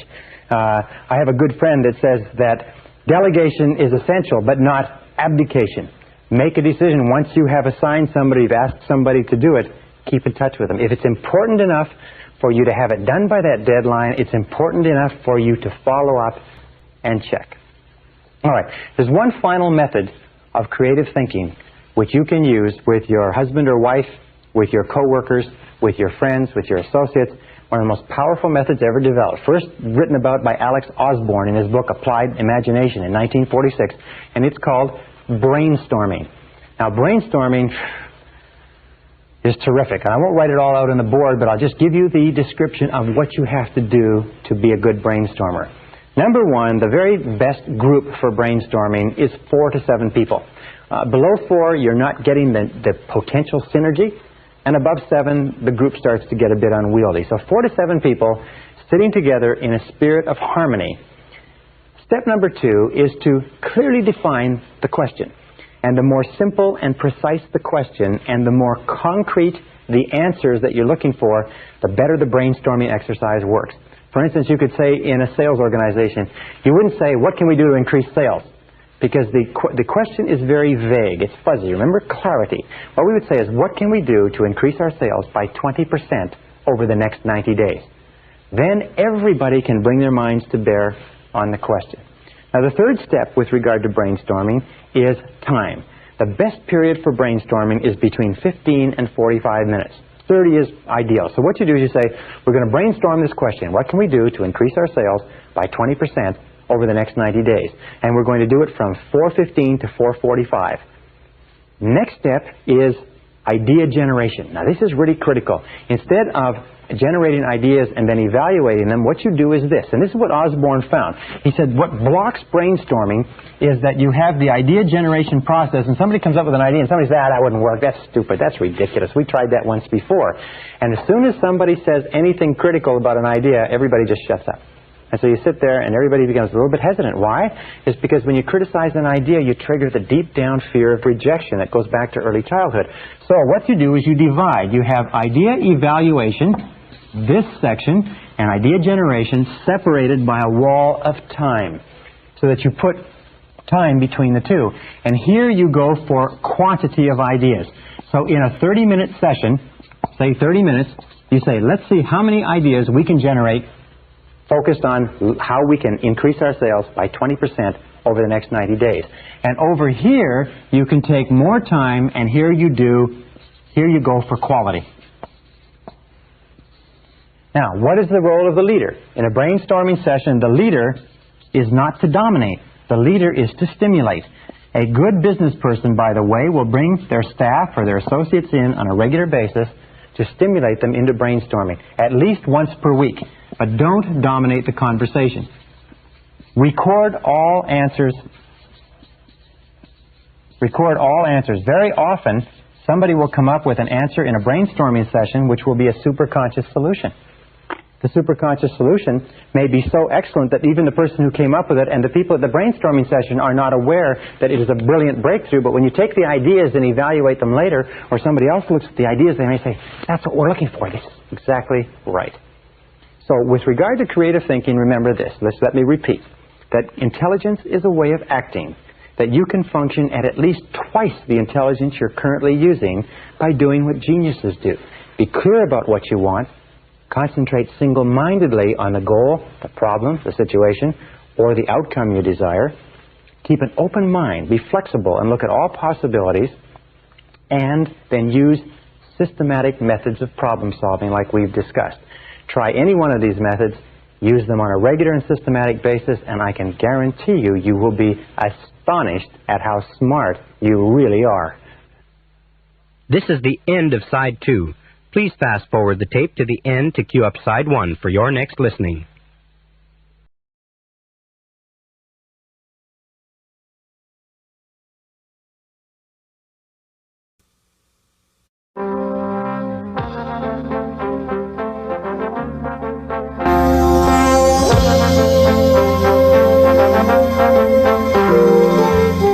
Brian Tracy presenta el Seminario Fénix sobre la psicología del conocimiento.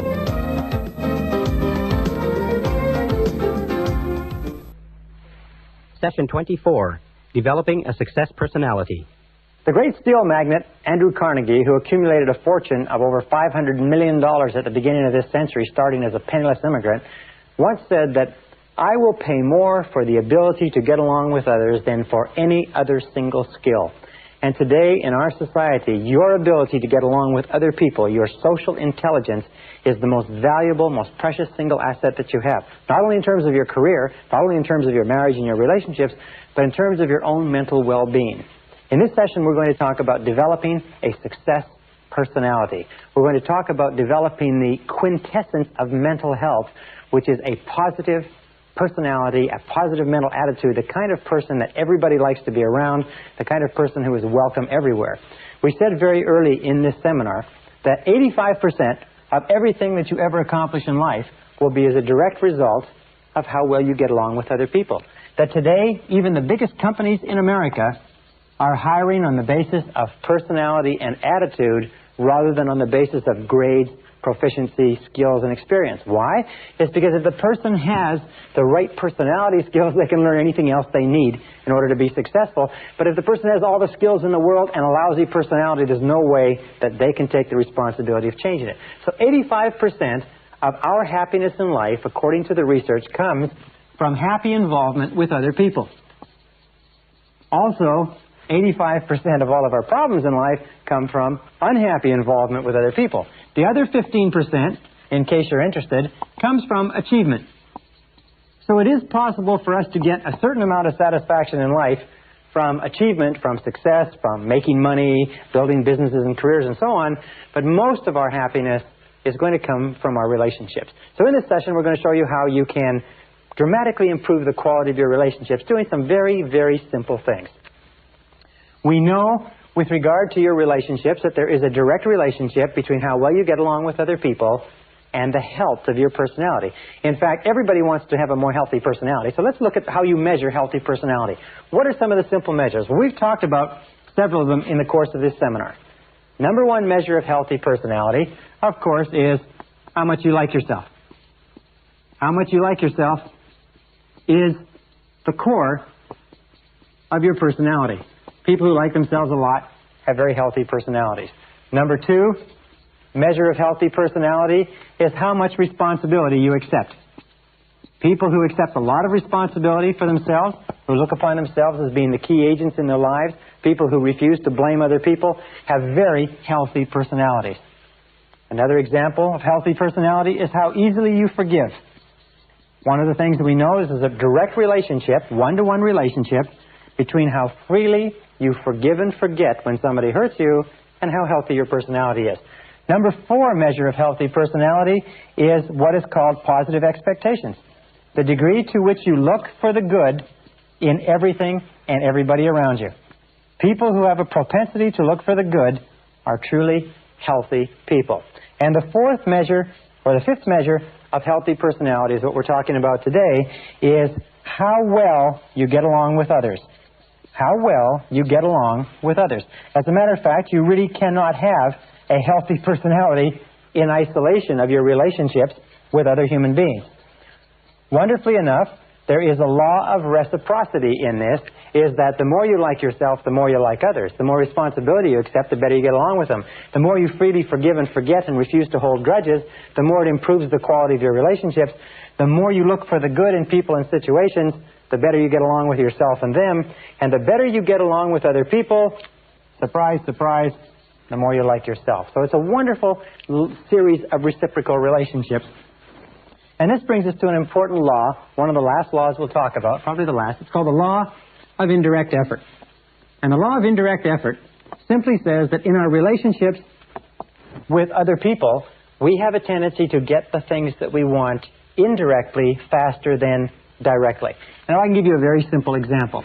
If you try to go after things directly in your relationships, often you'll be frustrated, often you'll be humiliated, you'll be embarrassed, and so on. Let me give you a couple of examples.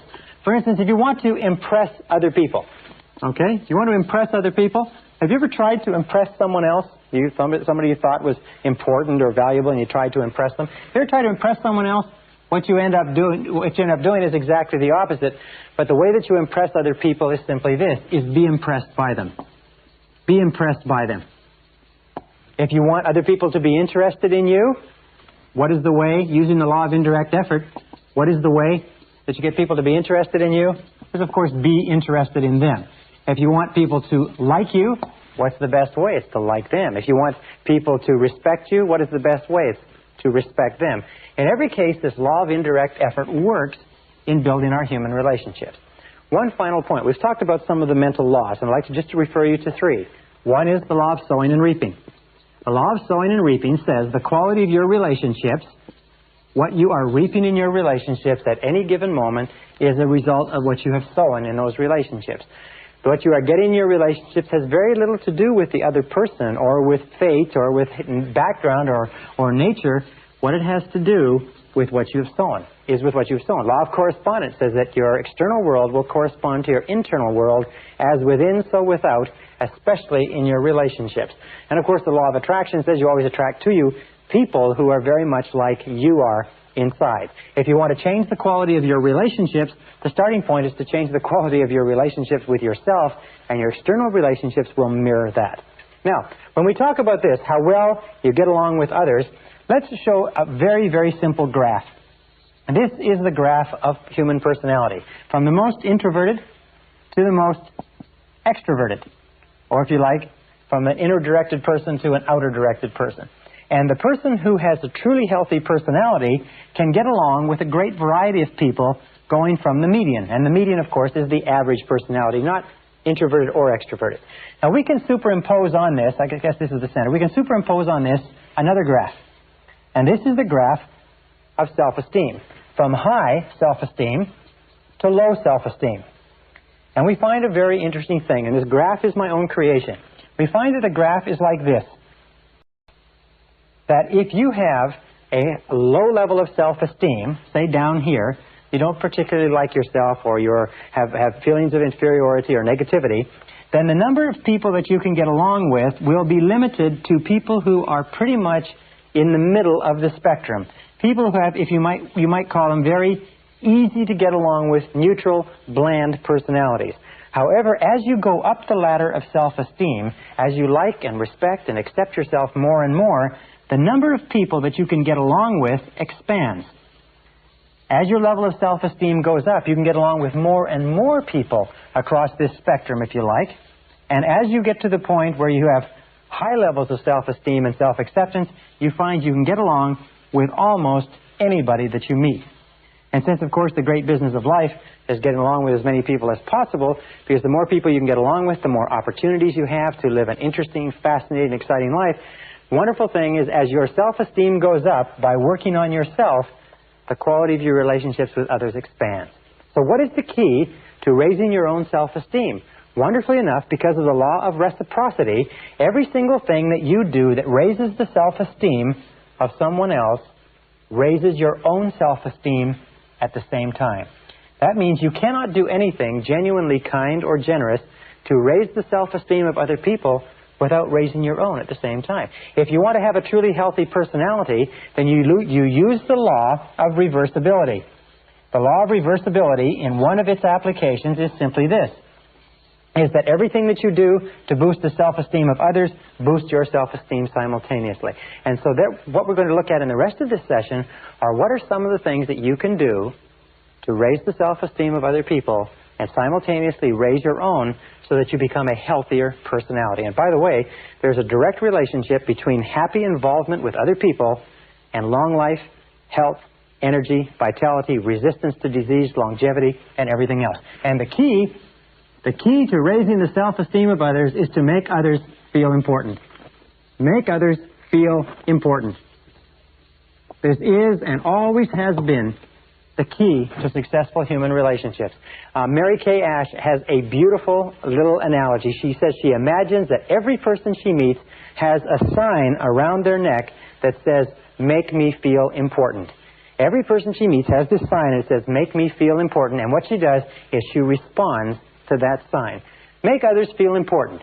Treat others well, make them feel important, and surprisingly enough, you will feel important too. The reciprocal principle works. Now, how do we make others feel important? Number one, top of the list, is eliminate destructive criticism. Eliminate destructive criticism. There is nothing that causes a person's self-esteem to go down faster than destructive criticism.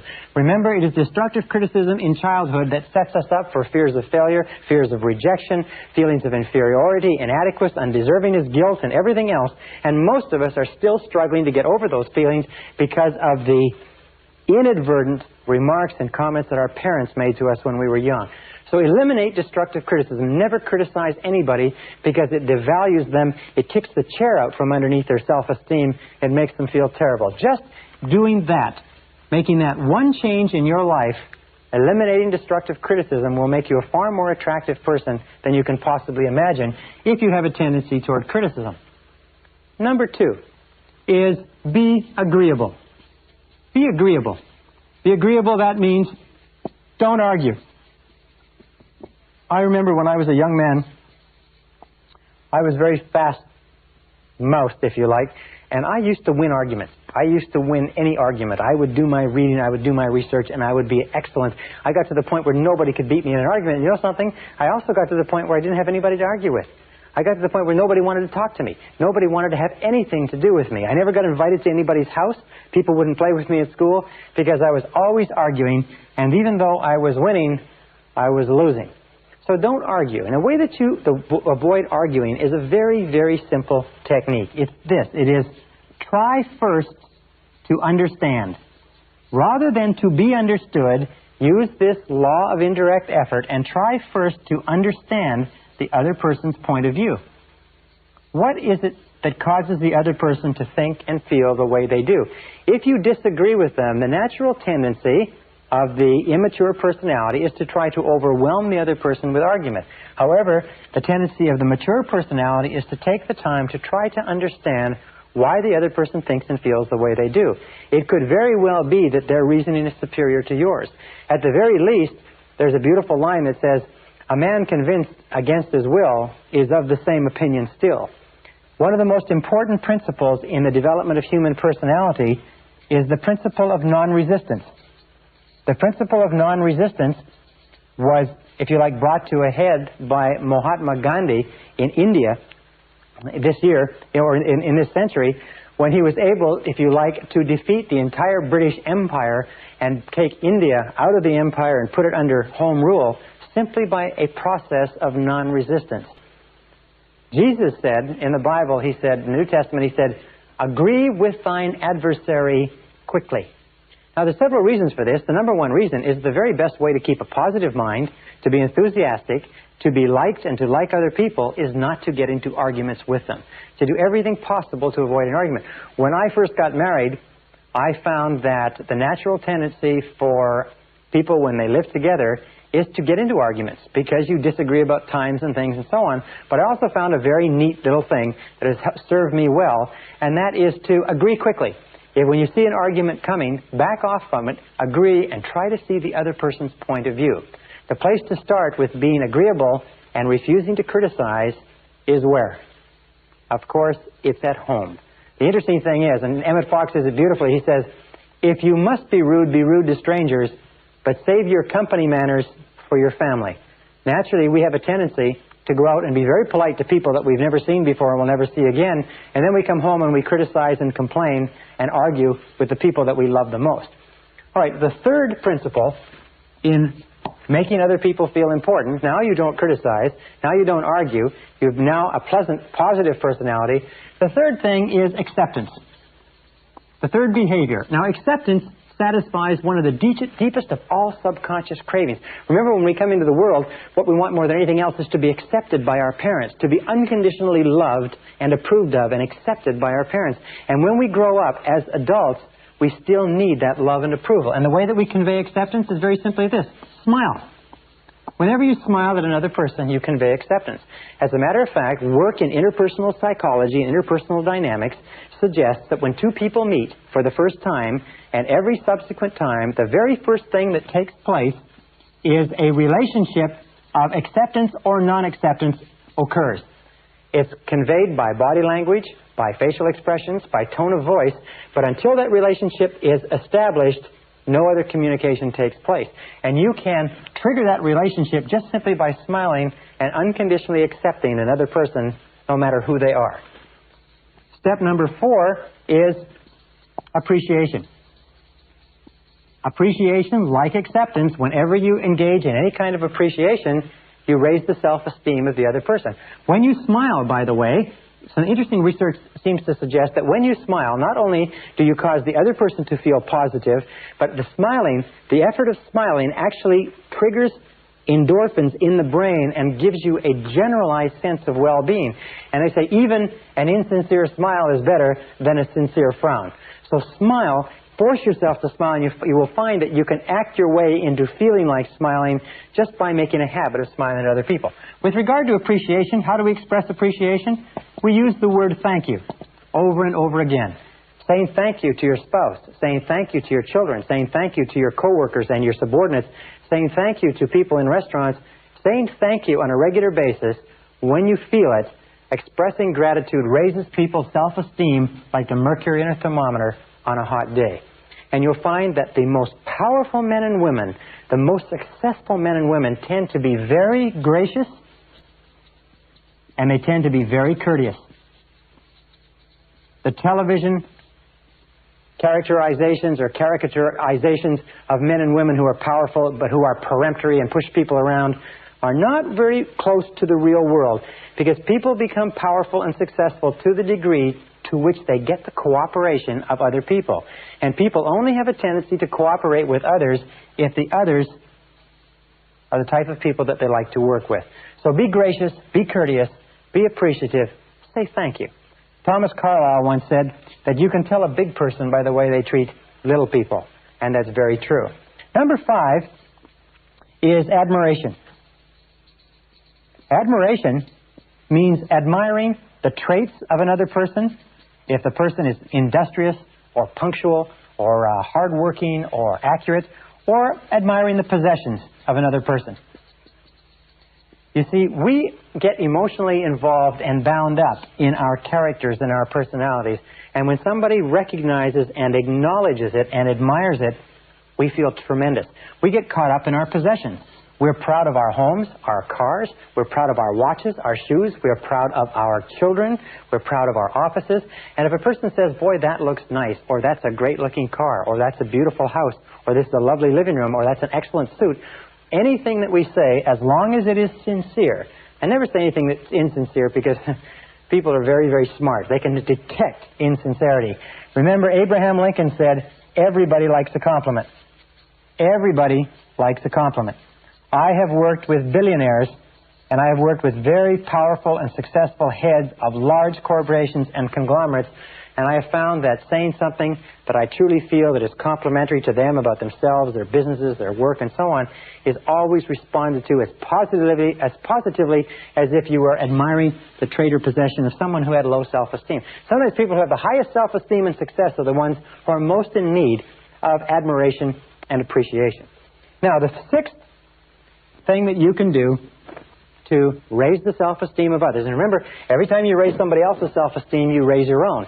Every time you increase the health of somebody else's personality, by the law of indirect effort, you increase the health of your own personality, is approval. Approval satisfies one of the deepest cravings of the human psyche, the craving to be valued, the craving to be valuable. In fact, one of the definitions of self-esteem is the degree to which an individual considers themselves to be praiseworthy. A person who considers himself to be praiseworthy has high self-esteem. So when you give approval or praise, it's been demonstrated, I think it was Napoleon who said, I have made an incredible discovery.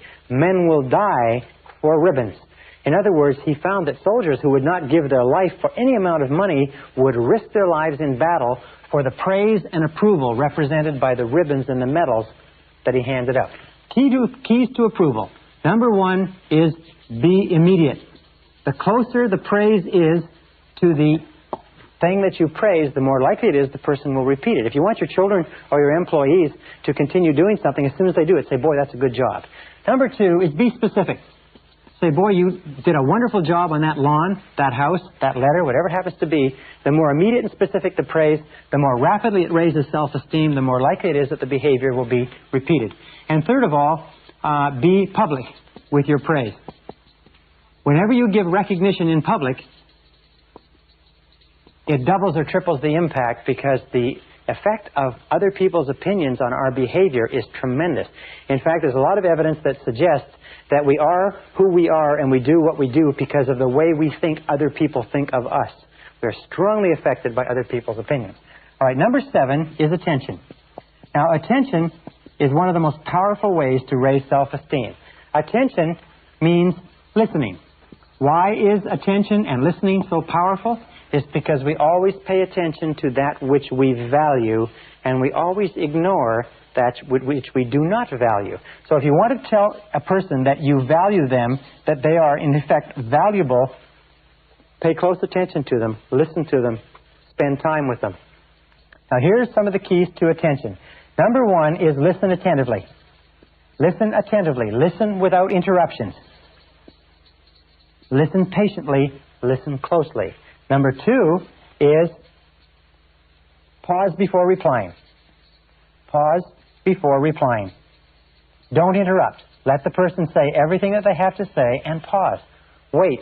Show them that you are really considering what they're saying. Number 3 is question for clarification. Instead of rushing in to speak, question to clarify what the person has said, which is a way of telling them for sure that you're really listening. And here's the best of all questions. How do you mean? When you're listening to a person speak and you want to fully understand and you want to tell them that you're listening, say, how do you mean exactly? And ask for them to explain to you clearly. And finally, remember the boomerang. And the boomerang says simply this. It says that any genuine emotion expressed by you toward any other person is going to boomerang back on you. Just like the law of sowing and reaping, the law of cause and effect, the law of attraction, the law of correspondence says that any genuine emotion, now that's a genuine emotion. In other words, if you say something positive about someone else, it's going to go out to that person and it's going to come back and it's going to boomerang on you. So say only good things. When you talk about other people, talk about them as though what you were saying was going to be printed in the paper. When you think about other people, send out positive thoughts and positive ideas. Think all the time about how you can make other people feel important. Treat other people as though they were the most valuable people in the world, because to them, they believe they are. And the final rule with regard to superior human relations is what we call the Golden Rule. The Golden Rule simply says, love your neighbor as yourself. Like your neighbor as yourself. Treat your neighbor as yourself. Ask yourself in any situation, how would I like to be treated in this situation? Ask yourself, when you're in a difficult situation with someone or an argument or a disagreement, say, if the conditions were reversed, how would I like to be treated in this situation? And here's something that you can do. Pick a role model. Pick the person that you admire more than anybody else in the world in terms of their personality. And whenever you're in a situation with someone else, pretend you are like that person. Many years ago, when I was traveling in Africa, I worked with Dr. Albert Schweitzer, one of the most beautiful men who ever lived. And so very often when I'm in a situation with other people, I think, how would Albert Schweitzer act in this situation? Or I think, how would Jesus of Nazareth act in this situation? And if you use that as your role model, and if you use the credo of making other people feel important as your guiding light, you will develop a success personality that will lead you to accomplishing everything that you want in life in a world filled with other people.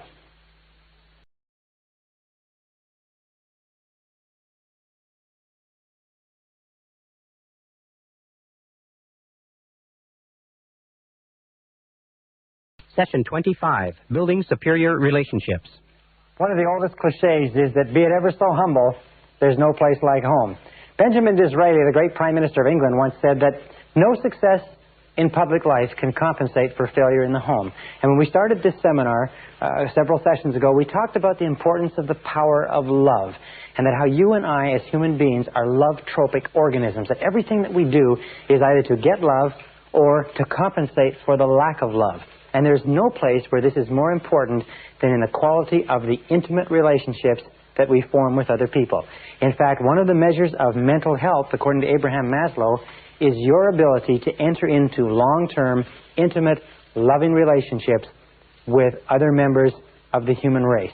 And I want to talk in this session about some of the things that might help you, which have helped me to enjoy a higher quality of loving relationships with your mate or your spouse or the person that is most important to you. First of all, let's talk about the idea of what makes a relationship successful. And I think that there are 6 keys that make a relationship successful. 6 keys to successful relationships.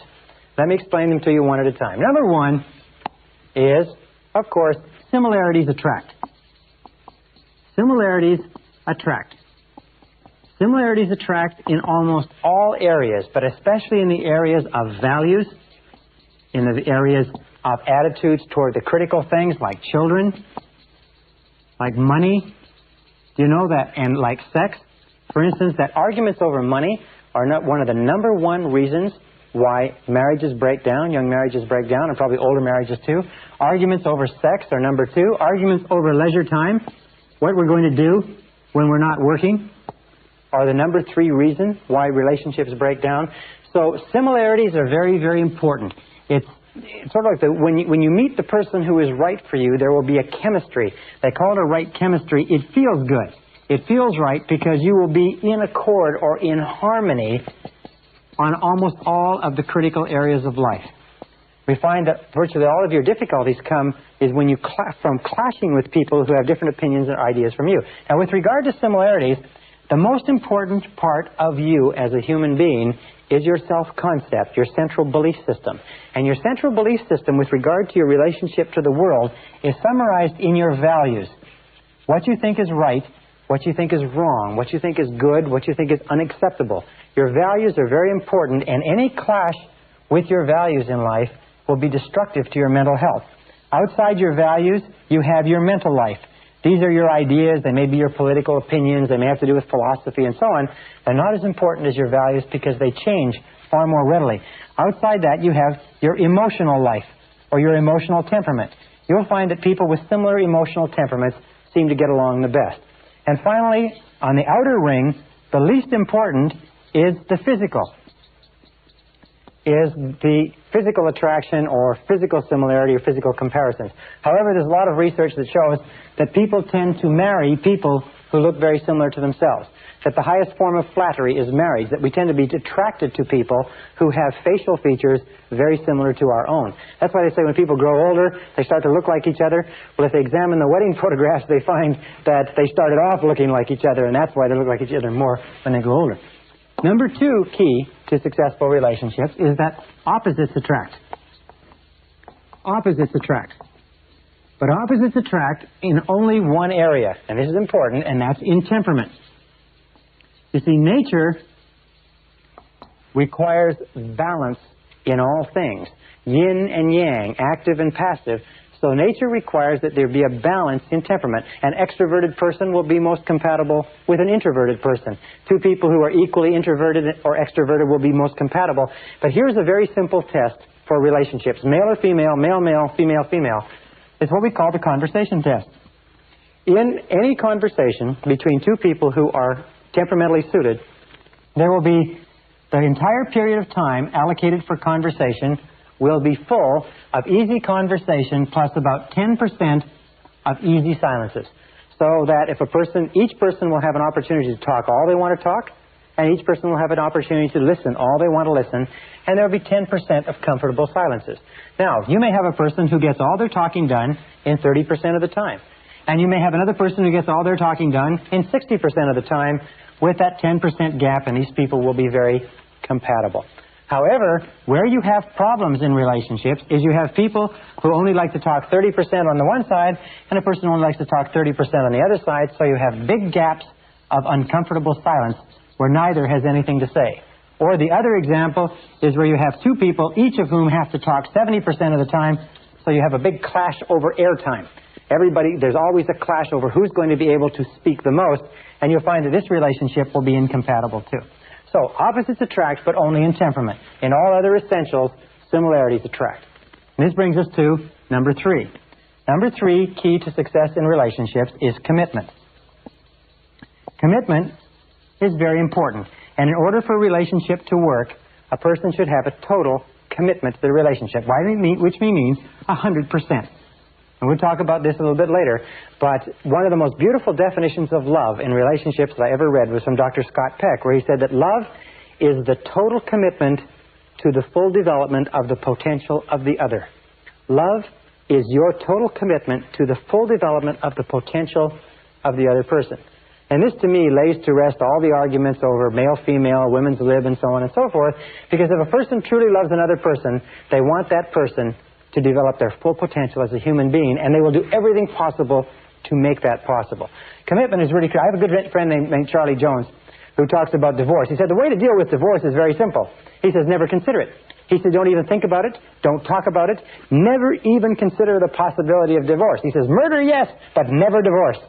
Now, maybe that's a little bit stringent, but the key to a successful relationship is the depth of commitment that each person has. Most dangerous thing in a relationship is when people start thinking in terms of, well, if it doesn't work out, I can go somewhere else.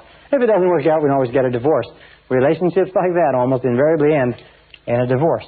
Number 4, key to a successful relationship, is similar self-concepts attract. Similar self-concepts attract. Now this means when we talk about similar self-concepts, we talk about how much you like yourself, how much you value yourself. We talk about what you might call the happiness scale. The happiness scale means how happy are you on a scale of 1 to 10. That's the basic question. You will find that you will always be most compatible with a person who is just about as happy as you are. If ever you get involved in a relationship with a person who is unhappy, and you allow yourself to be deluded into believing that you're going to bring them up and they're going to be happy at your level because you're going to help them, you're entering into a fool's game, because most people who are unhappy are quite happy being unhappy, and they have no intention of changing. As a matter of fact, the unhappiest relationships I've ever seen in my life are when a generally happy, positive person gets involved with a negative person and tries to bring them up to their level, because it never works. So ask yourself this: how happy is the person that you're thinking about getting involved with? And understand that it is very rare, except by tremendous effort, that people change their level of happiness. This brings us to number 5. key to success in relationships is liking. Now, liking, which has to do with respect, is more important than being in love and more permanently satisfying. Because being in love, although it comes and goes, is a passing condition.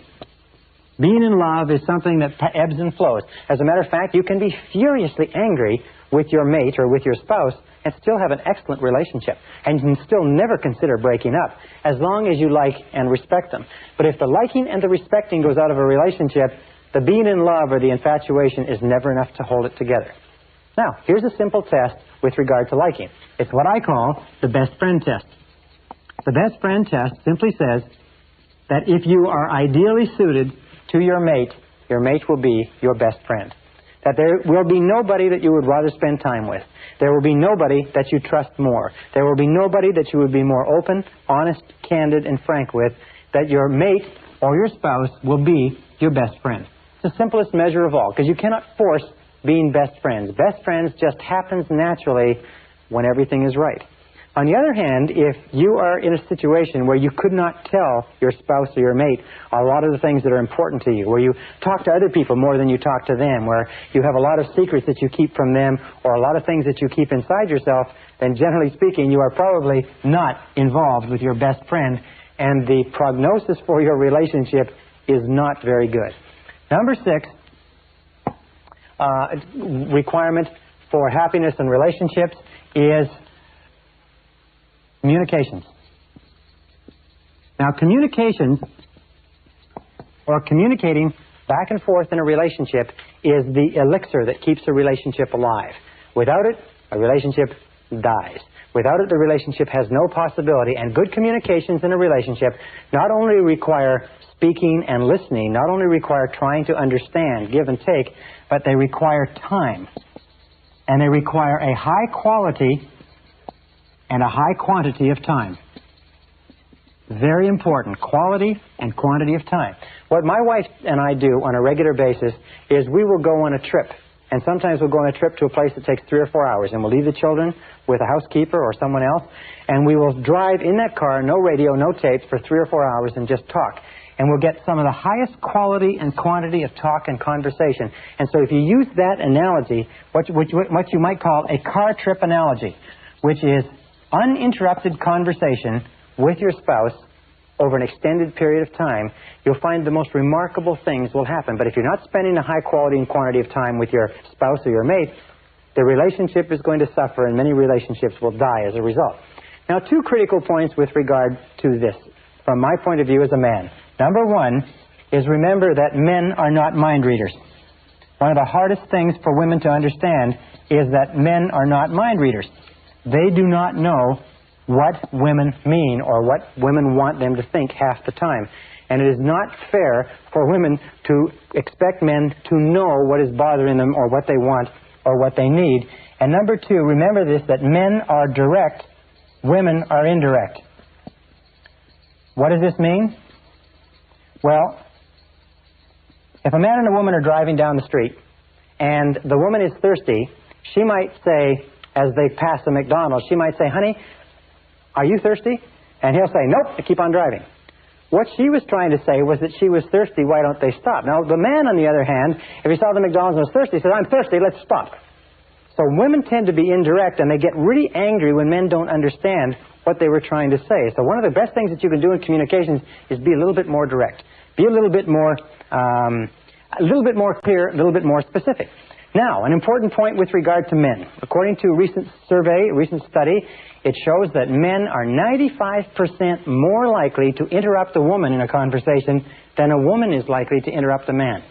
And one of the best things that you can do in a relationship, you men out there, is take time to listen to your spouses.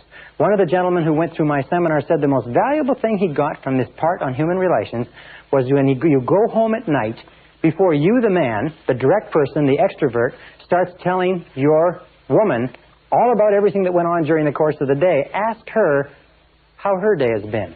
Ask her how her day has unfolded. What has happened to her? How are things going with her? Try doing that as a discipline, and you'll be literally astonished at what it will do for your relationship. And then listen without interruption. Listen and pause before replying. Listen and ask questions for clarification. Listen and give positive feedback. All right, now let's talk about some of the problems in relationships.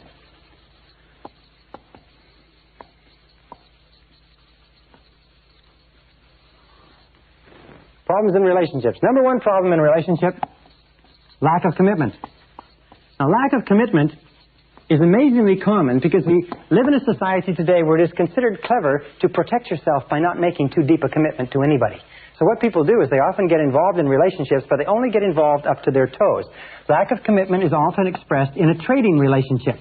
A trading relationship is a relationship where one says, you do your share and I'll do my share. You put in your amount, I'll put in my amount, and neither one of them wants to get in 100%.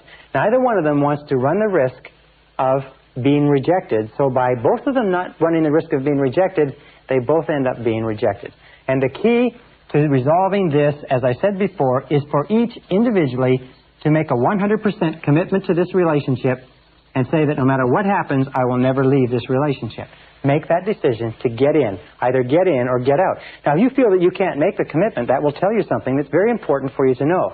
If your spouse feels that he or she can't make the commitment, or mate feels that he or she can't make the commitment, that will tell them something too. But in either case, either get in or get out. And it will relieve an enormous amount of tension and stress in a relationship. Now, number two is trying to change the other, or expecting the other to change. You see, when we try to change another person, do you know what we're saying? We're saying, in effect, that you're not good enough the way you are. You don't come up to my standards. How many times do people enter into marriages with one or the other saying, well, I'll change him or her as time goes on. They'll shape up more into the model that I desire or I approve of. Whenever you try to change another person, and why do we try to change another person? We keep disapproving of the person they are and the things that they do. We keep asking them to be different. We want them to be more of this or less of that. Now, that great American philosopher, Flip Wilson, had a wonderful expression which he used to cover this. And it's simply this. He says, what you seize is what you get. Don't enter into a relationship with the intention of changing the other person. Because what you seize is what you get. People don't change unless they intensely desire to change and are willing to practice some of the things we talked about in this seminar. However, if you just stop trying to change the other person and accept them unconditionally, with unconditional love, acceptance, and approval, often they will bend over backwards to change for you. But there's something within every human being that resists being changed by another person. Number three, cause of problems or in relationships is jealousy. Now, jealousy has to do with the fear of failure. Where does jealousy come from? It comes from deep down inside. We don't feel that we're good enough. It comes from this old feeling of low self-esteem. I'm not good enough. This is something, by the way, that is rooted in our inferiority complex. Alfred Adler, the great psychologist, the disciple of Freud, said that the natural human condition is that of feeling inferior. The reason for that is because we grow up as children in a world of giants where we are made to feel inferior because we're so small. And as adults, we are continually struggling against this inferiority complex. This feeling that I'm not good enough leads to feelings of jealousy. The feeling is that that other person could never love me unconditionally. Therefore, I'm not safe. I'm not okay in this relationship. And the way that you get over this feeling of jealousy is work on your own self-concept and say over and over again, I like myself. I like myself, or I love myself. Because the more you boost your own self-esteem, remember there's an inverse relationship between these fears and how much you like yourself. The more you like yourself, the more your self-esteem goes up, the more your fears of jealousy, fears of rejection, fears of loss of love, and so on go down. So be alert to jealousy, and remember, though, it has nothing to do with the other person. It has only to do with the person experiencing it. And I'll say one more thing, is that it is not clever to make somebody feel jealous. It is not smart. It is not clever. It is not fashionable. It is just an unkind and cruel thing to do, especially if it is successful. Now, number 4 is self-pity. Where does self-pity come from? Well, there's several sources. Almost invariably, self-pity comes from having had a parent who was very good at self-pity. So what we did is we imitated the parent. As we grow up, we find opportunities to experience self-pity ourselves. Self-pity is also rooted in low self-esteem. It's not liking ourselves very much. Now, what is the solution for self-pity? Very simply this, is get busy. get busy. People who are busy, people who are working on something that's important, people who have a worthwhile purpose in life do not experience self-pity. It is only people who are going around in circles, drifting, waiting for someone else, and so on. So you can overcome self-pity simply by working on your self-concept and set some goals. Set clear, specific goals and get going on them. Remember the law of substitution. It says you can't feel sorry for yourself. You can't even feel jealous. You can't even feel angry if you're busy working on goals that are important to you. The conscious mind can only hold one thought at a time, positive or negative. And then we come to number 6. Number 6 is a major reason which sort of summarizes everything that we've talked about up to now as a major problem in relationships, and it is called incompatibility. Incompatibility means that you and the other person are not compatible. Now this is very, very hard for us to accept because of fears of rejection and failure. We often stay in relationships long past the point where it's clear that we no longer have anything in common. And we do that for a variety of different reasons. One, we do that because we don't want people to think that we have failed. Another reason that we do it is that it's our comfort zone and we don't want to go through all the difficulty of separating. But what happens is this. When two people meet, they're like two dinner plates. And what they have is they have areas where they're separate. Here's the man, here's the woman. They have areas where they're separate and different, and they have areas that they have in common. Now, as a relationship develops, sometimes these areas grow. And so when they finally get married, they find that they have an enormous amount in common, and sometimes they have areas out here that they have which are separate. As the French say, vive la différence. Or, long live the difference between men and women. However, especially in our 20s, as we grow and evolve and change rapidly, what can happen is that we can grow apart. And we can reach the point where the man and the woman now have a great gap between them. They have very little in common. How can you tell when incompatibility is set into a relationship? Number 1, the first thing that goes is the laughter. Is people stop laughing together. And the second thing that goes is the friendship. Is they don't look upon themselves as friends anymore. They look upon themselves as sort of people that are forced together.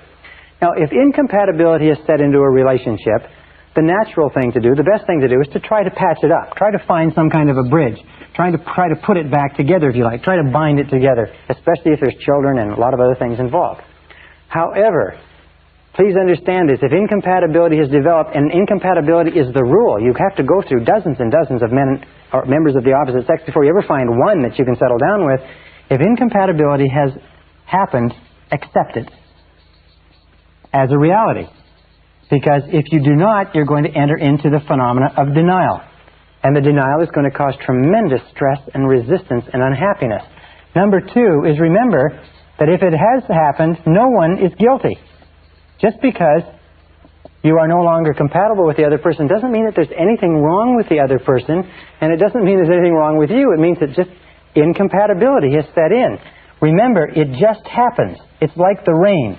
When it rains, nobody is guilty. It just happens. It is the most common phenomena in relationships, is incompatibility. And one final point with incompatibility is this. In my experience, I find the major reason why people stay in relationships that they're no longer happy in, that there's no love, there's no music, there's no laughter, there's no future to the relationship, is because of what others might say. It's because of what others might say. And this is really amazing to me. Because whenever I speak to people, and I've been in the same situation, I've never been through a marriage that didn't work out, but I was a bachelor for 35 years, and so I've been through relationships that didn't work out, and I've been amazed at how much social pressure there is created in our own minds to stay in a relationship that we don't enjoy because we think others will disapprove of us. We think that others will be upset. We think that others will be saddened. And the fact of the matter is, as everybody eventually finds out, is that nobody cares as much about your relationship as you do, and if you sacrifice your peace of mind for what you think others might say, you will never, never be happy. Incompatibility is a reality.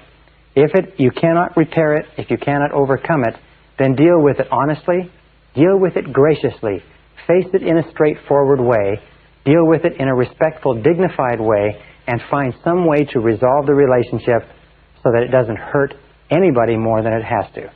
Remember this with regard to loving relationships, that Your objective, your responsibility is to set joy and fulfillment in your relationships as your minimum standard. Set peace of mind, happiness, joy, fulfillment, tranquility. Make your home and your loving relationship the crown jewel of your emotional life, and settle for nothing less. Keep working at it, keep striving, keep chopping, keep changing, do whatever is necessary, but you owe it to yourself, you owe it to your life, you owe it to your character, your integrity, your peace of mind, your health, and your future to settle for nothing less than a relationship that is a joy to be a part of.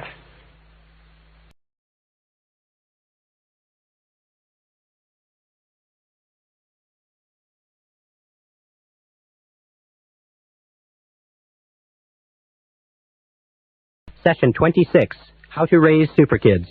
Perhaps the most permanent relationship that you ever enter into in life is that of bringing a child into the world. It outlasts many marriages, it outlasts jobs and careers, it outlasts money and locations and businesses. It lasts until one or the other of you passes on. And most of us come into this world without any idea of how to raise children. We come in without any basic parenting skills. And the great tragedy is that most people don't make any effort to pick up any skills. It's possible today for you to learn so much about how to raise happy, healthy, self-confident, wonderful, loving, vibrant, fulfilled children. There's so much information available on it, and you know that about 80 to 90% of parents never bother to buy a book on the subject or consult an expert or even seek advice except from their mother-in-law or from the person in the backyard. Very important. Today, in this session, we're going to talk about how to raise super kids, and I'm going to give you some key ideas that you can use. And I have 3 kids who I think are super kids. I have Christina, who's 7, I have Michael, who's 5, and I have little David, who's 1 year old. And these kids are just great. And everything that I'm going to tell you, we use on them 7 days a week. And I can promise you this, the law of sowing and reaping is true with children. What you sow in your children, you reap in your children. Everything that you put into your children, you're going to get out, positive or negative. But if you put good into your children, the wonderful thing is that they will blossom like flowers. So this starts us off with a basic question. What is the role of parenting? What is the key role of parenting? The answer to that question, in my estimation, is very simple. The role of parenting, most important job that we enter into, the role of parenting is to nurture children. That's all. The role of parenting is to nurture children until they're 18 years of age, until they reach the age of maturity, and to build high self-esteem in those children. To build high self-esteem. In my estimation, this is the key role of being a parent. Nothing else is significant or important next to the building of self-esteem. Why is that? Because if you can raise a child to the age of 18 where they love themselves, they respect themselves, they unconditionally accept themselves, they consider themselves to be valuable and worthwhile and important young people, they're self-reliant, self-responsible, and capable of making their own decisions, then no matter what life can throw at them in the years to follow, you've set them off on a solid, rock-hard psychological foundation, and they can make their own way and make a wonderful life for themselves and other people. If, however, you give children everything else in the world, but you leave them without this self-esteem, if you leave them without this self-confidence, without this belief in themselves, without this conviction that they can do whatever is necessary to be successful, if you leave them anything except self-esteem, to that degree, you have not succeeded as a parent. So raising children and building high self-esteem in children becomes the organizing principle of parenting. The organizing principle means that you continually ask, knowing that everything counts, you continually ask, does this build self-esteem in my child? Is this situation, is this issue, is my response contributing toward building and nurturing this little human being that's been entrusted to me, or is it not? With Christina, my first child, wonderful little girl, I have explained to her at a very early age that she came to me, as Khalil Gibran explains in his book, The Prophet, she came to Barbara and I from God. And that our job is to take care of her and to love her until she grows up. And that she doesn't belong to us, and we don't own her, and our job is not to shape her the way we want her to be shaped. Our job is to nurture her and discipline her and train her and give her every opportunity to grow and expand and develop. But our job is just to take care of her until she grows up. And she understands that very clearly, that we are there to nurture her and to build high self-esteem, and that she came from God. And she thinks of herself as being really, really special because, surprise, surprise, none of her friends have been told that. So these are the organizing principles that we use with our children. Now, no parent is perfect. Parents make mistakes, parents get tired, parents get irritable, parents shout at their kids, parents spank their kids and punish their kids. But generally speaking, if we use the organizing principle of building high self-esteem in our children, these are the things to remember. Number one is destructive criticism is extremely painful to a child. Destructive criticism sets children up for a lifetime of inferiority complex, low self-esteem, fears of failure and rejection. So never use destructive criticism on your children. Never run your children down. Never use destructive criticism on your children. Instead, do everything possible to build them up. That doesn't mean that you don't discipline them. That doesn't mean that you don't control them. But you never say you're a bad boy, or you're a bad girl, or you're a little brat, or you're no good, or you never tell the truth. You never say anything to your children about themselves that you do not want to become part of their personalities. Because remember, it goes straight past the conscious mind into the subconscious and is programmed away and accepted as a truth because you said it, even in a moment of anger. So never use destructive criticism on your children. Children are very vulnerable to destructive criticism. Number two, remember that lack of love, or love withheld, is the major reason for psychological, physical, and emotional problems in life. That children need love. And if you deprive children of love, and it is not, by the way, what you think inside, it is the child's perception. Everything is perception. Now, the child is pretty shallow in the formative years. The child doesn't know that you really love the child unless you tell the child, show the child, demonstrate to the child over and over and over again. Many children have grown up and found themselves visiting psychiatrists and psychologists and trying to wrestle through the problem that they never believed that their parents loved them. And if you talk to the parents, they say, well, of course I love my kids. They say, well, did you tell my kids? Well, no, I didn't tell them, but they know I love them. No. Children don't know. They, as they say, they need the words. Number three is remember that children need a continuous flow of love and approval. Love and approval is the emotional, psychological lifeline that children have to have in order to grow. Just imagine that your children are on an intravenous. And this intravenous has the critical nutrients for the development of their personality. And the critical nutrient in that intravenous is the words and gestures of love and approval and a continuous flow. And if you cut off the flow, it's like cutting off the flow of nutrients or cutting off the oxygen flow to the emotional brain. They need it every day. They need it every night. They need it morning, noon, and night. They need it continuously. When they're growing, they're very much like growing children need a lot of food. Got to have a lot of food because they're growing. They need a lot of emotional support when they're growing too. A fourth thing to remember is children need praise. Praise is what grows children. As a matter of fact, they found that when you praise a child, their physiological system actually vibrates with new energy. They need encouragement. Remember, children are afraid because they're little kids in a big world. They need encouragement all the time. You can do it. You can do it. Sure, you can do it. Go ahead. Give it a try. Also, they need reinforcement. Sometimes they fall on their face. Sometimes they do it right. They need to be told, hey, you did a great job. That's wonderful. They need to be praised and reinforced. They need patience. Children need a lot of patience because they seem to be slow in learning. The kindest thing you can do for your children is to be patient. Be supportive. Also, to be loving, and also to be kind. Children need an enormous amount of kindness, and they need caring. They need tenderness. They need gentleness. They need, especially though, they need patience when they are the least patient. When they are the most exasperating is when they need the most patience from you, the most kindness, the most understanding, the most compassion. Now, the fifth point here is to tell your children you love them every day. Tell them you love them every day. I've been surprised. Tell them you love them every day. How many parents don't tell their children that they love them? They say, well, a kid knows I love him. I've had arguments. They say, well, they know I love him. I don't have to tell them. The fact is that kids need to know. And the reason, of course, that we don't is why? It's because our parents never told us that they loved us. If we grew up in a household where our parents never said, I love you, and I care for you, and I wish the very best for you, and they never gave us praise and encouragement, we'll grow up being very uncomfortable. But I'll tell you this, that if you'll tell your kids you love them on a regular basis, they'll tell you back, and they will teach you how to love. So learn to use the words over and over again. Now here's 4 behaviors that parents can use to tell their children that they really love them. Behavior number 1 is the greatest gift that a parent can give to a child.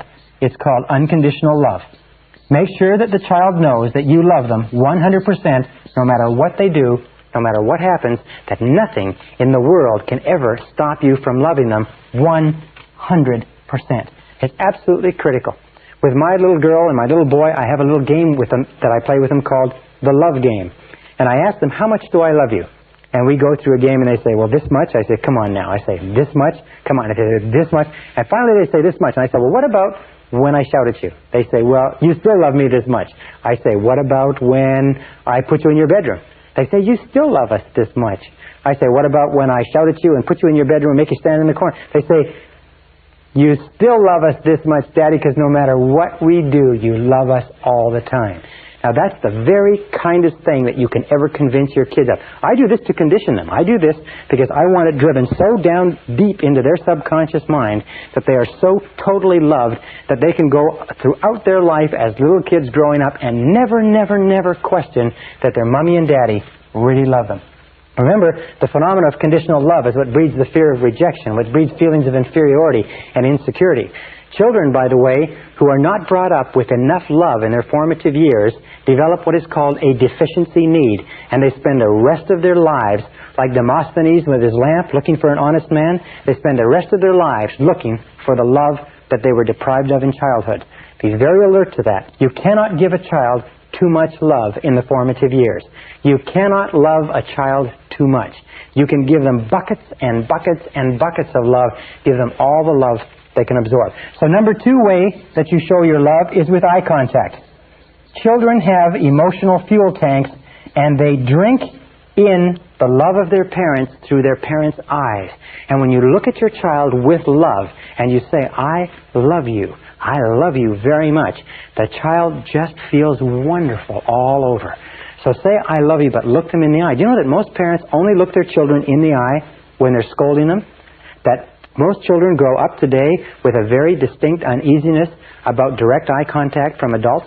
That in our society, direct eye contact is considered a sign of hostility because so many of us have grown up with our parents only looking at us when they're scolding us, and when they're speaking nicely to us, sometimes they just watch the television or read the paper. So look the child right in the eye. The 3rd is physical contact. Remember, children are very emotional and very visceral. They're very physical, and they need physical contact. They need to be hugged. They need to be kissed. They need to be embraced. They need to be patted. They need to be carried. And every single time that you hold your child with warmth and love, starting from infancy all the way up to when they become grown-ups, and you pat them on the back or put your arm around them or pat them on the head, physical contact, as it says in the song, touch my hair when you pass my chair, little things mean a lot. Contact with your children is one of the ways that you tell them that you love them. Now, interestingly enough, in studies that were done in the late 40s, they found that infants who were not held in hospitals and embraced while they were being fed actually began to atrophy, shrivel up, stop taking nutrition, and many of them died of a disease called marasmus, where they lacked that physical warmth and contact. So physical contact is absolutely essential to a child's healthy well-being. And number 4 is focused attention. By the way, it's interesting, many fathers have this idea that if you give a child too much hugging, a male child, a boy, too much hugging, too much kissing at an early age, you'll make them a sissy. In fact, it's exactly the opposite. The more hugging, the more kissing, the more physical contact that a little boy has with his mother and father, and especially his father, the more masculine, the more self-assured, the more self-confident he grows up. The less he gets, the more insecure, the more angry, the more stressed he is. So remember that you can't give a child, male or female, too much physical contact. And focused attention means that you spend time with the child every day, just you and the child, walking, talking, listening, no television, no newspaper, no one else, just a few minutes a day that tells the child that the child is really valuable. You see, children whose parents don't spend time with them alone are convinced that the reason Mommy and Daddy is not doing it is because there's something wrong with me. They don't know that the parents are busy or doing something else. They just feel that there's something defective about them, and that's why the parents don't spend the time with them. So be very careful. It's the perception of the child, not the reality. All right, now the next, number 6, is positive expectations. Positive expectations were found by Dr. David McClelland of Harvard University to be one of the best single determinants of peak performance as a young person. Positive expectations of the child by the parent causes the child to do everything possible to grow up and fulfill the parent's expectations. As a matter of fact, he found that there were 2 things. One was a democratic household. That in a democratic household, where the child was expected to contribute his or her opinion at an early age, and in a household where the parent said, in effect, I believe in you. No matter what you do, I believe in you. I believe you're going to do well. That these 2 factors alone led children to becoming high achievers in their teens and in their early 20s, sometimes 10, 20 years ahead of children who were not brought up in democratic households, where their opinions were solicited and valued, and where their parents expressed negative expectations. Like, remember, you've heard many times, kid works hard, comes home with 5 A's and a B. First thing the parent says is, what's this B? Not, look how great the A's are, but what's the B? What this does is it completely demoralizes the child. So positive expectations are critical to the growth of a healthy personality. Number 7 is teach your children to say, I like myself, from an early age. Teach your children to say, I like myself, from an early age. I like myself. I like myself. I like myself. You see, high self-concept children, high self-esteem children like themselves too much to get into trouble at school. They get better grades. They're more popular. They're better liked by their schoolmates and by their teachers. They have much less tendency to use drugs. They have much more resistance to peer pressure. They don't get into trouble. They don't vandalize. So teach your children to say, I like myself. I like myself. I like myself. With our children, we taught them as soon as they could talk to say, I like myself and I love myself. I love myself. I love myself. And they stand in front of the mirror and they look in the mirror and they say, I love myself. I love myself. And they act like they love themselves. People come up to us on the street and they say, and this is great, they say to us, those kids aren't afraid of anything. Those kids aren't afraid of anything. And that was our great desire after we came from very negative childhoods and very destructively critical parents. We wanted our kids to grow up not to be afraid. So these are the things that you do, the 7 key things to cause your children to grow up and feel terrific about themselves. Now, this brings us to an important point. Many parents who have been through our course at this point and earlier in the course feel very guilty and uneasy. They feel a little bit tense because they know they've shouted at their kids, they've been critical of their kids, they've hurt their kids are sometimes having personality problems, their kids having problems with grades, schools, friends, their kids have low self-esteem or feelings of inferiority, and the parents are uneasy and tense because they realize that they've done to their children what their parents did to them. And now they're looking at now they are reaping the harvest, if you like. They're looking at their children and they realize that what your children are is more a result of what you have done and said to them than any other reason. So, here is the solution to that. Absolutely amazing. It is possible for you to undo the past with this very simple technique.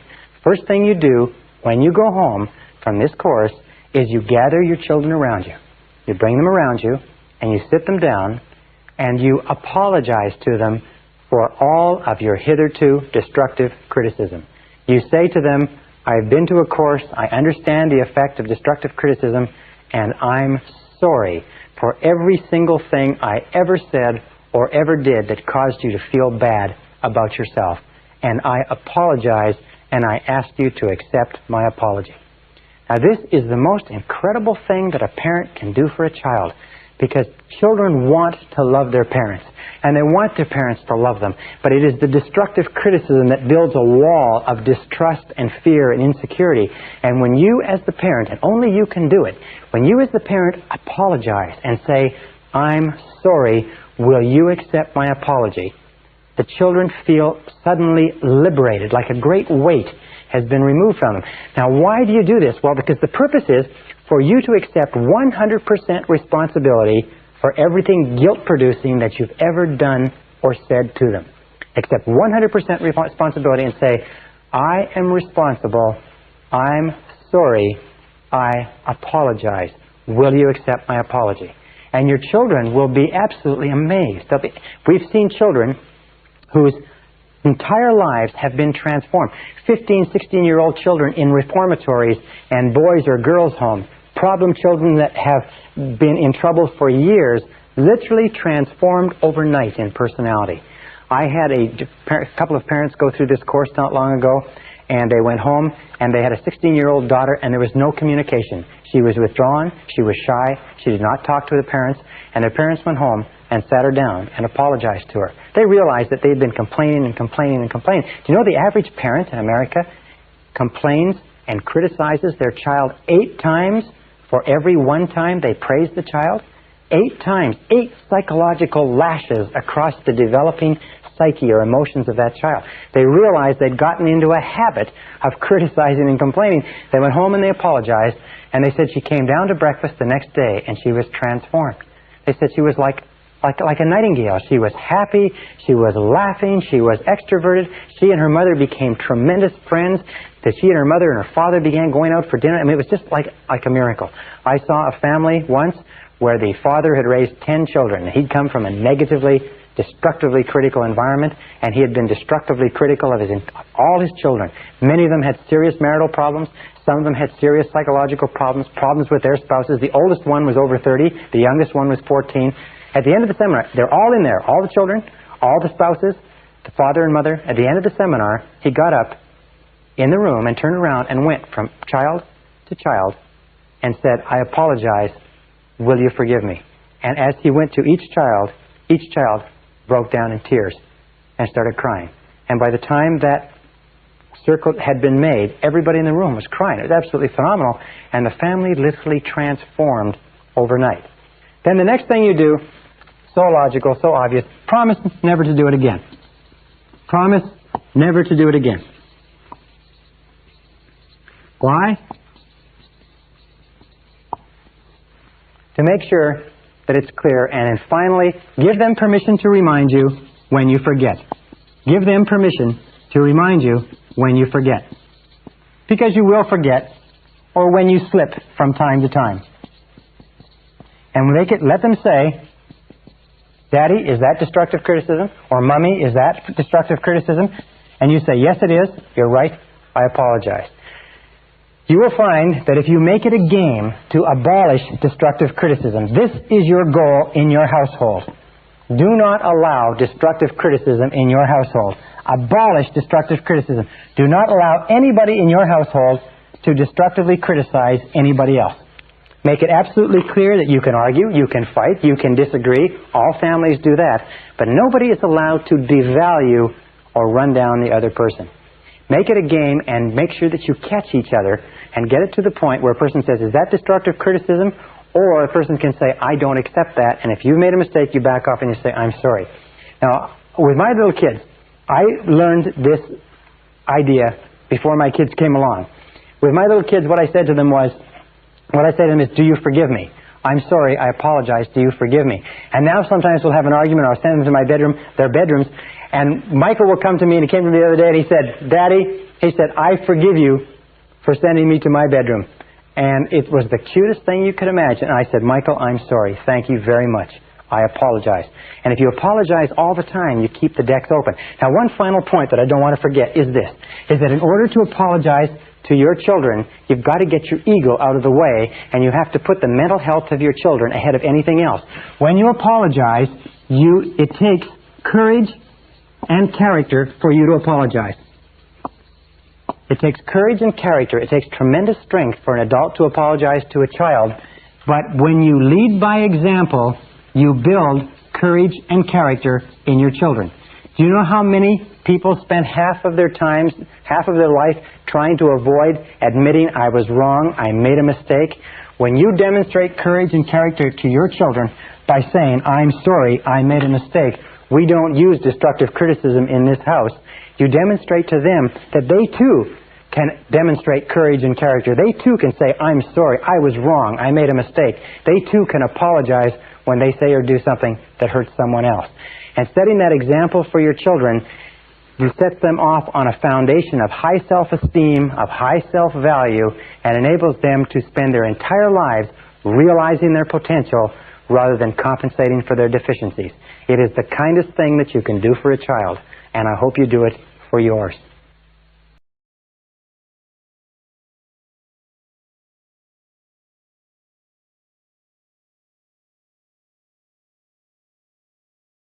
Session 27, Finding True Purpose in Life. Now we come to the final question. What is the purpose of life? What is the purpose of your life?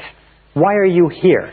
Why do you exist at all? Why do you get up in the morning? Why do you have a life? Why are you on the earth? Is it simply to be born, to grow up, to work, to reproduce, to die? Or is there something else? In my estimation, there is something else, something far more important. In this session, I want to talk to you about my discoveries and my thoughts about what the true purpose of life is. The true purpose of life, in my estimation, is to find a mission. Some of the wisest men and women of this century and of previous centuries have looked at this whole idea of why a human being is put on this earth, and they've come to the conclusion that we are put on this earth to fulfill our potential by finding our true mission in life.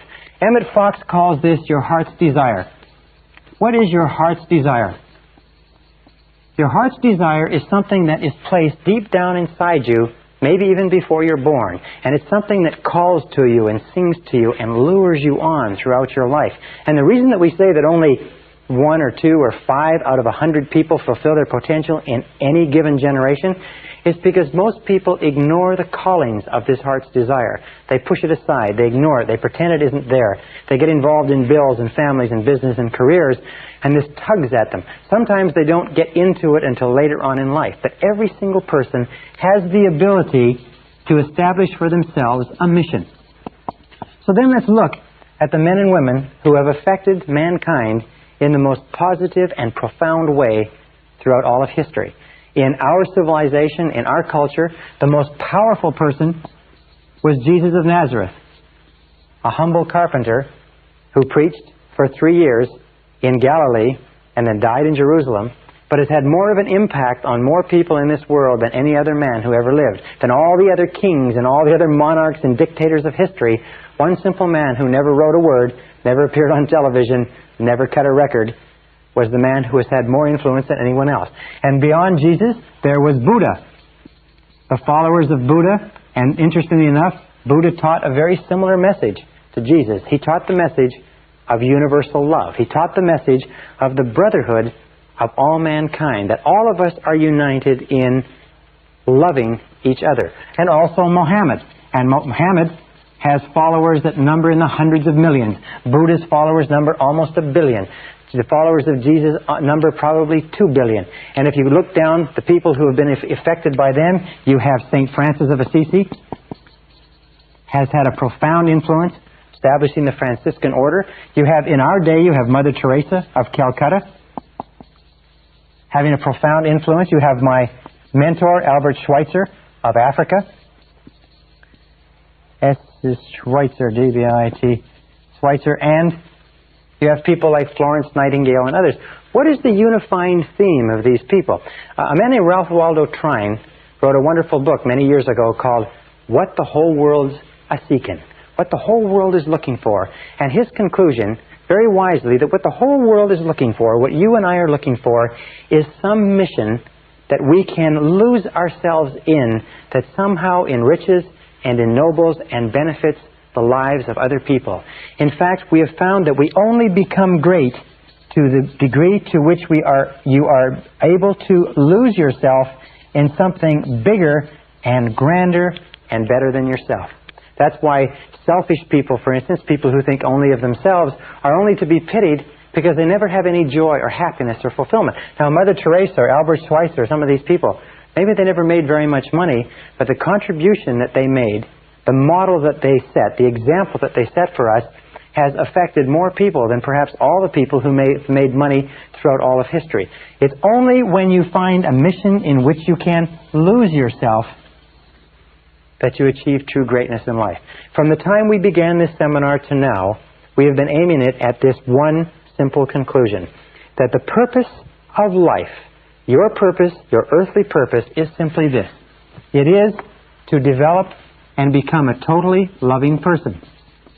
It is to look at the great models of mankind, and you'll find that the great models of mankind, the ones who have had an impact far beyond their times, Jesus and Buddha and Mohammed and the teachers and scholars of all the religions, have been those who have strived toward becoming totally loving toward other people.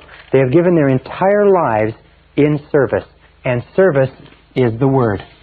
How can you tell if you're a loving person? You can tell by the value and the quality and the quantity of the service that you give to others, unselfishly from your heart with no hope of reward. Now, by becoming totally loving persons, there's a very simple measure. We develop loving relationships. That's why we talk about how important it is with regard to our marriages. There are many people who want to go out in the world and develop loving relationships, but they haven't yet developed those beautiful loving relationships at home with their spouses and with their children, with their close friends. So developing loving relationships is the highest order of human life. How can you tell? Because at any single time in your life, if you want to take stock of your assets, if you want to take stock of your accomplishments, your most precious resources, you will find that they will always be caught up in the people that you love and have loved, and the people who love you and who have loved you. That when you look back over the landscape of your life as an adult or as an older person, you'll look back and you'll find that you won't remember the money that you made or the careers that you built or the jobs that you have. What you'll remember is the people you loved and the people who loved you and the people who still do. So developing a high quality and quantity of loving relationships is the great business of life. The people like Jesus and Buddha and Mohammed and St. Francis and others of this day and previous days are men and women who committed their lives to serving others, and they did it because they had this tremendous love to give away to mankind. Now, how do you become a totally loving person? It's not that complicated. It's not easy, but it is simple. Number one is accept yourself unconditionally. Accept yourself as a valuable and worthwhile human being. Don't be the type of person who doesn't feel that they're good enough. Just accept yourself unconditionally. Recognize that you were put here on this earth for a specific purpose, a valuable purpose, that God doesn't make anybody extra, that God don't make no junk, that there is nobody on this earth that is here for no reason. Everybody has a purpose, and your purpose is to find your purpose. Your purpose is to find your mission, the place where you can make a significant contribution. The second part of becoming a totally loving person is to accept total responsibility for everything that you are and everything that you become. Accept total responsibility, which means no blaming, no excuses. Just get on with it. Number three is learn to forgive. Again, the key to the kingdom of heaven is forgiveness. The key to the kingdom of heaven, the key to all spiritual development, the straight gate is forgiveness. The ability to freely forgive other people. No grudges. No anger. No frustration. No grudges. Just let go of all grievances against you. That's why it says in the Lord's Prayer, it says, and forgive us our sins as we forgive those who have sinned against us. Number four is feed your mind with loving thoughts. Feed your mind with loving, positive thoughts. Don't feed your mind with mental candy. Don't feed your mind with mental junk. Feed your mind with the kind of thoughts that are consistent with you becoming the very best person that you can possibly be. Number five is set noble goals and work toward them. Set noble goals and ideals to be the guiding lights of your life. Noble ideals and values. Say to yourself, are these the values, are these the goals, are these the ideals of the very best person that you could possibly be? Number six is take good care of your body. Take good care of your body. Remember, the body is the temple of the soul. Take good care of your body. Put into it good food. Give it good exercise. Give it good rest. Give it good nutrition. Take good care of your body. And number seven, practice the golden rule. Practice the golden rule in that practice kindness, patience, tolerance more than anything else. Tolerance of the diversity and difference of other people toward others. Love, understanding, compassion. Remember, everybody in the world is carrying a heavy load. Now, as you practice these principles, you will start to become a more and more loving person. As you practice these principles, you will find yourself drawn almost inevitably, almost inexorably, you'll find yourself drawn toward your mission. You'll find yourself drawn toward the area of service. Now, believe me, one of the best areas of service in the whole world is the business world, because our free enterprise system is based on serving other human beings. But you can serve other people in any profession, in any capacity. You'll have an opportunity to give and to increase the quality and quantity of your service to others, to enhance and enrich and uplift the lives of other people. Remember, you're put on this earth to do something for other people. The measure of how well you're doing as a human being is very simply this, is that you only have love to the degree to which you express love to others. You only have love to the degree to which you express love to others. In other words, you do not have love in isolation of other human beings. You cannot say, I am a loving person, without having loving relationships as the proof, if you like. You can only have love to the degree to which you feel love for other persons. So the more you express love to other people, and that's why we are given families, and that's why we are given intimate relationships, and that's why children are sent to us, to teach us to develop our breadth and depth and capacity for love in such a way that we could never learn otherwise. So we express love to others, and then once you develop love for yourself by accepting yourself unconditionally, practice giving your love away. Practice giving your love away. You see, an interesting thing about love is that love only grows by sharing. That love only grows by sharing. You cannot have any more love than you have right at this moment in your life, except to the degree to which you give it away to other people. So love only grows by sharing. Now, the wonderful thing is that the more you give away, the more you have. The more you give love away, the more you have. So the more you give, the more you have to give. The less you give, the less you have to give. This is where the law, the more you give, the more you have. You can never give it away. This is where the law of sowing and reaping comes in more than anything else. The law of compensation, in that if you give just a little bit of love away, just a little bit, it's enough. Because that alone will cause a flow to start coming back to you. If you give a little bit more, more will come back to you until you get onto the upward spiral of life. Now, many years ago, I met a beautiful grandmother who had come up in a home where her parents had taught her to be kind and compassionate and loving to others. And when her parents died, she went back and met with her other brothers and sisters to divide up their possessions. And there's only one thing that she wanted. She'd married a very rich industrialist. The only one thing she wanted was a little plaque that hung over the fireplace of that loving home all the time she was growing up. And on the plaque was a little quatrain or a little verse. And when she told it to me, I wrote it down, and I'll share it with you. And it said this. It said, "Only one life that soon is past. Only what's done with love will last. Only one life that soon is past. Only what's done with love will last." Now, if you understand that, you realize if you look back over your life, you'll find that only the things that you did with love have lasted. Only the things that were done with love have had any lasting value. And if you use that as your guiding, organizing principle in life, that only what's done with love will last, you will start to move and evolve more surely toward the stars.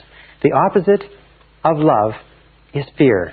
The opposite of fear is love. If fear is the great obstacle that holds us back from fulfilling our potential, love is the great doorway that kicks open all the possibilities of the universe for us. And if you will practice this, first of all, learn to love and accept yourself unconditionally.